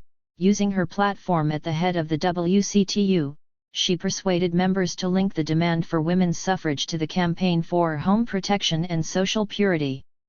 In Britain, the concerns of the temperance movement were much narrower. It was not a cause particularly associated with feminism, although many feminists felt strongly about the prohibition of alcohol. However, Lady Henry Somerset was entirely won over by Frances Willard's strategies, and together the two women attempted to force the suffrage issue onto a most unwilling membership. The majority were not only conservative in their beliefs and not interested in participating in public life to any extent, they also greatly resented interference from an American. Even those who were involved in more progressive women's politics, such as Helen Bright Clark, who was also a friend of Susan B. Anthony and Elizabeth Cady Stanton, tried to suggest to Frances Willard that she restrict her influence. In reply to a letter from Helen Bright Clark, Frances Willard wrote, "Thank you for your kind letter and suggestions. Be assured that I have not meant to intrude. My reception from the religious, temperance, and philanthropic guilds in the beloved mother country has been so generous that I may have overestimated the friendliness of temperance women, but in the long run I am quite sure we shall be warmly appreciative, mutually, and misunderstandings will be cleared away." 44. Frances Willard was in England for nearly 2 years, much to the annoyance of the members of the WCTU in America. During this time she gave many lectures throughout the country, captivating audiences by her brilliant performances. When Ida B. Wells arrived in Britain on her first tour in 1893, many of those who came to hear her talk were anxious to know if Frances Willard, as a prominent American speaking on moral issues, had condemned lynching. Ida B. Wells, who always made the point that silence amounted to consent, felt particularly angry about Frances Willard, having read an interview with her in the New York Voice in which she practically condoned lynching. Not having a copy of the paper, she was unable to substantiate this charge, but she never mentioned the temperance organizer's name unless asked specifically about her. On her second visit, however, she came prepared with the evidence because she felt it was an example of the way that lynching was continually misunderstood by Northern liberals.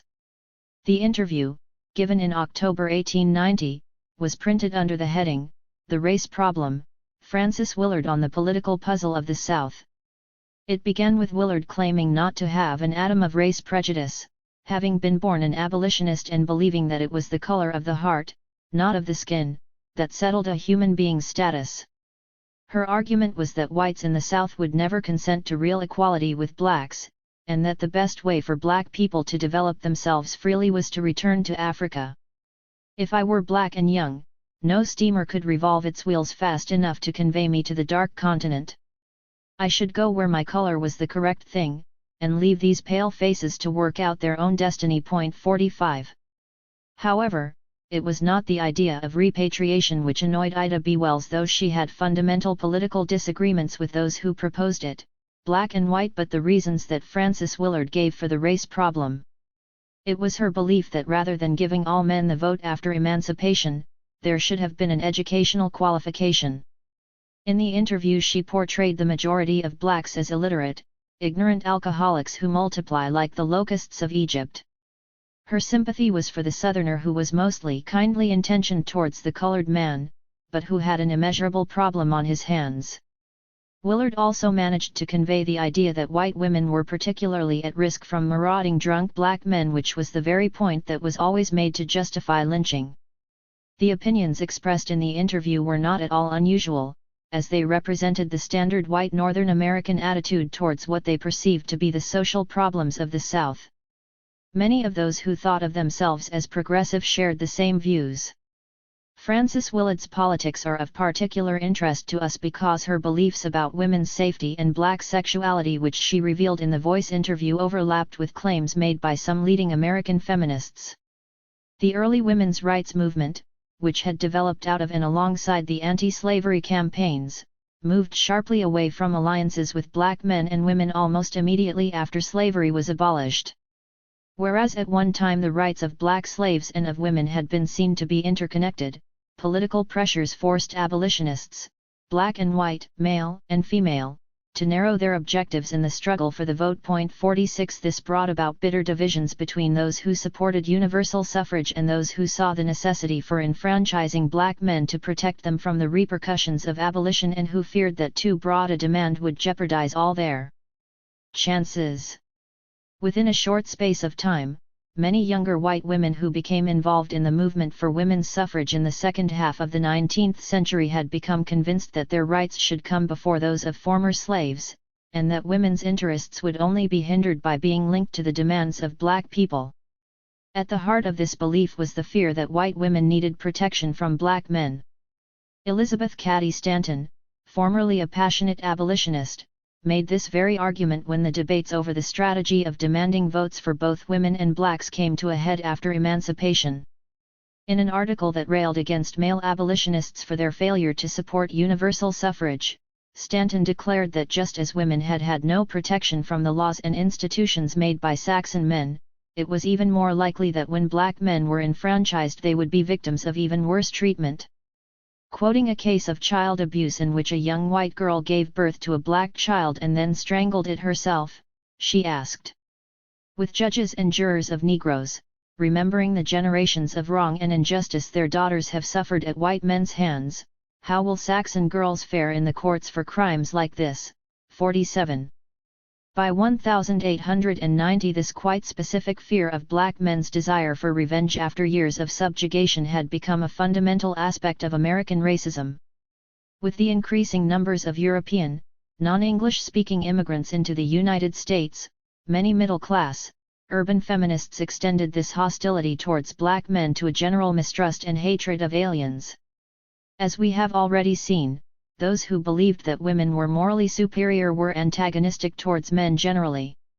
But while all male sexuality was potentially threatening to all women, it was black and working-class men who represented the threat at its most uncontrollable and frightening.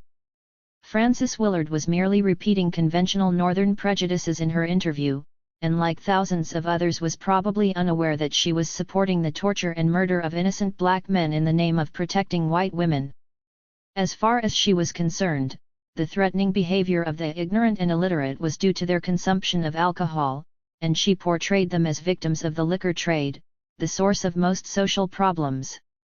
While on the one hand she attempted to cover herself in the Voice interview by saying that neither by voice or by pen have I ever condoned, much less defended any injustice towards the colored people, on the other she insisted that it was wrong to give the vote to black people and to alien illiterates, who rule our cities today with the saloon as their palace, and the toddy stick as their scepter.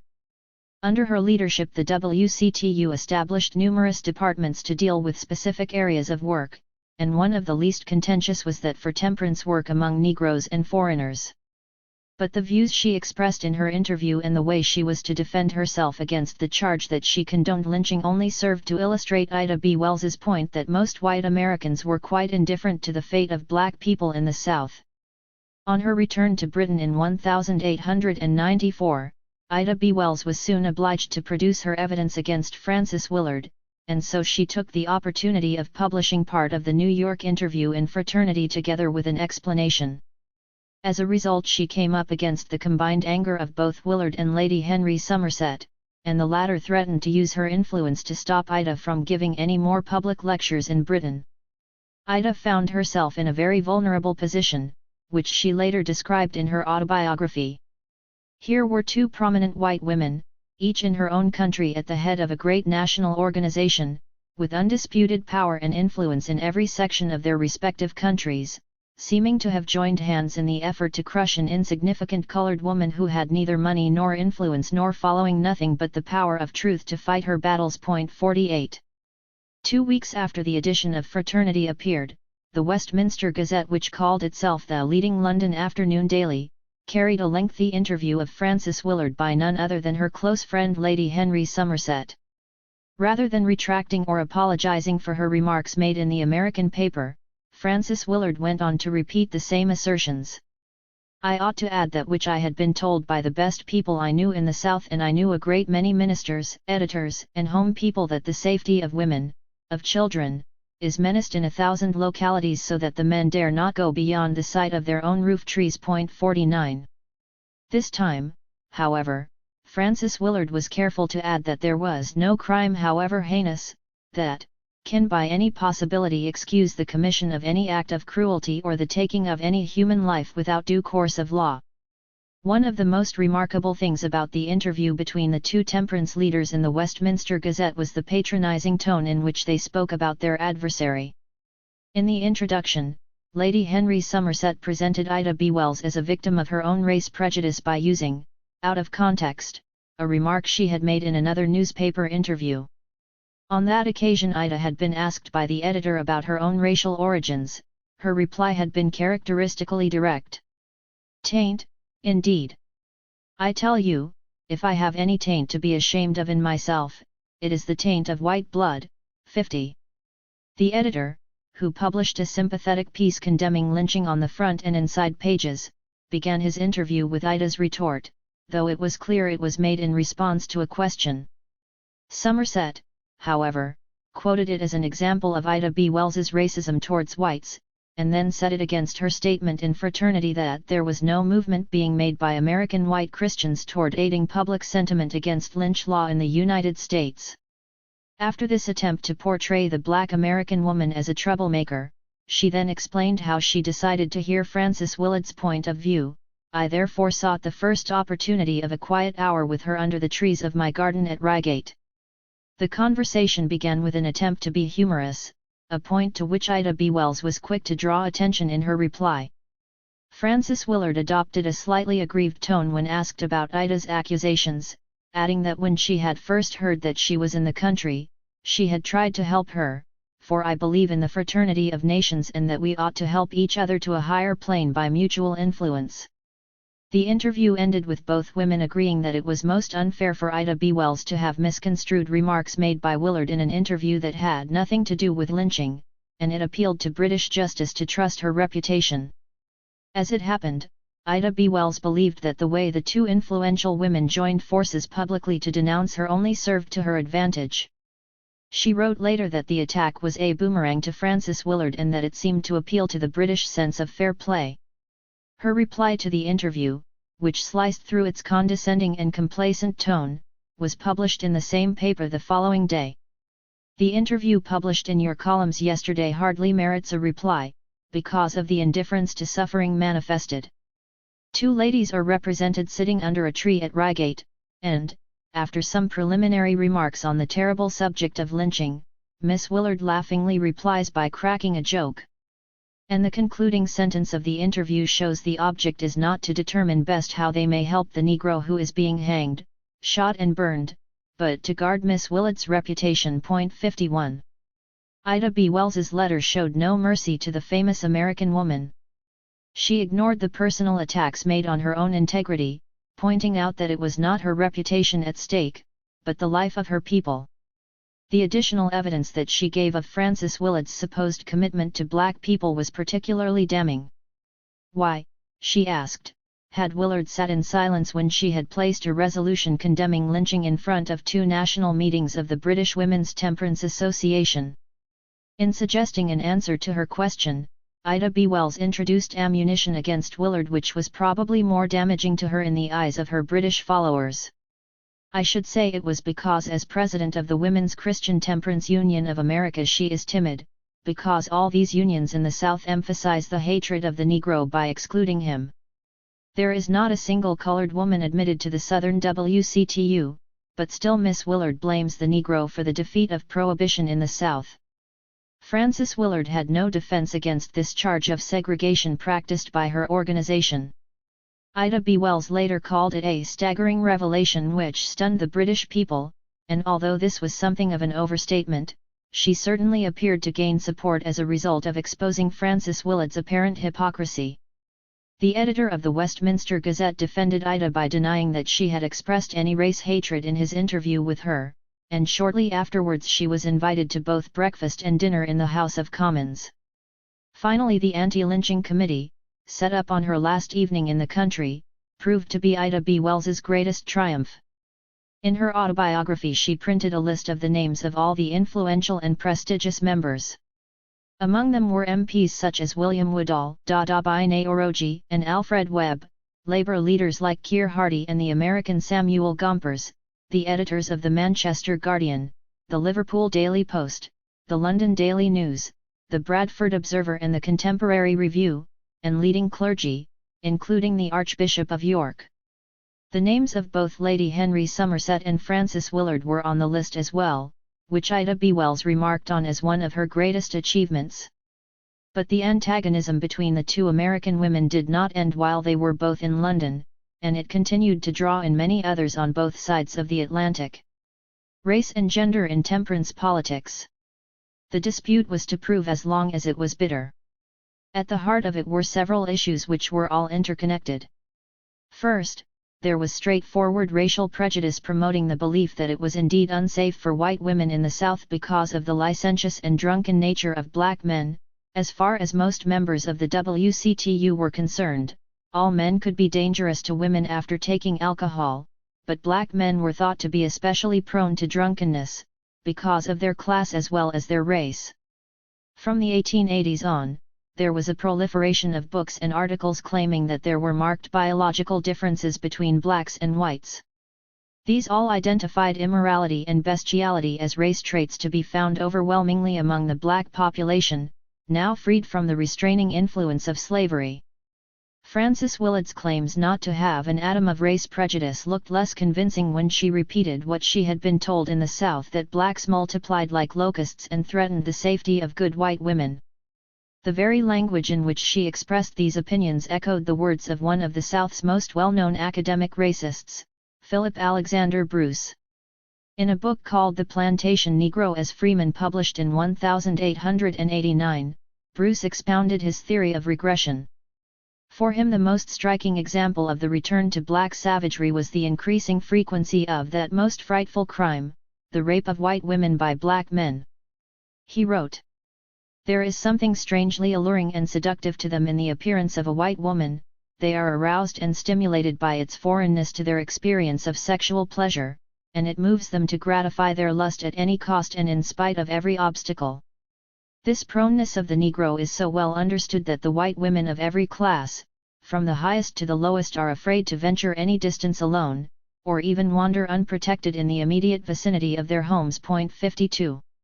Second, there was the issue of segregation practiced by white women's organizations. Whether or not Frances Willard personally approved of it, the fact was the WCTU permitted segregated sections in some southern states. Some of their leading white members, women such as Rebecca Felton, who had been loyal Confederates during the war, were fiercely opposed to the idea of working together with black women. 53. The fear of losing Southern members was too great to prevent the WCTU leadership from outlawing separate organizations for black and white women throughout America. Like many liberals in the North, Frances Willard was able to profess and believe in the theoretical equality of the races while at the same time turning a blind eye to the reality of segregation and discrimination in more distant parts of the country. By 1897 the racist climate had so degenerated that Rebecca Felton won huge popular support by declaring, "If it takes lynching to protect women's dearest possession from drunken, ravening beasts, then I say lynch 1,000 a week if it becomes necessary." Encouraged by friends and supporters, she then embarked on a crusade for the salvation of white women from the Black Fiend. 54. The third element of the quarrel between Frances Willard and Ida B. Wells was the fact that it was a black woman who was publicly challenging the dominant view of white women's sexuality. Ida's insistence that it was white women who often initiated illicit relationships with black men did not accord with the belief held by many in the WCTU, including Frances Willard, that women were invariably victims of male lust. The scenario of drunken black men and those who were ignorant and illiterate and could become doubly dangerous through drink preying on white women accorded entirely with WCTU philosophy, while the possibility of willingness on the part of the so-called victims was viewed as an outrageous suggestion. But it was not just the idea of women being actively interested in sex that scandalized so many American women. Ida B. Wells had also raised the forbidden topic of miscegenation. It was common knowledge that black women had suffered sexual abuse at the hands of white men during slavery, a fact that was often described in abolitionist propaganda, particularly in works of fiction. The idea, however, that white women might find black men desirable was altogether a different issue. In 1856, the well-known abolitionist campaigner Lydia Maria Child lost much of her popular support when she wrote an appeal against miscegenation laws, citing several happy unions between white women and black men. Even though she dared to speak out, risking the world's mockery, she still felt obliged to distance herself from any such possible desires by claiming that it was only the lowest class of white women who would consider such a union, the difference between them and middle-class women being a matter of taste. 55. Although it was almost 40 years later, the racism that Ida B. Wells encountered both in Britain and in the United States contained the idea that black men had long held suppressed desires for white women. She constantly refuted this by citing the example of plantation owners who spent extended periods away from home, leaving a wife and family in the hands of trusted slaves. Do you remember when the American Negro had his great opportunity? When his master went into the field openly to fight against the Negro's freedom, and left his wife and children in the Negro's charge. What wrongs those Negroes had to avenge! And what a temptation to vengeance! Yet not a man of them betrayed his master's trust. 56.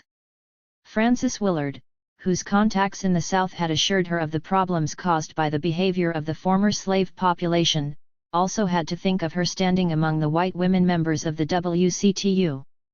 Speaking at the 1894 WCTU convention in Cleveland, Ohio, Frances Willard attacked Ida B. Wells in her opening address, hoping to silence her on this issue for once and for all.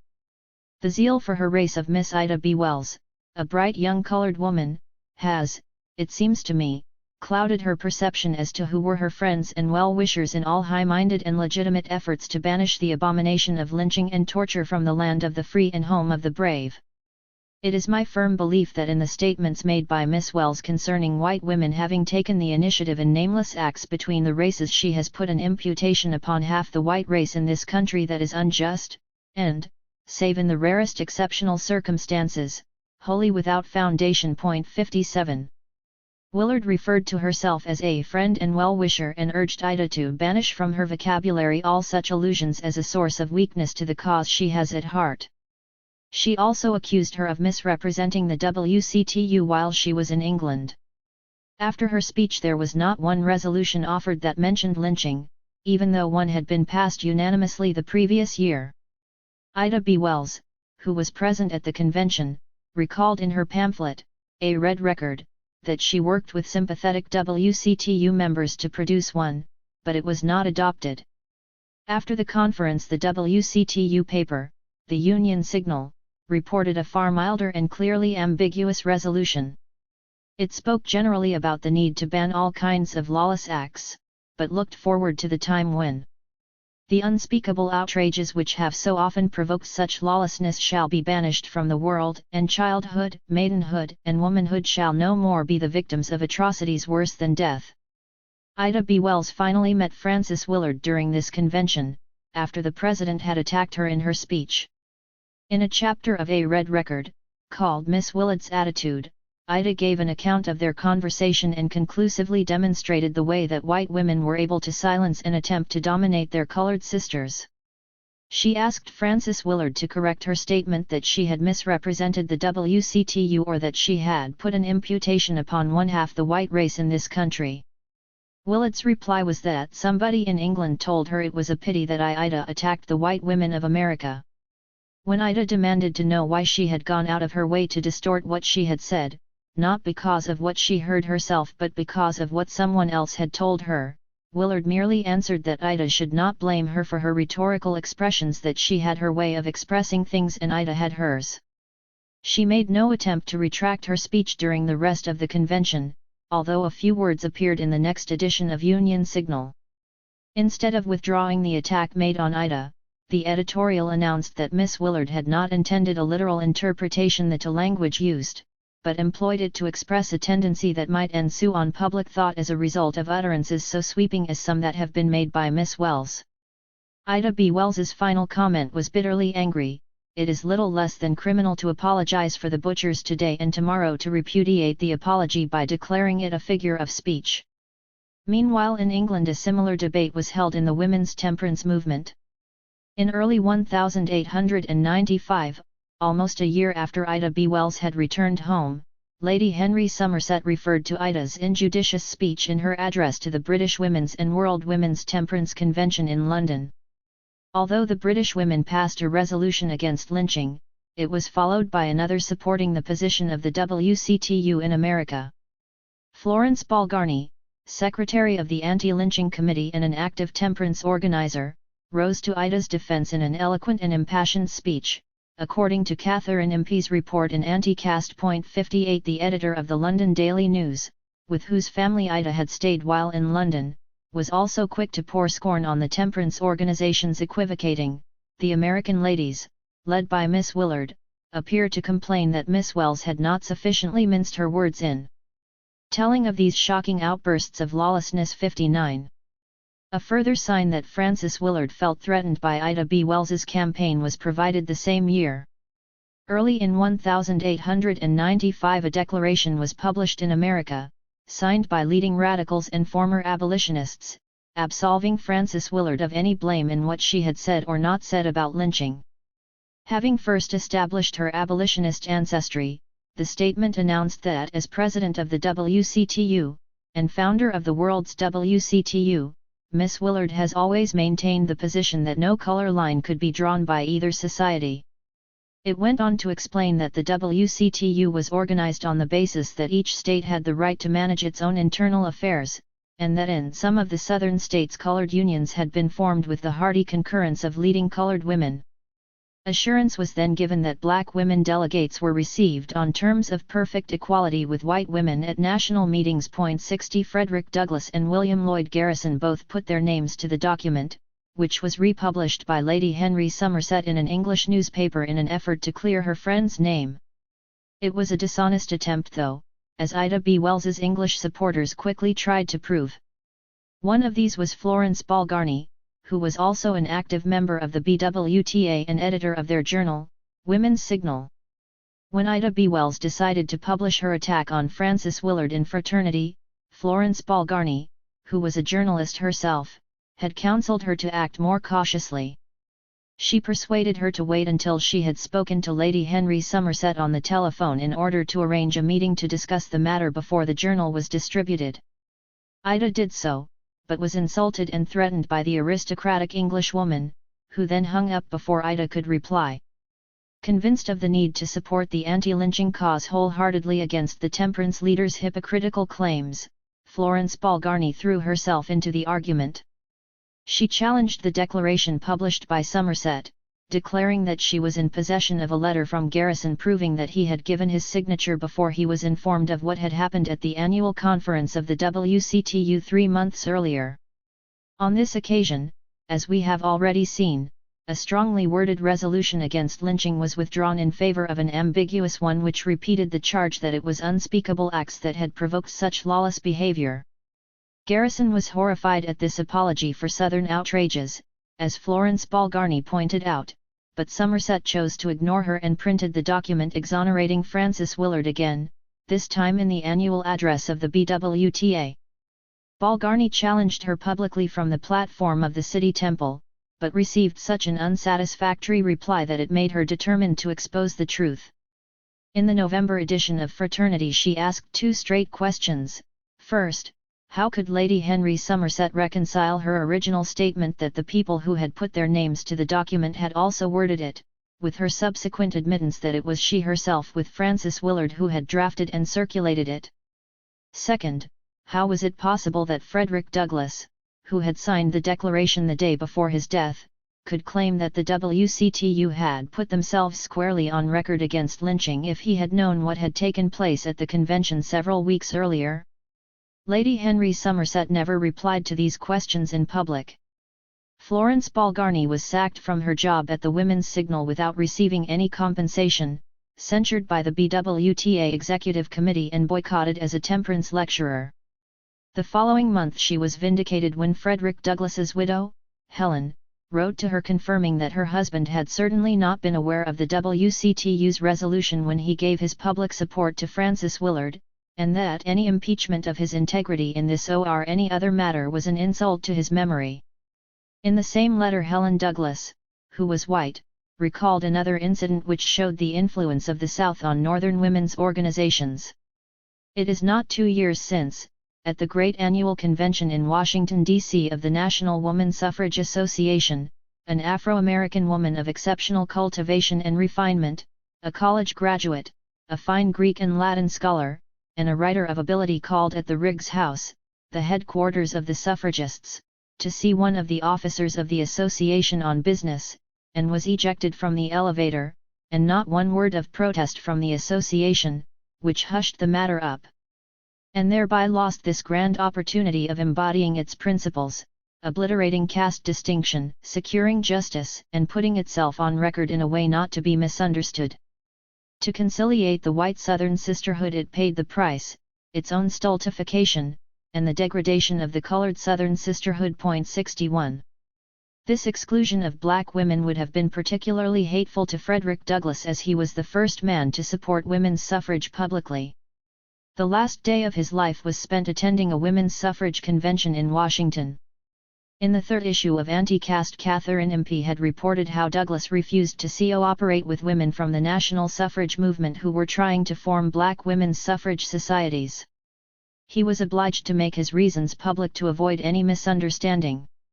In a letter to the press he wrote, "My appreciation of the moral and intellectual worth of the colored woman was the ground of my opposition to having them pushed off into separate organization in defense to a prejudice which belongs to the barbarism of slavery, and which I trust is fast dying out and against which my whole life has been a protest." 62. Catherine Impey, who by March 1895 had reluctantly, in response to Isabella Mayo's efforts to silence her, taken up the editorship of Anti-Caste, once more, added her voice to the criticism of the American Women's Organization. She first examined the infamous document absolving Frances Willard, focusing her attack on its references to the color line. By allowing separate organizations on the grounds that it suited both black and white women to work independently, she contended, the leaders of the WCTU were bowing to the demands of the white members to exclude their black sisters. Their claim to welcome black women on equal terms as officers and delegates to the national organization glossed over the fact that it was extremely intimidating for the few who were selected to attend their monster assemblies. Catherine Impey concluded that the Southern conscience was too blunted by the effects of slavery to be trusted where the rights of colored women are concerned, and if the North did not realize the significance of this concession, then pressure would have to come from elsewhere, from English protest, where feelings and conscience are less benumbed. 63. The significance of anti-lynching politics for white women's feminism. The detail of this controversy is important, I think, because it illustrates the range of positions that different women took in their attempts to formulate a political outlook that acknowledged both gender and race. It is also significant that the public quarrel between Frances Willard and Ida B. Wells first surfaced in England and was carried back to the United States where it had originated. This was partly due to circumstance, in that Frances Willard happened to be in Britain when the Society for the Brotherhood of Man was being set up. But as a young, unknown black woman in her own country, Ida B. Wells would never have been able to attract public support for her criticism of a figure of Frances Willard's caliber. Yet in London her relative obscurity seemed to add weight to her argument. She believed that the British public felt more sympathy for her after the two temperance leaders threatened to use their influence to silence her. It would be wrong, however, to attribute Ida's moral victory solely to what she perceived as the British sense of fair play. The support that she was shown indicates that there was a substantial current of anti-imperialist thought in Britain at that time, which was able to make sense of and accept her political analysis of racial terror in America with all its implications for the social and political relations of race and gender elsewhere. But this makes me wonder whether this analysis was acceptable because it was made in an American context, or whether it was also seen to hold good in British colonial societies, where segregation and racial subordination were also part of everyday life. Why did Ida B. Wells not face more opposition in Britain than she did, since her description of social relations in the South were often uncomfortably close to those in parts of the Empire? As she herself frequently pointed out, the hardest part of her work in Britain was to convince people that black men were not wild beasts after white women. 64 When the Times drew the attention of Florence Balgarni and the numerous ladies upon the anti-lynching committee to the frequency and atrocity of his outrages on white women, it was not just referring to the black man in America, but to everywhere where a man with a darker skin could come into contact with whites. This belief, which lurked in the recesses of the imperial imagination, had been more widely expressed, not in the context of the British experience of slavery and abolition, but in reaction to uprisings of black colonial subjects in India and the Caribbean, in particular the Indian Mutiny of 1857 and the Morant Bay Uprising of 1865. Both discussed in Part 1.65. Although responses to the uprisings were part of a much more complex debate about the nature of democracy at home and the legitimation of imperial rule abroad, these rebellions and the manner in which they were suppressed occupied an indelible place in the memory of racial dominance. Yet it does not appear that the British anti-lynching campaigners saw useful analogies between the situation in the Empire and conditions in the southern states of America. Their opponents in the South, however, were quick to cite the cruel suppression of the Sepoy Rebellion as an example of barbarity committed by the hypocritical British. While the ladies involved in the anti-lynching committee would have been too young to remember the actual events surrounding the insurrections, they would have been familiar with the mythologies that developed as a result. Not being American, they might have been less sensitive to the outrage caused by Ida B. Wells's remarks about Southern white women enjoying intimate friendships with former slaves, but they would certainly have been aware of the impact of such arguments had they been made in the context of British colonial society. The way that Isabella Mayo reacted to Catherine Impey's proposal to her lodger was evidence that even when friendship between black men and white women was possible, marriage was an entirely different matter. I shall now consider what motivated the women who rallied behind Frances Willard and Lady Henry Somerset to defend the name of white women in America. The details of the controversy belie the simple conclusion that it was a conflict between middle-class white women who saw themselves as representing what they understood to be women's interests and middle-class white women who were more concerned with the idea of helping oppressed people than fighting for their own rights as women. By focusing on the writings of Frances Willard, Catherine Impey, and Florence Balgarnie, it is possible to explore the political beliefs that these white women shared as well as where they disagreed with each other. Frances Willard belonged to a body of women who believed that society needed moral reform, and that woman's equality was justified by her ability to provide moral and spiritual guidance rather than as an end in itself. Ultimately, the WCTU was a conservative organization, although many of its actual policies suggested some degree of radicalism, intersecting with both socialism and feminism. There was a constant tension within the network around its identification with feminist aims. The demand for rights for women was considered too strident, for example. 66 However, by the beginning of the 20th century, the movement for social purity was in decline, as Victorian ideas on morality became outdated. Frances Willard died in 1896, and her life and her philosophy, summed up by the call for a white life, were very soon identified with an era that had passed. It is no coincidence that Willard's views on race were also more appropriate to an earlier historical period. She was, as she claimed so proudly on many occasions, a child of the abolitionist movement, and it is significant that in the 1890s she still felt this was sufficient proof of her freedom from racial prejudice. "I was born an abolitionist, taught to read out of The Slave's Friend," she announced at the beginning of her interview in the New York Voice. The propaganda of abolitionism was often directed at women in their capacity as guardians of a superior morality, and it appealed to many because of its support for basic domestic values, the most important one being the defense of the family. For thousands of women, campaigning against slavery was entirely compatible with demanding equal rights for women outside the home, as long as they still accepted that women were basically responsible for the moral and spiritual welfare of the family. As we have already seen, Willard's views on the liberation of black people beyond emancipation appear to have been confined to a general sympathy for educated blacks and support for the policy of repatriation. Catherine Impey, whose views on racism were expressed through her columns in Anti-Caste, was also born into an anti-slavery tradition. However, the changes she made to the masthead of Anti-Caste from 1888 to 1895 revealed that she was more in touch with the aspirations and achievements of black people than Frances Willard was. As we have already seen, the aim of her journal moved from being devoted to the interests of colored races to claiming black people's equal right to protection, personal liberty, equality of opportunity and human fellowship. This change reflected a shift from a conventional philanthropic stance, in keeping with her Quaker background, to a more active recognition of the autonomy of black struggles for racial justice. Like Frances Willard, Catherine Impey, who lived in a household of women, was in no way dependent on a man for her upkeep. Although this does not necessarily mean that she believed women should be active in a wider sphere, her writings and involvement in the anti-imperialist network all take for granted an assumption that women should be as free as men in expressing their political opinions. She recognized that women had a particular role to play in the anti-lynching campaign, though whether this was due to a sense of women's philanthropic mission is not clear.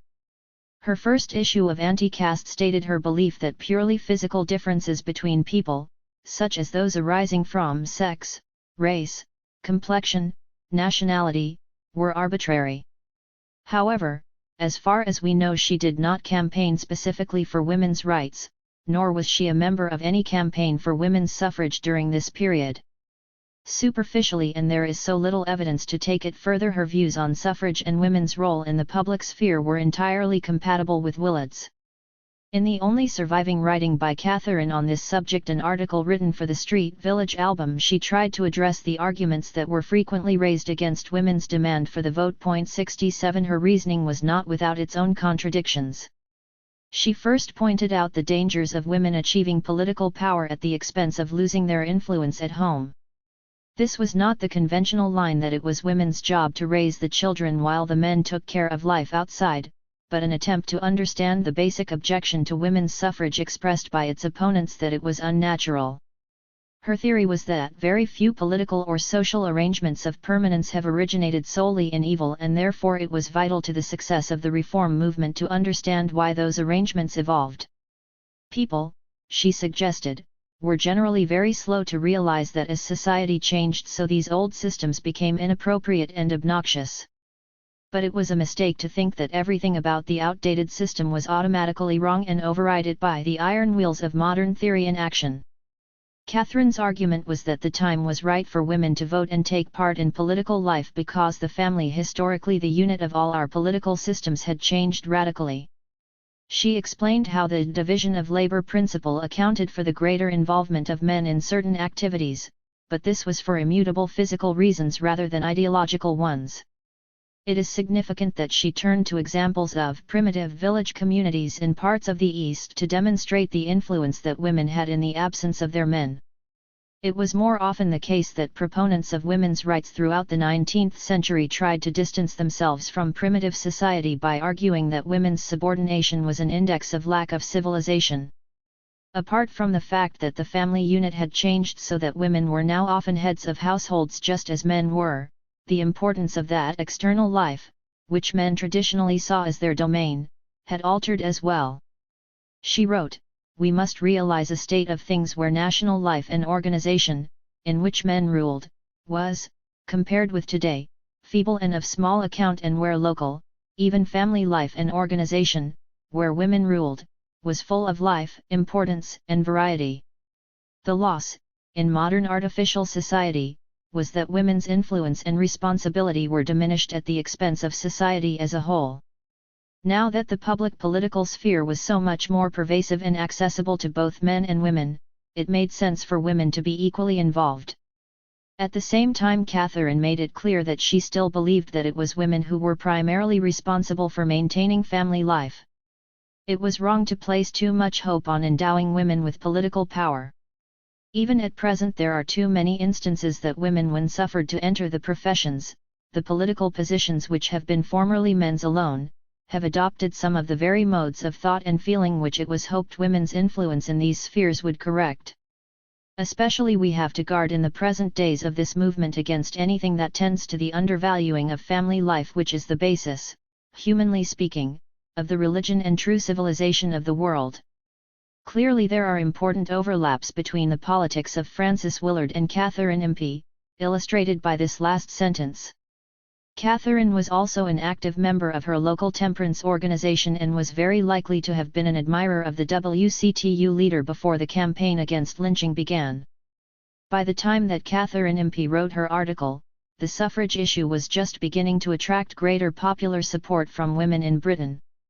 The trade union movement was rapidly expanding, and many middle-class women involved themselves in employment issues with or on behalf of working-class women. In 1885, Florence Balgarni was appointed secretary of the Central Committee of the National Society for Women's Suffrage. She had already made a name for herself by her skills in both organizing and public speaking, and she was widely respected for her commitment to women's rights. In 1889 she was one of a group of women who founded the Women's Trade Union Association, and she was also, through her work as a journalist, closely involved in the British Women's Temperance Association. An interview with Balgarni in the Women's Penny paper revealed that she felt most at home when addressing meetings of working people, particularly men. 68 Born and brought up in Scarborough, Yorkshire, daughter of a Scottish Congregational minister, her favourite book as a child had been Uncle Tom's Cabin. Education was another cause that interested her, and she helped set up the Scarborough branch of the University Extension Scheme. For 2 years she sat on the school board there, having been elected alongside men. In the same interview she named Ruskin, John Stuart Mill and Mazzini as writers who had influenced her greatly, although she also lectured on the life and works of her other favourite author, Charlotte Brontë. Florence Balgarni was, like Catherine Impey, an independent woman engaged in reform work. More of a conventional feminist by virtue of the fact that she belonged to suffrage and women's rights organizations, she encountered the anti-lynching campaign through her work as a journalist and was not able to pass it by without becoming deeply involved. After being elected secretary of the Anti-Lynching Committee in 1894, she wrote an article about Ida B. Wells in a popular magazine called Great Thoughts. It began, "The age of chivalry is not dead nor dying. It is gloriously real and present with us. This so-called prosaic 19th century thrills with romance, the very air palpitates with deeds of daring and heroism. We have brave knight-errants in many a field, and, better still, women, the Jeanne d'Arcs of today, are not wanting." 69. Despite the purple prose, Florence Balgarni's account of her young life and her analysis of lynching accords completely with Ida's own version.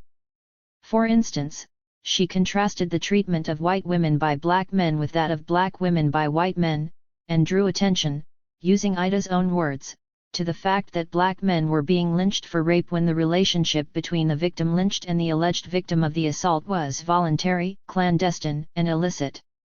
The article went on to describe Ida's success in Britain and its effect on her work back in America, where at last an anti-lynching campaign seemed to be gathering momentum. Balgarni was aware that Great Britain should be the last to condemn another nation when it came to race prejudice, but that it was in the spirit of goodwill, brotherly kindness, and large human affection that they were pressing for equality between black and white in America. The key to the connection between Florence Balgarni and Catherine Impey can be found in their use of language. It was this concept of human brotherhood that inspired many of those who actively supported anti-racist causes. Throughout the 19th century the word brotherhood had been an ideal most often expressed in religious language, but as the socialist movement gathered pace, it acquired more secular and literal connotations. The development of fraternity into an overtly socialist publication illustrates this process perfectly. In 1895 the SRUB became the International Society for the Recognition of the Brotherhood of Man, and the motto Fellow Workers was adopted. A statement in the magazine declared, "We are endeavoring to widen the scope of our work in order the better to serve the interests of the weak and oppressed in all lands." The revised aims of the new society were to declare the unity of the human race and to further the brotherhood of mankind, to influence public opinion in the promotion of justice and sympathy between all races, classes, creeds, and communities, to discourage and denounce race separation, race animosity, and race arrogance wheresoever displayed, to assert the interdependence of nations and the responsibilities and reciprocities, and especially to insist upon the duty of the strong nation to protect the weak nation. 70. These aims have a significantly different tone to the opening editorial in Anti-Caste, which had renounced all forms of inequality, including those between men and women. Women continued to be involved in fraternity, however. Isabella Mayo claimed to be the founder of the new society, and her own politics were radically influenced by the new socialist spirit. Introducing Caroline Martin as the new editor, she wrote that brighter days are now dawning for our work. For we have at last gained a firm standpoint in that very section of society which we dared to enlist with us, the workers of the world, all of whom we long to see banded together as fellow workers, since only they can stand against the world's forces of wrong and robbery. 71 Caroline Martin, who died only weeks after taking up her post, was about to become trade union organizer for the north of Scotland, having written and lectured extensively on labour matters. She too was a Christian, as Mayo was at pains to point out, and was led on to her most advanced standpoints, not by revolutionary pamphlets, nor even by economic considerations, but by the earnest study of the New Testament itself. 72. Fraternity was evolving during a period of popular imperialism, which demanded new arguments and new tactics. In the 1896 annual meeting of the ISRB, a resolution was put forward which lamented the present outbreak of jingoism and condemned the policy which had led to attempts by different European countries to divide up Africa. The man who proposed the motion argued that the society should try to educate the working man in the true principles of fraternity and persuade him that the notion that trade follows the flag was all nonsense. 73. This emphasis on the working man dominated the magazine in the last few months of its life under the editorship of Frank Smith, who succeeded Caroline Martin in 1896. In one of its last editions he published an article in favor of women's suffrage in an attempt to redress the imbalance of language. The writer began by saying that he or she had never considered the fact that fraternity was a masculine word until asked to write for the paper. The argument was the familiar one that the world wants mothering, and it can't get it until women are free and have their full share in the management of it. 74. Readers were exhorted to think of the national home, of the great human home of the race, denied even the participation of women in the management of its affairs, and say if you can wonder that it falls so far short of being ideal. The changing language of fraternity expressed perfectly the transition of the anti-lynching campaign from a generally middle-class philanthropic concern to a more concerted attempt to involve the working class in a protest against imperialism in general. As the movement became more infused with socialist ideas and dedicated to the task of converting workers to its cause, so the concept of fraternity became more literal. Despite the attempts of women workers to form and join trade unions, the ethic of labor politics was predominantly masculine and the word fraternity inevitably came to be associated with men, losing its previous humanitarian meaning. The vision of human brotherhood shared by Catherine Impey and Florence Balgarni had included justice and equality for all, regardless of sex, race, nationality, or class. At that time there was no language to express the particular connections between women and black people, beyond the vocabulary of slavery and emancipation, yet it was through the anti-lynching campaign that those connections were made explicit. This was ultimately the significance of the short-lived movement. It showed the possibility of an alliance between black and white women in which white women went beyond sisterly support for black women. By confronting the racist ideology that justified lynching, these white women also began to develop a radical analysis of gender relations that intersected with class and race. Whether or not they were feminist can be judged perhaps by the way they lived their lives and identified themselves with social and political issues. The implications of their own independence were that they believed women should be free to choose how and with whom they lived or associated themselves. By refusing to accept the portrait of innocent and vulnerable white women painted by those who supported or ignored lynchings in the United States, they were not only defending the rights of the black population but also claiming a different and more active version of femininity. As a result, they threw into relief a range of conservative beliefs about both women and black people, not just those held by their opponents but also the beliefs of those who considered themselves progressive. There was not a clear-cut division between the politics of the women who supported Ida B. Wells and those who tried to silence her, but there were two main differences. Where Frances Willard and others in the temperance movement saw themselves as largely representing women's interests, both Catherine Impey and Florence Balgarni declared themselves to be advocates of human brotherhood, which expressed, as we have just seen, a desire for universal equality across race, class, and gender. The second difference was that those who were offended by Ida B. Wells failed to see the centrality of racism, which worked both to oppress black people and, in the case of lynching, to undermine more radical ideas about women as well. Part 5. Taking the Veil. Towards a Partnership for Change. Methinks I see beside the campfire sitting many an empire mother at her knitting. Take heart. The bonds of friendship draw us close. Soon we shall be one family, who knows? The mothers of the empire are mothers of us all. From humble cot or palace they hear Britannia's call. On Baffin's icy margin or Africa's sultry shores. They hear the call to duty and answer it by scores. See them trooping to the standard, hear them answer to the cry. Across our far-flung frontiers, there's not to reason why. The hand that rocks the cradle is the hand that rocks the world. And it waves above each infant head a Union Jack unfurled. Chorus. They are the mothers of the empire. The sisters of the free. Hands across the sea. Girls of the bulldog breed. From New Zealand and Australia, Ceylon and Wai, Bermuda, Malta and Bangkok. Chips of the Grand Old Block. 1. This song was written and performed in the late 1940s, in our mothers' lifetimes if not in our own. Today it seems ludicrous to have still been celebrating a brand of patriotism more appropriate to the turn of the century at a time when Britain was rapidly losing her colonial possessions, but it does serve as a reminder of how recent that history is. For many white women in Britain, the immediate memory of empire was overshadowed by the 1939–45 war, which dominated the early lives of those born or growing up in the 1950s. Since then there have been various attempts, both in foreign policy and at home, to revive the idea of the once great British Empire and restore a sense of that identity to the national collective. As most people were aware at the time, the war with Argentina over the Falkland Islands in 1982 provided a convenient symbol of Britain's capacity to become the mother country once again, sending forth troops to protect a remote colony threatened by aliens.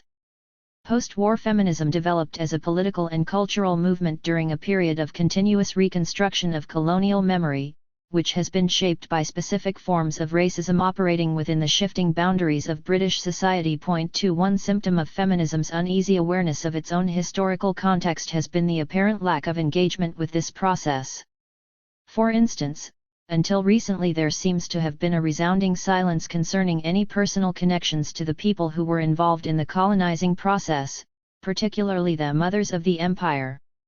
The women's liberation movement that emerged in the late 1960s was full of women whose mothers, aunts, or grandmothers were affected in some way by the emigration of British people to different parts of the empire. There can certainly be few white middle-class families who did not have colonial connections in some form or other over the last 80 years.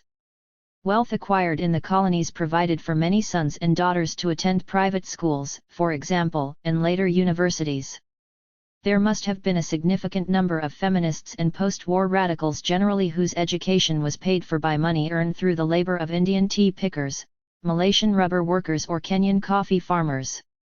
The point is not to devalue anything about feminism in the 1960s or 1970s by drawing attention to this, but to emphasize the connections with empire that have been played down, even if in the interests of solidarity with the anti-imperialist struggles of those same workers' descendants. Apart from a few outstanding anthropological essays, I have been unable to find many attempts to analyze, rather than describe, the roles of white women in pre-1945 colonial society. 3 While white feminists with colonial backgrounds may not feel it is necessary or desirable to talk about this aspect of their personal histories, the majority of black women living in Britain are in an entirely different position. Depending on the specific history of their country of origin, they are visibly and personally connected to the British Empire whether they wish to recognize this fact or not. Women from South Asia, from the Caribbean, from East and West Africa, are largely descended from former colonial subjects whose lives were bound up in different ways with white British administrators, soldiers, businessmen, missionaries, doctors, nurses or teachers. The feminism of those black women who began to immigrate to Britain in the 1950s has consequently been derived from a network of political concerns and priorities quite different than those that influenced white women during this same period. It is probably even true that black women's insistence that racism and imperialism be included on a feminist agenda has made many white feminists even more reluctant to come to terms with colonial skeletons in the family cupboard. Adrienne Rich identified a similar situation in the USA where black and white women's histories are less inescapably connected to one another. A great deal of white feminist thinking and writing, where it has attempted to address black women's experience, has done so laboring under a massive burden of guilt feelings and false consciousness, the products of deeply inculcated self-blame, and of a history we have insufficiently explored. 4. In each of the essays in this book I have looked at different aspects of this history, or histories, those that take full account of race as well as gender and class, in order to raise questions that are relevant to contemporary feminism. In my conclusion, I want to look at some of the problems and questions involved in interpreting the immediate reconstruction of historical memory. Post-war feminism has uncovered an enormous amount of information about women's lives in the past and their resistance to different forms of oppression, and in doing so has identified central questions of power and knowledge relating to the very concept of history. There has, however, been less emphasis on the role of historical memory in the development of contemporary forms of domination. Whether or not there are personal reasons for overlooking it, one of the problems that arises from insufficiently exploring this recent history of empire is the lack of critical, feminist reaction to the way that the memory of colonialism is constantly being recycled and reconstructed. I have already mentioned the way that this memory is evoked in relation to Britain's changed political status in the international world, but there has been a corresponding cultural retrospection of empire as well. It is as though enough time has elapsed for the former empire to look back nostalgically at the raw imperialism that belonged to another era. Such reflection is guided by contemporary ideologies of race, class, and gender, which make sense of that past in politically charged ways that range from self-criticism to celebration. I think that by overlooking this important cultural phenomenon, feminism loses invaluable opportunities to contribute to this process of reinterpretation. As a result, feminism is less effective in understanding and changing oppressive ideologies of race, class, and gender today. I used the words recycled and reconstructed to convey two levels of producing historical memory. The first refers to cultural material that came directly out of the colonial experience, but which continues to be absorbed and enjoyed for a variety of reasons.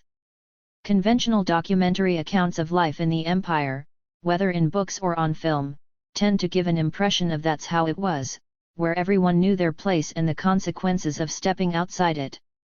Fiction seems to have offered a far more complex view in which both the mechanics and the ethics of empire are explored from varied perspectives, and in this context I am talking specifically about literature produced by the colonizers. Point 5. Leaving aside the classic works of male writers like Rudyard Kipling, Rider Haggard, and E.M. Forster, there is a genre of colonial novels written by or predominantly for women, including MMK's Far Pavilions or some of Rumer Godden's works, which has rarely been studied despite the continuing popularity of these types of books today.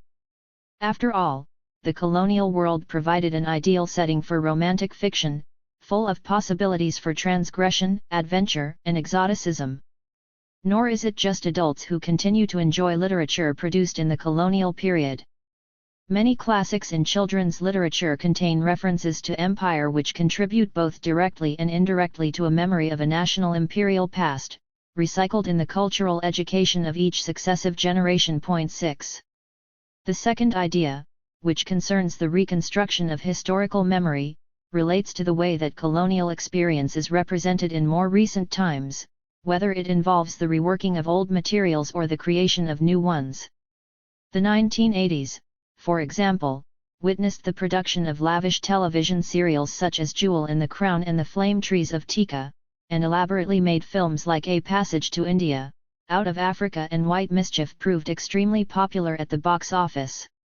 While some writers have made serious attempts to examine the dynamics of colonialism with fresh perspective, the act of fictionalizing or romanticizing the past through film or television inevitably helps to revise the sense of national history associated with empire. For those who have experience either of colonial life abroad or of growing up in Britain as the center of empire, these representations may or may not connect with something familiar.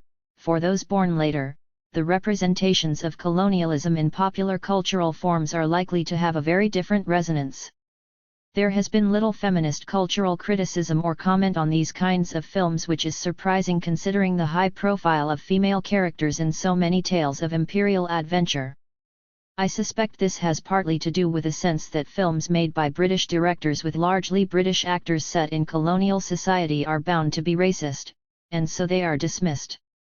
When teaching a mixed group of women whom I had not met before, I showed a 10-minute extract depicting a particularly obnoxious garden party from the film, A Passage to India 7. It was quite unnerving to feel how the atmosphere dropped several degrees, but this tension only supported my point about the reasons why feminists had overlooked this popular cultural phenomenon. I had decided to discuss this particular episode in the film because I felt it neatly illustrated the importance of fictional female characters in conveying British attitudes towards race and class. The official garden party provided the backdrop against which a range of positions were highlighted both towards Indians and the Raj itself. Two newcomers to British India, the protagonist, Adela Quested, and her prospective mother-in-law, Mrs. Moore, were horrified by the disdainful way in which the Indian guests were being treated. Since the party was arranged mainly for their benefit, having voiced a desire to meet real Indians, the two English women could not understand why their hosts were being so unfriendly. The older woman, Mrs. Moore, remonstrated with her son, an up-and-coming colonial official, that the occasion was just an excuse for flaunting power. Adela Quested remained incredulously naive. She was fascinated by her own idea of what India was really like and terrified of becoming like the other Memsahibs who had settled there. A third English woman, Mrs. Turton, represented the unself-consciously racist official's wife, the stereotypical Memsahib, in fact who revelled in the reflected glory of her husband, the most important man in the district. The Englishmen, by comparison, were either unquestioning of their own power, or downright cynical, both towards the Raj and towards any possibility of change. The Indian women, who were assembled in a group waiting for the white women to make the first move, were seen through British eyes. Assumed at first to be friendly, if shy and non-comprehending, they turned out to be fluent in English, well-travelled throughout Europe and highly amused by the attempts of Mrs. Turton to speak down to them in their own language. The sequence finished with a rendering of God Save the King, played by an Indian brass band, during which Mrs. Moore argued with her son about the morality of British rule in India. This extract gives some idea of how female characters are able to signify both distance and difference between black and white, rulers and ruled. But equally interesting is the suggestion that the three positions occupied by Mrs. Moore, Mrs. Turton, and Adela Quested, the good, the bad and the foolhardy, occur again and again throughout British colonial fiction, particularly when it is set in India. The first, the good, illustrates a spiritual opposition to all forms of oppression and unfairness. The character who conveys this is destined to suffer because she feels deeply about the injustice of a political system which she is powerless to change. The second, the bad, shows the apparently uncomplicated attitude of the wife who enjoys the trappings of power and superiority that accompany her class position in the Raj. She may resent the climate and the people, but she knows her place and performs her imperial duty with enthusiasm. The third example, the foolhardy, is perhaps harder to define. For a start, she usually displays feminist inclinations, which is part of her unwillingness to conform. India represents for her untold exotic mysteries, which in turn fascinate and repel her. Her fate is to dabble in things she knows nothing about, and to break the taboos of colonial society, usually with disastrous consequences both for herself and for her racial community.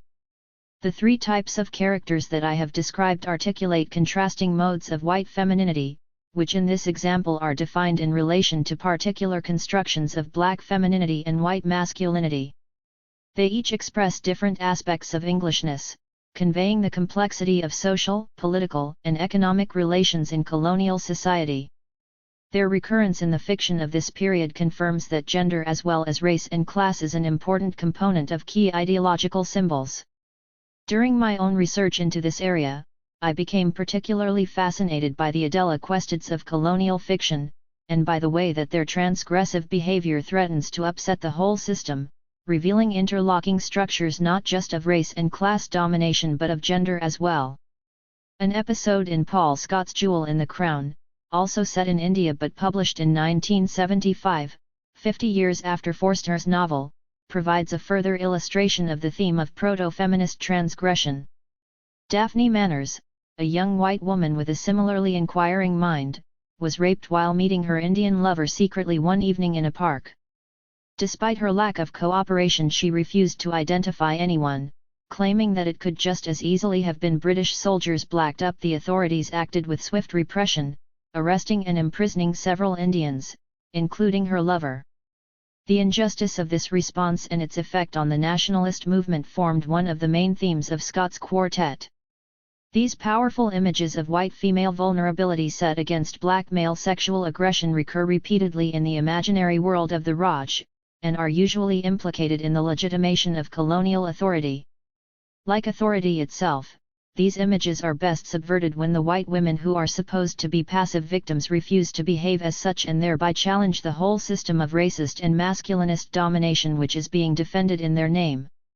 As a result of their transgression, neither Adela nor Daphne were allowed to remain in their colonial communities. Daphne's punishment was particularly severe as she not only lost her lover but actually died as a result of giving birth to his child. This specifically female form of suffering can be read as a consequence of love across the color line, another theme of so much colonial literature but one which often has an independence from issues of political repression and resistance. In Kipling's story, Beyond the Pale, it was the Indian woman who was punished for breaking the unwritten laws while her white lover, who disguised himself as a woman in order to visit her, learned the old colonial maxim too late. A man should, whatever happens, keep to his own caste, race, and breed. Let the white go to the white and the black to the black. Then, whatever trouble falls is in the ordinary course of things neither sudden, alien, nor unexpected. 8. Interracial sex frequently leads to death in colonial fiction, and it is important to ask what this means. Is it a discourse on the impossibility of love between a man and woman from entirely different cultures? If it is, then there would be little substance to the romance that invariably leads to such dramatic resolution. In Louis Bromfield's novel, The Rains Came, the wealthy white American who falls helplessly in love with an Indian surgeon acquires a humanity and humility she has hitherto lacked, but in her desire to convince her lover of her sincerity she falls victim to the outbreak of cholera which they are both involved in treating. Where white women are concerned, it would be useful to study the configuration of plots and characterizations that both lead to and result from their involvement in such dangerous territory. Moving between fiction and history, what really happened, is a difficult and often delicate process, but I think the idea of historical memory forms an important link between them. The recycling of literature helps to revise this memory, while an awareness of history can be useful in making sense of the imaginary or semi-fictional worlds. The clearest example of this relationship between fiction and history is provided by the theme which I have just discussed, the imagery of white female vulnerability threatened by black male aggression. This specter, which was invariably enhanced by reports and rumors of actual events, was used effectively in the 1857 uprising in India to fuel desire for British revenge against the mutinous sepoys. As I suggested in Part 1, this episode of colonial history helps to explain both how and why the safety of white women in the empire became an ongoing ideological question, linked inextricably to the legitimation of colonial power. Most of the literature of colonialism that draws on the imagery of threatened white women refers back not necessarily to the uprising itself but to its historical memory, passed from one generation to another. In Forster's novel The panic that erupted among the British community at the thought of interracial rape was clearly connected to their terror of nationalist fervour and the loss of control by the authorities. To put it simply, the historical memory forms a familiar backdrop in the novel, while Forster's own narrative allows a closer examination of the ideological processes involved in the revision of that memory. As Jenny Sharp writes in an essay called The Unspeakable Limits of Rape, Colonial Violence and Counterinsurgency. If we are to read literature for its disruption of an ideological production that prevents social change, we can no longer afford to restrict our readings to the limits of the literary text. Rather we should regard the literature as working within, and sometimes against, the historical limits of representation. A passage to India contends with a discourse of power capable of reducing anti-colonial struggle to the pathological lust of dark-skinned men for white women. Adela serves the narrative function of undermining such racial assumptions, but then, having served her purpose, she is no longer of interest in the novel. The girl's sacrifice remains just that, a sacrifice for advancing a plot centered on the impossibility of a friendship between men across the colonial divide. As feminists, we should not reverse the terms of the sacrifice but rather, negotiate between the sexual and racial constructions of the colonial female and native male without reducing one to the other. 9. It is also important to try to connect this discussion of the relationship between colonial fiction and colonial history to the dynamics of race, class, and gender in contemporary Britain. Another urgent task for feminism is to deconstruct the symbolism of white womanhood in imperialist ideologies in relation to the actual experiences of those who lived in colonial societies in order to provide historical accounts that give a more complex view of the social relations entailed in colonialism. However, there are several problems that flow from this objective, which form the main concerns of my book. First, how is the relevant information about colonial society actually collected? Second, the historical perspective needed to disentangle the complicated web of social relations relies on a knowledge and understanding of the interrelation of race, class, and gender in history that has yet to be written. Finally, there needs to be more detailed discussion of theoretical issues which analyze the connections between different systems of social domination, for example, or the way that categories like woman or femininity are to be used. As a way of combining some of the themes in all these essays, I want to turn to this question of theory. Common ground. Coherent theories in an obviously incoherent world are either silly and uninteresting or oppressive and problematic, depending on the degree of hegemony they manage to achieve. Coherent theories in an apparently coherent world are even more dangerous, for the world is always more complex than such unfortunately hegemonist theories can grasp. Sandra Harding 10. To say that the British histories of black people and women have been interconnected is just another way of underlining the fact that race, class, and sex continually intersect. It is at the more abstract level of theory that I feel that feminism in Britain is lacking a coherent account of these deceptively straightforward questions. Why have black people and white women been dominated in different ways as a result of racist and masculinist hierarchies in British/European history? What are the connections between racism and the subordination of women, black and white? What, then, are the connections between the politics of black liberation, whether from slavery, colonialism, or the racism of post-industrial society, and those of the different strands of feminism? Like most questions of theory, it is not the answers that are important so much as interesting and fruitful lines of inquiry. I want to look first at common ground shared by some black people and some women, as this might also help to explain similarities in how the two sets of oppression have been made to work. Although class is an essential factor in all these equations, for the sake of clarity I shall concentrate on race and gender for this part of my argument. To get straight to the point, here is a set of very simple questions which can all be answered in the negative. 11. Is it the way we are made? First, there is the question of biology. Whereas there are certain significant physical differences between the male and female body, the same cannot be said about people categorized as white and non-white. At the same time, there is still relatively little understanding about the relationship of biology to culture, which remains highly disputed territory. It is when we look at perceptions of biological difference that there begin to be connections between race and gender domination. 19th-century European evolutionism tried to rationalize the supposedly innate superiority of white males by categorizing humans according to perceptible difference. Both gender and racial features such as skin color have been the supposedly natural lines of differentiation. Other physical characteristics such as brain size, skull shape, and size and genitals were used to justify and explain culturally determined social divisions, both along race lines and those of sex. As Sandra Harding says in The Science Question in Feminism, the division of humans into races is a cultural act, and how the division is made is extremely variable historically. Similarly, she continues, the division of humans into two or more sexes depends upon a culture's interest in and ability to perceive sex differences at all, as well as upon what they are taken to consist in. This statement offers a useful insight into colonial society where race interrupted the apparently simple division between men and women. It could be said that where a colonial elite presided over an indigenous population, the differences between the lives of white women and black women and between the ways in which they perceived each other were so great that it is less useful to view them as a single category women rather than each as a compound of sex and race. The same would apply to black and white men. creating at least 4 different categories of difference. Is it the way we think? This question concerns the development of European scientific, rational thought which has legitimized theories of biological difference and defined both blacks and women as other. White, masculinist science and epistemology, that is, the basis of Western thought, has been constructed within a set of conceptual dichotomies that gives man dominance over the natural world. Mind is separated from body, culture from nature, reason from emotion, knowing from being, self from others, objectivity from subjectivity.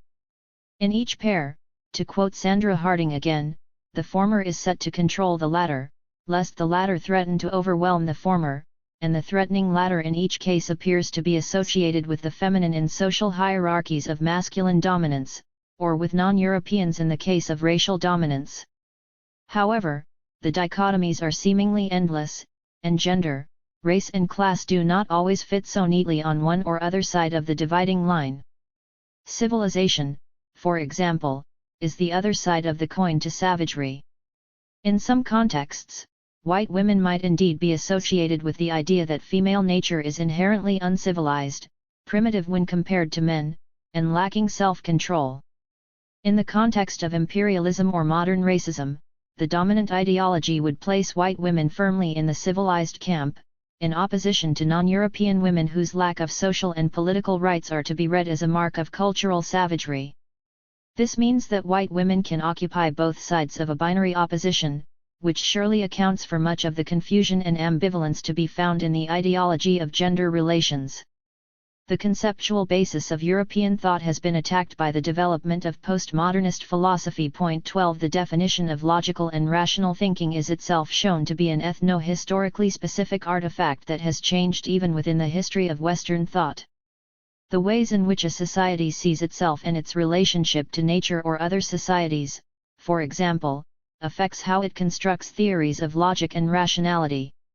The history of Western science, premised on the idea of continual technological progress, has shown clearly how beliefs about the origins of the universe or the properties of gravity, for example, discredit previous claims and therefore shift the ground of what appears to be logical explanation. One of the clearest examples of this is the shifting boundaries of scientific culture that defines how man himself is constituted. Donna Haraway explains this in her essay, A Manifesto for Cyborgs. Point 13. What made man human and special was partly his distinction from animals. In the late 20th century, the last beachheads of uniqueness have been polluted, if not turned into amusement parks language, tool use, social behavior, mental events. Nothing really convincingly settles the separation of human and animals. The biological and evolutionary theories which emphasized the lines between different categories of organisms have now reduced them to a faint trace re-edged in ideological struggle or professional disputes between life and social sciences. A second way that man was defined was through his ability to create machines, which possessed no autonomy of their own, to work for him. But, as Haraway so convincingly puts it, late 20th century machines have made thoroughly ambiguous the difference between natural and artificial, mind and body, self-developing and externally designed, and many other distinctions that used to apply to organisms and machines. Our machines are disturbingly lively, and we ourselves frighteningly inert. An obvious question that arises from this: if there is no such thing as man, can there be woman? Is it what we do? The final seam of inquiry relates to the social division of labor. It is generally agreed that the domination of women by men provided the first model of the human division of labor, but as yet very little is known about how and when gender, class, and race became interlocking systems. In the meantime, the short answer to the above question is that the life of each member of society today is determined to some extent by the division of labor, a division which affects individuals' psychological development and education, and therefore often their economic prospects in adulthood as well. In other words, women do not perform domestic labor because this type of work demands skills that are essentially feminine, but because of historically and culturally specific meanings attached to being female. Black people do not occupy the low-paid sector because they are intrinsically less able, but because racism systematically denies them opportunities to qualify for better-paid jobs. However, women's role as primary carer for the very young is more complicated because of their experience of pregnancy, childbirth, and breastfeeding. Feminist theorists continue to contest the ground between the two poles of essentialism and constructivism: how we are and how we are made to be. The answers to these three questions may not tell us why systems of race and gender subordination have existed for so long, but at least they help to explain how they have been maintained. The set of theoretical questions that I suggested earlier lines the route to the very heart of feminist knowledge and understanding, a heart which is inevitably claimed and wooed by theorists of many different persuasions. Feminist epistemology has never been under such intense scrutiny, and there is still little consensus over the definition of the concept of gender, or indeed whether it is useful to separate sex from gender as an analytic category. My own interest in treading this path is to develop more solid ground for opposing all forms of domination, and I now want to return to the themes that emerged from each of the historical sections in order to assess their relevance to feminist political action today. Themes through history. When the true history of the anti-slavery cause shall be written, women will occupy a large space in its pages, for the cause of the slave has been peculiarly women's cause. Frederick Douglass. One of the themes that runs through the histories of women and black people is the extent to which their various struggles for emancipation relate to each other. I took slavery as the first example of the ways in which white women turned to the situation of enslaved black people in order to understand, interpret, or sympathize with the experiences of another social group. Having made these connections, it is important not to idealize them, and to recognize that they emerged or disappeared depending on whether or not they were useful to the women making them at the time. But this was very much the beginning of a process that continues today, and that has implications for defining what we want in future. This kind of political empathy or affinity may be a preliminary stage towards, but is not a substitute for making actual alliances. It is more a question of one group of people being able to see parallels between their own subordination and that of another set of people, not necessarily of the same class, gender, or racial group, and possibly living hundreds of miles away. The connections may not be mutual, or even welcome, but the act of making them is a vital stage in developing an awareness of the nature of domination, or possibly even of the process of revolution itself.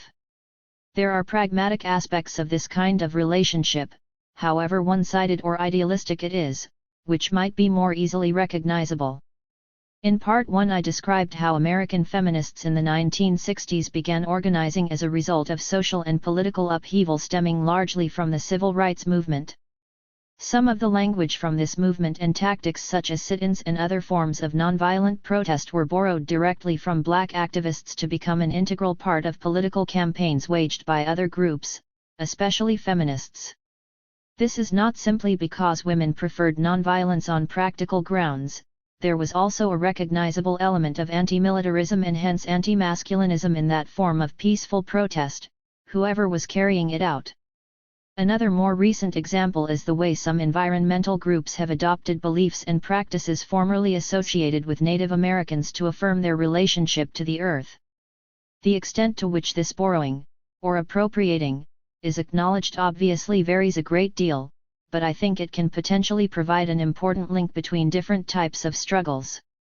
As I argued in Part 1, having an awareness of the genealogy of a particular political struggle can be a way of recognizing the intersection of race, class, and gender that gives it its momentum. In practical terms, however, it is important to move beyond sympathy and self-recognition to forming alliances that give a different weight to the politics being expressed. For example, many people in Britain, black or white, might feel strongly about apartheid or famine because they identify in different ways with the victims of these kinds of oppression. At what point, if at all, does donating money or wearing T-shirts and badges become effective in challenging global and local networks of power? It is also important to recognize that there is no necessary or automatic connection between people just because they feel oppressed, and that shared oppression often works to distance different groups of people from each other, particularly if there is an element of competition. Turning to the example of suffrage and slavery in the USA, some of the leading feminists who had been so active in the abolitionist movement became positively hostile to black suffrage when they split from the Equal Rights Association. Similarly, there were tensions within the British suffrage movement over the question of class.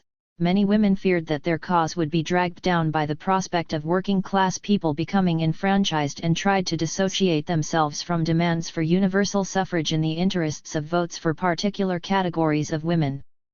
Sometimes this empathy deepens to form the basis of alliances.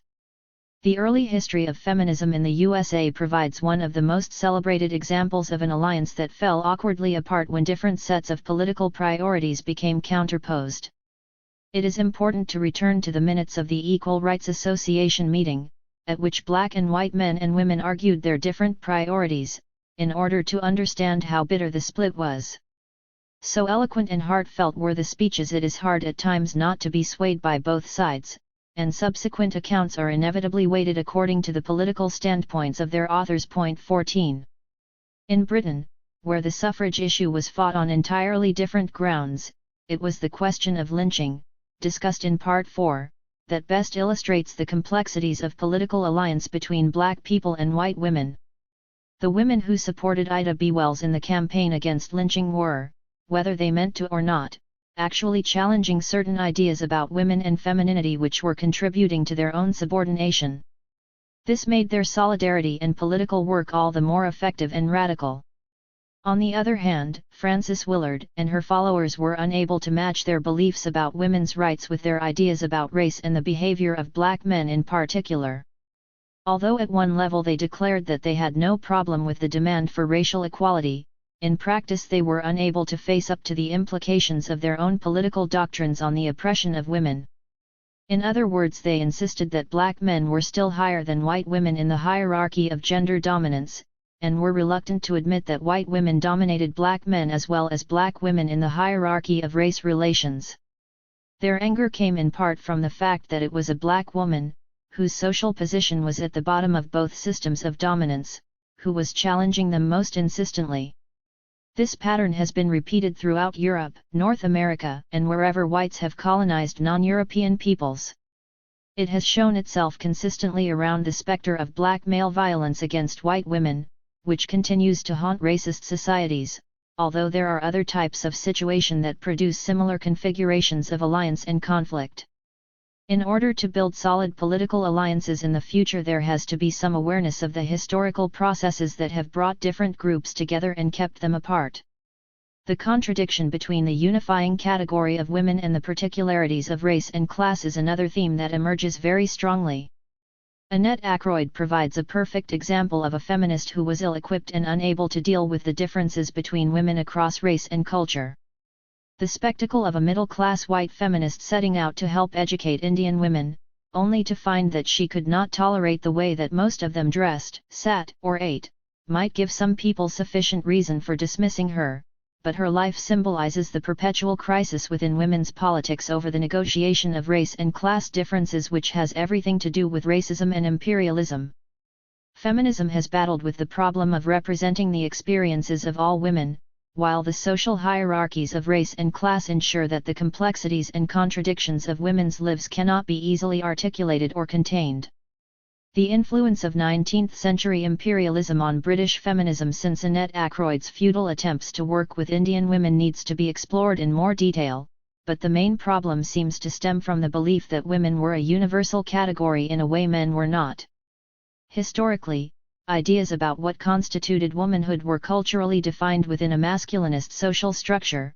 The fact of difference itself was rarely disputed, while the main area of struggle was the significance given to various types of difference, whether physical, mental or spiritual, and the relevance it had to equality. In the same way, ideas about femininity, what was acceptable, deviant, exotic, were constructed as part of a complex system of control and resistance. Both race and class were important factors that determined how these constructs were developed, maintained, and perceived. Although I have only dealt with the history of the 19th century, there is enough evidence to assert that the deconstruction of concepts like woman, women, and femininity in any period will yield important clues about the links between race, gender, and class domination. The final theme of this book, and in a way the most problematic, is the need for a political language that will express the differences between people without losing sight of the aims and ideals that we have in common.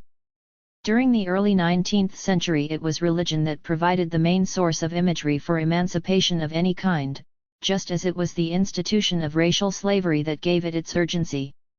The concept of brotherhood used by Catherine Impey represented one strand of politics that crossed the line between liberal and religious activity, but it was not able to withstand the emerging secular language of socialism. 100 years later the vocabularies of socialism and communism no longer function to inspire radical political action. Ecology may be able to provide the basis of a new language, as it questions the relationship of humans to their environments and demands a new basis on which societies can be built and maintained, but on its own it is not enough. There is a search going on for new reference points, new concepts with which to describe exciting and visionary futures for all those who have been marginalized by the dominating structures of race, class, and gender.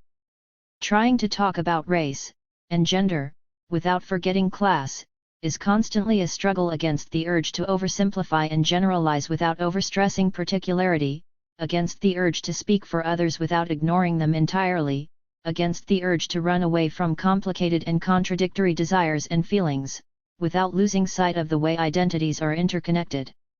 Feminism and the politics of Black liberation share the goal of redefining language and of ridding the ways in which we speak and understand each other of negative and oppressive meaning. Femininity and nature, a clean break? In the course of writing this I came across a most bizarre feature in a glossy women's magazine which, I felt, demonstrated some of the problems of trying to articulate a radical viewpoint without seeing connections between race and gender. On the front cover of the journal, winner of the Women's Magazine of the Year, was the heading Group Sex, False Wives in Brazil.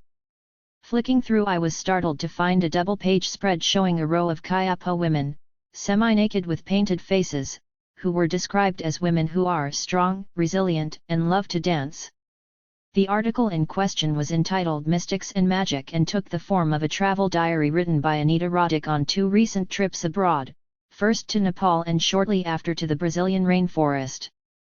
The introduction to the article read: In parts of Nepal people live on rooftops, women have several husbands, and mystics make love to corpses. In the Brazilian rainforest, people decorate themselves to look like parrots, and natural medicines include plant extracts to stop menstruation. This is what Anita Roddick discovered on 2 journeys she made last year in search of recipes and ingredients for body shop products, and ways to help protect these people's increasingly fragile environments. 15.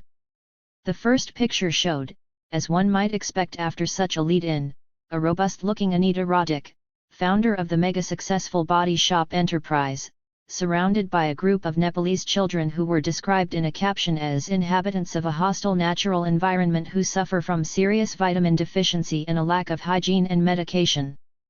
I could not help being struck by the similarity of this image to early photos of the white female missionary sitting amid a group of pupils or converts. Skimming through the text my eye caught the sentence, "This may seem abhorrent, but what is extreme and odd to us they consider natural." I turned the page. The last thing in the world I'd ever want to be in this society is a woman or a dog. And 2 columns later, with the women, on the other hand, there is a great sense of camaraderie. I find it wonderful therapy to be able to touch and stroke these women. It is a great release to be in a society where one is able to be tactile and show affection without being regarded as odd. In Brazil, where Roddick visited the Kayapó on her second foraging trip, the atmosphere was altogether different. Sexual activity among the Kayapó is extremely natural, a lot of horniness goes on. The men are forever lusting after the women and the women teasing and playing with the men, but there is none of the squealing and hiding that you notice in our society. In the concluding paragraph I learned that the Kayapó are to be idealized/idolized because they live in complete harmony with their environment. This was in contrast to Nepal where Roddick found the absolutely natural way of life of the sadhus, the crazy holy men, unthinkable. What I found most extraordinary was the insidious way that the female reader was being invited to share this vision of heaven and hell through an assumption of shared interests in body shop products and a prurience relating to the sex lives of natural peoples. Throughout the feature, and no doubt this was due entirely to the efforts of the editorial staff, captions for the images managed to mention penis in connection with both societies. Details of Roddick's own health and hang-ups, going to the lavatory within sight or earshot of anyone else, increased the sense of intimate revelations, while the uninhibited use of we, meaning first world, and they, meaning third world, that is, underdeveloped, gave a very familiar perspective to the undoubtedly well-meant endeavor. The images of exotic peoples, some of them posed and self-conscious, some ethnographical, told their own story. Interestingly, the advertisement on the very next page showed a sleek white couple, entirely naked and entwined round each other, the product being Calvin Klein's perfume obsession for men. In this context, the idea of naturalness was being constructed through very different reference points. As the introduction to the article stated, the aim of the two trips east and west was to combine a search for new recipes and raw ingredients for cosmetics with attempts to set up environmental projects that would benefit the local people. Anita Roddick is an important figure in environmental politics. She has been described as the originator of the movement that allowed us to consume, with a nod to conscience, cosmetics, and then petrol, washing up liquid, investments, and still campaign for Amnesty International and the rainforests. 16 As I read the article, I felt that it raised some pertinent questions about the current state of green consumerism. In short, it was implying that we girls in the West can have smooth and fragrant skin and hair in return for subsidizing ecologically sound agricultural products in places where being a female is comparable to being a dog, because life is so arduous. Yet, we are told, as long as this is natural then it is all right. At the center of this proposition is the connection between femininity, that is, what it means to be female, and nature, a subject of intense debate among feminists and their opponents that goes back centuries. The category of women in this article is itself problematic. Roddick described aspects of their lives as they appeared engaging or remarkable to her, but she found very little that she had in common with them and generally seemed to feel more comfortable with the men in both societies. This impression had the effect of sharpening the reader's focus on the brand of feminism which ran seductively through Roddick's monologue. It was there in her interest in women's lives and the sexual division of labor, her independence and her readiness to admit her own physical weakness, her hard-headed business sense as she pursued a new source of raw materials, combined with an unconvincing aside that she was brought up to think that capitalism was evil. One of the 200 richest people in Britain, Roddick embodies a kind of green, feminist capitalism which was made possible by the political and economic conditions of the 1980s. On the other hand, she did enjoy a brief experience of a shared female identity when she went to wash in the river with the women in Nepal. It was a beautiful ritual. They gave me ground-up herbs to use on my hair. This anecdote highlighted a particular version of femininity, a positively natural way of being female which body shop products are designed to encourage. There is a suggestion here that activities like this, which involve real herbs and traditional rituals, allow us to get closer to nature, and temporarily dissolve our differences with women from entirely different cultures. It is relatively easy to see how ideas about nature are central to the environmental movement, even if people disagree as to the meaning of the word. At the same time, green consumerism, that is, the creation of a new economic market in response to a perceived demand, has made many women feel uneasy about the way that environmentalism can often confirm women's traditional roles as mother, carer, and cleaner by portraying them as an aspect of the natural world. Ideas about femininity and nature have long been important concerns of feminism too. For over a century, feminists in different parts of the world have been divided over the connections between women and nature, and over the nature of women's nature, in fact, and these tensions are still rife today. Ecofeminism, for example, is often associated with ideas about women that were prevalent in the 19th century, that women's biology gives them a special relationship to nature, and that women are essentially superior to men, both morally and spiritually. Socialist feminists, and those who look for materialist causes of male domination, have tended to reject suggestions that biology gives women a privileged connection to nature, arguing instead that it is the division of labor which stems from women's reproductive role that has configured women's subordination. As the world approaches the end of the 20th century, each of these two positions begins to look outdated. The very concept of knowledge is under attack, primarily from postmodernist critiques of philosophy, which have enormous implications for how concepts like nature are understood. In this society, for example, the study of the so-called natural sciences was created, developed, and given social significance at particular moments in history. For quite specific reasons, nature became something that had to be dominated in order for it not to overwhelm culture, which was thought to distinguish humans from the rest of the natural world. Because of women's capacity for childbirth, the line separating natural processes from cultural has never been so clearly drawn as it has with men. But the division of labor in Western societies has been organized according to where this line appears to fall. Why is it that so many so-called green products are connected to housework, and why has so much advertising focused on women's role in cleaning up the environment in the home? Possibly because it is women who are charged with the tasks of cleaning toilets and baths, handling food, changing nappies, in other words, trying to keep the natural world at bay in order for men to carry on reproducing culture.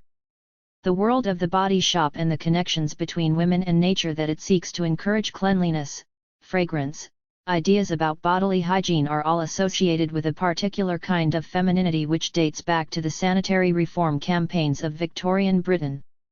In 1859 women officially joined the crusade for improving public and private health with the founding of the Ladies' Association for the Diffusion of Sanitary Knowledge, LADSK. This was an organization of middle-class women who saw it as their moral duty to visit the poor and teach them about the virtues of fresh air, good diet, clean clothes and houses, and clean living.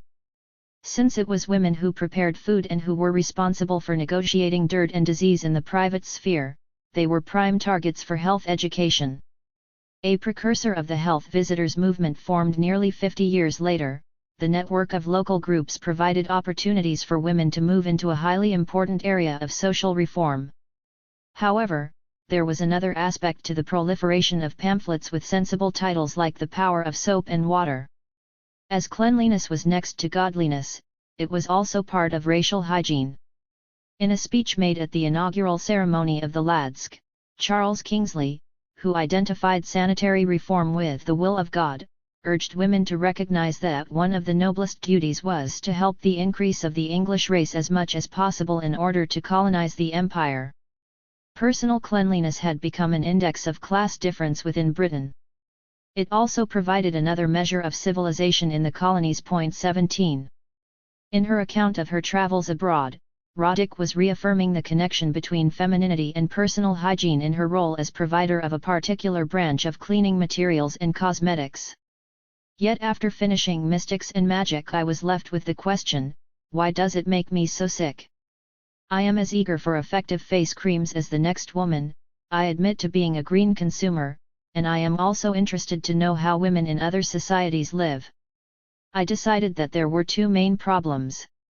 First, I was disturbed by the absence of any kind of explanation for the way that the world has been degraded, environmentally, politically, economically.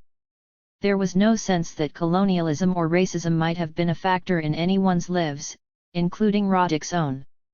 In fact, her diary of impressions and experiences replicated the ready assumption of superiority which is the familiar cultural baggage of the white Western traveler, male or female. Second, the article raised the problem inherent in many types of green consumerism, where the act of purchasing something is offered to the consumer as a substitute for other forms of political action. In this case, it suggests the possibility that choosing a particular brand of cosmetics becomes instrumental in saving the Brazilian rainforest, and that by buying natural products women are embracing a supposedly natural way of being female that will somehow ensure the protection of the planet. Non-innocent categories. It has become difficult to name one's feminism by a single adjective or even to insist in every circumstance upon the noun. Consciousness of exclusion through naming is acute. Identities seem contradictory, partial, and strategic. Donna Haraway 18. Travel writing is an obvious place to explore ideas about what is essentially female, or essentially anything human in fact. In another article, A Million Miles from Anita Roddick's, June Jordan concentrated on her relationship to black domestic servants whom she met while on holiday in the Bahamas.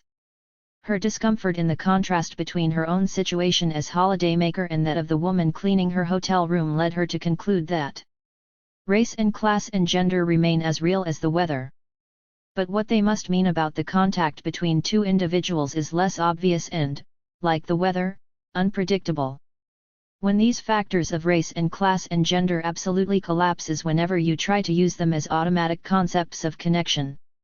They may serve well as indicators of commonly felt conflict, but as elements of connection they seem about as reliable as precipitation probability for the day after the night before the day. 19.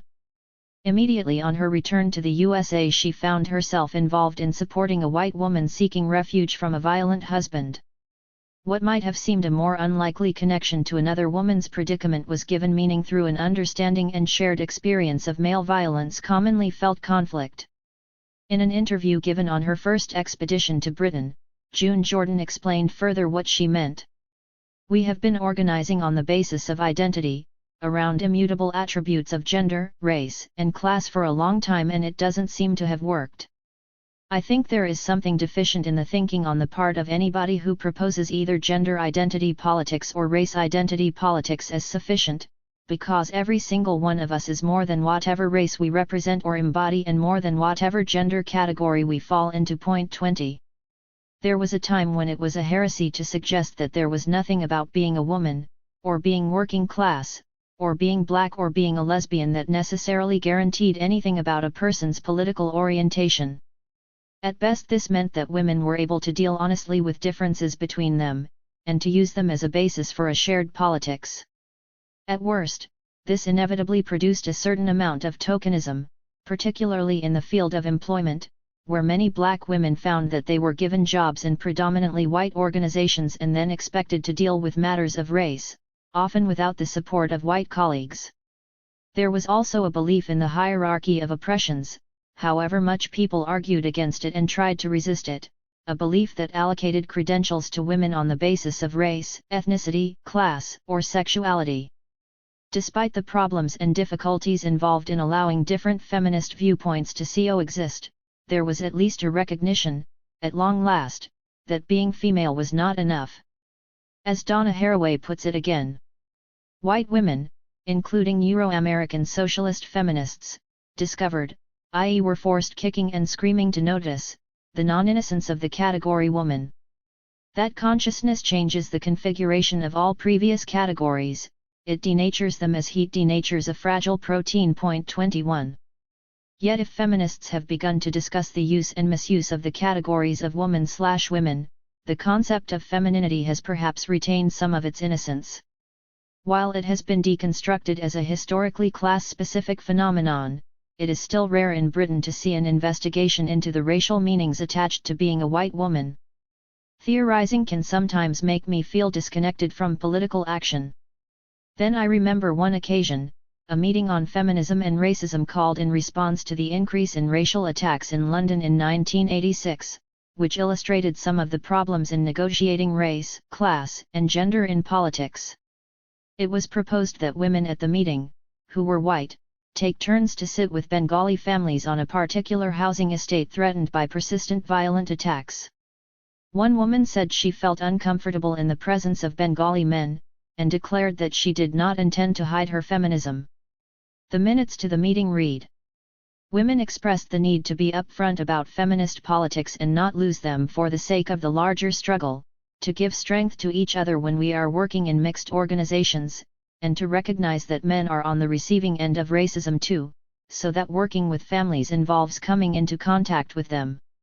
On the one hand, I had sympathy with the reluctance many women expressed about working in mixed organizations with men, but I was naive perhaps in being surprised that some women felt so defensive at the prospect of dealing with black men, as though black men were not integral to the families that were being supported. No one questioned the assumption that Bengali men would be wary of or hostile to white feminists, because of their feminism. For all the awkwardness of the non-innocent categories, we are still left with social relations of race, class, and gender that determine very real patterns of poverty, racial and sexual violence, discrimination, and other forms of domination, and the ways in which people respond to them. So how does the act of deconstructing femininity actually affect how these relations are experienced? In Part 1 I examined some of the ways in which comparisons between different kinds of femininity serve to highlight or even symbolize the supposed superiority of white, Western societies. This has been a theme throughout the book, as I frequently encountered 19th-century writers of different political persuasions who claimed that the position of women could be read as an index of civilization. Purdah, arranged marriages, the dowry system, were held up as examples of non-European, non-rational, and even primitive customs which marked out the societies that practiced them as backward and needing to be civilized. The veil, and the degree to which women are obliged to cover their heads, continues to be one of the most potent symbols of cultural difference in the 20th century. Women's bodies have become the site of cultural and political struggle that has implications far beyond the immediate practical use of the hijab, or headscarf. Both within European countries as well as in countries that are predominantly Muslim, women have been involved in battles over the conditions of its wearing which have been fraught with irony, contradiction, and bitterness. 22 In 1990, the French government and the anti-racist movement were split over whether to allow schoolgirls the right to cover their heads. There was tension between the liberal anti-racist view that argued for cultural pluralism and support for minorities, and those who felt that the hijab was a symbol of fundamentalism which was counter to the secularism in French schools. The same year in Britain, two sisters, Fatima and Aisha Alvi, who attempted to wear their headscarves in secondary school, were banned for health and safety reasons. After a great deal of media attention, the governors of the school reversed the decision, allowing the girls to wear them as long as they were in school colors and did not present a safety hazard. For British feminists, the veil presents something of a problem, theoretically at least, since the act of covering the head suggests submission to men. It poses the question, to what extent should women support other women's right to practice customs which appear to confirm their own subordination? The Rushdie affair provided an opportunity for many people to voice their anxieties over the treatment of women in Muslim communities in an attempt to highlight what they see as the real reason why their presence is unacceptable in a modern rational society. Faye Weldon, in her pamphlet, Sacred Cows, made a provocative statement on this subject as part of her feminist attack on multiculturalism. 23 For her, the problem is the Muslim women in our midst, with their arranged marriages, their children in care, their high divorce rate, the wife beatings, the penalties for incalcitrance, the unregulated work in Dickensian sweatshops. Although her rant was directed against the hypocrisy and cowardice of the middle classes, she reserved a special sort of venom for white feminists who, she claimed, found it easier to be seen on the side of the ethnic minorities, all in favor of the multicultural, too idle to sort out the religious from the racial, from the political, too frightened of being labeled as white racist, elitist, to interfere. Black feminists, on the other hand, were too put upon by the Black brothers, who insist that any white interference is by definition racist, the imposing of white middle-class standards upon ethnic working-class people, to dare say no, no, we are all sisters, our problems are all the same. To be able to say that our problems are all the same because we are all women, and therefore sisters, sounds worthy of Frances Willard, and it is no coincidence that Weldon picked a 19th-century image to describe the oppression of Muslim women living in Britain. It is patently absurd and quite anachronistic, betraying a lack of imagination as to how complex social relations really are. However, she is right in her observations that some feminists have been wary of commenting on or interfering in what they see as a different culture, though whether that was through idleness or fear is another matter. Post-war feminist analysis of central theoretical questions such as the family and male violence, with a few exceptions, steered clear of cultural difference partly because racism, or lack of awareness of racism, made it too difficult to understand the social relations of different cultures. It was mainly through the insistence of Black women that the variety of women's lives in post-industrial Britain began to be acknowledged in the last decade. Yet the question of cultural difference has remained a problem for feminism. It was constantly thrown up in the 1980s over the issue of arranged marriages and immigration laws, only to disappear into a cul-de-sac of unresolved contradictions. Feminist Review, for example, carried a series of articles in 1985-86 which tried to re-examine and debate socialist feminism and racism.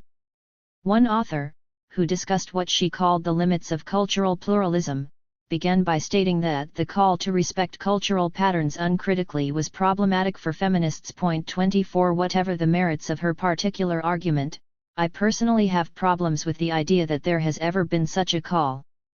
To claim this, in my view, is to misunderstand the nature of the relationship between black and white women and between race and gender. It is as if the only way white women can understand the demands that black women have been making for their support in fighting racism is to find problems in how they give that support, since it seems to involve respecting cultural practices that are distinctly unfeminist.